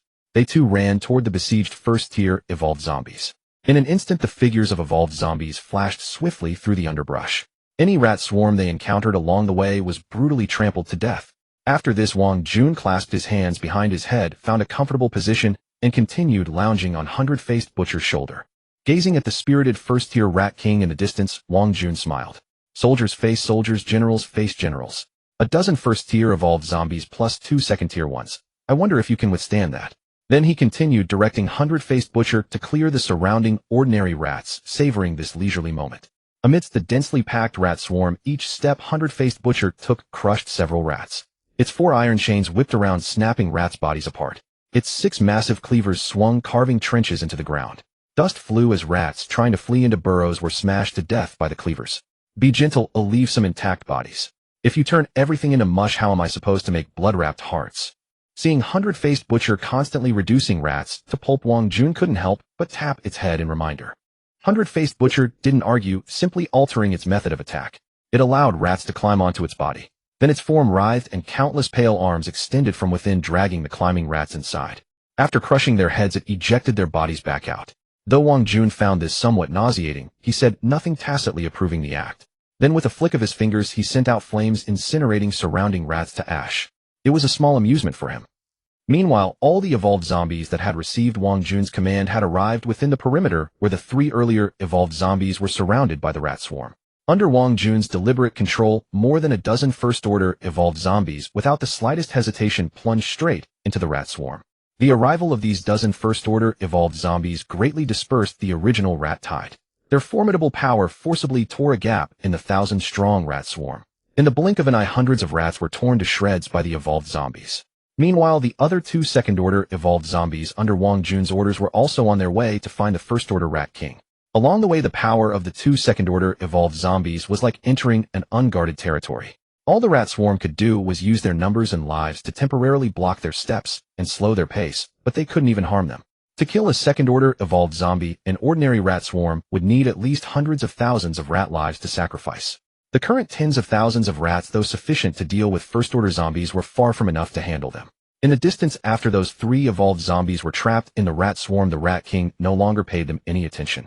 It turned and charged at the ordinary zombies nearby. Its tail, like an iron whip, easily pierced the chest of a zombie that was hunting rats, pulling it in front of itself. The rat king used its sharp claws to disembowel the zombie. As the zombie struggled incessantly, the rat king tore out its internal organs and swallowed them. At that moment, the rat swarm behind suddenly erupted in chaos. The rat king took a few more bites of the zombie's flesh beneath it, then looked back in confusion. The next second, its fur bristled like steel needles. It was startled. 2 figures were charging toward it. The aura emanating from them made even the rat king feel extremely wary. Although they were currently entangled by the dense rat swarm and couldn't come immediately. But the rat king knew that with the strength of those 2 evolved zombies, they would eventually slaughter the entire rat swarm. Run. A thought flashed through the rat king's mind. A crisis warning from its biological instincts. With that thought, the first-order rat king smashed the struggling zombie's head with a claw, then bolted toward the mountaintop. Roar, roar. Meanwhile, with the intervention of more than a dozen first-order evolved zombies, over 5,000 rats were slaughtered in an instant. Apart from the original 3 evolved zombies who had sustained some wounds from being gnawed by the massive rat swarm, the remaining dozen evolved zombies had not a single scratch. After disposing of these thousands of rats, they turned and charged toward the remaining ones. At that moment, Wang Jun, who had been observing, noticed the rat king fleeing toward the mountaintop. He narrowed his eyes slightly, trying to escape. Do you think you can? Wang Jun muttered to himself. He glanced at the 2 second-order evolved zombies that were held back by the rat swarm and shook his head. Then through the mental link, he issued a command to the other dozen first-order evolved zombies that were attacking the rat swarm. Kill that first-order rat king at all costs. Upon receiving their king's command, the dozen evolved zombies immediately dropped the rat carcasses in their hands. Their gazes simultaneously locked onto the first-order rat king, fleeing toward the mountaintop. The dozen evolved zombies exchanged glances and let out synchronized roars. The next moment, they charged recklessly toward the rat king. The fleeing first-order rat king also noticed this. A look of terror flashed in its scarlet eyes. A sharp squeak rang out. Hearing the rat king's call, the rats along the way surged madly toward the dozen first-order evolved zombies. However, after continuous fighting, the rat tide had already lost more than half of its numbers. This time, the rat swarm summoned by the rat king was far smaller than before, only about 2,000. Still, these 2,000 rats were enough to cause some trouble. Although the dozen evolved zombies could wipe them all out, the time needed to kill them would allow the rat king to reach the mountaintop. Seeing this, Wang Jun directly controlled the several hundred zombies around the rat swarm to act as meat shields for the evolved zombies charging into the rat tide. Hundreds of zombies surged into the rat swarm, sending chunks of flesh flying. The metallic scent of blood in the air grew even thicker. With Wang Jun's covert assistance, the dozen evolved zombies no longer paid attention to the rat tide and sprinted toward the Rat King. The fleeing Rat King saw this and ran even faster, its four legs churning like frantic little motors. By now, however, the dozen evolved zombies had caught up with the Rat King from several directions. They formed an encirclement and dashed toward it. The Rat King tried to summon the rat swarm again, but it realized that only a few thousand rats remained nearby. Moreover, these few thousand rats were still fighting ordinary zombies and couldn't come to its aid. The Rat King was forced into a passive position. Unable to return to its mountaintop, it had no choice but to fight these dozen evolved zombies to the death. Although it had no confidence in escaping the encirclement of the dozen evolved zombies, it had to take the risk to survive. At that moment, one evolved zombie struck, first lunging suddenly. Its sharp claws gleamed with menace. This was a speed-type evolved zombie. Its sudden attack caught the Rat King off guard, leaving a bloody gash on its body. By the time the Rat King reacted, the speed-type evolved zombie had already vanished. Next, 2 or 3 evolved zombies joined the assault. Just as the Rat King angrily prepared to fight back, they retreated again. At that moment, the remaining evolved zombies surged in, brutally beating the Rat King. In an instant, the Rat King was howling in pain, its body covered with wounds of all sizes. Flesh tore open, looking hideous. While the other evolved zombies were beating the Rat King, the speed-type evolved zombie occasionally darted in to strike. Its attack pattern was a Hitandran tactic. Relying on its speed, it gradually killed its prey. Advance when the enemy retreats, retreat when the enemy advances. Under Wang Jun's control, the combat effectiveness of these dozen evolved zombies was even greater. Various tactics were employed in turn-kiting, gang-beating, attrition warfare. Soon one evolved zombie circled behind the Rat King and grabbed its steel whip-like tail. Then the remaining evolved zombies swarmed in, pinning the Rat King firmly beneath them. They bared their steel-like teeth and sank them into the Rat King's neck. Blood spurted like a fountain, drenching the zombies. But the evolved zombies grew even more frenzied, tearing off chunks of flesh from the Rat King's neck and devouring. The Rat King's miserable shrieks echoed through the mountains. Upon hearing its agonized cries, the ordinary rats' already bloodshot eyes grew even redder, as if pools of blood had settled over their pupils. In the next instant, they launched a suicidal assault against the surrounding horde of corpses. Initially, it took over a dozen rats to kill a single zombie, but with their suicidal onslaught, now merely 7 or 8 rats could perish together with a zombie. In just a short while, dozens to hundreds of zombies fell, devoured down to their bones by the frenzied rat swarm. This was the Rat King's final frenzy before its death. Meanwhile, the other 2 second-stage evolved zombies had also slaughtered all the rats, entangling them, their bodies drenched in shredded rat flesh and entrails. Witnessing this, Wang Jun directly commanded those 2 second-stage evolved zombies to strike toward the Rat King. Under Wang Jun's deliberate control, the 2 evolved zombies arrived before the Rat King and ruthlessly swung their fists down. The Rat King's head was shattered by their iron fists, reduced to a pulp of flesh. With the Rat King's death, the surrounding rat swarm froze in place, then began to scatter in all directions. Gone was their earlier madness. What followed was a one-sided massacre. Countless zombies chased down the fleeing rats, directly twisting off their heads. At this moment, Wang Jun also relinquished his control over the evolved zombies.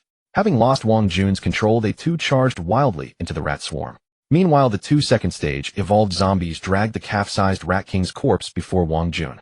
After dropping the body, they swiftly departed. Wang Jun leaped down from the 100-faced butcher and stretched lazily. Gazing at the Rat King's corpse before him, his heart swelled with a profound sense of accomplishment. Controlling those evolved zombies to slay the Rat King had allowed him to indulge in the thrill, a sensation akin to playing a game. He was the player, the evolved zombies were his game characters, and the Rat King was the boss. A slit split open in his palm, revealing a mouth bristling with fangs. Wang Jun pressed his palm onto the Rat King's corpse and silently activated his devouring ability.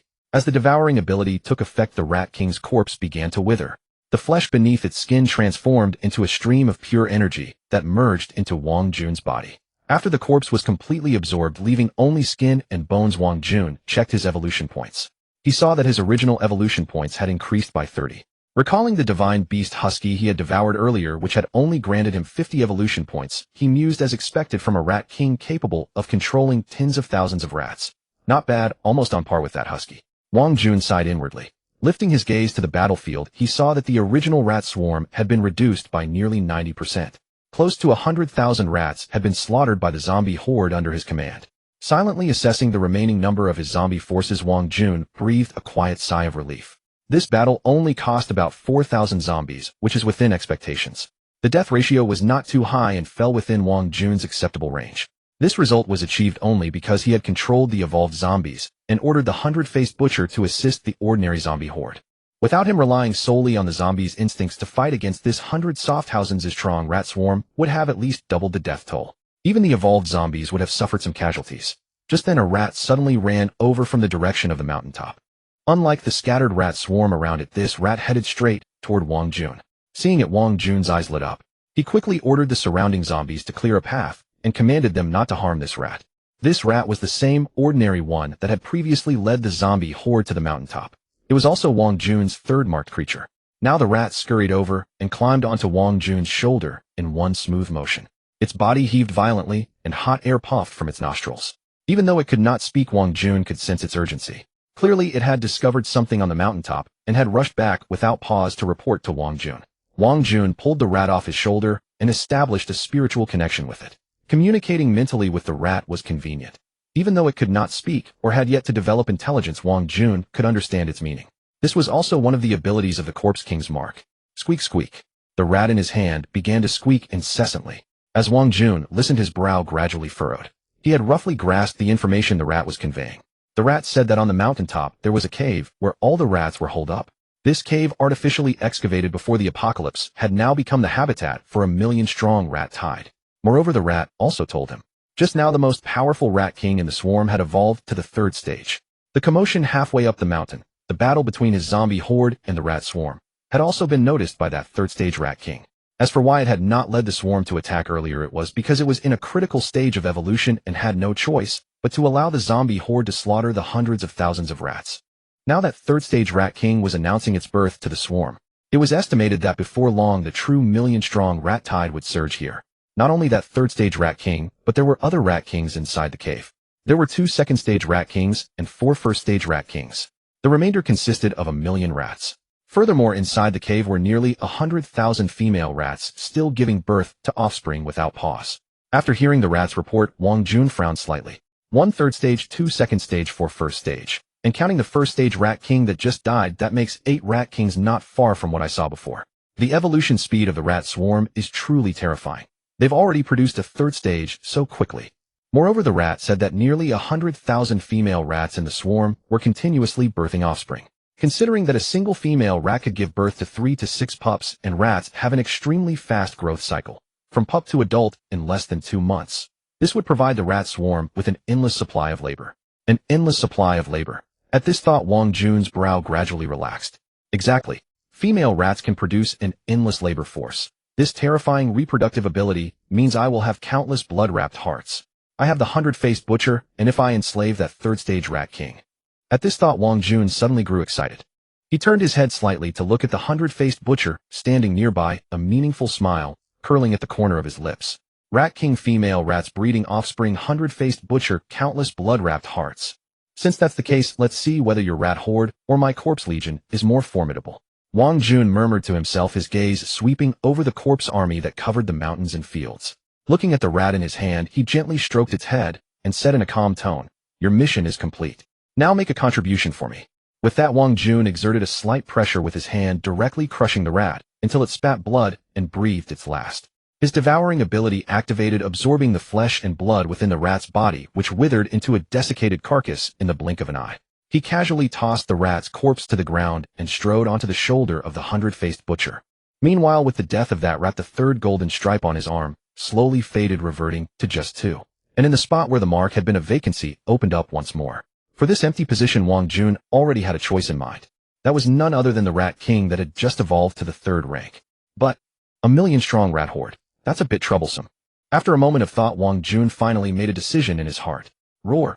Gazing at the corpse army, Wang Jun let out a bellow from his throat. He issued a command to all the corpses: devour every single rat carcass on the ground, without exception, striving to evolve into first-rank evolved zombies as much as possible. Upon hearing the order, the corpse army, which had only been able to nibble at rat heads, instantly erupted into frenzy. They grabbed the rat carcasses from the ground and began to feast. Moreover, under Wang Jun's control, some zombies that were still far from evolution voluntarily yielded the rat corpses in their hands to those on the verge of evolving. This scene was nothing short of astonishing. That brutal and savage zombies could actually display a selfless side. As time passed, with the corpse army voraciously devouring the flesh and blood of the rats, some zombies began to undergo evolution.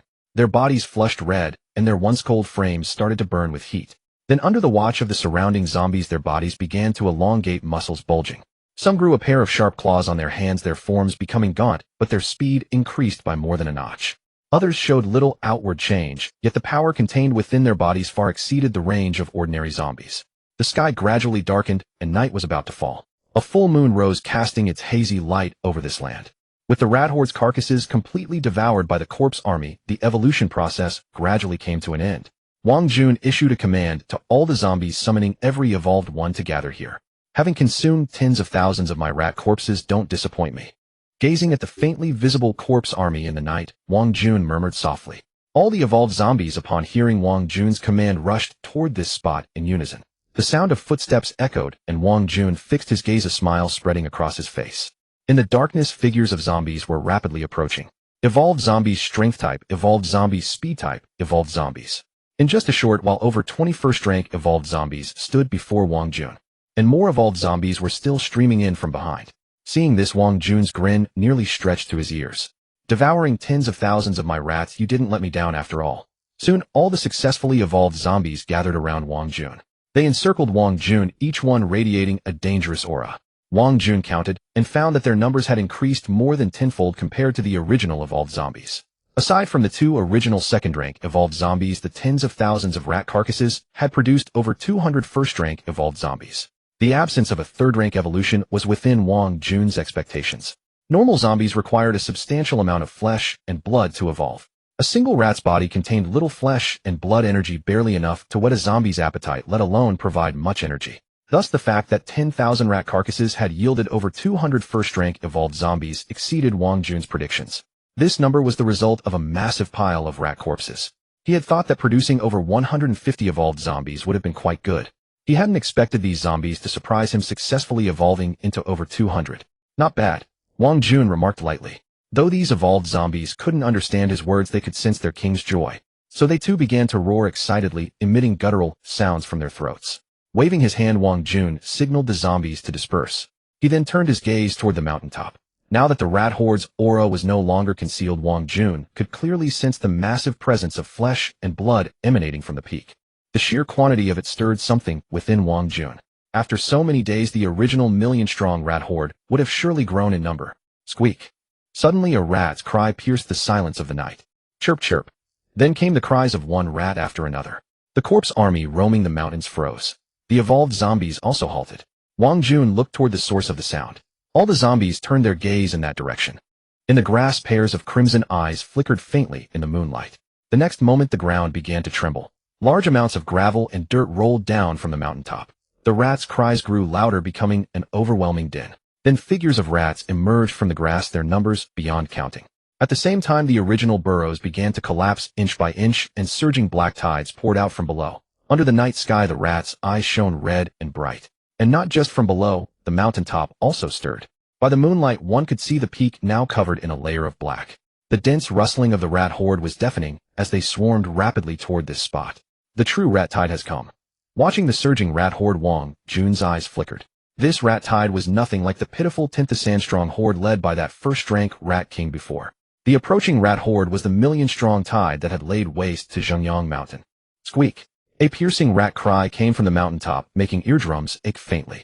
In the moonlight, a colossal rat 5 meters in length appeared at the peak. The first-rank rat king, the size of a calf, was less than half its length. Its eyes, as large as lanterns, glowed red in the moonlight. A third-rank rat king. Seeing the rat on the mountaintop, Wang Jun's gaze turned serious. What lay ahead would surely be a fierce battle. Over 200 evolved zombies and nearly 40,000 corpses faced off against 1,000,000 rats. This would be a battle with a nearly tenfold difference in numbers. If he failed to subdue the three-headed rat king in time, all his corpse horde might be lost here.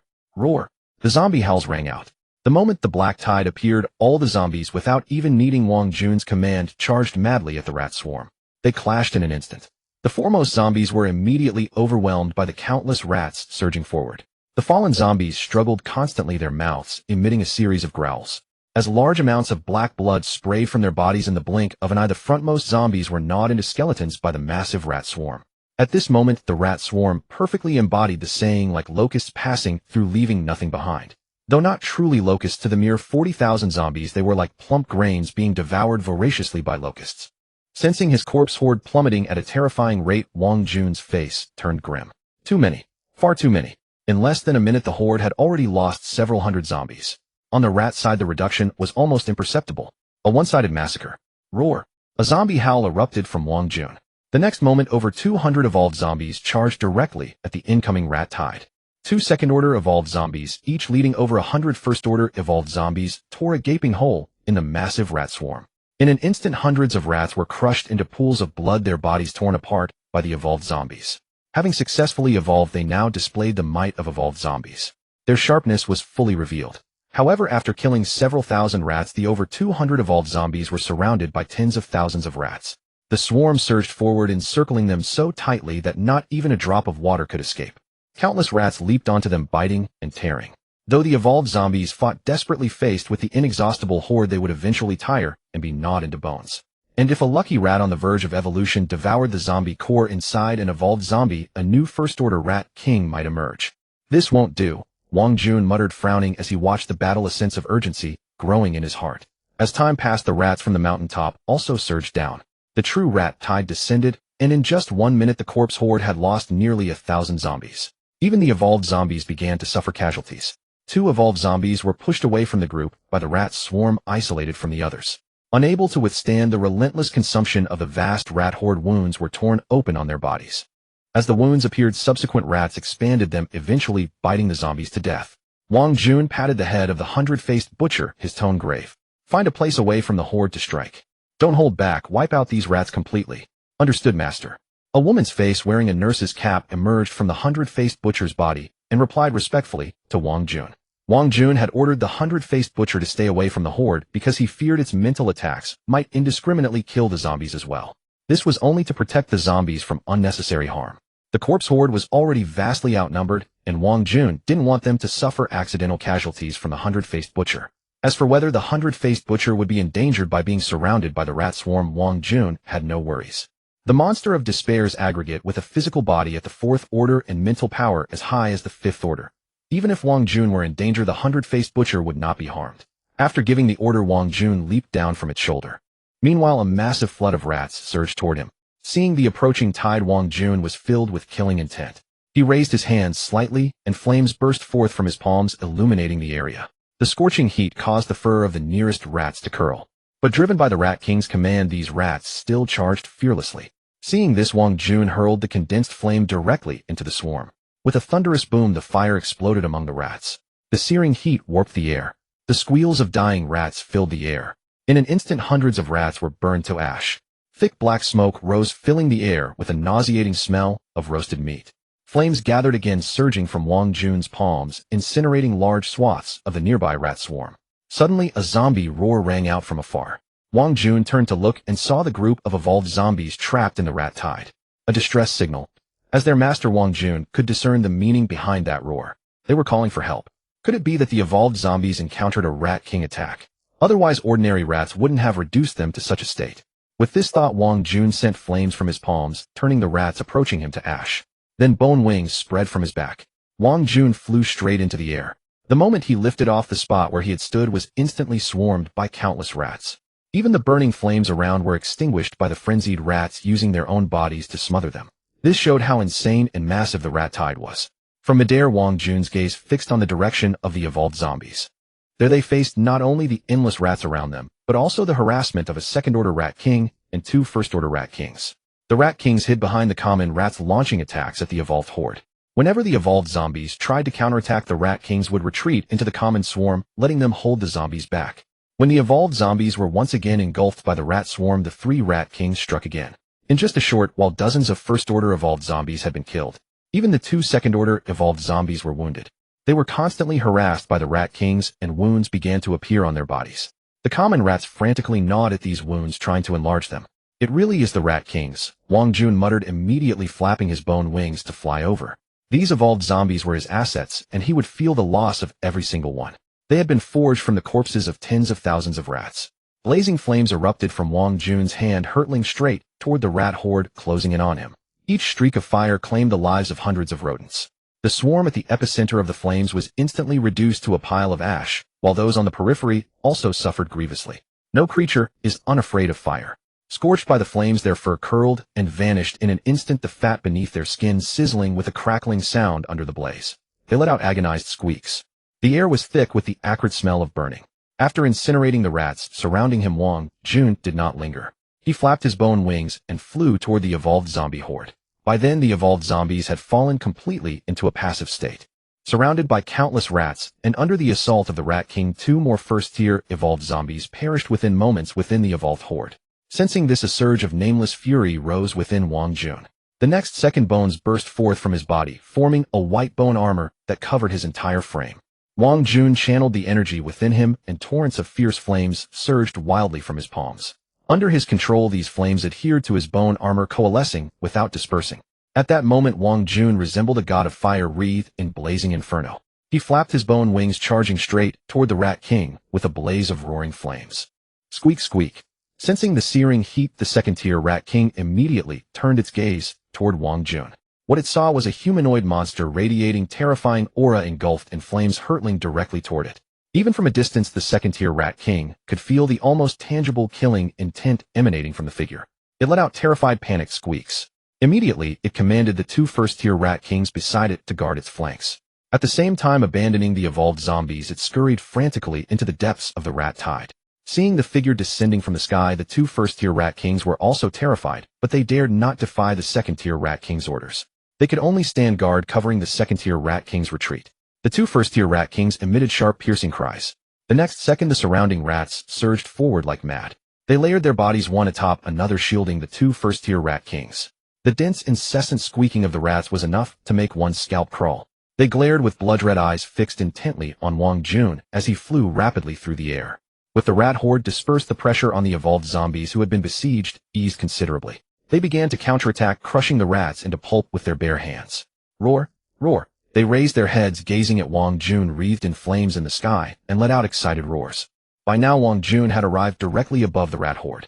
Watching the rats piled atop each other, the 2 first-tier Rat Kings hiding behind them, and the second-tier Rat King, fleeing, a sinister grin curled on his lips. Did you think this could stop me? Ridiculous. I haven't gone all out in a long time. Wang Jun murmured, his aura growing increasingly terrifying. The flames around him rose higher and higher with his escalating presence, the intense heat distorting the very air. The next second, he flapped his bone wings and dove straight down into the rat horde below. The flames trailed behind him like a long comet's tail, crashing into the swarm like a meteor. At that moment, the very earth seemed to tremble. Massive clods of dirt were hurled into the air by the immense impact. Dust and smoke shrouded everything, revealing only faint traces of flesh and blood scattered across the ground. After a long moment, as the smoke cleared, Wang Jun's figure emerged. He lifted his head, revealing a pair of pitch-black ink-like eyes. By then, the blazing flames had vanished, exposing the white bone armor that encased his entire body beneath.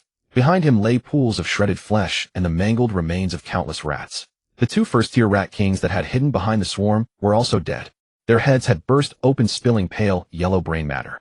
Their upper bodies were pinned deep into the soil by Wang Jun's hands. The dead Rat Kings' bodies still twitched slightly. The rats that had been piled like a pyramid had moments before been reduced to scattered gore on the ground. With this single strike, Wang Jun had instantly annihilated nearly 5,000 rats and 2 first-tier Rat Kings. His eyes were icy as he fixed his gaze on the second-tier Rat King fleeing through the swarm. The fleeing second-tier Rat King, upon witnessing Wang Jun's instant slaughter of 2 first-tier Rat Kings and thousands of rats, squeaked in terror. Its 4 legs turned into frantic little motors, never pausing for a moment as it dashed straight toward the mountaintop. The primal danger warning of its instincts drove it madly to seek the protection of the third-tier Rat King. Otherwise, it would surely die here. Seeing the second-tier Rat King fleeing toward the mountaintop, Wang Jun let out a cold laugh. It just so happened that he was headed to the mountaintop to find the third-tier Rat King. This way the path was convenient. He turned his head to look at the evolved zombie horde. With Wang Jun's intervention, the evolved zombies, once deeply trapped and in peril, were now launching their counterattack. Without the Rat King's ambushes, they thrived, slaughtering the surrounding rats with abandon. In no time, 2,000 to 3,000 rats had perished. The dense carpet of rat corpses lay on the ground like a blackened tapestry woven from countless bodies.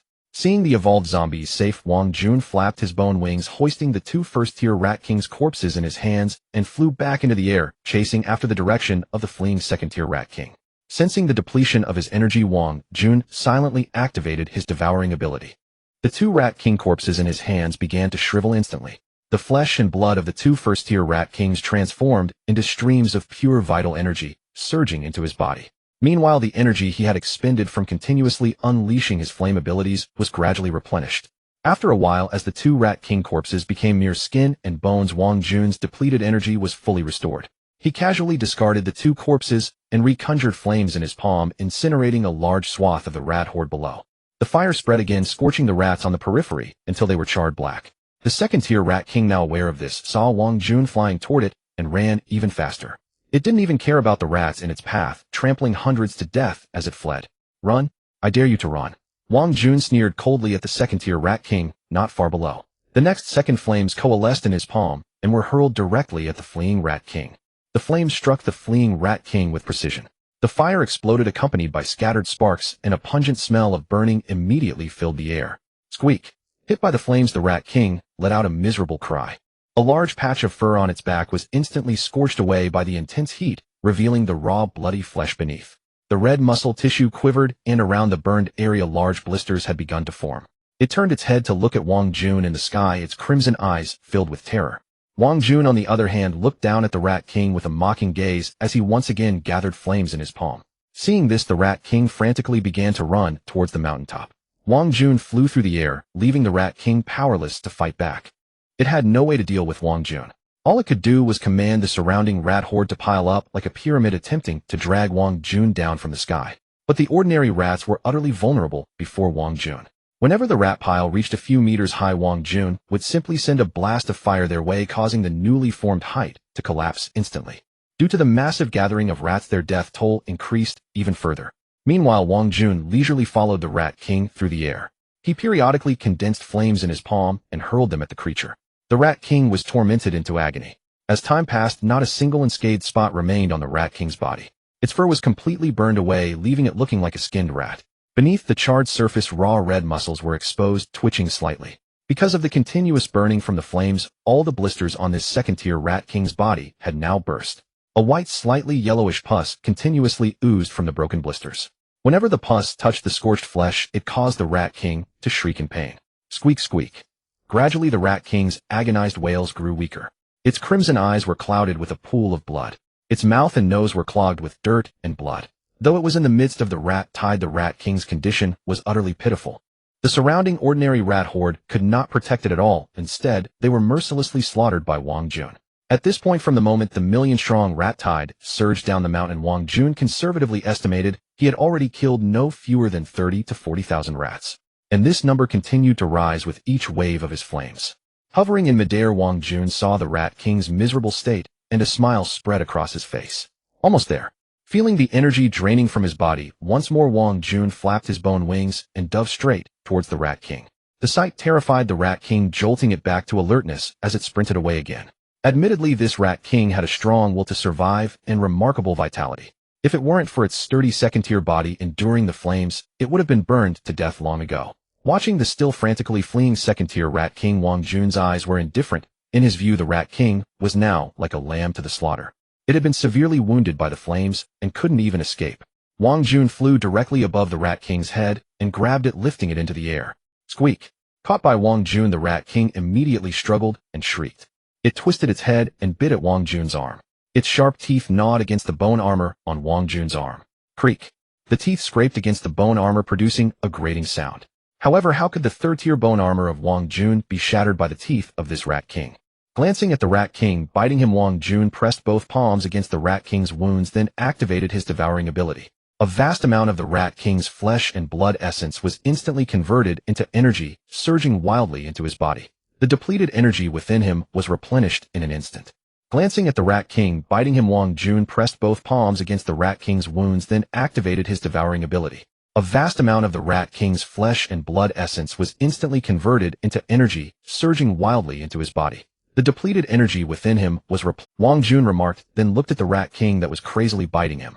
His eyes turned cold. Holding the Rat King with one hand, he clenched the other into a fist. Flames surged from his palm, enveloping his fist in an instant. He swung his fist down, smashing it directly into the Rat King's face. A torrent of blood and shredded flesh sprayed through the air. This single punch caused the struggling Rat King's head to droop. Half of its rat face was shattered, exposing the bone beneath. Though the Rat King was not yet dead, it had completely lost its ability to struggle. Shaking his fist to disperse the flames, Wang Jun continued to absorb the flesh and blood of this second-tier Rat King. Hovering in the air, he flew directly towards the mountaintop. Only by eliminating the source of the problem could this million-strong rat tide be stopped. Wang Jun had also underestimated the might of the rat tide. In his perception, over 10,000 of his ordinary corpse horde had already perished. Against such a colossal number, aside from the evolved corpse horde, the ordinary zombies were virtually helpless. Thinking this, Wang Jun could only send a command to the hundred-faced butcher instructing him to kill as many rats as possible to reduce the casualties among the ordinary corpse horde. On the other side, the hundred-faced butcher had transformed into a massive killing machine. Following Wang Jun's orders, he moved away from the ordinary corpse horde and plunged deep into the rat swarm, surrounded by the dense sea of rats in a place where rats were everywhere. With each step of his 4 thick legs, the hundred-faced butcher crushed hundreds of rats underfoot. Swinging his 4 massive iron chains, the surrounding rat horde was slaughtered. His 6 butcher knives slashed the ground, carving trenches, and each swing claimed the lives of hundreds of rats. And this was only the hundred-faced butcher's physical might, without even using his spiritual power. Sometimes he even deliberately held back, allowing countless rats to climb onto his body. Once thousands of rats had swarmed over him, his massive form began to writhe. Then countless pale hands burrowed out from within his body, grabbing all the rats crawling on him and dragging them inside. Moments later, skeletal remains of rats were tossed out. Their flesh had been devoured by the hundred-faced butcher. This unique method of slaughter turned the hundred-faced butcher into a true maddened killing machine amidst the vast rat horde. Nearly 3,000 rats perished at his hands every minute. Though his killing style lacked the brilliance of Wang Jun's flames, the number of rats he had slain far exceeded Wang Jun's count. In this million-strong rat tide, he had already killed over 100,000 rats, and the number was still skyrocketing.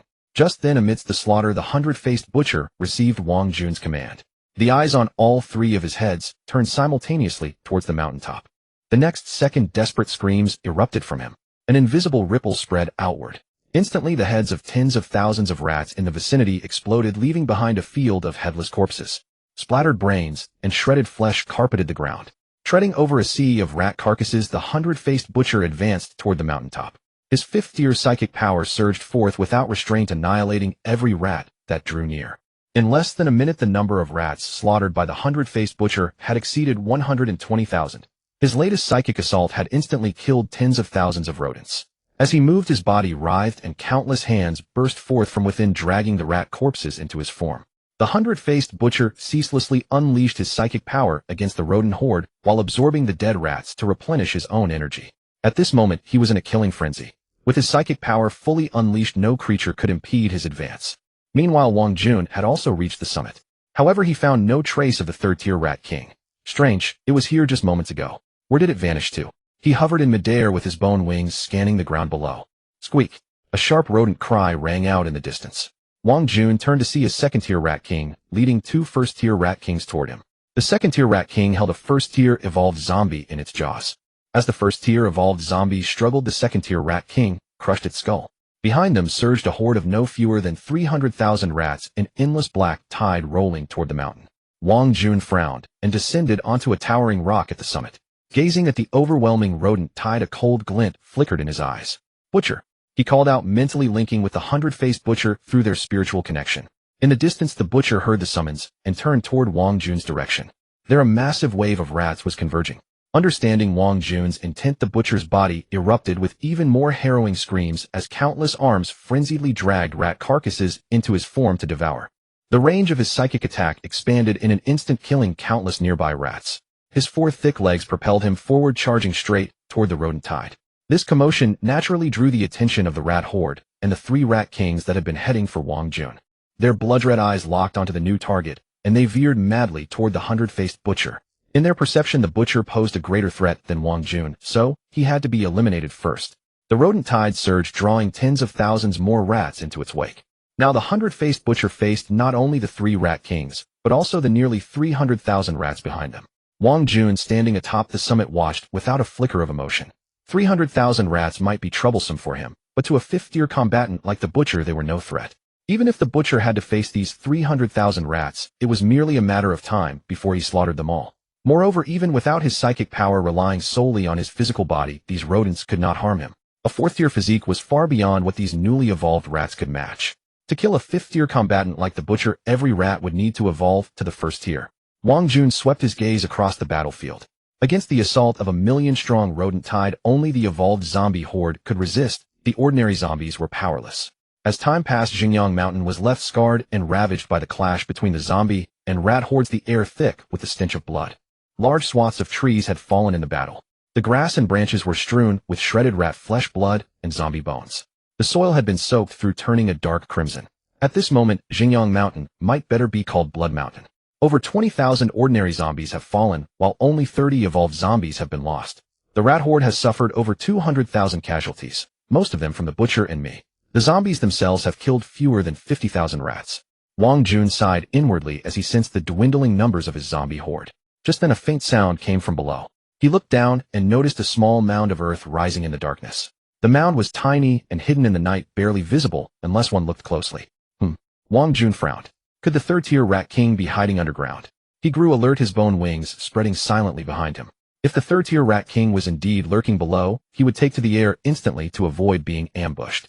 As the thought crossed his mind, the mound suddenly shifted and shot toward him at incredible speed. In the blink of an eye, the mound reached the rock beneath him. The next moment it burst open, sending debris and dust flying as a massive rat emerged. But Wang Jun, already prepared, had flapped his bone wings and soared into the air. As the dust settled under the hazy moonlight, a rat over 4 meters long stood atop the rubble. It was the third-tier rat king. It looked up at Wang Jun, hovering in midair, its lantern-sized crimson eyes gleaming with a bloodthirsty edge. Its razor-sharp teeth were bared, and a long strand of drool dripped from its mouth. Its black fur stood like steel needles pressed against its skin, appearing incredibly tough. Wang Jun's dark eyes flickered with excitement at the sight of this colossal rodent. So this was why he hadn't found it. It had been hiding underground all along, waiting for him to let his guard down to deliver a fatal blow. If he hadn't noticed it in time, the third-tier rat king might have successfully ambushed him. Gazing at Wang Jun in the air, the third-tier rat king crouched low, and in the next second it leaped directly from the rubble, lunging toward him with bared fangs. Wang Jun quickly flapped his bone wings to ascend higher. The rat king snapped its jaws shut on empty air, its teeth clacking with a crisp sound. It landed back on the ground, staring up at Wang Jun with furious squeaks. Its massive body hunched slightly, as if ready to spring up again at any moment. Wang Jun secretly breathed a sigh of relief. That leap from the rat king had truly startled him. A rat's leaping ability was indeed no joke. Just moments ago, he had nearly been bitten by the third-tier rat king jumping at him from over 10 meters in the air. If he had been any lower, he might have been dragged down from the sky. With that thought, Wang Jun raised his altitude to over 20 meters to be safe. His black robe rustled in the wind. Gazing down at the third-tier rat king, he gathered flames in his palms, conjuring another blaze. Below, the rat king spotted the fire in Wang Jun's hands and showed a hint of human-like wariness. Squeak! A sharp cry rang from the rat king. In the next moment, the rat horde near the summit swarmed in, encircling the rat king in layers upon layers. In the air, Wang Jun watched the tide of rats and let out a scornful smile. Flames churned in his hands, and without hesitation, he hurled them at the rat swarm below. The fire spread instantly upon impact, incinerating the rats around the third-tier rat king. Those on the edge, touched by the flames, screeched in agony. The sizzling sound of roasting flesh filled the air. The third-tier rat king witnessed this, its crimson eyes blazing with fury. Though the flames dealt little damage to it, its swarm suffered heavy losses. Those 2 bursts of fire had killed over 1,000 rats nearby. It squeaked, furiously lunging desperately toward Wang Jun in the sky. Wang Jun promptly ascended higher while unleashing 2 flames from his palms, striking the rat king's head. The scorching fire hit its face directly. With a booming crash, flames scattered. The fur on the rat king's face was singed black. It missed again and took 2 fire blasts from Wang Jun for nothing. Back on the ground, the rat king was driven mad, its body heaving violently. The next second, it shot Wang Jun a vicious glare, then turned and fled into the distance. Running away, Wang Jun squinted as he watched the rat king retreat. He flapped his bone wings and gave chase. Soon, however, he sensed something amiss. The rat king was heading straight for the rat hole at the summit. Wang Jun's heart sank. If it slipped into the cave, he would be at a disadvantage. Outside, he could rely on his flight to whittle down the rat king with his fire abilities. But once the rat king entered the cave, he would be in trouble. In the winding, narrow, and rugged terrain, he couldn't fly. Moreover, the cave was sure to be teeming with countless rats. Then he would face not only the third-tier rat king, but also an endless swarm inside. With that in mind, Wang Jun sped up, charging toward the third-tier rat king. He couldn't let it escape. Otherwise, his plan for a blood-circulating heart assembly line would be ruined. At the same time, he used his mental link to command the 100-faced butcher nearby. He wanted the 100-faced butcher to block the ordinary rat swarm for him. Moo! As Wang Jun established the mental link, the 100-faced butcher immediately responded with a wail, like countless voices echoing across the mountain. Wang Jun looked toward the sound, his brow furrowing. The 100-faced butcher was in no position to help. It was currently battling a swarm of nearly 300,000 rats, which had surrounded it completely. Though the 100-faced butcher possessed near 50 spiritual power, it was still held back by the massive swarm. It couldn't get through. Seeing this, Wang Jun sighed inwardly. They'll have to rely on myself. Bones sprouted from his body, forming a suit of bone armor that encased him. Gazing at the fleeing third-tier rat king below, Wang Jun ignited flames in his palms, wrapping them around the bone armor. Flapping his bone wings, he accelerated sharply, diving straight at the rat king. At the same time, the running rat king sensed the danger and turned its head. A wave of scorching heat rushed toward it. Squeak! It let out a cry. Hearing the signal, the surrounding rats surged wildly at the approaching Wang Jun. Countless rats swarmed fearlessly, blocking Wang Jun's path. His eyes turned icy, and a cold voice rang out. Die! As the words fell, he collided with the massive rat horde. The flames on Wang Jun's body incinerated the rats nearby, turning them to ash. Thousands of rats died without even a scream. Black smoke rose as Wang Jun focused on the third-tier rat king behind the swarm, forming sharp bone claws on his hands. He grabbed directly for the rat king's head. The rat king fought back, whipping its steel-like tail at Wang Jun. Seeing the rats surging in again, Wang Jun chose to take the hit on his arm. Crack! The rat tail struck the bone armor on his arm, leaving a crack. The force of that whip was immense. An ordinary second-tier zombie would have had its entire arm blown off. After withstanding that blow, Wang Jun was instantly at the rat king's side. Before he could act, the rat king opened its mouth to bite him. Seeing this, Wang Jun rejoiced. He had been waiting for it to open its mouth. No need to act himself. A bone blade formed at his fingertip, and he sliced off a piece of flesh from his own arm. Before the third-tier rat king could react, Wang Jun tossed the flesh into its mouth. At the same time, he kicked the rat king, using the recoil to retreat dozens of meters, his bone wings spreading instantly. Flapping his wings, Wang Jun flew straight into the air. The rat king was still dazed from the kick. It looked up at Wang Jun, now airborne again, and without a second thought it dashed toward the cave. To it, the priority was to get into the cave, its own territory. In midair, Wang Jun watched the running rat king without giving chase. Instead, he smiled. Eat my flesh and you become my slave. At that moment, the system's prompt arrived as expected. Detected a target that can be marked. Do you want to imprint it with the Corpse King mark? Yes. Wang Jun replied without hesitation. As his words fell, the rat king, which was sprinting below, began to slow its pace. Surrounded by the dense swarm of rats, its crimson eyes, once filled with bloodlust and fury, now grew vacant and bewildered. Sensing Wang Jun's presence, the rat king turned its head toward the sky. There, Wang Jun gazed down with a smile. The rat king tilted its head, yet its instinct compelled it to submit irresistibly. At that moment, Wang Jun also felt the successful establishment of a mental link between himself and the rat king. The enslaved rat king now continuously sent him messages of submission and goodwill. These signals gradually coalesced into two words: master. Feeling the rat king's transmission, Wang Jun's spirits lifted. He flapped his bone wings and flew directly onto the rat king's back. Below, the rat tide saw Wang Jun standing on their king and surged madly toward him. However, just as they were about to swarm, the rat king bared its sharp fangs at them. This terrified the surrounding rats, who dared not move an inch, only scurrying in place and squeaking in agitation. Watching the rat horde eyeing him warily, Wang Jun activated his mental link with the rat king and issued a command: order all rats to retreat to the mountaintop and cease attacking the corpse horde. Hearing the command, the rat king let out a piercing shriek. Squeak! At the same time, throughout the entire Zhengyang mountain, the rats locked in battle with the corpse horde froze. This gave countless zombies an opening to counterattack ferociously. In an instant, flesh flew and countless rats were crushed, their limbs torn off, dying in agony as they screamed. In the blink of an eye, the rat population plummeted by over 10,000. The remaining rat tide, heeding the summons of the rat king, surged toward the mountaintop. The will of the third-order rat king compelled the million-strong rat horde to obey without question. On the other side, the 100-faced butcher, trapped by hundreds of thousands of rats, had descended into complete madness. Countless mournful wails echoed from within him as he swung his iron chains and 6 massive butcher knives, each strike killing thousands of rats. When his spiritual power erupted, the death toll of the rats doubled. Of the original 300,000 rats, nearly a third had already perished. Among the 3 rat kings controlling the swarm, one first-order rat king, unfortunate enough to be too close to the 100-faced butcher, was caught in the shockwave of his spiritual power and met an ignominious end. The remaining 200,000 rats could do nothing against the 100-faced butcher, unable to approach his attack range. They could only surround him, impeding his advance. Occasionally, some rats would lunge forward only to die in the most gruesome manner. Just as the rat tide was at a loss, the third-order rat king's cry suddenly rang out from the mountaintop. Nearly 200,000 rats froze simultaneously. The rat king's command was simple: retreat to the summit. This order brought a collective sigh of relief to the swarm, and without hesitation, they scurried toward the peak.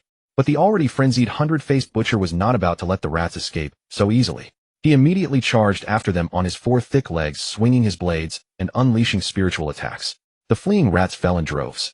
The hundred-faced butcher was far faster than the rat tide, catching up in moments. His forelegs stomped like a pestle, crushing countless rats into pulp.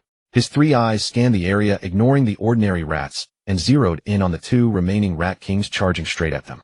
The two rat kings fled in panic, racing desperately toward the mountaintop, trampling hundreds of rats along the way. But the hundred-faced butcher was even swifter. Once entangled by the rat swarm near the corpse horde, no living creature could escape his grasp. In the blink of an eye, the hundred-faced butcher caught up with the two rat kings, extending all 6 arms to seize one enormous rat. This rat, larger than the nearby calf-sized one, was the last second-order rat king in the swarm. Caught by the hundred-faced butcher, the rat began thrashing and struggling violently. Enraged, the hundred-faced butcher's eyes turned bloodshot, crisscrossed with dense red veins. With a slight exertion, he ripped off the second-order rat king's head. His remaining arms reached out, tearing off its limbs and shredding its body. Blood and entrails scattered in the air as the hundred-faced butcher stuffed the mangled remains into his own body. Turning his gaze to the fleeing first-order rat king, the hundred-faced butcher resumed his pursuit. Meanwhile, atop the mountain, the rat horde continued to swell, numbering nearly 400,000, almost 500,000. They resembled an endless black tide. Standing on the back of the third-order rat king, Wang Jun looked down from the summit toward the foot of Xinjiang Mountain. As the rat king had ordered the swarm to retreat, the slopes were littered with rat corpses and zombie skeletons. No living rat could be seen on the mountainside. Scanning the dense sea of rats, Wang Jun smiled. Evolution points, all evolution points. This is my million rat tide. Just as he was about to summon the hundred-faced butcher, he heard a terrified squeak. Squeak. Wang Jun turned toward the sound and saw on the other side the hundred-faced butcher stepping over countless rat bodies, pursuing a first-order rat king. The rat king was racing desperately in his direction. Behind them, an endless stream of rats surged forward. The first-order rat king finally reached the summit, where it saw the main force and began to squeak frantically. It tried to command the nearly 500,000 rats on the peak to block the approaching hundred-faced butcher. But the next moment it froze. No matter how it shrieked, not a single rat on the mountaintop obeyed. Instead, they all crouched low, their red eyes gleaming with madness. The first-order rat king looked toward the third-order rat king at the center of the swarm and was horrified to see a zombie standing on its king's back. At that moment, Wang Jun also spotted the first-order rat king at the edge of the swarm. They locked eyes across the distance. The next second, a playful smile curled at the corner of Wang Jun's lips. Wang Jun patted the body of the rat king beneath him. The rat king instantly understood and issued commands to the entire swarm of rats. The next moment, in the shocked peripheral vision of the first-order rat king, the eyes of the surrounding rats turned bloodshot. In the blink of an eye, they lunged at it in a frenzied attack. Squeak, squeak, squeak. The first-order rat king was quickly engulfed by the swarm, its pitiful screams echoing through the air. Blood and shredded flesh oozed from the gaps within the maddened horde. When the countless rats finally scattered, nothing remained of the first-order rat king but a clean, bare skeleton, not a single shred of meat left behind. Witnessing this scene, Wang Jun's gaze flickered slightly. He looked down at the third-order rat king beneath him and murmured, "One rat king is enough. Too many would only invite unnecessary complications." After all, a single first-order rat king could command no fewer than 70 or 80,000 ordinary rats. Wang Jun had no intention of courting trouble. Originally, his goal was to slaughter the entire rat swarm and have the hundred-faced butcher forge blood-wreathed hearts to advance to a higher level. But upon hearing the report from the first ordinary rat he had encountered, he suddenly changed his mind. Since a third-order rat king now controlled this million-strong swarm, and over 100,000 female rats were continuously birthing offspring within the cave, why not subdue the third-order rat king and use it along with the newborn young to produce a steady stream of blood-wreathed hearts for himself? Wasn't this far more cost-effective than a one-time evolution? Moreover, he could use these rats to cultivate a higher-tier evolutionary zombie horde. Recalling the early days of his evolution after rebirth, Wang Jun felt a wave of complex emotions. The first-order speed-type zombie that appeared during his battle with the divine beast Husky. The second-order zombie he encountered at Xinjiang Middle School, and the 2 other evolutionary zombies of the same rank at the Southern Suburb Hospital. All except for the anomalous hundred-faced butcher. Now a third-order rat king had emerged. Almost every time he reached a new evolutionary stage, he encountered an enemy of equal power. This infuriated him immensely. At the same time, it made Wang Jun realize just how unreliable the intelligence he had gathered in his past life as a human truly was. In his past life, he was merely a low-level evolver, and all the information he obtained was nothing but hearsay. After being reborn in this life and progressing through his evolution, he finally understood how rapidly zombies and mutated beasts were advancing. Although his rebirth occurred on the third day after the apocalypse erupted, putting him 3 days behind others in evolution, he still managed to catch up to the forefront of the evolutionary ranks, relying on his system and the experiences of his previous life. Yet this only allowed him to close that 3-day gap. As he evolved to the third order, reaching the pinnacle of current evolution, Wang Jun finally grasped a fundamental truth: the intelligence network of humanity in his past life was entirely inaccurate. In the shadows beyond human reach, there existed high-order mutated beasts and zombies beyond human imagination. He began to re-evaluate this apocalypse. Moreover, Wang Jun resolved to launch an assault on the northern suburb stronghold of Luoqing immediately after evolving to the fourth order using the blood-wreathed hearts. Backed by the system devouring to evolve, he must surpass all races in the shortest possible time and truly become the supreme corpse king of this apocalypse. With the death of the first order rat king, a series of thumping sounds echoed from afar. Wang Jun looked over and saw the 100-faced butcher charging toward him, wielding 6 butcher knives. In a few strides it reached the mountaintop, exuding an aura of utter despair and an almost tangible murderous intent that sent chills down one's spine. At this moment the 3 eyes of the butcher had turned bloodshot, rivaling the eyes of the surrounding rat swarm. Seeing this, Wang Jun knew that the 100-faced butcher had now descended into madness. He remembered those blood-red eyes. He had only seen them once before at the southern suburb hospital. Back then the butcher had gone berserk because he had absorbed the blood-wreathed heart that the butcher had painstakingly cultivated for a week. Now it was the rat swarm that had driven the 100-faced butcher to this state. He glanced at the third-order rat king beneath him and couldn't help but sigh in admiration. Remarkable. As he pondered, the 100-faced butcher had already charged into the rat tide on the mountaintop. The third-order rat king beneath him lowered its body slightly, its lantern-sized red eyes fixed intently on the 100-faced butcher. It was extremely wary of the butcher. Yet it also knew that the butcher was a servant of its master, so it dared not order the swarm to attack him. Sensing the rat king's unease, Wang Jun patted its head and said softly, "Don't be so tense. We're all on the same side." Then he activated his mental link with the 100-faced butcher and issued a command. With Wang Jun's intervention, the butcher's bloodshot eyes gradually cleared. It halted right in front of the rat swarm, its butcher knife already raised halfway. Upon seeing Wang Jun standing on the rat king, the 100-faced butcher immediately understood. It silently lowered its blade. At the same time, the remaining nearly 200,000 rats following the butcher also reached the mountaintop. Seeing the main rat force and the third-order rat king, they encircled the 100-faced butcher once more. However, they dared not get too close. The scene of the butcher's massive slaughter of the rats earlier instilled a primal sense of danger in these surviving rodents. Squeak, squeak. Upon seeing its swarm surround the 100-faced butcher, the third-order rat king quickly dispersed them, fearing it might displease Wang Jun. "Good. Let him through," Wang Jun said, patting the rat king's head. Hearing this, the rat king immediately ordered all the rats to clear a path for the 100-faced butcher. Amidst the squeaking of the rats, all the rodents on the mountaintop moved to the sides, opening a 3-meter-wide passage. Though they did not know why, following the rat king's command was undoubtedly the right choice. The 100-faced butcher strode forward on its 4 thick legs and stopped before Wang Jun. "Master, congratulations on successfully taking control of the rat swarm." An aged voice emanated from within the butcher, grating on the ears. Enough with the flattery. Having devoured countless humans, the 100-faced butcher had naturally picked up some human vocabulary. Wang Jun chuckled and scolded it, then gestured for the butcher to lower itself. He then mounted the butcher, climbed to its shoulder, found a comfortable spot, and lay down on its side. The 100-faced butcher's shoulder is still the most comfortable to lie on.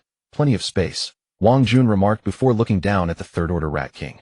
Although the rat king was sizable, its spine ran directly down the center of its back, making it rather uncomfortable to stand on. "Take me into the cave to have a look," Wang Jun commanded the rat king.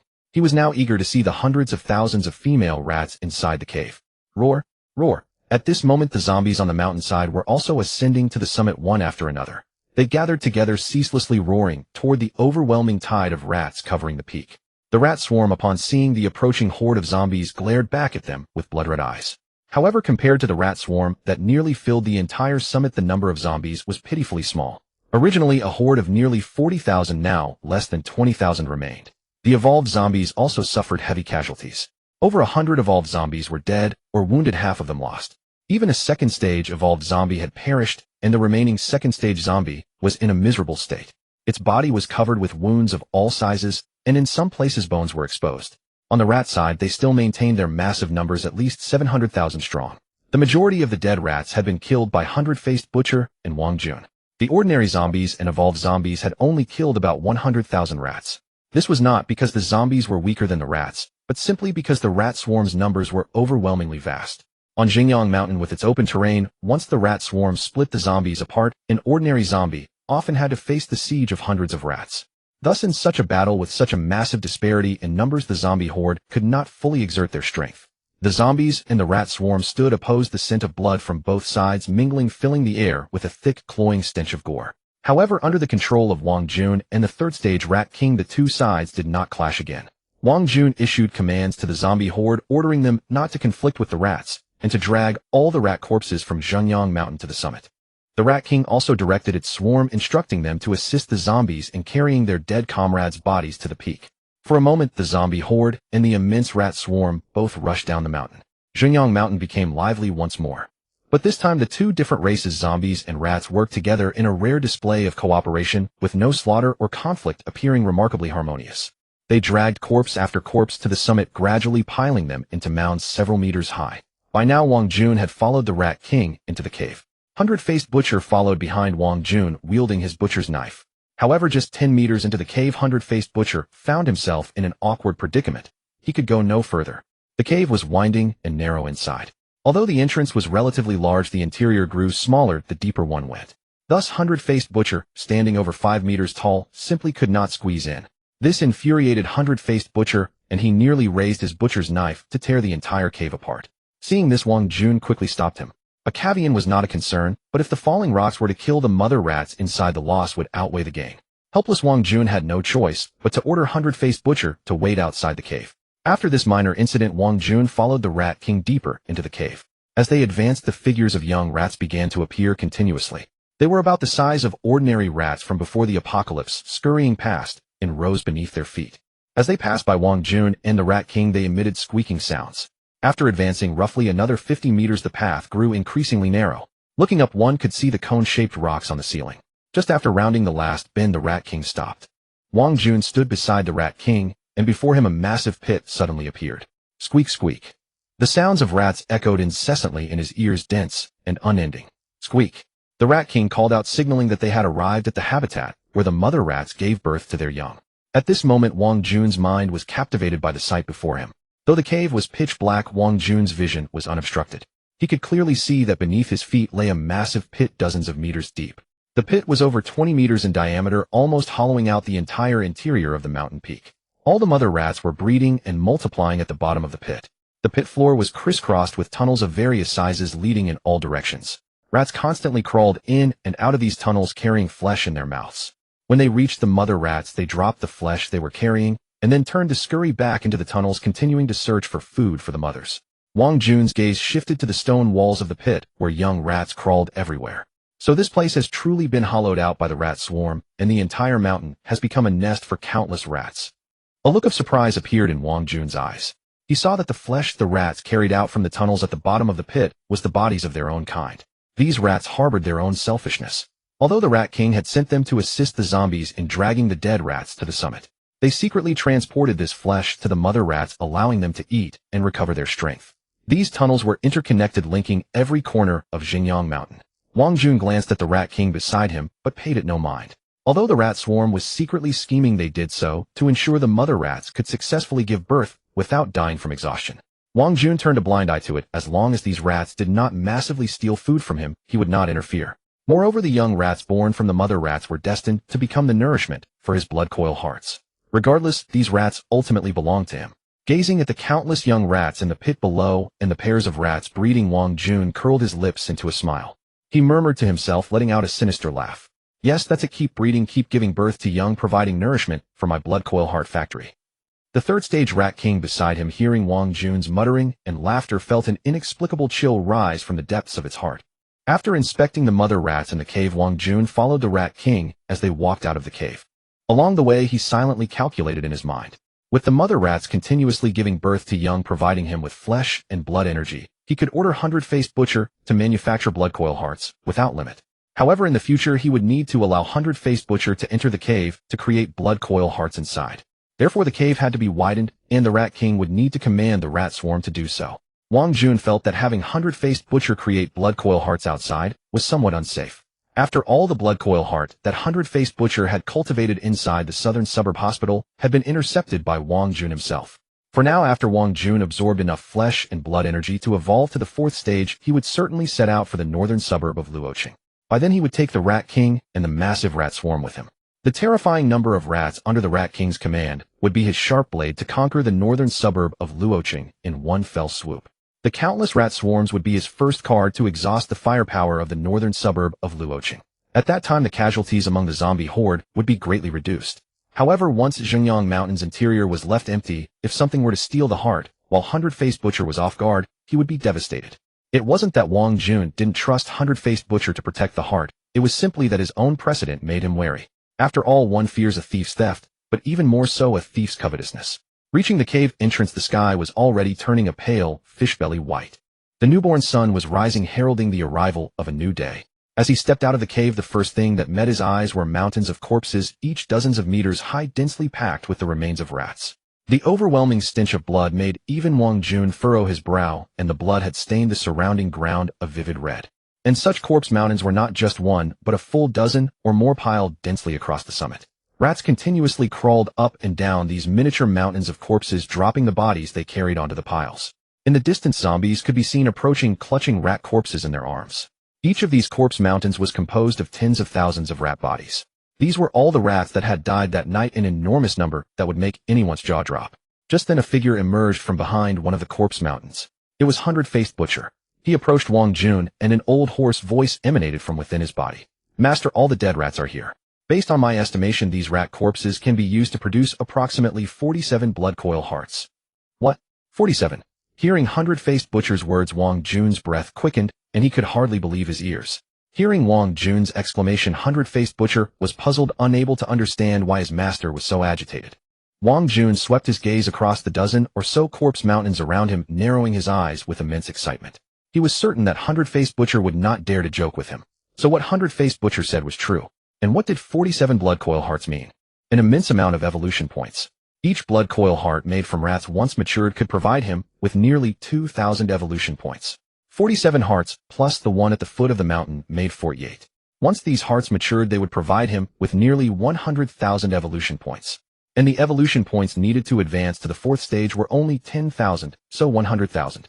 Wang Jun looked at his own attribute panel. Host Wang Jun race, Zombie King evolution points, 3216-10000 level 3rd stage, aberrant abilities, Devour Flame, Skeletal Aberration Zombie. King's mark at this moment after his journey, so far his evolution points had reached over 3,000. He was only 7,000 evolution points away from advancing to the 4th stage. And those 7,000 could be replaced by just 4 blood coil hearts.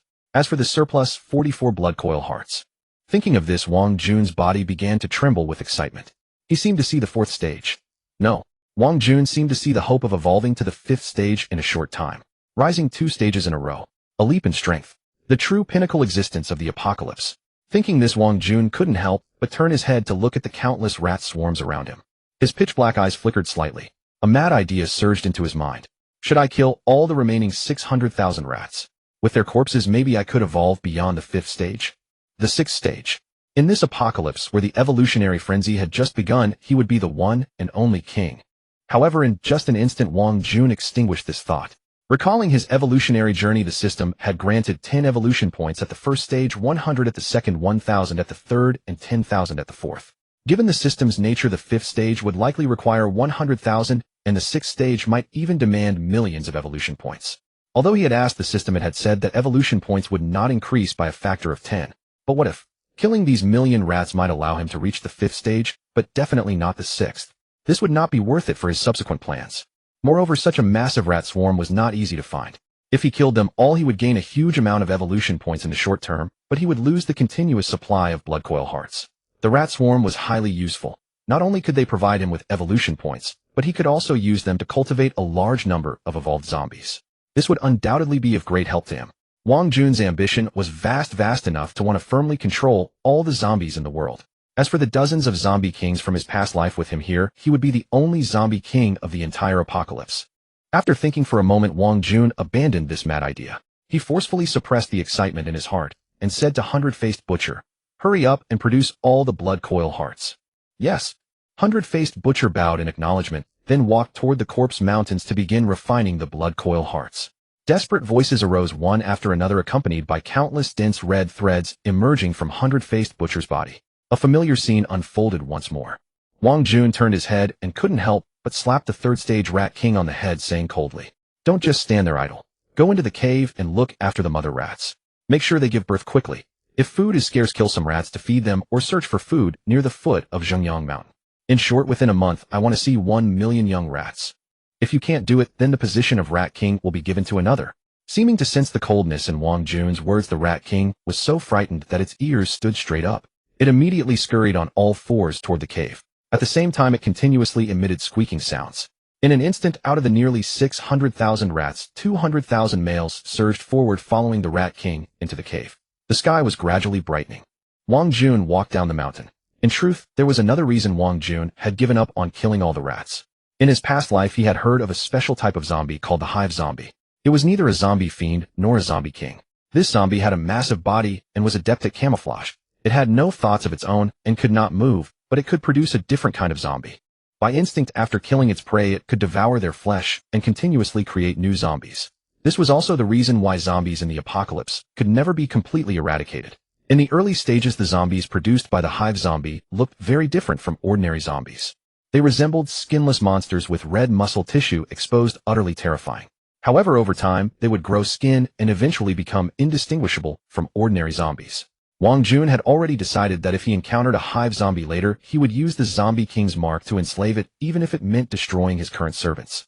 An endless stream of rats combined with the hive zombie would be the most devastating disaster Wang Jun would bring upon the surviving humans and other races of this apocalypse. Arriving at the mountainside, the battlefield had already been cleared by the swarms of rats and zombies.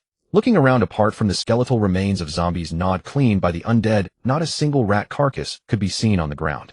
Only the blood-soaked earth bore witness to the fierce battle that had once erupted here. Continuing to the foot of the mountain, hundreds of zombie figures appeared in the distance from afar. Among them, a first-tier evolved zombie quickly approached Wang Jun, lowering its head in silent submission. Gazing at the blood-wrapped heart surrounded by hundreds of undead in the distance, Wang Jun nodded and patted the evolved zombie's shoulder with satisfaction. "Well done." As if sensing Wang Jun's approval, the evolved zombie let out a few excited low growls. Wang Jun walked to the front of the zombie horde, and all the undead parted to make way for him. Arriving at the original pit, the heart had now grown from the size of a human head to that of half a person. Dense veins composed of red threads took root in the nearby rat carcasses, continuously absorbing their flesh and nutrients. The heart throbbed incessantly. Wang Jun caressed the pulsating heart before him, his gaze flickering as he murmured to himself, "Only 6 more days until it matures. Truly something to look forward to." In Luo City, within a certain obscure alley, a mansion stood there. It had a vermilion gate with 2 red lanterns hanging at the entrance, inscribed with the character "food" in brush strokes. In a side courtyard of the mansion, from a room resembling a kitchen, came the continuous dull thuds of a cleaver forcefully chopping on a chopping board. Mixed in was the sound of iron chains scraping against the floor. At that moment, a young man in a suit and tie with a handsome face pushed open the kitchen door and walked straight in. As he entered, the scene inside came into view.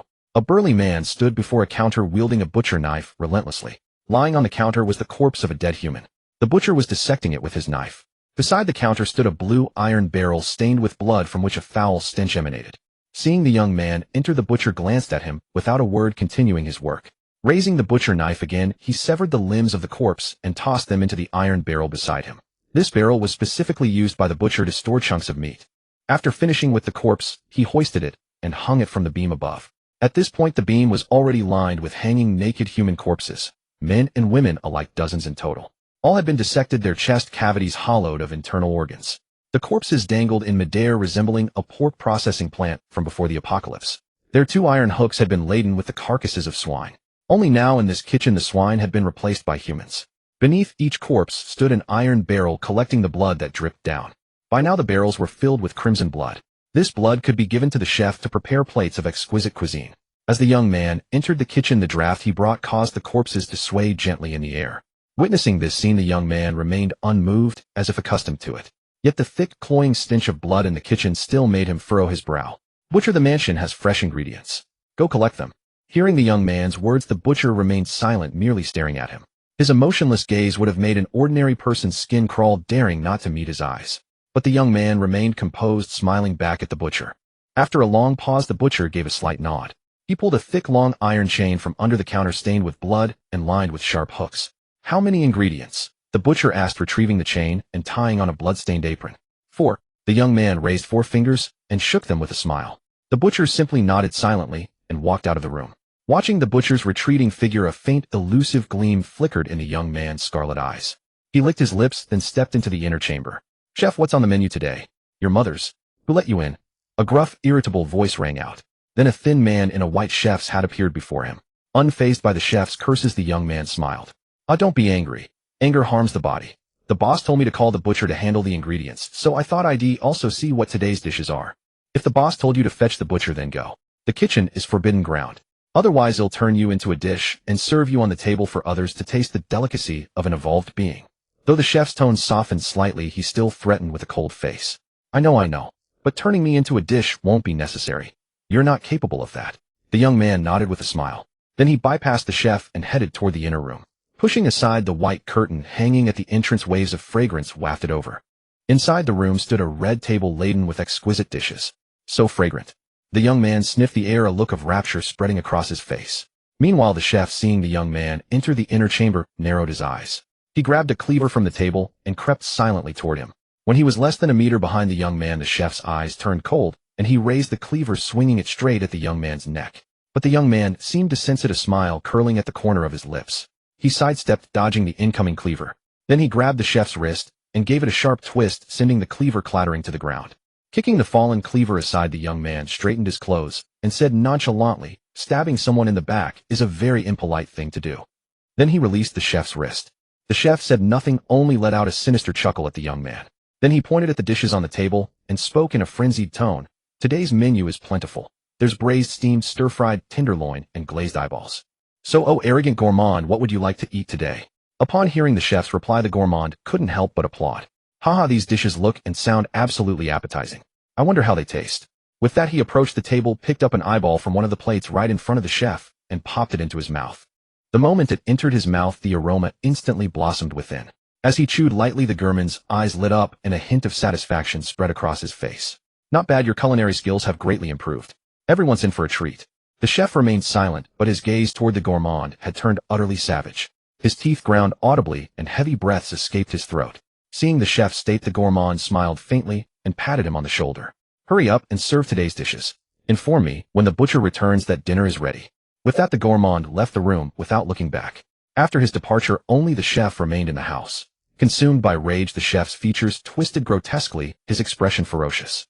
Then he turned to look at the dishes on the table and suddenly burst into laughter. He strode over, grabbed a plate, and began shoving food into his mouth. He'll eat. Turning his anger into appetite, he stuffed himself relentlessly until he could take no more, finally ceasing his movements. Meanwhile, the butcher dragged his iron chain into the living room. There 4 dazed individuals lay on the floor, 3 men and 1 woman. Among them, a man and a woman were facing each other, slapping each other's cheeks with crisp, resounding smacks. Neither held back. Their faces had swollen into pig-like shapes, blood trickling from the corners of their mouths. Yet, as if driven by deep-seated hatred, they muttered incoherently, "You slut, daring to cuckold me. They'll beat you to death, beat you to death. No man in this world is any good. They all deserve to die. Die." As for the other 2, one was repeatedly bashing his head against a stone pillar. The thuds echoed clearly throughout the living room. Despite his face being covered in blood and his forehead nearly cracked open, he remained oblivious. He kept clinging to the pillar, ramming his head against it. I'm sorry, please forgive me, I'm sorry." The last one stood expressionless, staring at a wooden stake studded with iron nails. He pulled the nails out of the wood with his bare hands, and then drove them into various parts of his own body.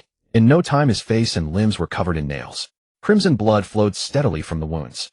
This man kept murmuring, "I am guilty. I am guilty." All 4 had vacant, lifeless eyes, as if they had lost their consciousness. Witnessing this scene, the butcher let out a smile. He approached the man who was banging his head against the pillar, grabbed him by the hair, and forcefully smashed his head into the stone.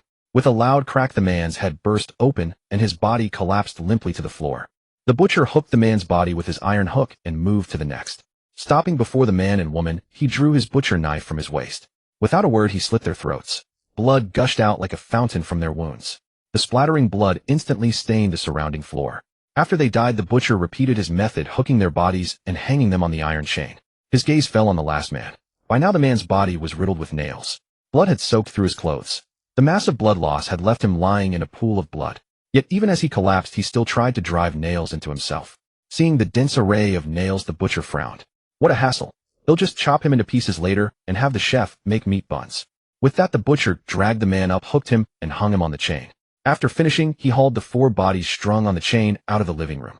Upon reaching the kitchen, the butcher unhooked the bodies and tossed them into a corner.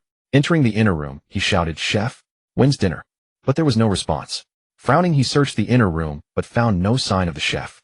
Only the lingering aroma in the air and an overturned dish in the corner proved the chef had been there.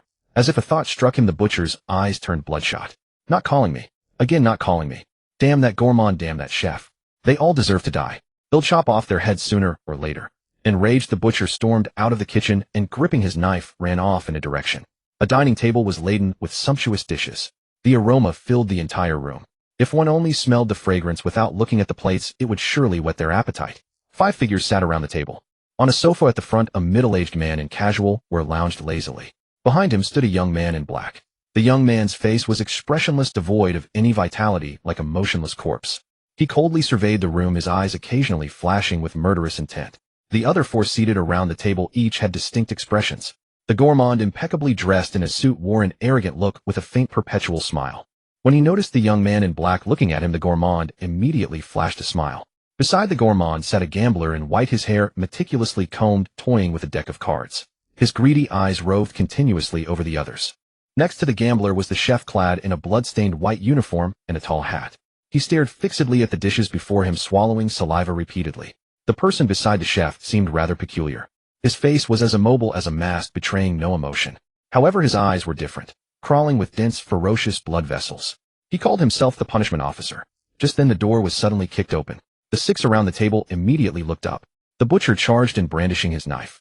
"Not calling me. Again, not calling me." He went straight for the chef and swung his blade at his head without hesitation. At that moment, the young man in black behind the middle-aged man moved. His figure blurred like a ghost, appearing beside the butcher and catching the knife just as it was about to strike the chef's head. Meanwhile, the middle-aged man on the sofa spoke calmly. "Since you're here, take a seat. The feast begins now." At the middle-aged man's words, the butcher heaved rough breaths, gradually lowering his cleaver. He cast a wary glance at the black-clad youth beside him, then walked to an empty chair and sat down. The chef, however, never once lifted his head, his eyes fixed unwaveringly on the dishes before him. It was as if the man the butcher had nearly killed was not him at all. The others went about their own affairs, paying no heed to the incident. Only the gourmet cast a meaningful look at the butcher, a disdainful snort escaping his nose.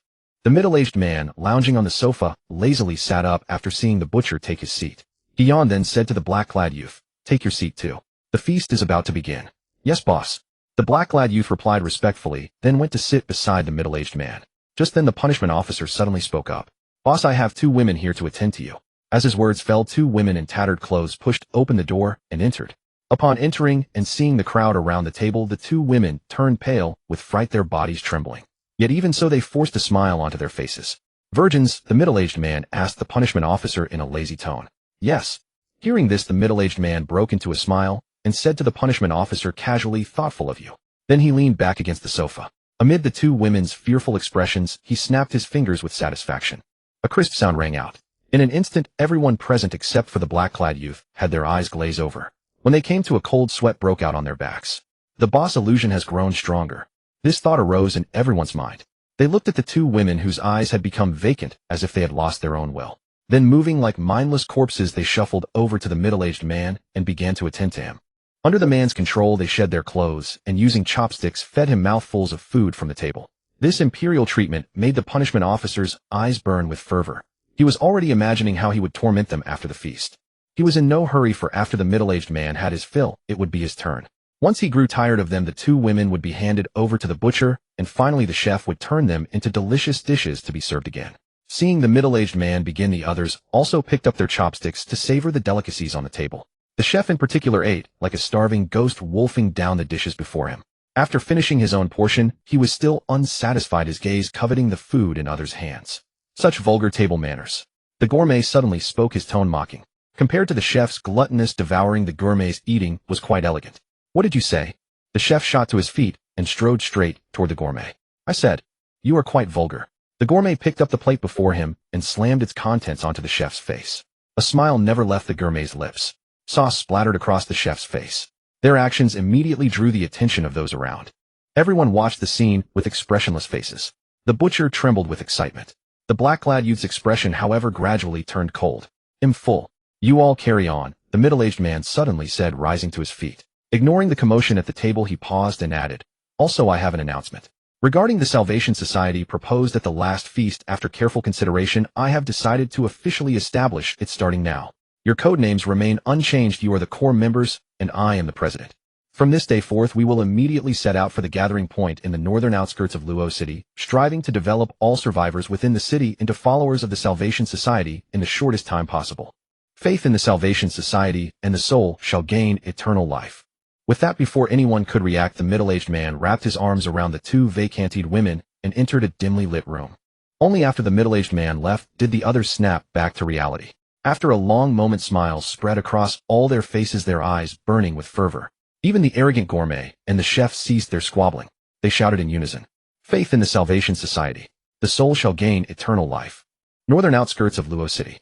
In a modest office sat an old man with graying hair. Though well past 50, his vitality was far greater than that of an average person. He was brimming with energy, showing none of the frailty expected of a man in his 50s. At that moment, the old man sat upright, his eyes fixed unblinkingly on a large screen before him. After a while, a figure appeared on the screen. Seeing this, the old man's face flushed with excitement. "Greetings, Chief." He sprang to his feet and rendered a flawless salute to the figure on the screen. The figure on the screen waved a hand, a bitter smile tugging at his lips. "Elder son, there's no need for such formality. These are special times and time is limited, so let's get straight to the point." Hearing this, Elder Son nodded. "Chief, may I ask what the true cause of this apocalypse is, eh?" At Elder Son's question, the other's voice turned somewhat complex. "I'm sorry, but the cause of this apocalypse remains unknown to us. It descended almost overnight, leaving humanity no time to react. Not only that, but along with the outbreak of the apocalypse, a supernatural force also emerged, destroying all global electronic communication devices in an instant. All satellites worldwide malfunctioned and fell." Elder Son's brow furrowed deeply at this. Just then the voice on the screen spoke again, this time with a noticeably grave tone. "I have some bad news to tell you. According to the information we have gathered so far, not only our country, but the entire world has largely fallen. Apart from a few major powers barely holding on, all smaller nations have been completely overrun. Especially Japan, or it has completely collapsed." Elder Son found this hard to believe. "What? They've fallen?" "That's right. According to intelligence, a fourth-tier divine beast appeared in their country, slaughtering everyone. Japan has now become a complete wasteland, a paradise for zombies with not a single living soul in sight." Fourth tier. Elder Son couldn't help but swallow hard. After all, since the establishment of the northern outskirts of Luo City, the highest tier they had ever encountered was only second tier. He never imagined that a fourth-tier divine beast would appear in Japan. Japan's comprehensive military strength had always been weak. The outbreak of the apocalypse, with its massive hordes of zombies and sharp population decline, only made their situation worse.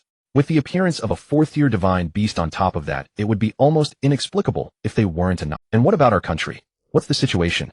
After hearing that Japan had fallen, Elder Son's tone grew anxious.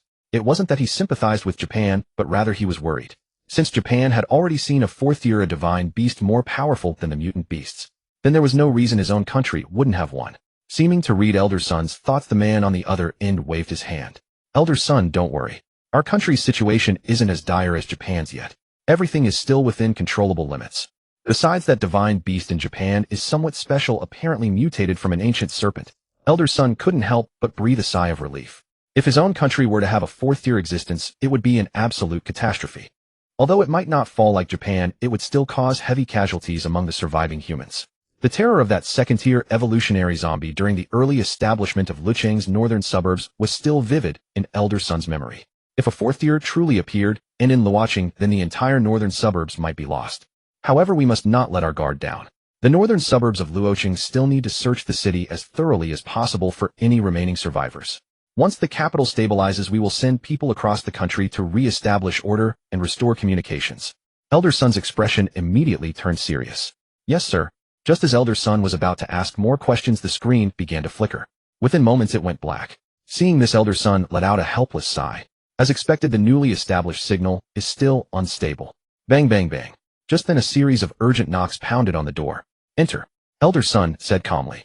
As his voice fell, a burly middle-aged man in combat gear pushed the door open and walked in. Seeing who it was, a smile spread across Elder Son's face. This man was the only second-tier evolver in the entire northern suburbs of Luocheng, the guardian deity, praised by all. Zhao Tian. "Zhao Tian, what is it?" "Elder Son, there are two pieces of news, one bad, one good. Which would you like to hear first?" Zhao Tian's expression was grim. Elder Son raised an eyebrow. "Oh, let's hear the bad news first. I want to know what could be considered bad news by the guardian of our northern suburbs." Hearing Elder Sun's slightly teasing tone, Zhao Tian felt a bit embarrassed. But then his expression grew complicated. Elder Sun, we've discovered what appears to be a third-tier zombie within Luoqing. What? Upon hearing this, Elder Sun shot up from his chair. He grabbed Zhao Tian by the shoulders, staring at him in disbelief. Are you sure? Where did this information come from? Seeing Elder Sun's reaction, Zhao Tian silently inserted a recording into the projector nearby. Elder Sun, do you remember Wang Yang insisting that we send a rescue team to Xingyang Middle School? Elder Sun thought for a moment. I think I recall something about that. The team was completely wiped out. But they went by helicopter, didn't they? They had heavy firepower. Logically, there shouldn't have been any danger. Can zombies fly or something? Hearing Elder Sun's doubt, Zhao Tian pointed to the image that had begun playing. Elder Sun, take a look first. This is the footage transmitted before the helicopter crashed. At that moment, the helicopter in the footage had already left Xingyang Middle School. It was flying over a street. Suddenly, the street below was packed with a dense horde of zombies. So many zombies. This scale is comparable to what we faced when the base was first established. Seeing the images on screen, Elder Sun's expression turned strange. But the next scene made even Elder Sun, who had witnessed a siege by a zombie horde, turn pale. In the footage, a monster 6 meters tall suddenly appeared. 3 faceless heads, each with only eyes. A bloated body constantly oozing pus. 6 arms, each holding a butcher knife larger than a human. Below 4 irregular legs. And 4 thick iron chains dragged behind, kicking up sparks. What kind of monster is this? Elder Sun was speechless with shock. I don't know, but I estimate its strength is no less than that third-tier zombie on its back. Zhao Tian shook his head. Then the camera zoomed in on a zombie in a black hoodie. Its pitch-black eyes and golden patterns on its arms were clearly visible. Just then, voices began to emerge from the footage. Looks like an evolutionary zombie. If we kill it, we can become evolvers too. Hearing this, Elder Sun's expression turned strange, even angry. What were they thinking? Encountering something like this on the road, they should have reported back immediately, not tried to destroy it. They had no idea of the terror of evolutionary zombies, especially a third-tier one. At that moment, the footage showed the two sides exchanging fire. A large number of zombies were torn to shreds by the fierce gunfire from the helicopter crew. But the bullets that could shred ordinary zombies had no effect on that monster. Suddenly, the monster flung the zombie on its back. The trajectory was directly towards the helicopter. Then a scene that left Elder Sun dumbfounded unfolded. A pair of massive bone wings sprouted from the zombie's back. In just seconds, it boarded the helicopter. This was followed by an unfamiliar voice accompanied by the screams of those inside. That voice, just now. Who was speaking? Elder Sun couldn't help but look at Zhao Tian, a ridiculous thought forming in his mind. Neither you nor I want to believe it, but I have to say it was that third-tier evolutionary zombie speaking. Elder Sun was now at a loss for words. Zombies can talk. It has its own consciousness. Hearing Elder Sun's doubt, Zhao Tian shook his head. I'm not sure, but it's highly likely. Silence fell between them. The footage was nearing its end. The helicopter slowly descended and crashed to the ground. Immediately, tens of thousands of zombies swarmed in. The overwhelming roars were clearly palpable, even through the screen. At the same time, the video footage ended here. The screen went black. He seems like a king among the zombies. As the screen faded to black, both of them had this thought simultaneously. Zombie king. These two words appeared in people's sight for the first time. The room fell into a long silence. After a while, Elder Sun looked at Zhao Tian. Can you analyze the final destination of these zombies? To be honest, Elder Sun had silently added the monster and zombies from the footage to his kill list. Upon hearing Elder Sun's inquiry, Zhao Tian paused for a moment before speaking. According to the final footage, they should be heading towards Xingyang Middle School, or Xingyang Mountain. Having said that, Zhao Tian paused and added another remark. Of course, this is merely my speculation. If we were to confront the monster and that third-tier zombie, what are our chances? At this moment, Elder Sun's tone was somewhat agitated. Hearing Elder Sun's words, Zhao Tian sighed inwardly. He had long anticipated that Elder Sun would have this thought. It was not his fault, though anyone would be anxious if an uncontrollable factor appeared in their jurisdiction. Moreover, the northern outskirts of Luoqing were still under development, with hundreds of thousands of survivors living in the city. If this zombie were allowed to grow, it would be a catastrophe for the entire Luoqing. After a moment of deliberation, Zhao Tian said, unfortunately, based on the current armed forces in the settlement, it is difficult to eliminate it. The ground forces currently cannot even approach the city center, let alone traverse half the city, to reach Xingyang Middle School. As for air power, that is a particularly weak point for us. According to the footage, that third-tier zombie has flight capabilities, which is a shortcoming of ours. Upon hearing Zhao Tian's response, Elder Sun's brow furrowed deeply. If I recall correctly, didn't the armed forces just recapture a military base? Zhao Tian immediately understood the implication in Elder Sun's words. He was still unwilling to give up. Zhao Tian could only shake his head with a sigh and said, most of the electronic equipment and the large weapons at the base is completely damaged, or it will take time to repair. Moreover, even if repaired, we don't have 100% certainty of eliminating that 6th turtle monster and the 3rd-tier zombie. They won't just stand still and let us attack them.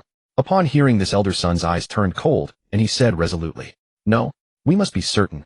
Otherwise, if we allow it to grow, it will be a disaster for the entire Luoqing. You also understand how fast zombies evolve. So even at a heavy cost, we must eliminate it."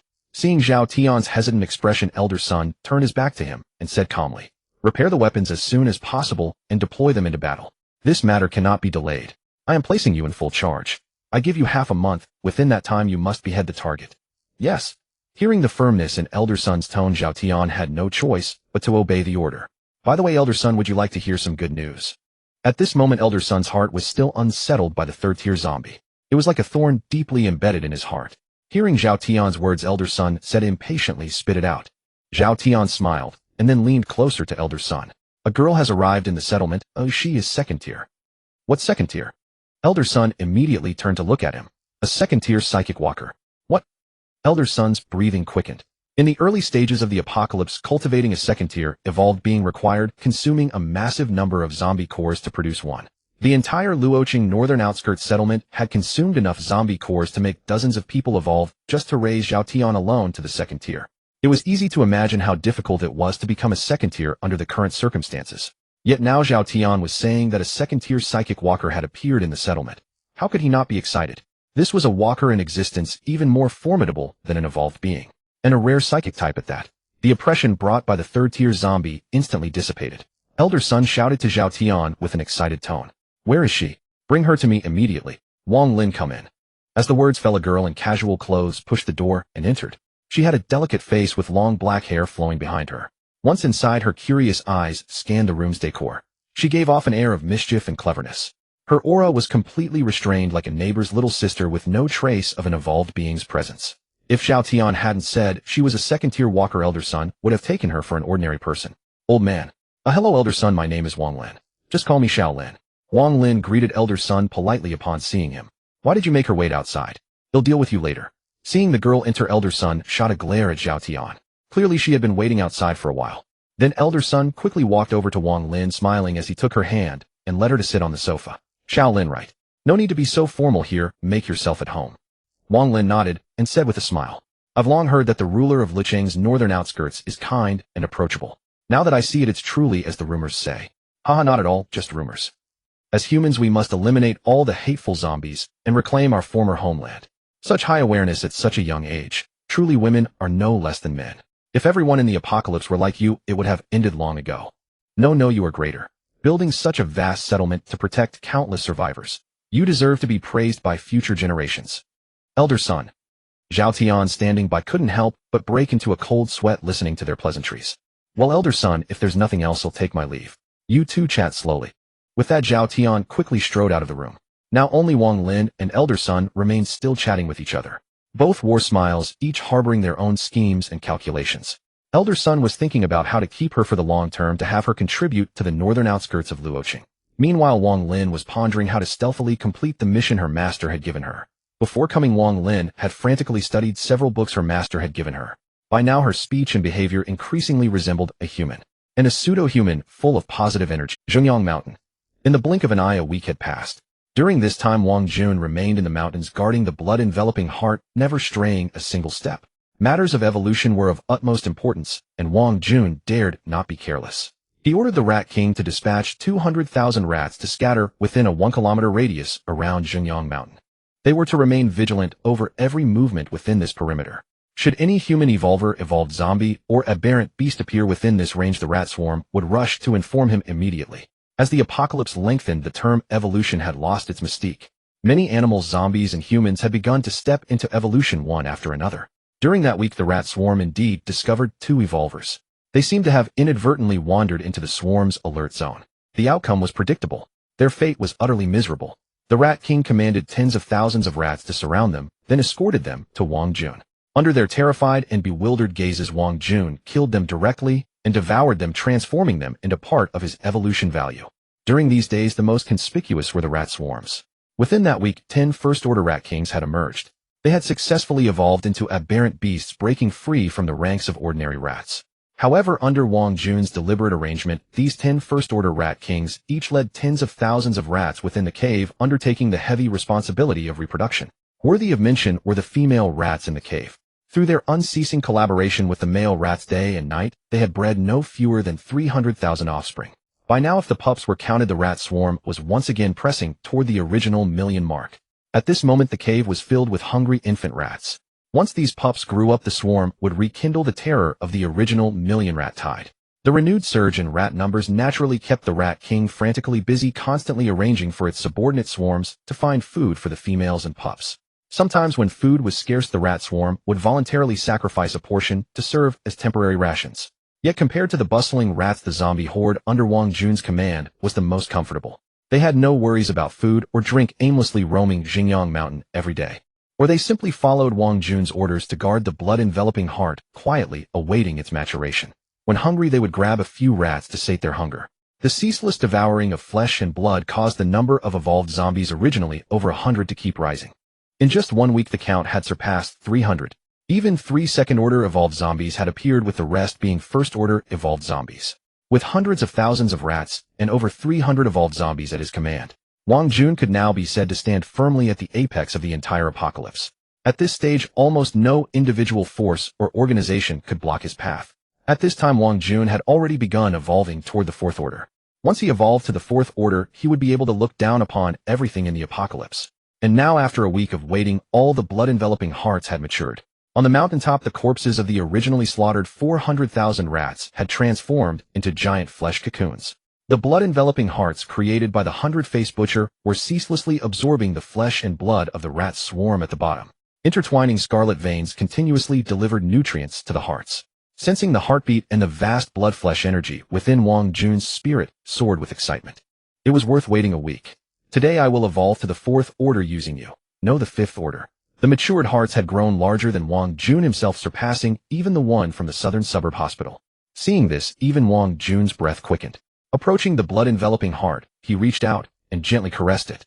Without further ado, Wang Jun activated his devour ability and began absorbing the blood-flesh energy within the heart. The flesh inside the heart instantly turned into streams of pure energy, surging into his body. After nearly half a month, Wang Jun once again tasted the flavor of the blood-enveloping heart, causing him to exclaim inwardly, exhilarating. As this vast energy entered his body, the originally massive heart began to shrink and wither. At the same time, Wang Jun glanced at his evolution value. The numbers were skyrocketing. 100, 300, 500.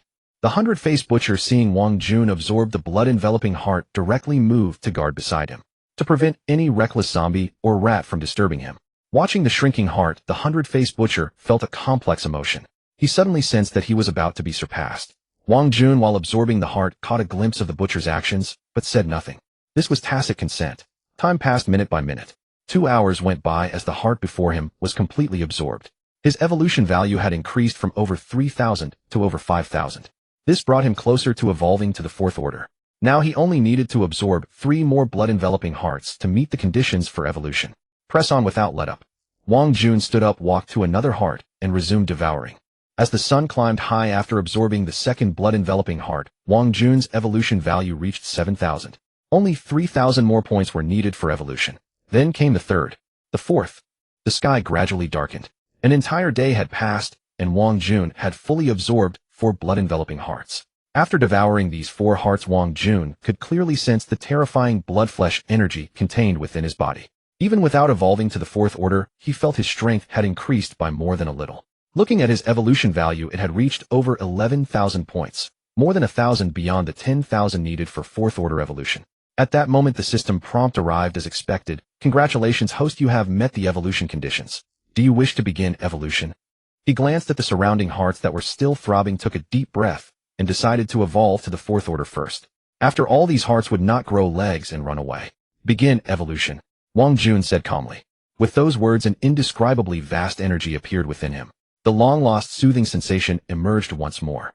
This feeling made Wang Jun feel as if his very soul was sublimating. He had grown tired of saying comfortable. He silently savored the sensation that evolution brought to him. This sensation came and went in an instant. When Wang Jun opened his eyes again, the system had already notified him that his evolution was complete. Now, aside from feeling significantly stronger than before, the most noticeable change was his height.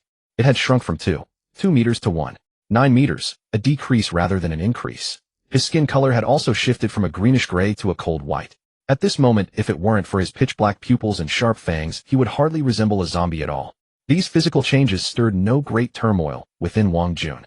No matter how his body transformed, his stance remained unwavering. Even if he were to revert to human form, he would never stoop to their level.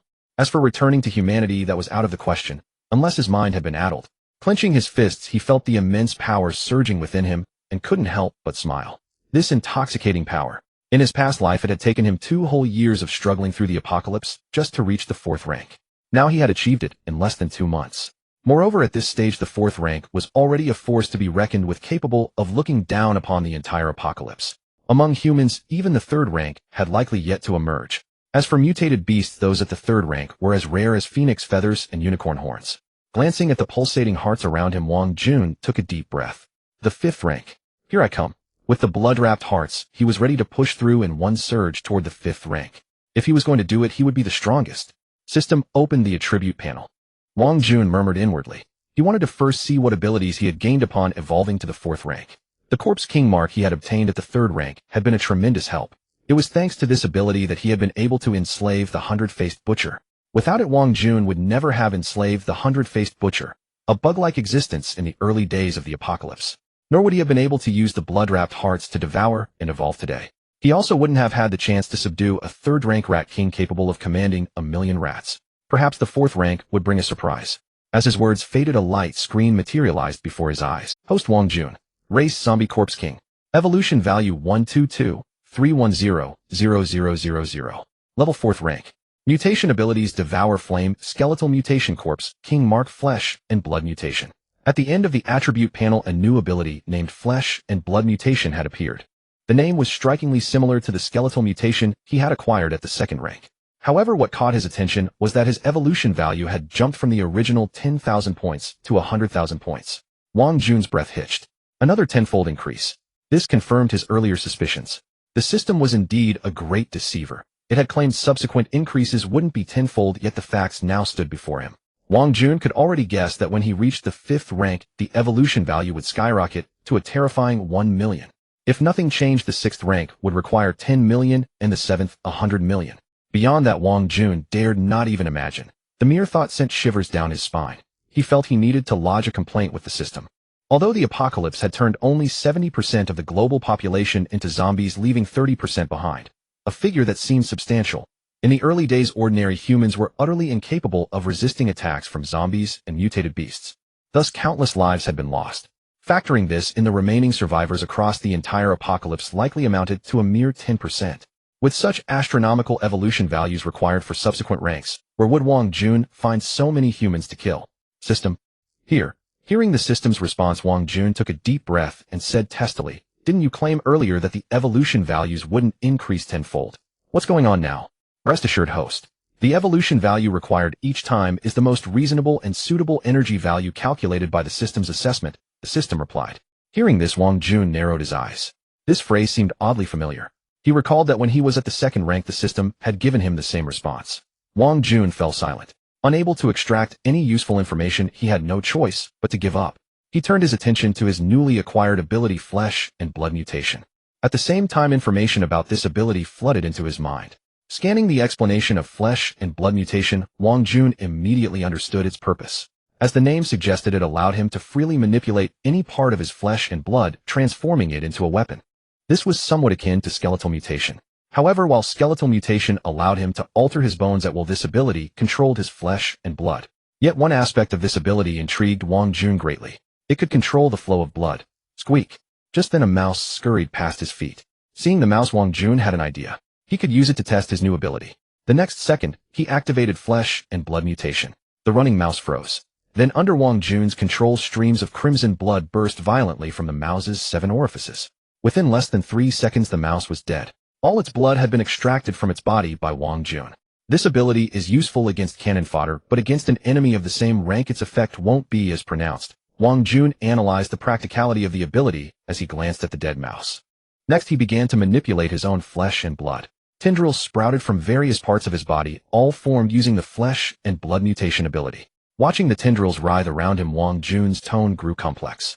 In the next second, the tips of these tendrils split open, revealing mouths lined with sharp fangs.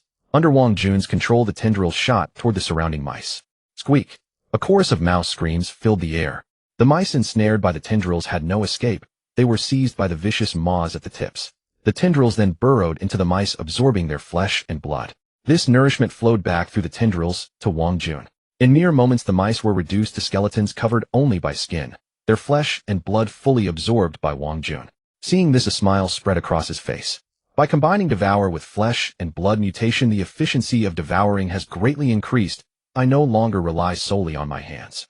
And the potential of this ability extends far beyond this.